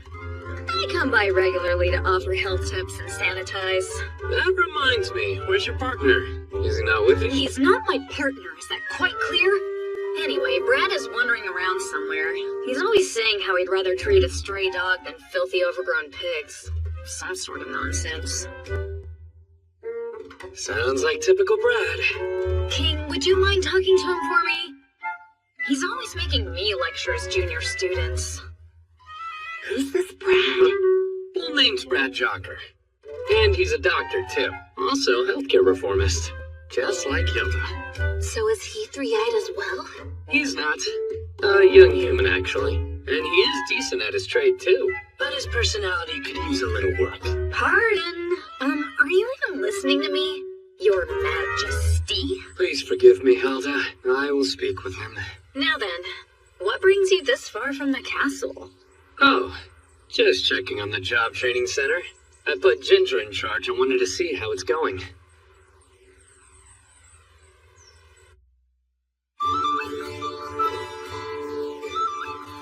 Goodbye, Miss Sun. See you tomorrow. Have a nice day, everyone. Be good. Thank you for coming by the school to see us, Your Majesty. Hey, son. Where's Ginger? Master Ginger, King Soma is here for you. Your Majesty! I told you, no need to be so formal. Oh, the princess is here? Hi, my name is Ginger Kakaru, and it's such an amazing honor to meet you, Highness. You're sure stuttering more than usual today. Behind me, that's Carla Vargas. This man is Owen Javana, and that's... I know Dr. Hilda. She's always stopping by to give free medical checkups to the school children.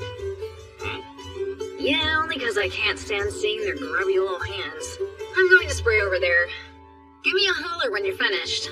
I believe someone to play in that direction there. Yeah, I got it. I hear you've been teaching children to read, write, and do math here. Not just the little ones. Adults are learning as well. Adults, too? There are many in the kingdom who have never had an education. Days we teach kids, and the adults at night after they've finished all their labors. Is that right? I really have no idea. We plan to eventually offer other lessons as well. Isn't that right, sire? Yeah, there's tons, including training for civil engineers as well as adventurers who explore dungeons, and lessons on medical techniques from Hilda. That's quite the wide variety of subjects. The academic research in this world is pretty narrow, and mostly focuses on magic and monsters, right? Thing is, hidden within studies that are outside the mainstream, there's tremendous potential waiting to be found. When you master a field, no matter the subject, you're the best. By becoming number one, you also become the only one. And those only ones are who you want to nurture, right? Yes, but first off, we need to do whatever it takes to raise the education of the entire kingdom.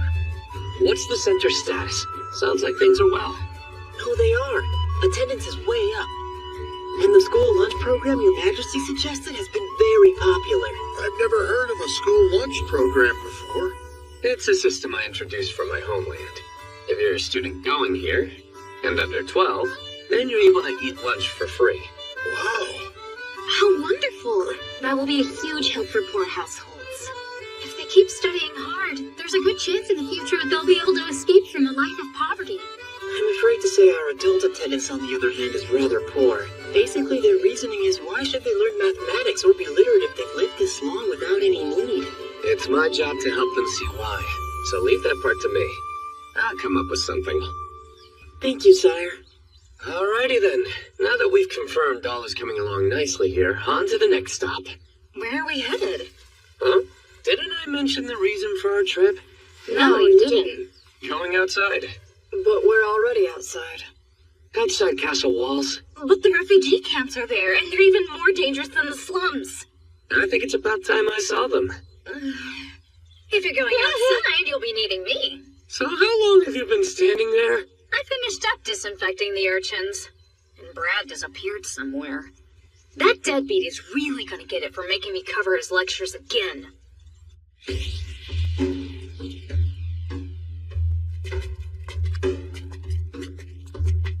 For sure this place is a dump. But oddly enough, there's a powerful look in their eyes. They came a long way from the north, with nothing but the will to live. It's safe to assume that those who are here are far stronger than we could ever imagine. They've experienced wars, natural disasters, and other misfortunes. Yet somehow they still stand on their own 2 feet.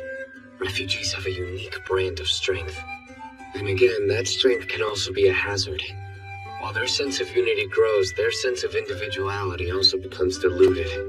By the way, Kazuya, you said you had supported them.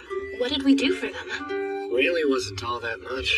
We sent food, firewood, and supplies they desperately needed. Also, I had the Adventurers Guild make security around the camp a quest. I get supplying them with essentials, but why do they need our protection? When foreign nationals are victims of crimes or the perpetrators, it often leads to international incidents. But it's different for these people who have no countries. As long as it doesn't become a global event, people are often content looking the other way. Those sort of folk need to be punished. No.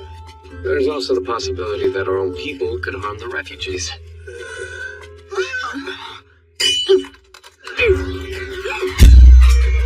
What's all the commotion? Look, those thugs just showed up out of nowhere and tried kidnapping all the children. They tried what? They're attacking anyone who jumps in to stop them. Those adventurers heard about what was happening and stepped in to protect our camp.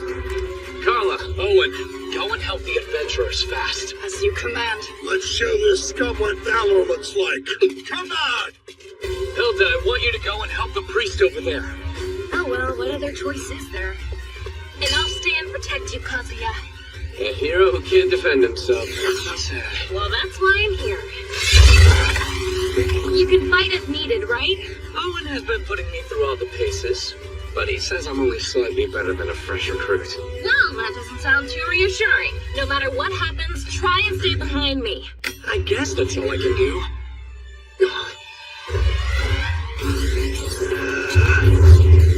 Duck, you know!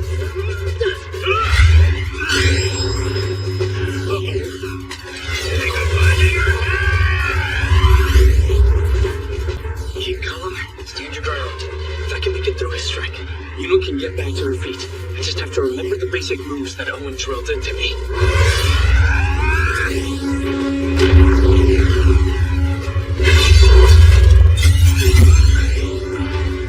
I did it! I actually did it! A successful berry! Don't just stand there!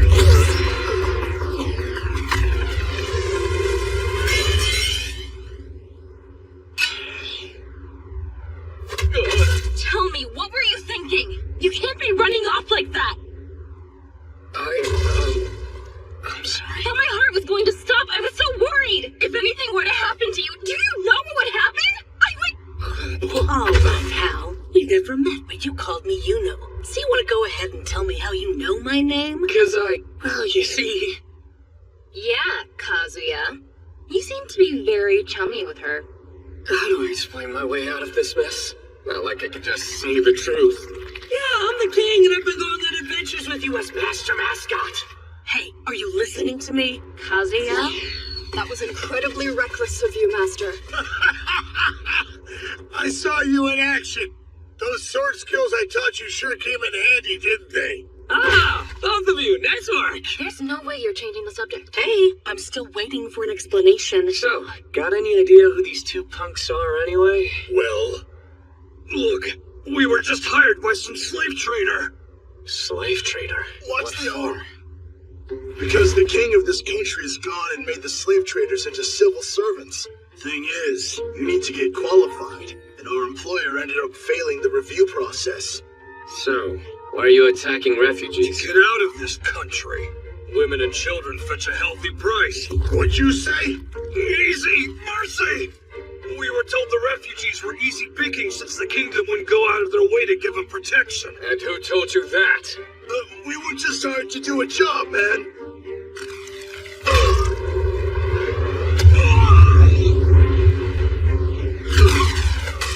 Carla, would you go and tell Hakia what happened out here? Sure, he'll take swift measures to deal with this. Yes, as you command. Well, I finished treating the injured. Don't know what the plan is. We've managed to draw quite a crowd here. Crap! We're supposed to be incognito! I told you, don't raise your voice! Ladies and gentlemen, your children were saved from being kidnapped, all thanks to these brave adventurers! Thank you so much! Now's our chance to escape. And very quietly. Hey, just wake the hell up. We're not done. So, Kate, where to now? To see the refugees' chief. Why are we meeting with him? There's a problem here, and we're solving it. Refugees, one of the most difficult challenges facing modern society. Persecution, strife, and violence. These are just a few reasons why people are forced to flee the country where they were born. In order to survive, they escape to other nations. Some by foot, others by boat. Here in the Kingdom of Fredonia, the problem is very much the same. There is a refugee camp located just outside the walls of the royal capital of Parnum. Within it are just under 1,000 people. Humans, elves, beastmen, dwarves. Most have one thing in common. They were driven from their lands by the expansion of the Demon Lord's domain. However, compared to other refugees, those in the Kingdom of Fredonia were more fortunate. Elsewhere, circumstances for refugees are considerably harsher. There are nations bordering the Demon Lord's domain, where refugees are forcibly conscripted and sent to fight on the front lines. Or under the guise of protecting them, they were employed as cheap labor and exploited to the point of slavery. Now that domestic affairs have become settled to some degree, Soma had finally resolved to deal with this matter head-on. That's a rather large tent. Not so much a tent, more like a Mongolian gur. It's not important. The chief's expecting us. Let's meet him.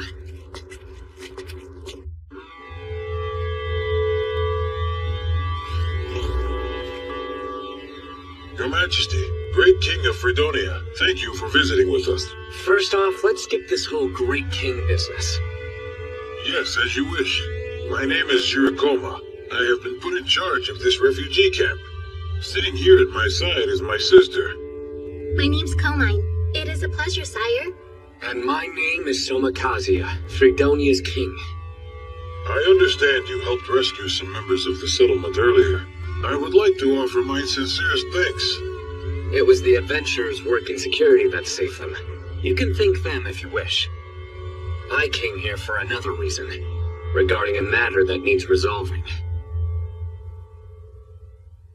I'm here to help you make an informed choice. My messengers told you your options, and now you must decide which. You can't! Stop, Kaline. I will speak my mind. Our words will determine the course of action for everyone residing here in this camp. We must remain calm. I'll hold my tongue then. Soma, I think it's time you explain to me what's going on. You're right. The refugee crisis has gone on far too long. We need to find a resolution. So I asked them to make a decision. Decide what? Become subjects of the kingdom and forsake their home, or tear down camp and leave this country.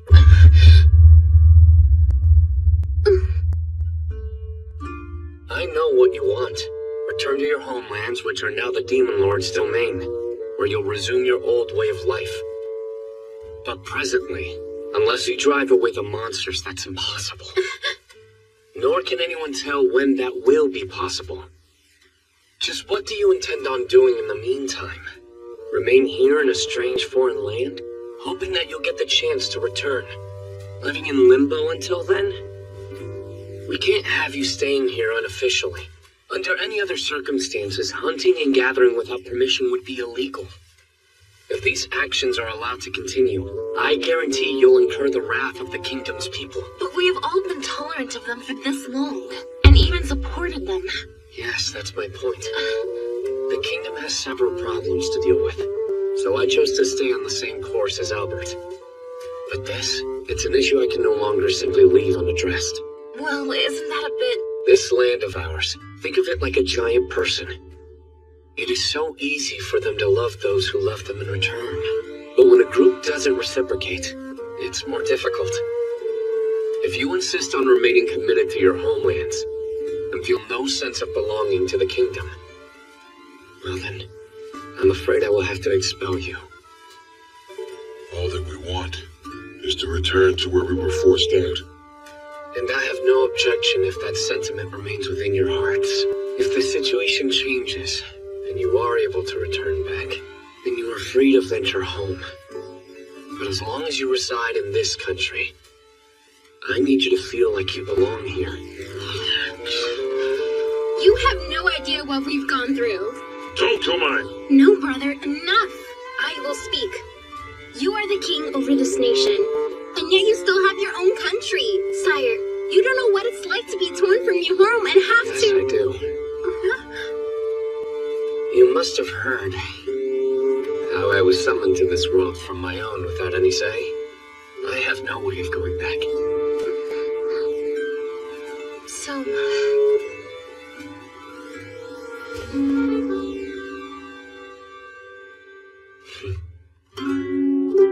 Still, I have Licia and the others, those by my side supporting me. People who genuinely care about me.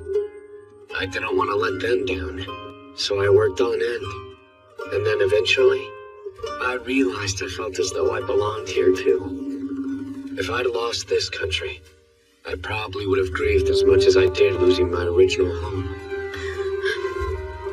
The fact is, you might not be accepted right away, but you can't move forward if you refuse to take action. Just how accepting will you be? The same as the Grand Chaos Empire? Princess, I'm confused. The Empire offers refugees land, the undeveloped parcels within their country. And if they settle it, then they can be recognized as their provisional residents. No, yeah? And what's the catch?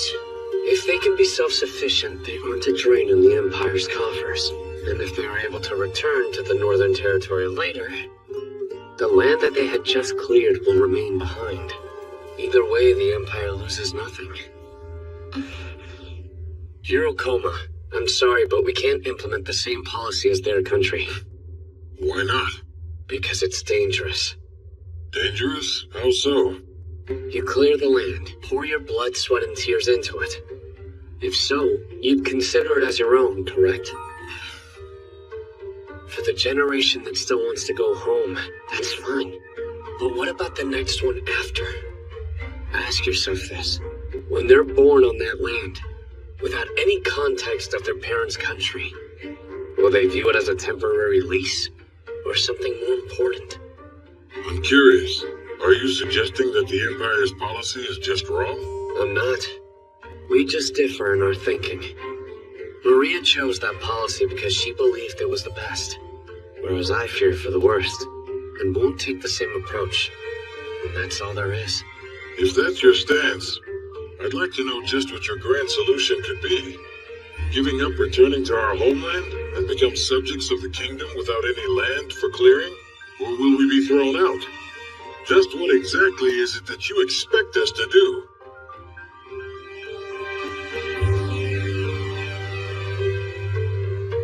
Master Owen? Sire? Show them. As you command, my lord.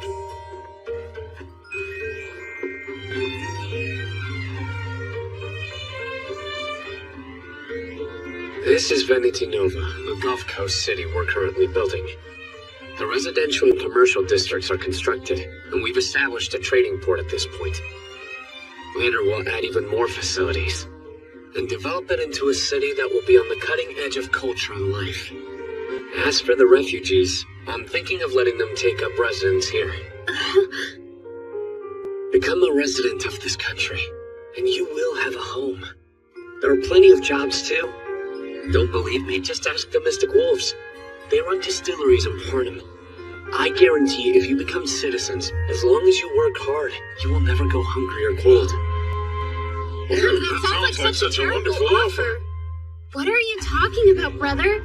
He is pretty much calling us strays and throwing us scraps to try and make us roll over. Gomai, what His Majesty is offering us is an actual chance to establish roots here. So that's it then? Are we just gonna give up on ever going back home? Don't tell me that doesn't bother you at all.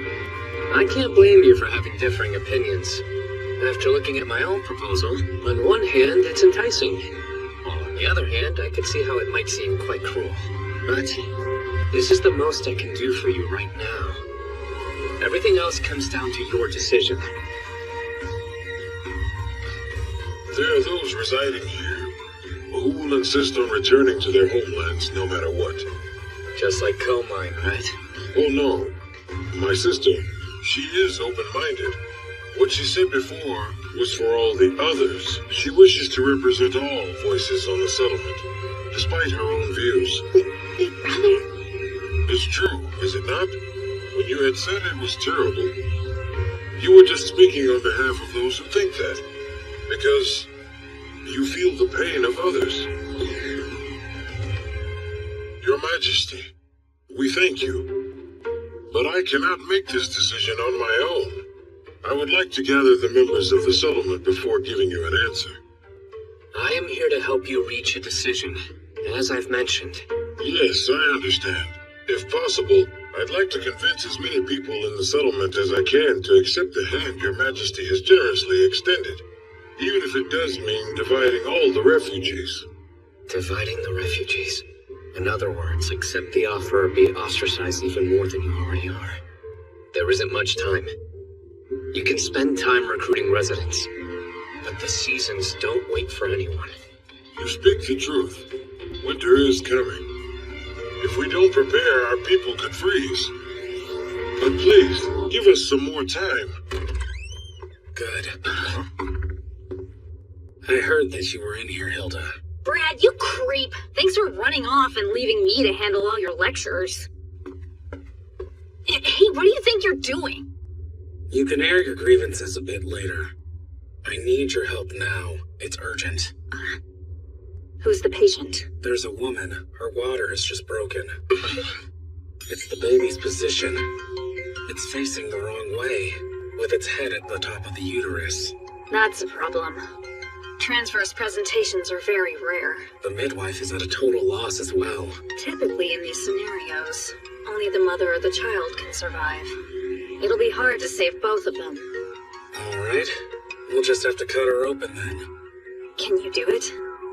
I understand the survival rate for mothers is less than 20%. The reason for it being so low should be fairly obvious. Oh? Why's that? The ones who operated weren't as smart as us. You make the incredible sound simple. It's the truth. Or more precisely, because they lacked my skills, as well as your three-eye knowledge of pathogens. I can bring the survival rate up to 80% alone. Hilda, if you're at my side keeping things sanitary, together we can bring the survival rate up to nearly 100%. Damn it, how can I argue with that? Well, King, you heard what the man said. We've got an emergency. I hate asking, but I need you and your people's help right now. Of course. Go have it. I gave Hagrion the report of the incident, Master Soma. Oh, good. You arrived just in time to help us, Dragonute Girl. Wait, help you with what? Go to the medical lab in the capital and bring me my instruments and drugs right here, on the double. This is an emergency. Do exactly as she tells you. The king just gave you an order. Now listen, ask for Hilda's black bag. The researchers will know what you're talking about. Yes, I understand. You, refugee leader. I would like to borrow your tent. For this procedure, we need the most sanitary venue possible. I have no objections if it will help you. We're also going to need blood transfusions, so gather up as many refugees as you can. Understood.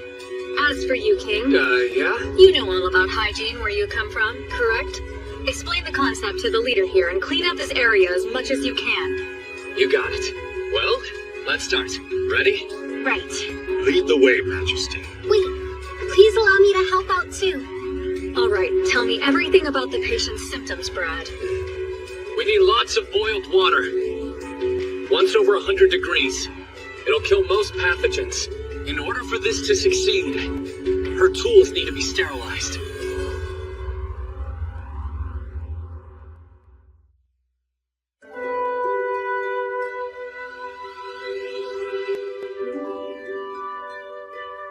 I've heard about opening a pregnant woman's belly, but is it safe? Oh yes, without a doubt. Cesarean sections are common for difficult deliveries. At least where I come from. Your old home always sounds like an amazing place, Selma. I'm sure those two can pull off a similar procedure. They're both pros. But then, we never had access to light magic in my world. So the comparison isn't so simple. Be that as it may, I can't say I'm happy about being stuck outside while Carla's helping them. Jirokoma, Hilda and Brad are skilled doctors. I'm sure both mother and baby will survive. So I want to bring this up. Yes, what is it? When the child's born, it'll be in the kingdom, not in their forefathers' land. They will grow up here and see it as a home. Forcing newborns to live as exiles from a lost nation is... There's no need to say any more. Big brother. Listen, I have decided what needs to be done.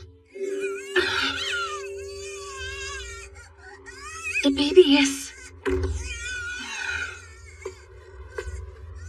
It's a healthy boy. Hope for the future has been brought into this world.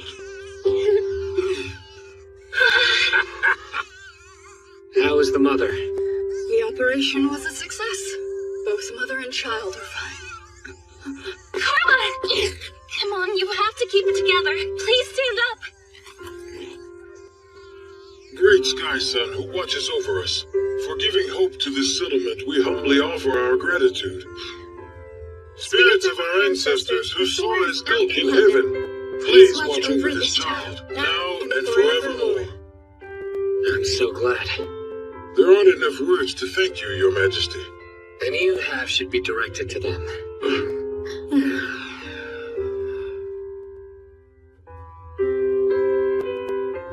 I'm stepping down as leader of the settlement. Comine will take over. Huh? Are you saying that you're going to leave us, brother?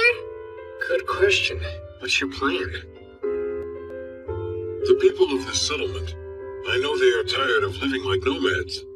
I'm certain, if they can make this country their home, it would be a wonderful chance for them. And yet, I know there are hardliners who will never give up on going home. That's why I will be heading back north along with them. I'll be keeping up the fight for our nation, on the front lines, biding time until we can take back our land. Hold on a second. You can't just run off when the settlement needs you. Don't forget, I said His Majesty's proposal was cruel, didn't I? I'm going north with you. You can't. You declined it out of consideration for the others, despite what you actually felt. That heart of yours. It makes you a better mediator than me. There's a part of me, some beast that can never give up the thought of going home. When I was made chief, I pushed my feelings aside and had to keep them buried in my heart until now.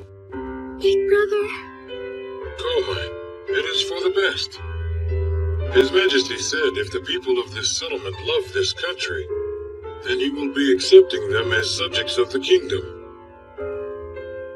My role has come to an end, and I can let my feelings soar now. Honestly, don't make your sister cry, you jerk. I don't know what else to say. Please look over Comine, and all of the others. I can promise you this. I'll handle the paperwork.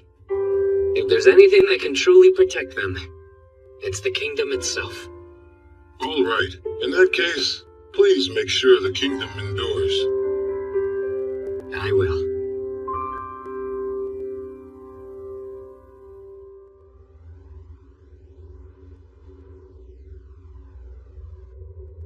Baby smells so lovely. He's not strong enough to hold his head up yet. Careful holding him. How are you feeling? Fairly stable after the operation, thank goodness. And my milk supply is good, so I'm able to nurse him until he's full. I'm relieved to hear that. When you said you were splitting her belly open, I was nervous at first. Back where I'm from, cesarean sections have a very high rate of success. You little... Don't make it sound so simple. How would you like to be cut open, even if it's 100% successful? Did you see the infant covered in blood and vernix? What about all the blood spilled on the floor and how much blood she needed to have pumped back into her? Carl. It doesn't matter how much magic and medicine is used. Women still risk their lives giving birth. There, please don't cry, little one. That's probably my cue to give him back. I'm sorry. You're right. I treated the subject too lightly. My apologies to you two. Don't be ridiculous. Without your help, I most likely would not be here holding my baby now. If anyone should be bowing their head in here, it ought to be me. As a man, it doesn't affect me the same. I wish I could have been of some use. In that case, I'd be honored if you were my son's godfather. Huh? Who, me? Yes.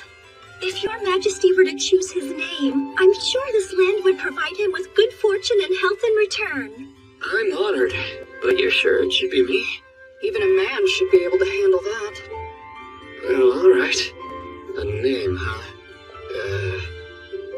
No, I've got it. What about Fuku? Back in my home world, it means happiness. Fuku. Sound good? I don't know how to thank you. With such a wonderful name bestowed on him, no doubt he will become as tall and as handsome as an elk's antlers. Grow up to be strong, little one. Hi, Fuku. Boo. What's wrong? Other people's babies are cute, but when they're your own, they must be even more adorable. Yeah, I suppose so. Soma, how about we start trying? Huh? You mean like, well, actually, could we wait a little while longer? Come on! You're still not ready? Ahem. If you two don't mind, save that talk for later. Preferably when I am very far away. As Jirokoma departed with his group of volunteers, leaving Fredonia behind them, his sister Koman took over as chief of the settlement. Those traveling could not shake their longing for home, and swore to take back their lands by force if necessary, while those who saw them off kept their longing for home in their hearts, dreaming of restoring peace to their nations while remaining in a foreign land. Though their parting was a sad one, at the same time, it was their own decision. I see you made it to class on time. Oh? Yes, I'm wearing glasses. Not that I need them. They put me in the teacher mood. Like a piece of armor? Indeed. For you see, this will be your first of many lessons. So welcome to day one of the fiancé's bridal course. And your teacher will be none other than myself, the learned Excel Walter.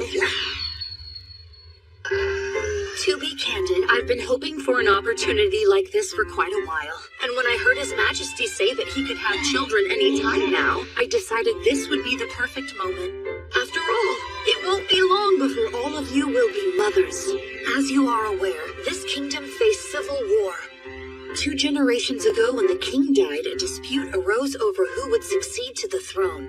The royal family was nearly wiped out.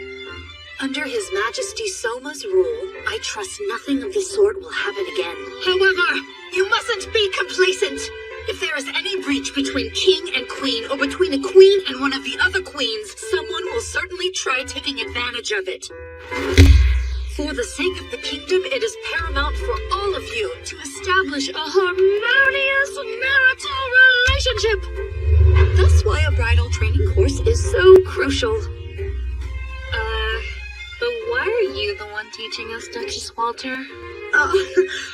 Well, I have lived for over 500 years now, and fallen in love with a number of gentlemen, none of whom I ever parted with, mind you, except through death. Not to mention I've also borne each of them children. Now it's my responsibility to teach you as queens, no, rather as individual women, how to remain in harmony with the man that you love.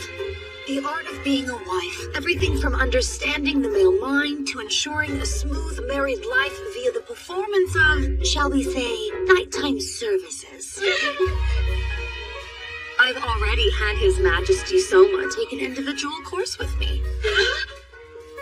Now then, What does this mean in both war and marriage? Information is key if you want to succeed. Know yourself and the enemy, and you'll survive 100 battles, as His Majesty is always fond of saying. He's right. As long as you are aware of how the other party views you, you will always know how to conduct yourself. Still, though, sometimes it is good to be unpredictable and shake things up if you ever find yourself in a rut. Know yourself, brides, and the other party, and your union won't be endangered. Like I said, I met with the king, along with a royal mage, who secretly cast a confession spell on His Majesty. This notebook contains the information I got out of him during that session.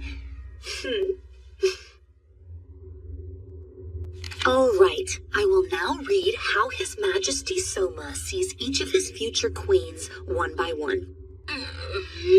First, Roroa.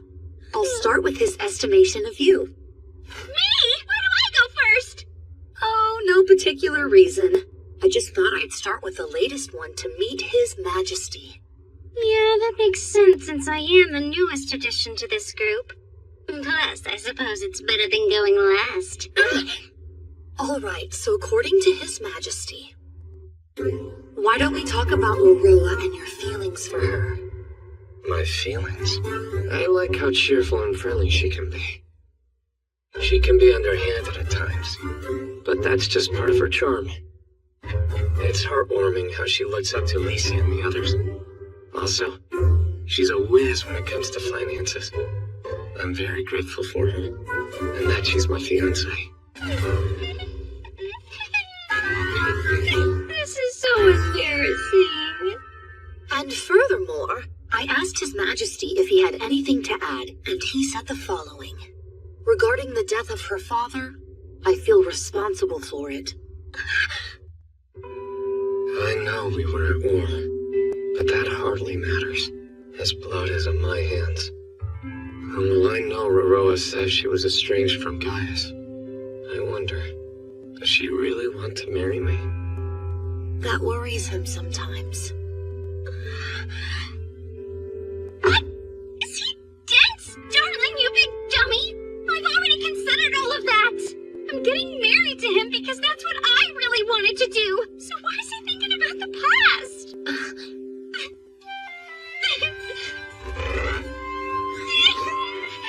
There.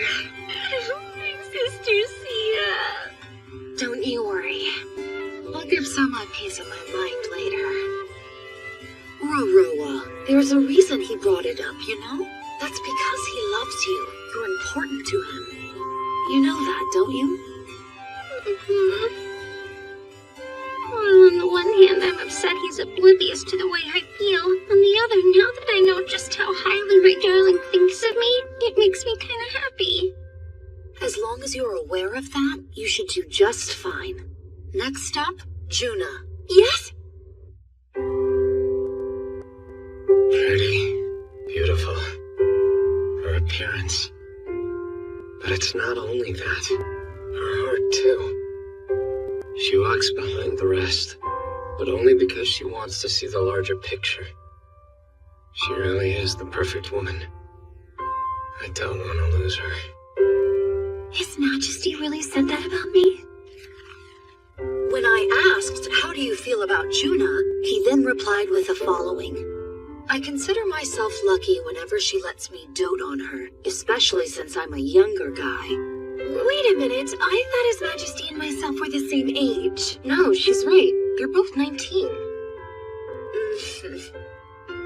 It was only later Soma realized, in the world where he came from, that 1 year lasts 365 days. While in this one, it lasts 384. So when you factor in the difference, you would actually be at least a full year older than His Majesty Soma.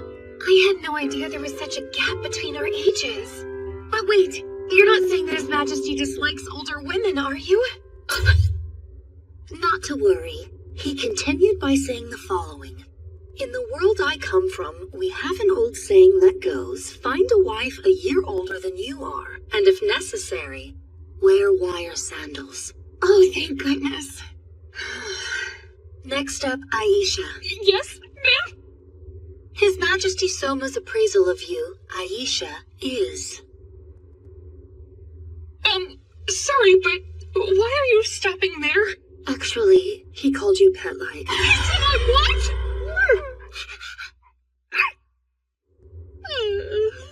I can see that. Not you too, Juna! What am I, his lapdog? Aisha is strong and noble, a gorgeous warrior. The fact is, she's the most valiant fighter in the kingdom. And it's reassuring to know I always have her by my side. At least it should be. The thing is, there's something irresistible about her. I find myself wanting to protect her, I suppose. I'm an utter failure as a bodyguard. Aisha, shake. You're so adorable. I feel like I want to protect you myself. What? Not you too. Lastly, we come to Princess Alicia. I should start off by mentioning I asked the king what was on his mind when it comes to you. That feels like a different question from the rest. I believe his assessment of you, Princess Alicia, can be summarized by the answer to that one inquiry. When His Majesty answered, he said just a single word. Nothing. Nothing at all? He had something to say about all the others, didn't he? And yet, when it came to me, he drew a blank. He did say more, which should provide context. I want to personally tell her about my feelings. Quote. Not very fair. Sia's the only one he said that about.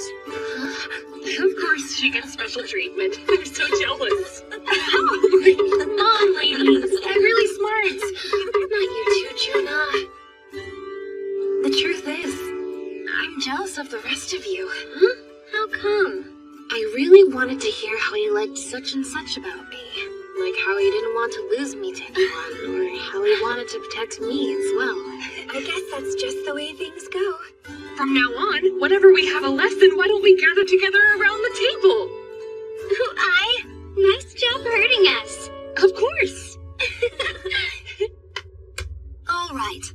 Moving on, it's time for specific instruction, and to discuss the different ways for you all to maintain marital bliss. What do you mean by specific? As I said at the beginning, we'd cover the psychological aspects and the performance of one's nighttime services, remember?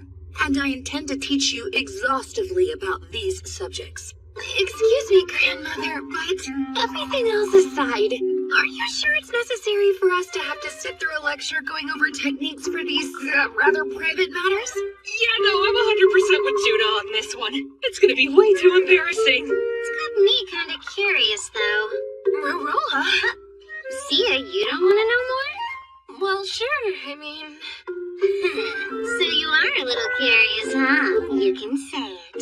Goodness, you sure you ladies want to pass up a chance like this? Because if you sit through my lecture all the way to the end, then as proof of completion, I will give you each one of these. Some kind of classified documents? Does that say burn after reading? Whatever's inside sounds pretty dangerous. Must be state secrets. That's right, the naked truth, as it were. Contained here in these black books are unspeakable things His Majesty either wants you to do to him or he wants to do to you, as well as the situations in which to perform them. In other words, top national security secrets. While usually kept locked within his heart, His Majesty Soma's desires for each of you are laid bare within these pages, in incredible detail, I might add. Let's begin. Our first lecture, servicing.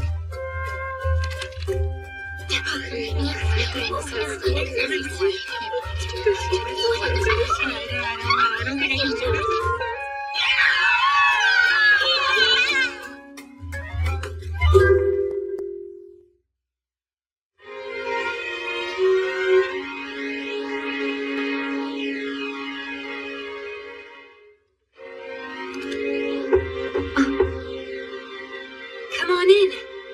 Pardon.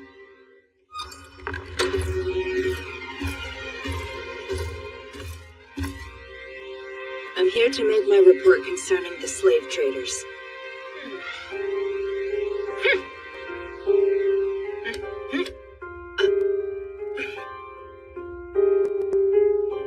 So, the traders, you have some news? I do. Similarly to Fredonia, I would like to start a system where they instead work for the Empire.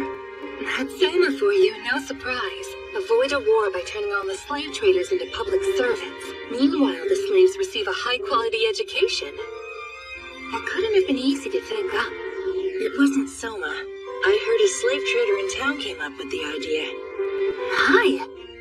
Seems like they are blessed with an abundance of talent. Indeed, they are. However, some slave traders may not be sanctioned, and then commit violent acts, like kidnapping. It has happened in Fredonia. We will have to keep a careful watch for that. Right. I would like to bear that in mind when distributing certifications. You have to wonder, what kind of national improvement is Selma going to try and implement next? If I know him, he's imagining an even more wonderful kingdom. You certainly are taken with His Majesty, sister. Of course I am. And yet, what Fredonia attempts is ultimately just for reference. We have to do our own building, using the rock-solid foundation of our country. A suggestion, if I may. As their progress continues, I should stay in touch with Hakuya. Yes, I think that's best. So, how are things? With Hakuya, I mean. There's nothing going on between us. Pardon me, Your Majesty. That's okay. Please continue.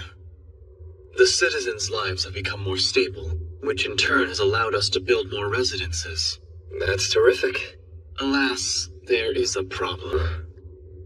The trees surrounding the capital have all been cut down for the purpose of lumber and providing heat for the winter. Some areas are nothing but sparse, barren hills now. Seems we need lumber stoppages. Who would have guessed? Lumber stoppages? Back where I'm from, lumber was once an important military resource. To guard it, excess logging was prohibited on certain mountains. It was so strict they said that felling a single tree could cost you your head. That seems a bit excessive. Well, we won't go that far. Also, redirect the thin timber from the God-protected forest to where it's needed. As you wish, sire. The refugees, how are they in coal mine? Their relocation is going quite smoothly, and there are no complaints with the housing.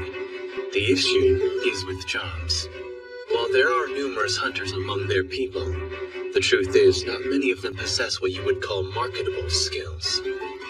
We can't have them making nothing but weapons. I see your point. They may hunt prey, but they can also make woolen goods. Let's put them to work in the textile mill.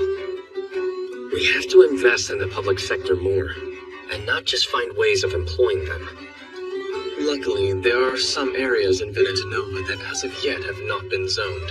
We can develop the facilities while providing jobs for the refugees. Go right ahead.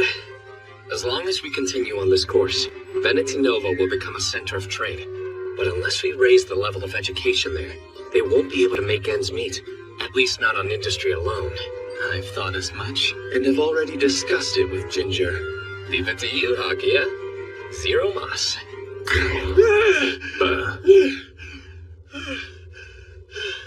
It's done! What's done, Poncho? The thing Your Majesty specially requested I invent. Really? Are you talking about it? Yes! May I try? I'd be honored if you had a taste, sir. Yes. Ow.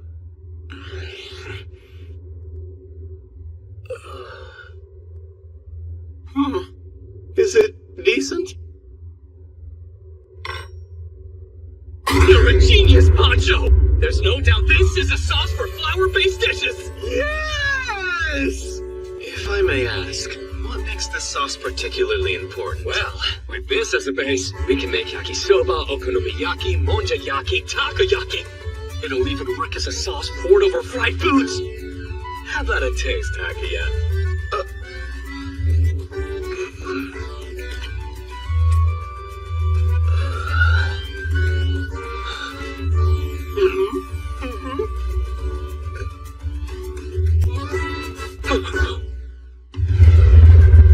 It has a fruity, veggie flavor with spices that entice the nose, and yet it's unlike ordinary Worcester sauce. And it possesses a strong sweet and sour flavor with no shortage of taste. Truly, it is unlike any sauce I've had before. I admit, even I'm surprised you reproduced it, considering how you never even tried it. Thank you for your generous heaps of praise, yes. Still, just what did you use? Certain tastes are familiar to me. I'm impressed by your palate, Your Majesty. Allow me to explain. It's a mixture of various ingredients. First, I combined Worcester and tomato sauce, then added a little bit of soy sauce and mirin from Hikaro Distillery, yes. Question. Are we able to mass produce this new sauce? I spoke with Hikaro Distillery, and they're willing to take it on, yes. Your Majesty, I just had a thought. What if we took food that uses this flour-based dish sauce and made it a specialty dish that you can only get in Venetonova? Which in turn would create new jobs.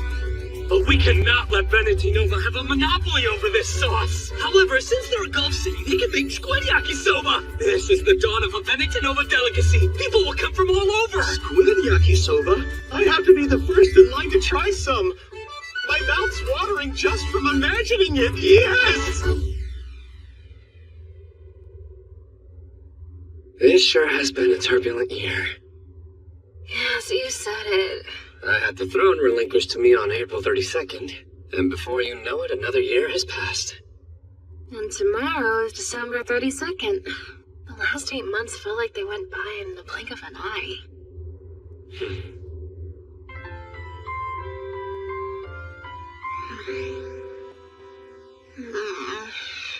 Yes, yeah, is something wrong? Wrong? What could be wrong? Nothing, that's what. Oh. Open. Say, I've always wanted more moments just like this.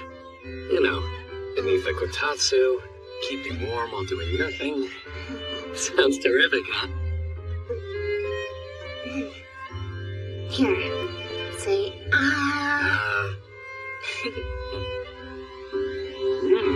It's nice taking a break for once. True. Hopefully it stays like this for a long while.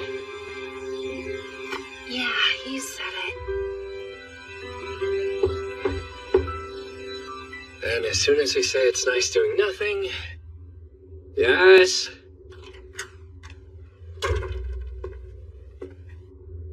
I have a message from Albert. Tomorrow, the evening of December 32nd, he would like to meet with Your Majesty. Finally. Wait, my father? Soma, I'm coming too. His Majesty is to attend alone. Albert was specific.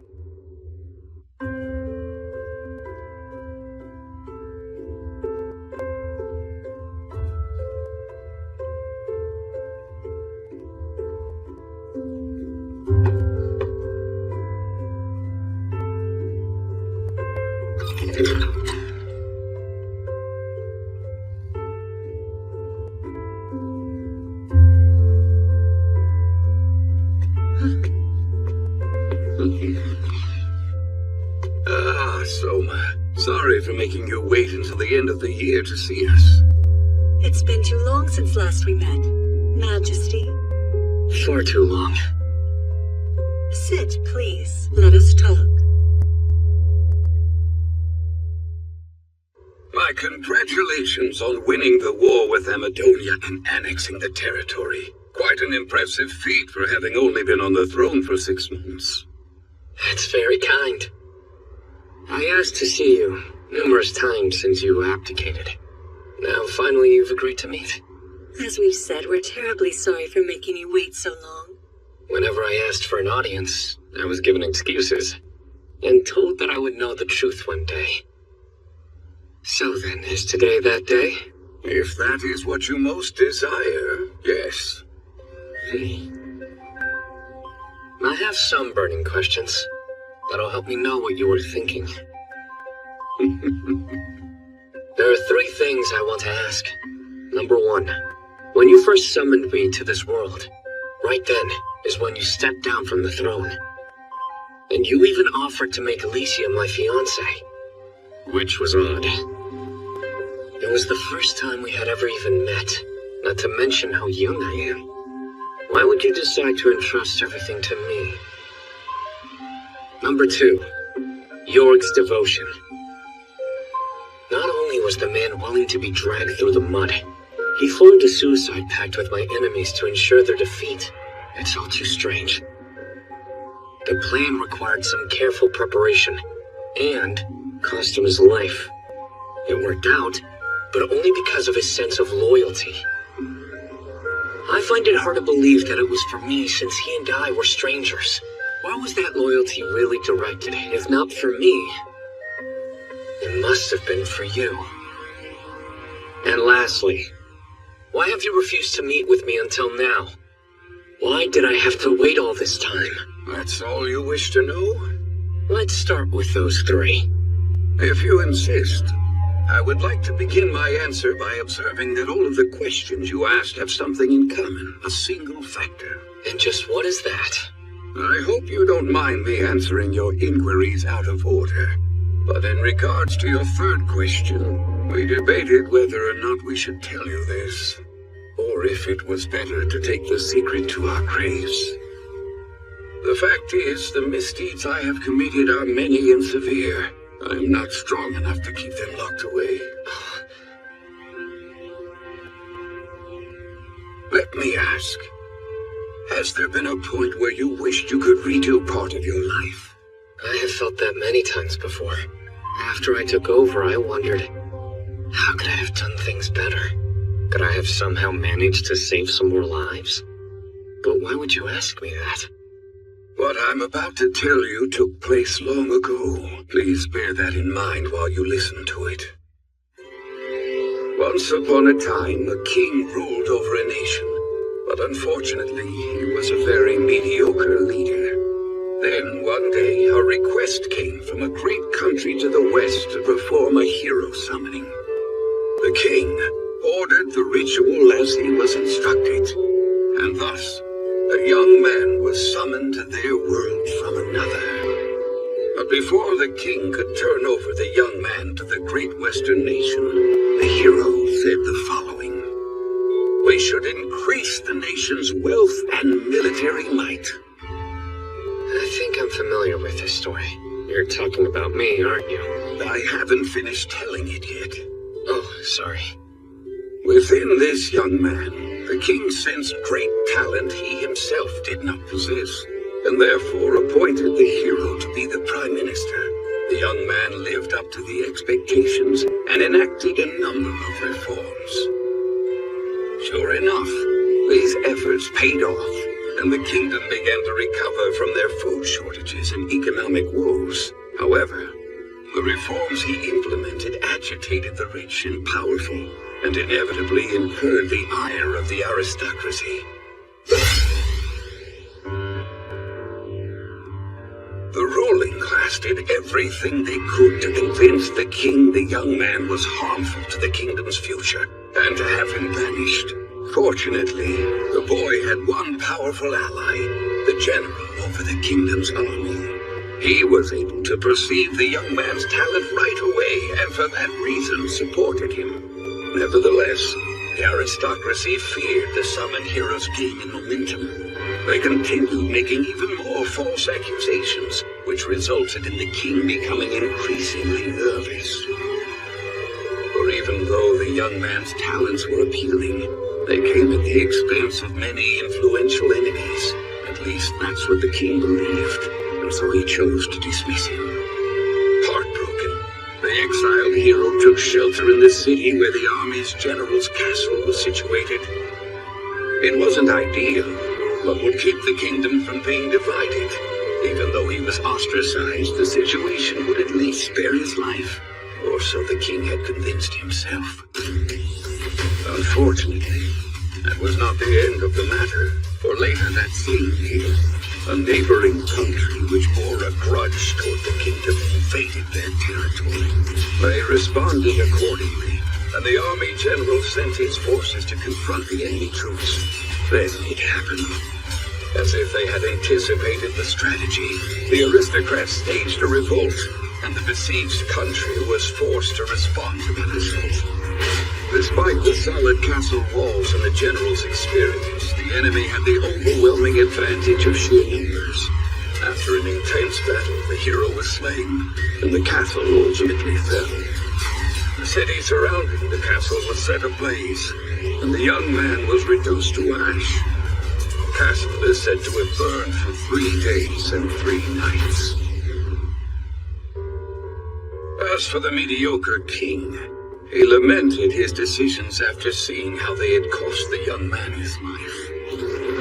After losing its stalwart general, the army was driven back.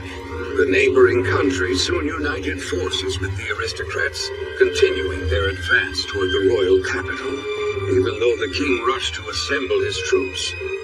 Because of his failure to prevent the young man and army general from being killed, he found he no longer had any allies. At that point, his only option was to recruit a volunteer militia, which did not work out so well either. The young man had made many reforms throughout his life, but while they had earned him the animosity of the nobles, they had also saved the people.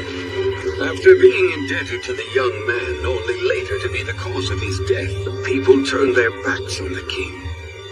Inevitably, the king found himself isolated and helpless, surrounded by a vast army out for blood and to destroy his kingdom.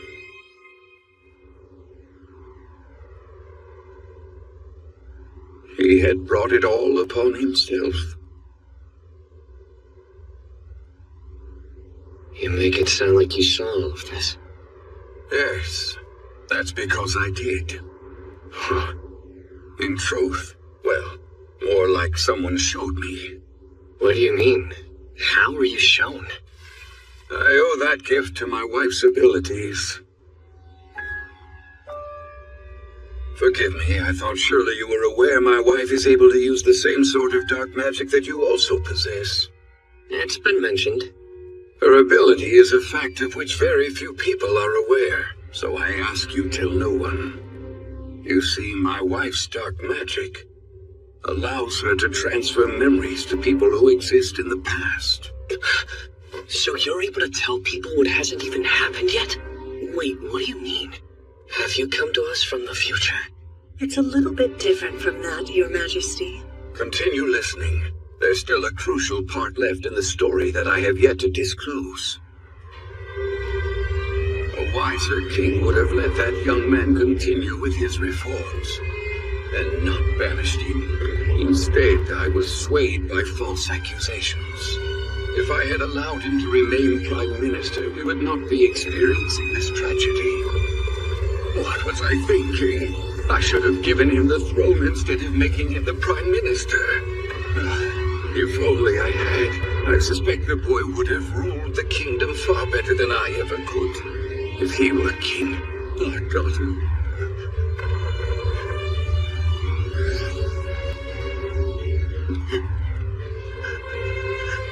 You've had many failures in respects here, and as a result of those, our fate has been sealed. But using my magic, there's still a chance. I'll share your failure to your past so you can choose differently next time. What are you talking about, dear? At this point, you must be aware of how I'm able to use dark magic. And because of these abilities I have, I can transfer memories from your experiences to your former self. You're serious? When your past self receives your later memories, they'll vicariously relive the experiences, feeling as if though time itself had been rewound. Your Majesty, there is something I've done that I must apologize to you for. And what is that? The true reason I chose to marry you is because of my memories passed from the future. But why, dear? Please forgive me, my dearest. No matter how strong or valiant a husband I chose, or how truly brilliant they were, the kingdom perished every time. Whatever the reason, invasion by foreign enemies, war with the demons, insurrection by the nobility, or even uprisings by our own people, the outcome never changed. I saw the capital in flames. Then, by marrying me, you were trying to prevent the kingdom from falling? And yet here it is again, nearly ready to crumble while I'm its king. Yes. However, this is also the first time our country has persisted for so long. It was also the first permutation in which I conceived a child. While we are unable to alter our present situation, it's possible for us to lead our past selves to a future different from this one without ruin. Yes, you're right. Let's convey this failure to our former selves. After we have told them, that version will relinquish the throne to the young man.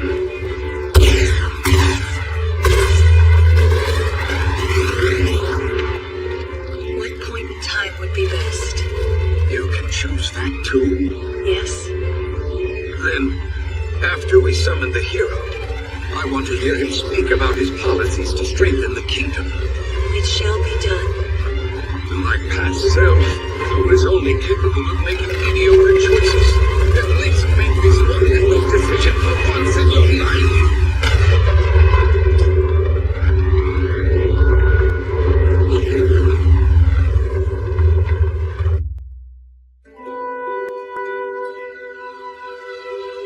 Is he talking about a time slip?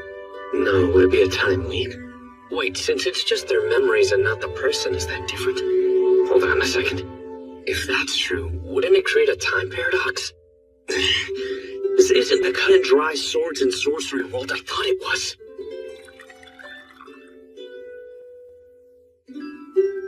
You must believe me. I'm sorry about this. I don't see any reason for you to apologize. This has been very difficult for the version of me who sent the memories as well as the me who received them. I feel as though I have lived the experience of appointing you Prime Minister, playing the damned fool, then turning back time to erase all my mistakes. My current self may have done nothing wrong, and still, I cannot shake this feeling of guilt. On behalf of my previous self, I am truly sorry. Now I understand clearly.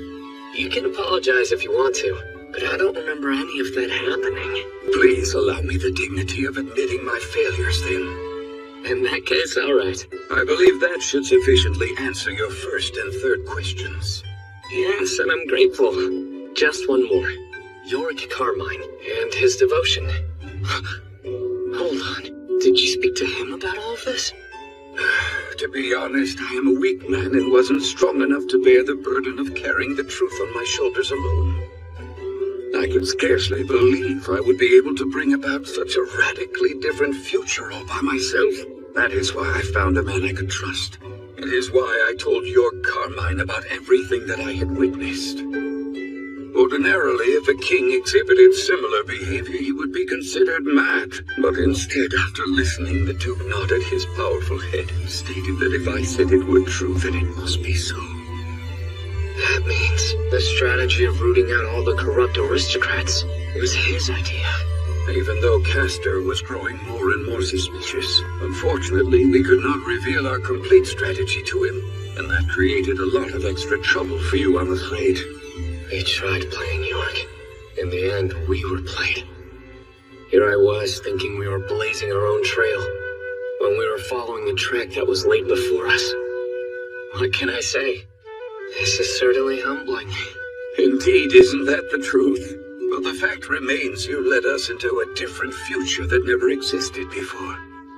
You annexed Amadonia and rebuilt the entire nation, transforming it into the kingdom of Fredonia. I don't see how my decision to yield the throne to you was misguided in any way.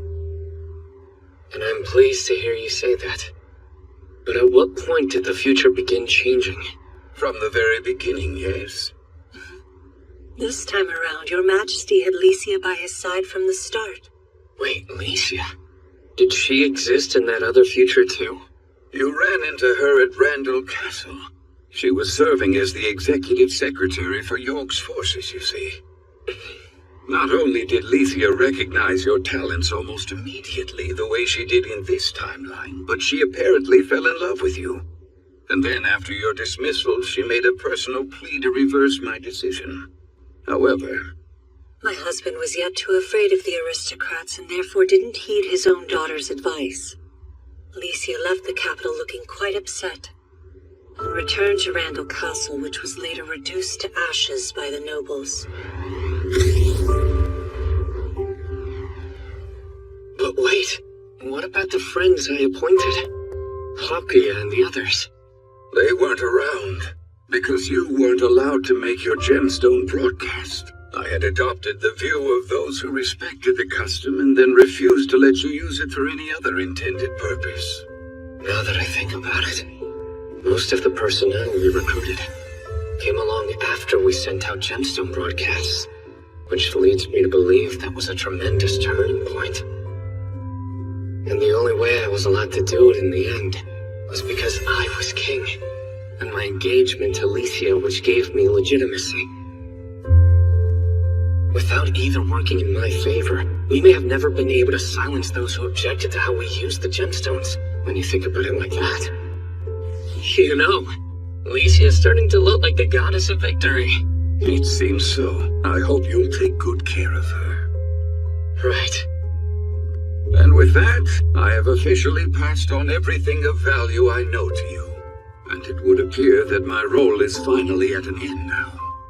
We've decided to leave the castle, and to go away and live in secrecy. Why is that? If the former royalty continues lingering around, it will give people certain ideas. Once we witnessed a different future materialize, we both agreed we would go into hiding. We know for certain we can leave the kingdom in your capable hands. We'll be counting on you, my son. Thank you for everything, Father, Mother. I will not let you two down.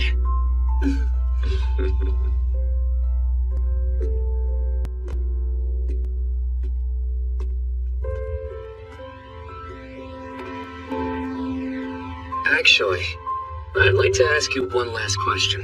Yes, of course. In the world where I was the Prime Minister, did you ever locate Alicia's and my remains?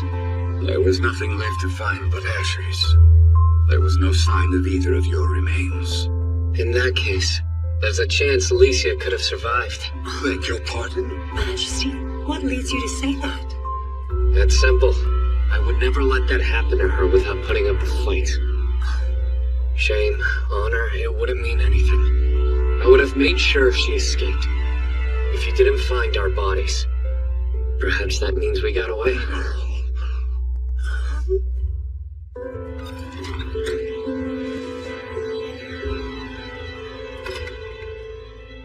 Thank you, my son, for everything. What are you doing out here in the cold? Oh, Alicia. Don't you owe Alicia me? You should at least be wearing this. What did you talk to my father about? Something I can't share just yet. Sure. You accepted that quicker than I thought. In my experience, if you have to keep a secret from me, then there's a good reason why. Besides, when the time comes to talk about it, I know you'll tell me everything.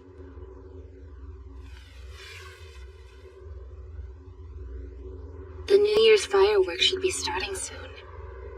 Let's just stay like this until then. Yeah.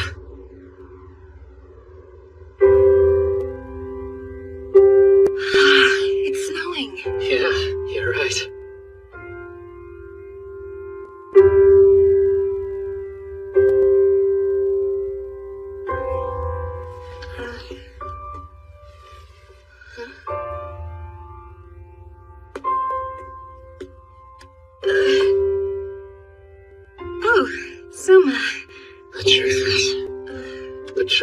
I need to tell you something before Aisha and Juna.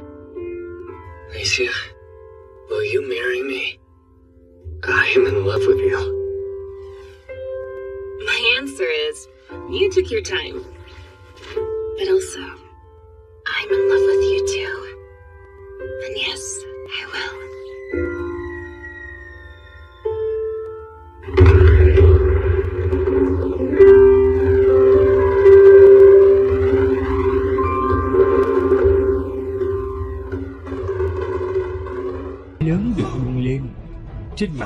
lên một tầng dầu ớt đỏ tươi. Bên trong mỡ đỏ trôi nổi mấy miếng thịt heo, 7 phần nạc 3 phần mỡ, còn có ít lá tỏi cắt nhỏ rất là ngon miệng. Tần Mục nếm thử một miếng, cay đến sảng khoái. Ngày hôm nay hắn chỉ ăn một bữa cơm, đang cảm thấy đói bụng, cúi đầu ăn đến toàn thân nóng bừng. Lúc này một người cười, nói: Đồng lão đệ, cuối cùng cũng gặp được ngươi rồi nha. Ngươi đã đồng ý đóng cho ta một chiếc thuyền nhỏ sát rồi. Lần này ngươi không được chạy à? Ông chủ, 4 chén mì thịt thái nè, cho nhiều ớt, hắn trả tiền. Dứt lời ngồi xuống đối diện Tần Mục.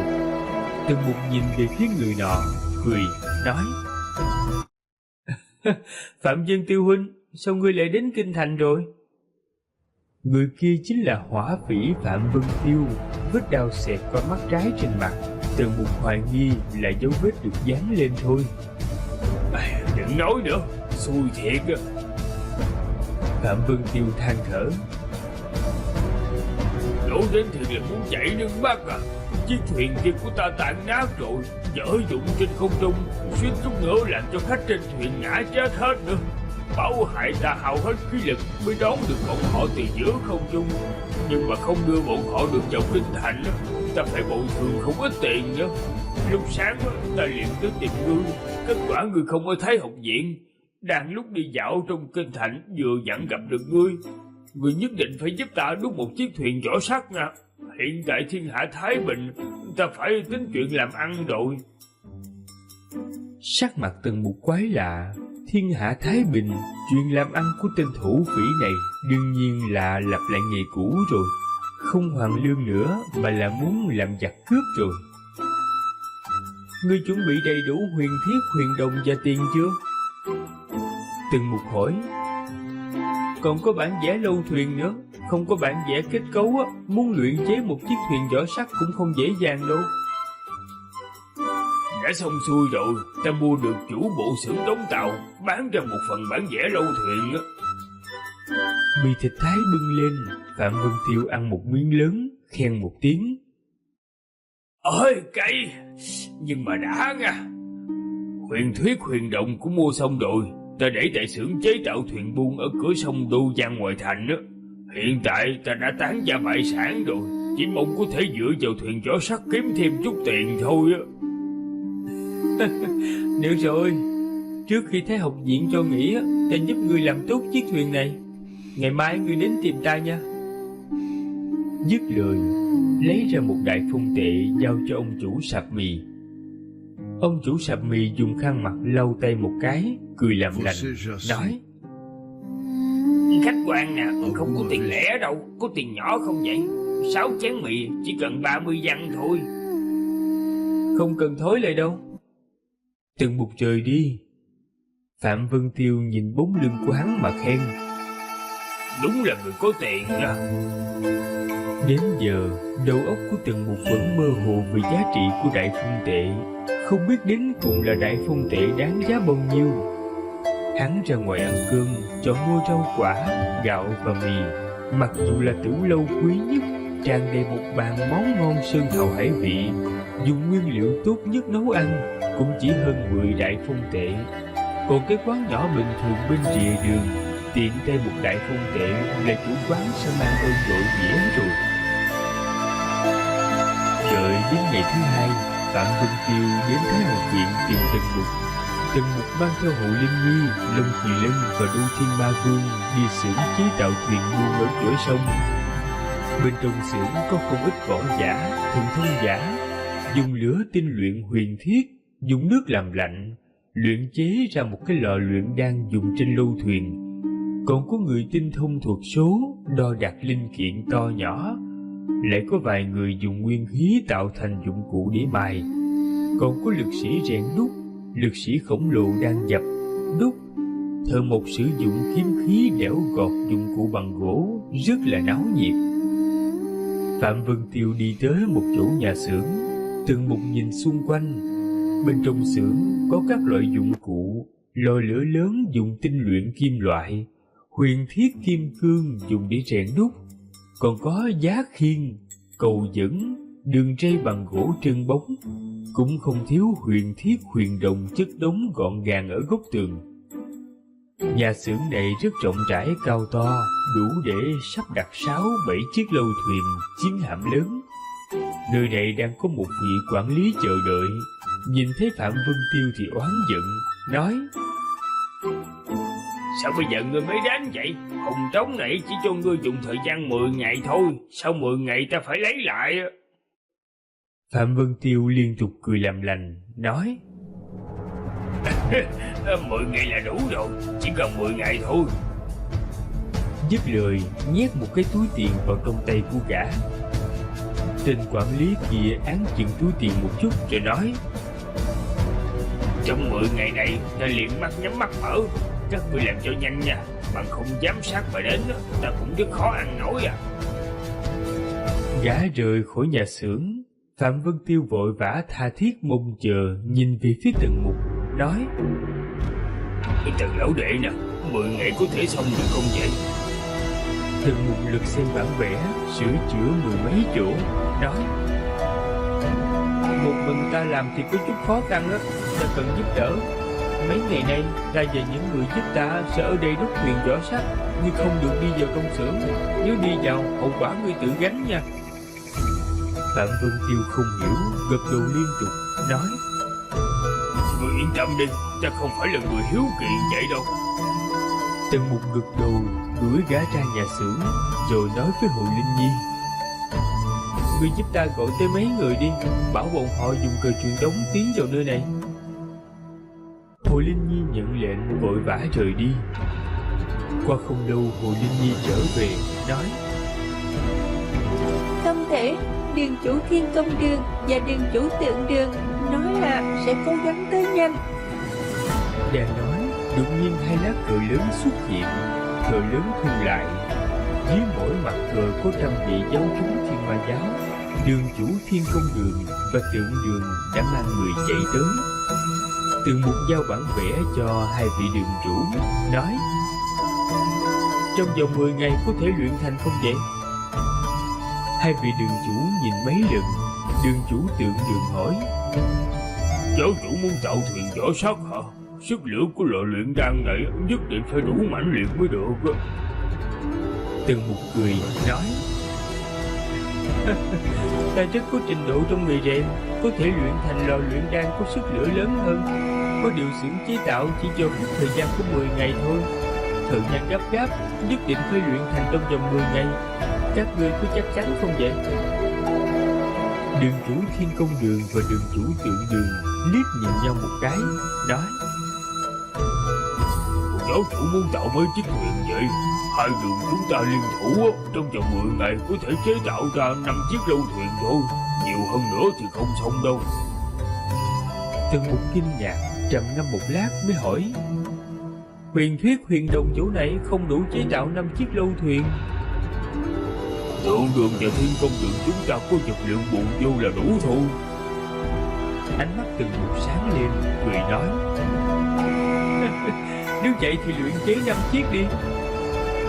Hai vị đường chủ lập tức đi thu xếp. Sau 5 ngày, Phạm Vân Tiêu đã tới mấy lần, nhưng mà vẫn không dám tiến vào bên trong nhà xưởng. Chỉ nghe bên trong nhà xưởng truyền đến tiếng keng keng, tựa như là có mấy trăm người đồng thời rèn đúc vậy. Muốn vào xem tình huống một chút, nhưng lại nghĩ tới lời của Tần Mục nên không dám đi vào.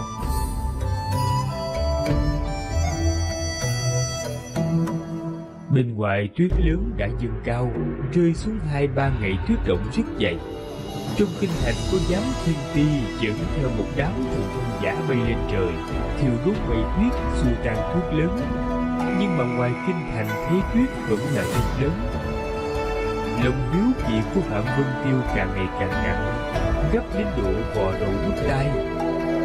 Lại qua 2 ngày, Phạm Vân Tiêu cuối cùng không nhịn được nữa mà thầm nghĩ: Lén lút liếc nhìn chắc là không sao đâu. Gã lặng lẽ đẩy cửa nhà xưởng ra, thò đầu nhìn vào. Đột nhiên một ma thần 8 tay 4 mặt xuất hiện ở trước mắt, một phát túm lấy cổ của gã rồi quát lên: Tiểu tử dám tổ gan trò xếp. Phạm Vân Tiêu liền vội vàng kêu lên: Tần lão đệ, là ta. Bên trong nhà xưởng, hơn 200 vị giáo chúng Thiên Ma giáo dồn dập nhìn về phía phát ra tiếng nói, ánh mắt đồng loạt rơi vào trên người của gã. Sau đó cùng nhau xoay đầu lại nhìn về phía Tần Mục. Giáo chủ, người này. Phạm Vân Tiêu nhìn thấy những người này sợ hết hồn. Khi nhìn thấy trang phục trên người của những người này thì thay đổi sắc mặt, kêu lên: Thiên Ma giáo? Ta không thấy bất cứ thứ gì à. Ta là người mù, ta đuôi rồi. Đây là ở đâu vậy? Ta không thấy gì hết à. Tần Mục đang luyện chế cái lò luyện đan, nghe được tiếng kêu, dặn dò hai vị đường chủ: Các ngươi tiếp tục luyện chế đi, nơi này giao cho ta. Phạm Vân Tiêu bị ma thần 8 tay 4 mặt kia nắm ở trong tay. Bên cạnh đó là một con lông kỳ lân không dám chống cự, cười nói: Phạm huynh à, ta đã nói là ngươi không nên vào xem rồi. Hiện tại ngươi khiến ta rất khó xử đó. Tần Mục dựng thẳng lên hai ngón tay, cười hiếp mắt rồi nói: Hai con đường, ngươi là người từng trải rồi, phải biết là hai con đường nào nha. Ta gia nhập. Phạm Vân Tiêu quyết định thật nhanh, nói: Từ nay về sau, ta chính là người của Thánh giáo. Tần Mục ha hả cười, bảo Đô Thiên Ma Vương thả gã xuống rồi nói: Được rồi, từ nay về sau chúng ta chính là huynh đệ. Bên trong biệt viện của thái tử, một người đàn ông trung niên dáng dấp thư sinh vội vội vàng vàng đi tới, hướng về thái tử Duyên Khang bẩm báo: Điện hạ, thái tử thái sư quả thực đã chết rồi. Bên trong Nanh Đà Biệt cung cũng không tìm được một hòa thượng nào, đoán chừng đều đã gặp đồng thủ rồi. Hôm qua phủ phong vũ truyền tin tức Nanh Đà tử cũng bị diệt môn. Hoàng đế nổi giận đã ra lệnh cho người điều tra, nhưng mà không tìm được dấu vết nào, chỉ nói là Lâu Lan Hoàng Kim cung ở Tái Ngoại ra tay. Hoàng đế còn chuẩn bị năm sau liền chiến tranh với Tái Ngoại. Trong mắt thái tử Duyên Khang sáng tối chập chờn, đứng lên nói: Không tìm ra được dấu vết nào sao? Chỉ sợ là phụ hoàng cũng không quá muốn điều tra hả? Đây rõ ràng là Thiên Ma giáo đã hạ thủ mà. Chỉ có Thiên Ma giáo đứng đầu ma đạo này mới có thể làm được chuyện thần không biết quỷ không hay như vậy. Bọn họ chết mất 2 vị thiên dương, đương nhiên là muốn trả thù cô rồi. Như đi Đại Lôi Âm tự một chuyến, cầu kiến lão nhân là ta muốn biết giáo chủ Thiên Ma giáo đến cùng là ai. Gã chắp hai tay sau lưng, lạnh lùng nói: Nanh Đà tử cũng là Phật môn, lão nhân là sẽ không ngồi yên không để ý đến được. Thái sư đã chết, nhưng mà đường dây Đại Lôi Âm tự này không thể đứt được. Lão nhân là khá bất mãn với phụ hoàng và quốc sư, nhất định sẽ tình nguyện giúp đỡ cô. Cô muốn giết một người răng 100 người, để những môn phái trên giang hồ này thấy rõ ràng cô cũng không phải là hạng người vô năng. Dám động người của ta, liền chờ bị diệt môn đi. Điện hạ nào, Thiên Ma giáo dù sao cũng là một trong 3 thánh địa lớn. Tuy nói hơn 40 năm không có giáo chủ, nhưng mà vẫn không thể khinh thường được. Người đàn ông trung niên kia nói: 40 năm không có giáo chủ mà vẫn không bị diệt vong, vẫn có thực lực mạnh mẽ như vậy, có thể thấy được lực liên kết bọn họ mạnh như thế nào. Nếu mà đổi lại là Đại Lôi Âm tự hoặc đạo môn, dám 40 năm mà không có nhân la hoặc là đạo chủ không chứ. Khinh thường Thiên Ma giáo chỉ sợ sẽ chịu thiệt á. Thái tử Duyên Khang khoát tay một cái rồi nói: Ngươi yên tâm đi, ta sẽ không coi thường Thiên Ma giáo. Thiên Ma giáo có thể không một tiếng động diệt trừ Thái sư Tôn Nanh Đà. Ngay cả hòa thượng của Nanh Đà Biệt cung cũng đã bị tiêu diệt rồi.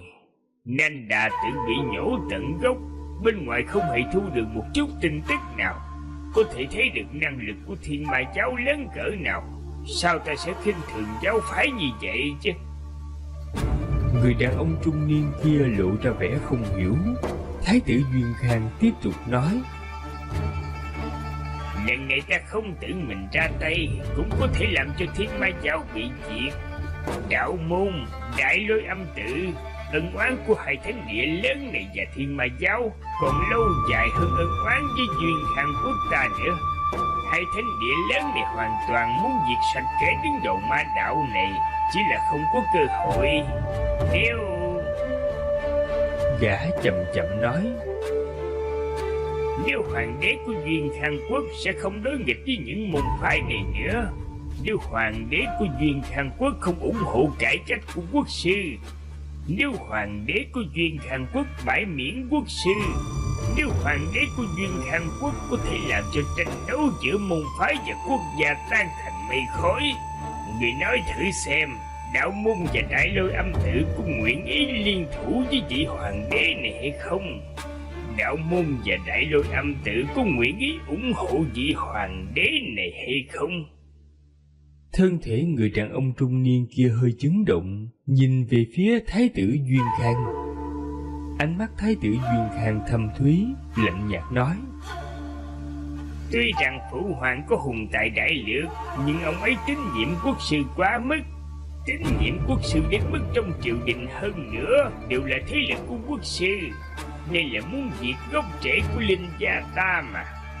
Phụ hoàng đã để quốc sư lớn mạnh, nếu quốc sư muốn tạo phản, ông ấy đều không có một chút thủ đoạn nắm chắc nào. Lại tùy ý để quốc sư lớn mạnh nữa thì chính là sắp thay người lãnh đạo rồi, chính là muốn thay đổi triều đại rồi. Ánh mắt của gã ác liệt, trầm giọng nói, thế hệ trước của Linh gia ta, chí sĩ thương dân yêu nước của Linh gia ta đều nhìn ra cái loại mầm mống này. Đây cũng là nguyên nhân bác thúc tổ ủng hộ ta. Bác thúc tổ đã từng khuyến cáo phụ hoàng, nhưng phụ hoàng khư cố chấp, vẫn cứ tin dùng quốc sư. Bác thúc tổ bất đắc dĩ, lúc này mới kỳ vọng ta có thể thay đổi. Gã chí lớn sụt sôi, có một loại bi phẫn. Bác thúc tổ chính là tiền bối cùng Cao Tông cùng nhau tranh đấu giành thiên hạ của Linh gia. Bác hoàng thúc của Duyên Khang Quốc ta không tiếc mang tiếng phản quốc, liên lạc với những môn phái giang hồ kia, liên hợp với những quan chức tướng lĩnh các đời, chính là vì lót đường cho ta để đá quốc sư xuống ngựa. Chỉ tiếc giả tràn xe cát, lúc chết vậy mà không thể toàn thây, ngược lại bị nghịch tặc quốc sư cắt đầu. Triều chính còn đồn đại ông ta bất trung nữa. Thái tử Duyên Khang rơi lệ, bỗng nhiên vỗ mạnh xuống bàn, hai mắt đỏ đậm. Ta không thể nhìn giang sơn của Linh gia bị hủy trong tay phụ hoàng.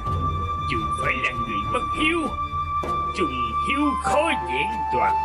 Ta bất hiếu, nhưng ta trung với Linh gia.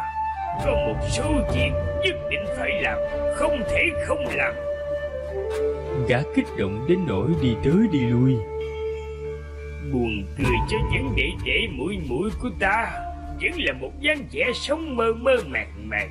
Căn bản không biết tai dạ sắp giáng xuống Linh gia ta rồi. Phụ hoàng đã bị quốc sư che mắt rồi. Linh gia sắp chạy từ trên ngôi vị hoàng đế xuống, bọn họ cũng sẽ biến thành tro bụi. Ta không thể để xảy ra chuyện như vậy được. Không thể để cho tên tu hú quốc sư ma đạo này chiếm tổ chim khách. Ta muốn trở thành hoàng đế, muốn ngăn cơn sóng dữ này. Xưởng chế tạo ở cửa sông, Thiên Công Đường và Tượng Đường dùng thời gian 10 ngày, cuối cùng cũng đúc xong 5 chiếc lâu thuyền.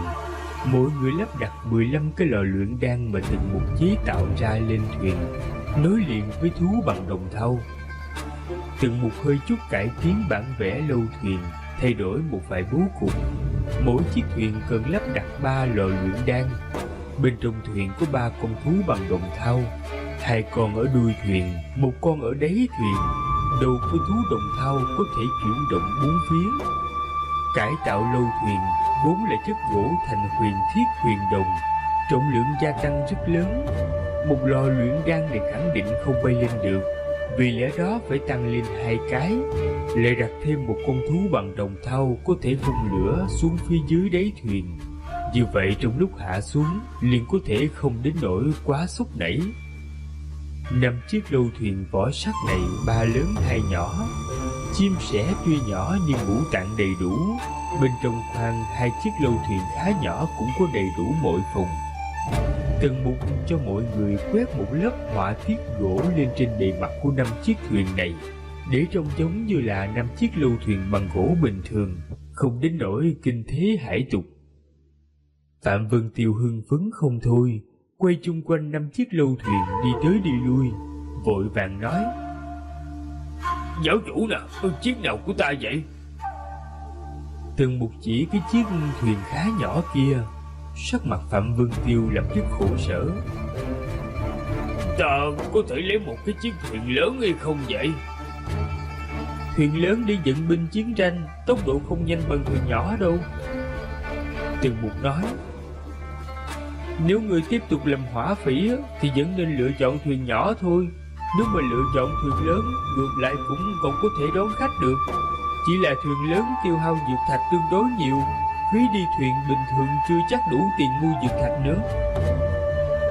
Phạm Vân Tiêu chần chờ một thoáng. Như vậy thì ta vẫn nên lựa chọn thuyền nhỏ rồi. Nhưng mà chiếc thuyền nhỏ còn lại kia là dùng để làm gì vậy? Tuy nói là thuyền nhỏ, nhưng mà cũng không tính là nhỏ. Dài 10 trượng có thừa, rộng 3 trượng 7, cao 5 trượng, có thể chứa được 20-30 người. Tần Mục bảo đệ tử Thiên Ma giáo thay quần áo, lái 3 chiếc thuyền lớn đi, lại đưa chiếc thuyền nhỏ còn lại kia tới Thái học viện, rồi nói: Sắp Tết rồi, chiếc thuyền nhỏ này ta dùng thay cho đi bộ. Phạm Hưng chủ nè, ngươi đã tiến vào phỉ đường của Thánh giáo ta rồi. Phỉ đường cũng là một đường của Thánh giáo ta đó, ta không tiện nói thêm cái gì. Dù sao cũng là một ký sinh nhai của đệ tử trong giáo. Nhưng ta nói trước nha, có thể cướp tiền, nhưng mà không được giết người và hấp diêm đâu. Phạm Vân Tiêu cười, nói: Ta xuất thân từ đạo môn, tuy nói là lão đạo chủ đuổi ta ra ngoài, nhưng mà hỏa phỉ chúng ta cũng nghĩ được là không giết người, không hấp diêm. Ngươi yên tâm đi, cái gọi là 360 nghệ, người nào cũng có trạng nguyên, ta nhất định sẽ làm được vô cùng xuất sắc nữa, không phụ lòng kỳ vọng và công lao bồi dưỡng của giáo chủ đâu. Tần Mục nghẹn họng trừng mắt, qua một lát mới phất phất tay. Phạm Vân Tiêu hứng thú bừng bừng leo lên chiếc thuyền nhỏ còn lại kia. 10 mấy tên hỏa phỉ khác thì lại đang ra sức đẩy chiếc thuyền vỏ sắt này từ trên đường ray gỗ ra khỏi nhà xưởng. Bên ngoài tuyết đã ngừng, trời đông giá rét, bên trong xưởng chế tạo cũng không còn người nào. Phạm Vân Tiêu quát lên: Mở lò, xuất phát! Chiếc thuyền này chính là thuyền trộm truy dân mới của chúng ta. Chúng ta không hoàn lương, dương cờ hiệu hỏa phỉ lên. Bên ngoài chính là bầu trời và tiền đếm không xuể. Lâu thuyền vỏ sắt từ từ bay lên, tốc độ dần tăng nhanh, đột nhiên phá không mà đi. Chỉ nghe đám hỏa phỉ trên thuyền dồn dập kêu lên: Lạnh quá, Phạm lão đại nè, không nên đứng ở trên bông thuyền, mau mau đi vào sưởi ấm thôi. Tần Mục nhìn theo bọn họ rời đi, lúc này mới quay lại, mang theo Long Kỳ Lân, Hồ Linh Nhi cùng Đô Thiên Ma Vương trở lại kinh thành. Mấy ngày liền liên tục có tuyết lớn, cho dù hiện tại tuyết đã ngừng rơi, nhưng mây đen vẫn âm u, không thấy ánh mặt trời. Gió lạnh cũng gào thét mà thổi, khắp nơi đều bị đóng băng. Đã 10 ngày rồi, chưa từng thấy mặt trời. Hồ Linh Nhi ngẩng đầu nhìn trời, nói: Nàng không đợi được trong nhà xưởng nên thường xuyên chạy ra bên ngoài. Từ một hơi run run, 10 ngày nay chưa từng thấy mặt trời sao? Trận tuyết này đến hơi lớn rồi. Vì sao sau khi tuyết ngừng mặt trời còn không xuất hiện chứ? Hắn cũng không suy nghĩ nhiều. Bây giờ cách cuối năm càng ngày càng gần, trong kinh thành cũng thêm chút ý vị cuối năm rồi, khắp nơi giăng đèn kết hoa. Tần Mục đi vào trong thành, đã thấy từng chiếc lâu thuyền đại hạm bay lên trời. Trên những lâu thuyền kia ngoài tướng sĩ, còn có một vài đại thần trong triều, không biết bay lên trời làm cái gì. Nhìn dáng dấp cũng không giống là đi đánh giặc. Tần Mục ngẩng đầu, chỉ thấy hơn 10 chiếc lâu thuyền kia càng bay càng cao, chỉ bay thẳng trên không trung mà không hướng về những nơi khác, trong lòng khó hiểu. Hắn trở về Thái Hồng Viện, lại thấy nhiều sĩ tử đều đang nghị luận sự tình sắp Tết. Không có người nói qua việc đại thần trong triều bay vào tầng mây ở trên trời. Còn có một vài sĩ tử đang bàn luận về chiếc lâu thuyền ngừng trước sĩ tử cư kia, nói: Không biết là con nhà giàu nào có tiền dữ vậy ha, vậy mà làm một chiếc lâu thuyền tay đi bộ á. Ngày kế, sắc trời vẫn còn âm u. Cố Ly Noãn triệu tập sĩ tử Thái Hồng Viện tới, nói: Hoàng đế cho phép nghỉ đông, có thể trở về nhà đón Tết rồi. Khắp núi vang dậy tiếng hoan hô. Tần Mục ngẩng đầu, lại nhìn thấy mấy chiếc lâu thuyền bay vào trong không trung, thẳng hướng lên trời. Mà vào lúc này, trên thuyền trộm truy vân, Phạm Vân Tiêu đứng ở đầu thuyền run lẩy bẩy, gạt băng bám ở trên lỗ mũi, nhìn xuống dưới, nói: Lão nhị, hiện tại chúng ta đến nơi nào rồi? Một tên hỏa phỉ nhìn xuống dưới, phân biệt địa lý một chút rồi nói: Đã đến Ly Giang rồi. Sao Ly Giang cũng có tuyết rơi vậy? Phạm Vân Tiêu vô cùng kinh ngạc, chỉ vào núi sông bị tuyết trắng mênh mang bao trùm phía dưới mà nói: Không đúng, Ly Giang ở vào cực nam của Nam Cương, mặc dù là trời đông lớn cũng còn có thể để tay trận. Sao năm nay tuyết lớn ngập núi vậy được? Rất nhiều hỏa phỉ đi ra khoang thuyền, nhìn xuống phía dưới, tấm tắc lấy làm kỳ lạ. Đột nhiên sắc mặt của Phạm Vân Tiêu hơi thay đổi, vội vàng hỏi: Chúng ta từ kinh thành bay tới chỗ này phải hết mấy vạn dặm chứ? Các ngươi có nhìn thấy mặt trời hay không vậy? Mười mấy tên hỏa phỉ ngươi nhìn ta, ta nhìn ngươi, dồn dập lắc đầu. Phạm Vân Tiêu hít vào một hơi khí lạnh, ngẩng đầu nhìn mây đen âm u giữa bầu trời, lẩm bẩm nói: Một đám mây lớn bao phủ mấy vạn dặm, con mẹ đó chứ, đây là đám mây bình thường sao chứ? Còn có đợt tuyết này nữa, ngay cả Nam Cương cũng rơi xuống tuyết lớn vậy. Để hiểu được cuộc khủng hoảng đang nhấn chìm Campuchia, mà là năm chúng tai ta ương, người chết đói khắp nơi rồi. Người đói bụng, ăn không đủ no, liền muốn tạo phản đây. Ta còn tưởng rằng tháng ngày sắp tới có thể thái bình, tìm chút tiền tài. Lão nhị nè, mở hết hỏa lực lò luyện đan lên, chúng ta tiếp tục bay về phía nam. Qua hơn một canh giờ, thuyền trộm truy vân bay ra Nam Cương, bay vào bầu trời Nam Hải. Đột nhiên chỉ thấy phía trước có tia sáng chói mắt.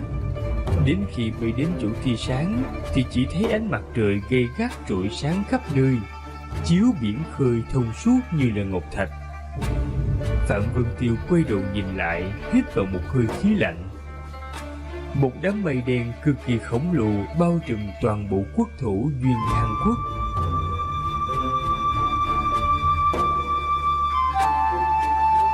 Bên trong Thái Học Viện, Tần Mục thu thập hành trang, chuẩn bị lên thuyền trở về Đại Khư. Đột nhiên một vị quốc tử giám đi tới, kêu lớn: Trung tán đại phu, hoàng đế có lệnh đó, trong kinh thành quan lục phẩm trở lên đều phải lên triều nghị sự, bằng không liền bị hối tội. Tần Mục thả cái túi hành lý xuống, nói với Hội Linh Nhi: Các ngươi ở chỗ này đợi ta trước đã, ta vào cung xem thế nào. Đây vẫn là lần đầu tiên hắn vào triều.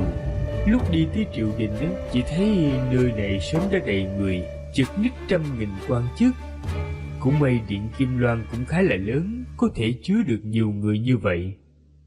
Duyên Phong Đế ngồi ở trên điện Kim Loan, trên mặt mang theo vẻ ưu lo, thỉnh thoảng mở lời hỏi: Quốc sư đã tới chưa vậy? Nghe được quốc sư Duyên Khang chưa tới, vẻ lo âu trên mặt Duyên Phong Đế càng nặng. Sau một lát, Duyên Phong Đế hắn giọng, tiếng như chuông đồng, trầm giọng nói: Không chờ quốc sư nữa, mấy chị ấy khanh đã hơn 10 ngày chưa từng thấy mặt trời, có phải không vậy? Trẫm cũng đã hơn 10 ngày rồi chưa từng thấy mặt trời. Không chỉ trẫm, toàn bộ Duyên Khang Quốc cũng đã hơn 10 ngày chưa từng thấy mặt trời. Mấy ngày nay, trẫm thu được tấu chương của quan chức khắp nơi. Tuyết rơi như bay mà đến, từ mặt Bắc đến Thiên Nam. Từ hòn đảo phía đông mặt trời mọc, mật thủy quang ở phía tây. Tuyết lớn 6-7 ngày. Ông ta từ lông ỷ đứng dậy, chỉ vào phía trên, đầu ngón tay có chút rung. Một đám mây bao phủ toàn bộ Duyên Khang Quốc ta. Lời vừa nói ra, bên trong triều đình đâu đâu cũng có tiếng bàn luận rì rầm. Một đám mây che khắp Duyên Khang Quốc, đây cơ hội là chuyện không thể xuất hiện, nhưng lại một mực xuất hiện rồi. Quốc thổ của Duyên Khang Quốc bao la, Nam Bắc 9 vạn dặm, Đông Tây 8 vạn dặm. Bây giờ tuyết rơi toàn bộ, hơn nữa tuyết lớn kéo dài 6-7 ngày. Đây cũng là chuyện không thể xuất hiện.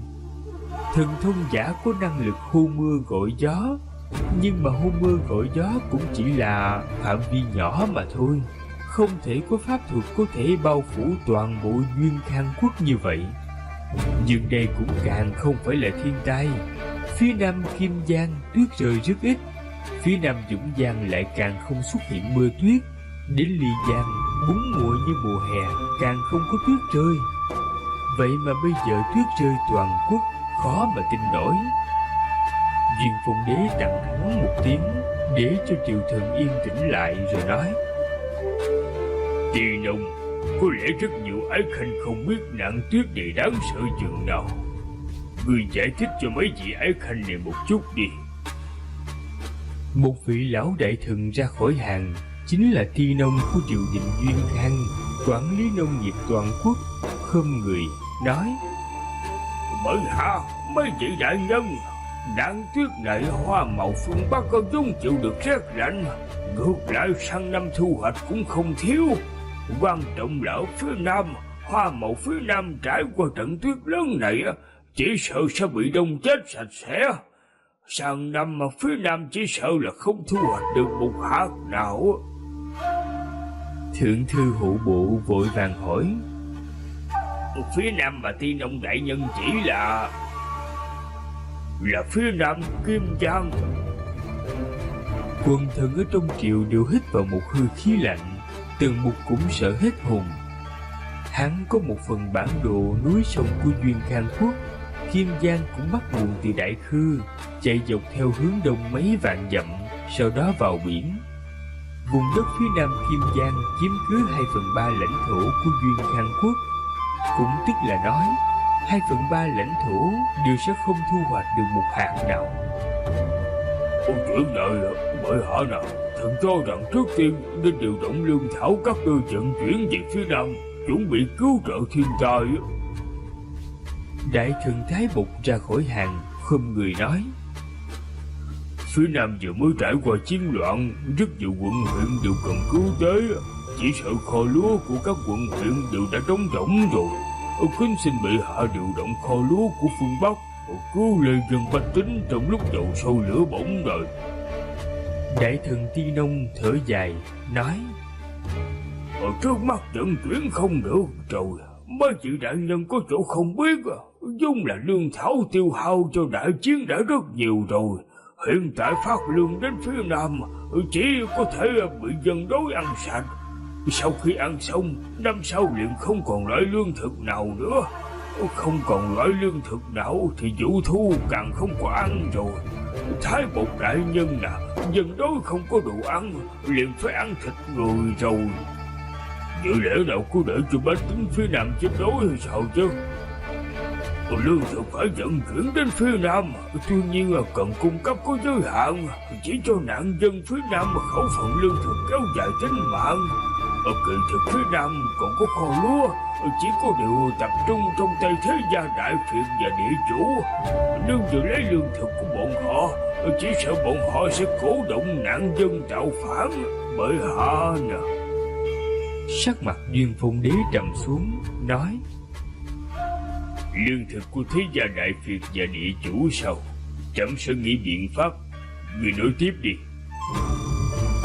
Dạ, ngoại trừ phía Nam ra, từ Nam chí Bắc còn có một trận tai họa lớn khác nữa. Đại thần Ti Nông nói: Mùa đông phương Bắc vốn lạnh rồi, năm nay càng lạnh hơn nữa. Ở mấy quận huyện phương Bắc lộ ra vài chuyện ngoài ý muốn. Phát hiện đã có nông hộ đang chặt cây cối, nhóm lửa sưởi ấm. Rất nhiều rừng cây ở trong sơn giả đều đã bị chặt trụi lủi rồi. Dân phương Bắc quen chịu rét mà còn như vậy thì phía Nam có thể tưởng tượng được. Nếu mà cây cối phía Nam bị chặt hầu như không còn thì lũ bất ngờ, đất đá trôi, đại hồng thủy tất nhiên sẽ kéo dài không dứt. Thiên tai sẽ gây ra nhân họa nữa, nhân họa lại gây thành thiên tai càng nhiều. Nếu không cho nạn dân chặt cây sưởi ấm, chỉ sợ sẽ lại chết cống không biết bao nhiêu người. Đến lúc đó chỉ sợ 10 sẽ mất 9 rồi. Duyên Phong Đế thở hắt ra một hơi. Quần thần trong triều cũng yên tĩnh lại, yên tĩnh đến mức ngay cả tiếng thở dốc cũng cảm thấy trầm trọng chói tai. Không đốn củi nhóm lửa thì nông hộ sẽ bị đông cứng mà chết. Để hiểu được cuộc khủng hoảng đang nhấn chìm Campuchia, chúng ta phải từ bỏ đế quốc Duyên Khang to lớn này rơi vào hoàn cảnh lưỡng nan. Đại thần Ti Nông tiếp tục nói: Quan trọng là còn không biết cái đám mây này sẽ kéo dài bao lâu. Nếu mà mấy ngày nay mây đen tản đi thì còn có thể khiến tổn thất rơi xuống thấp nhất. Nếu mà không tiêu tan thì quốc gia lâm nguy, xã tắc lâm nguy rồi. Trẫm biết rồi. Dương Phong Đế ngồi xuống có chút vô lực nói: Hiện giờ mấy vị ái khanh đã biết tình hình nguy cấp thế nào rồi. Trước đó vài ngày, những nghịch tặc khi tạo phản, trẫm vẫn thản nhiên tự đắc, không để ý lắm. Trẫm biết bọn họ không làm nên chuyện gì, sớm muộn cũng sẽ bị quốc sư và mấy vị ái khanh tiêu diệt. Nhưng mà đợt tuyết và đám mây lớn này lại muốn cắt đứt dẫn nước của Duyên Khang ta rồi. Mấy vị ái khanh à, có cách giải quyết gì không vậy? Văn võ cả triều rơi vào trầm mặc. Dù bọn họ thần thông quảng đại cũng không thổi bay được cái đám mây này, hóa giải không được đợt tuyết này. Duyên Phong Đế nhìn quần thần ở dưới triều, trong lòng vừa tức vừa vội. Một trận tuyết, một đám mây liền khiến cho đế quốc này sụp đổ, liền khiến cho cố gắng mấy trăm năm tan thành mây khói hay sao? Một quan văn nói: Thần cho rằng đây là do quốc sư cải cách làm trời xanh tức giận. Duyên Phong Đế giận tím mặt. Kiểu kính thưa quý vị, tình hình tại Campuchia những ngày này đang trở nên căng thẳng hơn bao giờ hết. Một mặt, quốc gia này phải gánh chịu hàng loạt lệnh. Trời của đạo trời, cải cách của quốc sư chính là thay đổi đạo trời. Bởi vậy mà trời giận thì người oán, dân chúng làm than. Bệ hạ ơi! Người đâu? Duyên Phong Đế giận không nhịn nổi. Quốc nạn phủ đồ còn yêu ngôn hoặc chúng, không chém hắn, chẳng lẽ muốn trẫm tự mình chém hắn hay sao? Thị vệ bên trong điện Kim Loan vội vã đi tới, lôi cái tên quan văn kia đi. Chỉ nghe tiếng gào khóc của quan văn kia dần dần xa đi. Duyên Phong Đế sốt ruột đi tới đi lui, đè xuống tức giận. Trẫm muốn chính là quan lại có thể làm việc, không phải muốn định thần chỉ có thể mở miệng phỉ báng. Việc cải cách này là trẫm muốn cải cách, không phải là cải cách của quốc sư. Người oán trách cũng là giận trẫm, oán trẫm. Quốc sư là quan giỏi, đừng nói là 500 năm, cho dù 1000 năm, 2000 năm cũng khó gặp nữa. Các người nghĩ biện pháp cho trẫm, không nghĩ ra biện pháp thì khỏi phải về nhà, cũng khỏi cần ăn Tết gì nữa.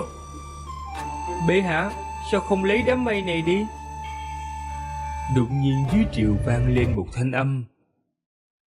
Nếu không xua tan được mây á, thì như vậy thu cái đám mây này vào là được rồi.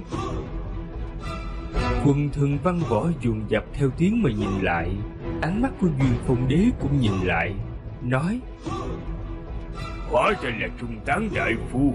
Trung Tán đại phu có cao kiến gì cứ nói thẳng ra đi. Từng Mục nói: Thần từng nhìn thấy bảo vật như cái hồ lô lửa trong quân đội. Ngày thường binh lính chứa chân hỏa của bản thân vào hồ lô, tới lúc đại chiến thì phun lửa trong hồ lô ra ngoài.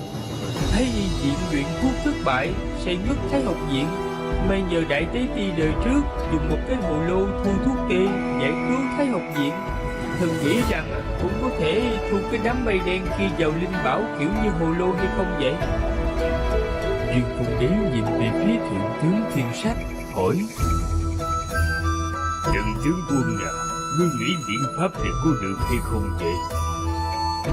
Thượng tướng Thiên Sách họ Tần tên Giảng, chính là người đứng đầu võ tướng, cũng là tông chủ của Tần gia, thế gia đại việt trong kinh thành, ra khỏi hàng nói: Bậc hạ có thể làm như Trung Tán đại phu nói, nhưng mà trong quân cũng không có nhiều hồ lô lửa như vậy. Hồ lô lửa trong quân chính là dùng hồ lô của cây tứ đằng, cấp cho chu tước quân các nơi. Toàn quốc tổng cộng có 1 triệu hồ lô lửa. 1 triệu hồ lô lửa thu mây đen của một tỉnh thì còn có thể, nhưng mà toàn quốc nhiều tỉnh như vậy, chỉ dựa vào hồ lô trong quân đội thì không làm nổi rồi. Tần Mục nói: Hồ lô trong quân tuy ít, nhưng mà các nơi đều có quan chức tu luyện pháp thuật mà. Cường giả trong thế gia, quan trong triều càng nhiều như rừng. Bệ hạ hạ chỉ lệnh thần thông giả các nơi chế tạo bảo vật, thu mây đen ở trên bầu trời. Thần thông giả trong toàn quốc đều như vậy. Huyện lệnh, thiếu doãn, phụ doãn các nơi đều là cường giả, từng người phụ trách phạm vi quản lý của mình. Lại thêm cường giả trong quân đi các nơi bổ cứu, chắc là có thể diệt trừ phần lớn mây đen rồi. Duyên Phong Đế suy tư nói: Điều động thần thông giả toàn quốc xua mây thì có chút khó khăn đây. Có vài thần thông giả giang hồ tự do tự tại, không nghe lệnh triều đình. Vì lẽ đó vẫn cần bản thân bệ hạ đi làm gương cho thiên hạ. Tần Mục nói: Bệ hạ rời kinh, tự mình đến các tỉnh thu mây đen, tự nhiên là bách tính noi theo thôi. Rất nhiều đại thần văn võ hai mặt nhìn nhau. Hoàng đế rời kinh, tự mình đến các nơi thu thập mây đen sao? Hiện tại đại loạn mới vừa được dẹp yên, chỉ sợ dư đảng của những môn phái tông môn kia sẽ nhân cơ hội để ám sát nữa. Quốc sư Duyên Khang xuất chinh Đại Khư, thất bại tan tác quay trở về, trên đường liền bị phục kích. Hoàng đế rời kinh nữa, chỉ sợ sẽ gặp phải nhiều loại ám sát hơn nữa. Mọi người đang muốn nói chuyện, ánh mắt Duyên Phong Đế sáng lên, cười nói: Có thể đó. Từng ấy Khanh à, ngươi còn có biện pháp nào đối phó nạn tuyết này không vậy? Nạn tuyết đã thành rồi, thần cũng không thể góp sức được. Tần Mục nói: Tuy nhiên thần nghe một câu nói, đạo của thánh nhân không tách rời bách tính hàng ngày. Thần thông giả trong thiên hạ nhiều như vậy, nếu như khi mặt trời mọc, tuyết lớn tan ra, có thể làm cho những thần thông giả này tự mình ra đồng, thu dọn hoa màu bị chết rét cho bách tính các nơi, rồi gieo trồng lại. Nói không chừng năm sau còn có chút thu hoạch. Khi lúa trổ bông, nếu mà không có gió, vậy thì mời thần thông giả tạo gió. Cỏ dại rậm rạp, vậy thì mời thần thông giả làm cỏ. Sâu bệnh bùng phát, vậy thì mời thần thông giả diệt trừ. Trời làm sương giá, vậy thì mời thần thông giả lấy lửa ra trừ sương. Vậy hả? Đây là lời của ma đạo. Một tên quan văn tức giận run cả người, ra khỏi hàng, nói: Bệ hạ, miệng Trung Tán đại phu phun lời ma đạo, hại nước hại dân, đáng chém. Duyên Phong Đế cười, nói: Câu nói này vô cùng chính xác. Tại sao lại là lời ma đạo chứ? Đây không phải là hại nước hại dân, mà là lời hay trị quốc cứu dân. Ngươi bị cách chức rồi, về nhà ngoan ngoãn tự kiểm điểm lại đi. Từng ấy Khanh à, ngươi còn có diệu kế gì không vậy? Tần Mục suy tư rồi nói: Bệ hạ còn có thể lệnh cho giám thiên ti quản lý thời tiết các nơi. Năm hồng thủy thì thu mây mưa vào trong linh bảo như hồ lô. Năm lốc xoáy tàn phá bừa bãi thì thu lốc vào trong linh bảo. Lốc xoáy, mưa đá, lôi điện càng có thể thu hồi để dự phòng. Nếu mà gặp phải năm khô hạn liền có thể thả mưa. Nếu khai chiến với nước khác á, liền có thể thả mưa đá, băng tuyết, lôi điện, lốc xoáy, điều khiển hiện tượng thiên nhiên tấn công địch quốc. Nạn tuyết năm nay á, đã khiến cho vận nước của một quốc gia huy hoàng như Duyên Khang Quốc gần như hủy hoại trong một ngày. Dùng loại thần thông thiên tượng này với địch quốc khác á, thì quốc gia nào mà chịu đựng được chứ? Bệ hạ điều khiển thiên tượng làm trái đạo trời, đây là lời của ma đạo. Lại có một vị quan văn ra khỏi hàng, liên tục dập đầu, đến nỗi vỡ đầu chảy máu, lạnh lùng nói: Tranh là lời của ma đạo mà, đây là muốn tiêu diệt phúc phận của nước ta. Bệ hạ xin mau chóng tru diệt yêu nhân ma đạo này. Người bị cách chức. Dương Phong Đế phất tay cười nói: Không nghĩ được cách gì còn nói linh tinh, công kích trung tán đại phu. Mỗi tháng trẫm ban cho ngươi không ít bổng lộc, nuôi ngươi đi làm cái gì chứ? Đợt tuyết này, đám mây này mới là muốn tiêu diệt phúc phận nước ta. Người đâu, lùi hắn xuống đi. Trung tán đại phu biết dễ làm khó, lần cứu trợ thiên tai này, ngươi đi với trẫm. Tần Mục khổ sở nói: Thần còn phải về nhà ăn Tết nữa. Hay là thần tiến cử nâng mấy người, có lẽ có thể giúp cho được bệ hạ đó.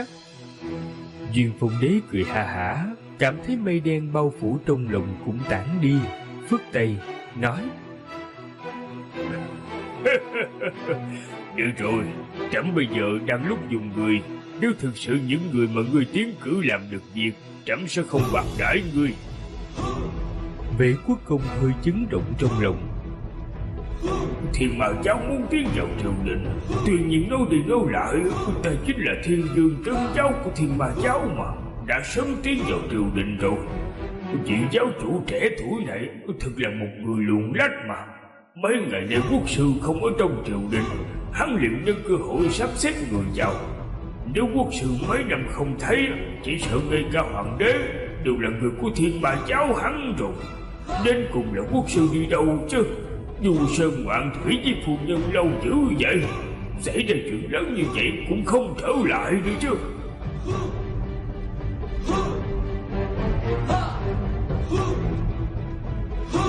Phương Tây, núi Tu Chi.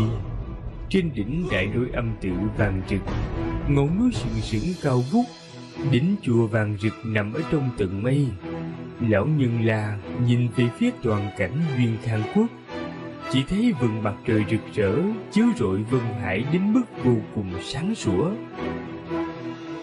Trước đây, trong lịch sử dài dằng dặc của đại lôi âm tự ta, đã từng chứng kiến loại thiên tượng công kích này. Phía dưới Lão Nhân La, rất nhiều Bồ Tát tôn giả là hắn săn sát. Chỉ nghe Lão Nhân La nói: Trong thiên tượng công kích kia còn to lớn hơn trận này rất nhiều. Cũng là tuyết lớn, cũng là mây đen, khiến dân chúng lầm than. Thiên tai cứ như vậy liên tục nhiều năm, làm chết không biết bao nhiêu người. Khổ tôn giả, người Tây Tạng kinh các lấy qua quyển kinh Ai Hoang Vĩ không mang tới đây đi. Lật đến trang 1367. Một vị hòa thượng mặc ủ mày châu đứng dậy rời đi. Sau một lát, vị khổ tôn giả này mới nâng một cái quyển kinh dị cộm, lật đến trang Lão Nhân La nói tới thì thầm: Không kỹ, Ai Hoàng năm 6430, thiên tượng biến đổi, tuyết rơi 30 ngày, mây phủ 800.000 dặm, không thấy ánh mặt trời, người chết đói khắp nơi, trộm cướp nổi lên bốn phía. Ai Hoàng lệnh các thần Long Dương trừ khử. Ai Hoàng năm 6430, trời giáng sao chổi, sao băng như nước thủy triều, vạn ngàn núi lửa phun trào, mặt đất rung chuyển, đất nứt ra hàng vạn khe ngàn trượng, dòng sông khô cạn, biển cả không còn. Lại đến năm sau, mặt trời biến mất, nhật nguyệt ảm đạm. Phía sau Lão Nhân La tinh thần đám người cùng phu tử chấn động mạnh, thất thanh nói: Nhưng ra nào cái nơi trong sách này nói là đại khư. Lão nhân La quay đầu lại, nhìn về phía man hoang rộng lớn vô ngần phía sau núi Tu Di kia, nói: Quyển kinh văn này chính là ghi chép lịch sử của thần quốc cuối cùng bên trong đại khư.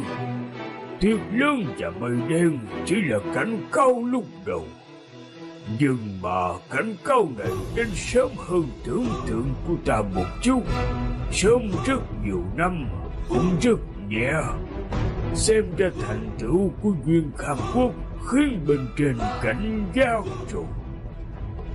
Trong đầu mấy người cùng phu tử, Điền Chân Quân ông lẩm bẩm nói: Đại khư,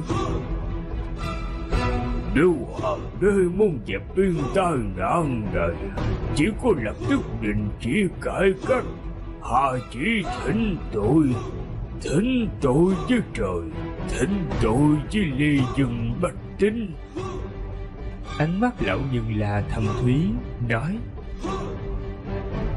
Bằng không nạn tuyết này chỉ là bắt đầu, sau đó còn có thể có thiên tượng kinh khủng hơn nữa. Thiên tượng liền không chỉ là tuyết và mây, mà là sao băng, núi lửa, sông hồ khô cạn, biển cả bốc hơi, mặt trời, mặt trăng, tất cả đều biến mất. Đây là trời phạt, trời xanh trút giận, lại để lê dân bách tính phải gánh chịu, hơi quá rồi. Khởi bẩm nhân La, Thái tử Duyên Khang Quốc sai người đến đây cầu kiến. Lão nhân La cười nói: Vị điện hạ này vẫn là tìm đến lão tăng, cho mời hắn vào. Tuần pháp chỉ. Lão nhân La cười nói với hòa thượng xung quanh: Thái tử điện hạ rất là bất phàm, có lẽ sẽ là đấng cứu thế. Hoàng đế khư cố chấp, nhưng mà thái tử sẽ không như vậy. Sứ thần của hắn đang gặp được. Đạo môn Côn Luân Ngọc Hư Sơn, nơi này được gọi là Ngọc Hư Động Thiên, chẳng khác nào tự thành một giới. Trong núi bốn mùa như xuân, phảng phất như thánh địa thần tiên, không hề thua kém núi Tu Di. Mây phủ Duyên Khang chỉ là một cái cảnh cáo không nhẹ không nặng mà thôi, nhẹ hơn rất nhiều cảnh cáo tiêu diệt đại khư rồi.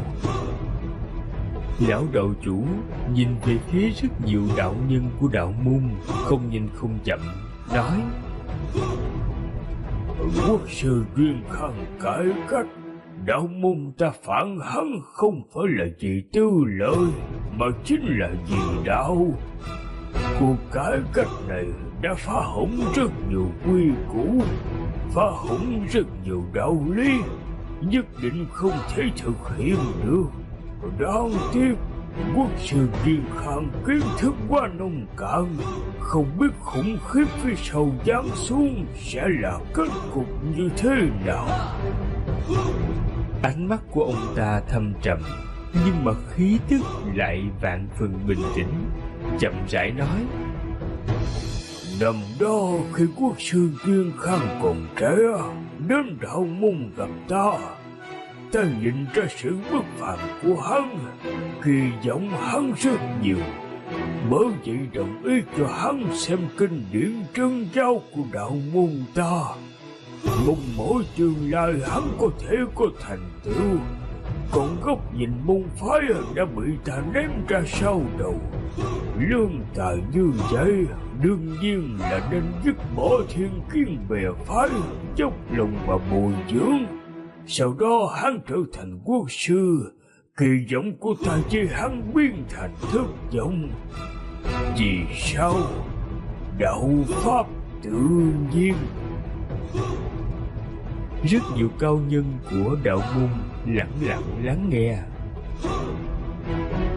Cái gọi là đạo pháp tự nhiên chỉ chính là đạo pháp xuất từ tự nhiên.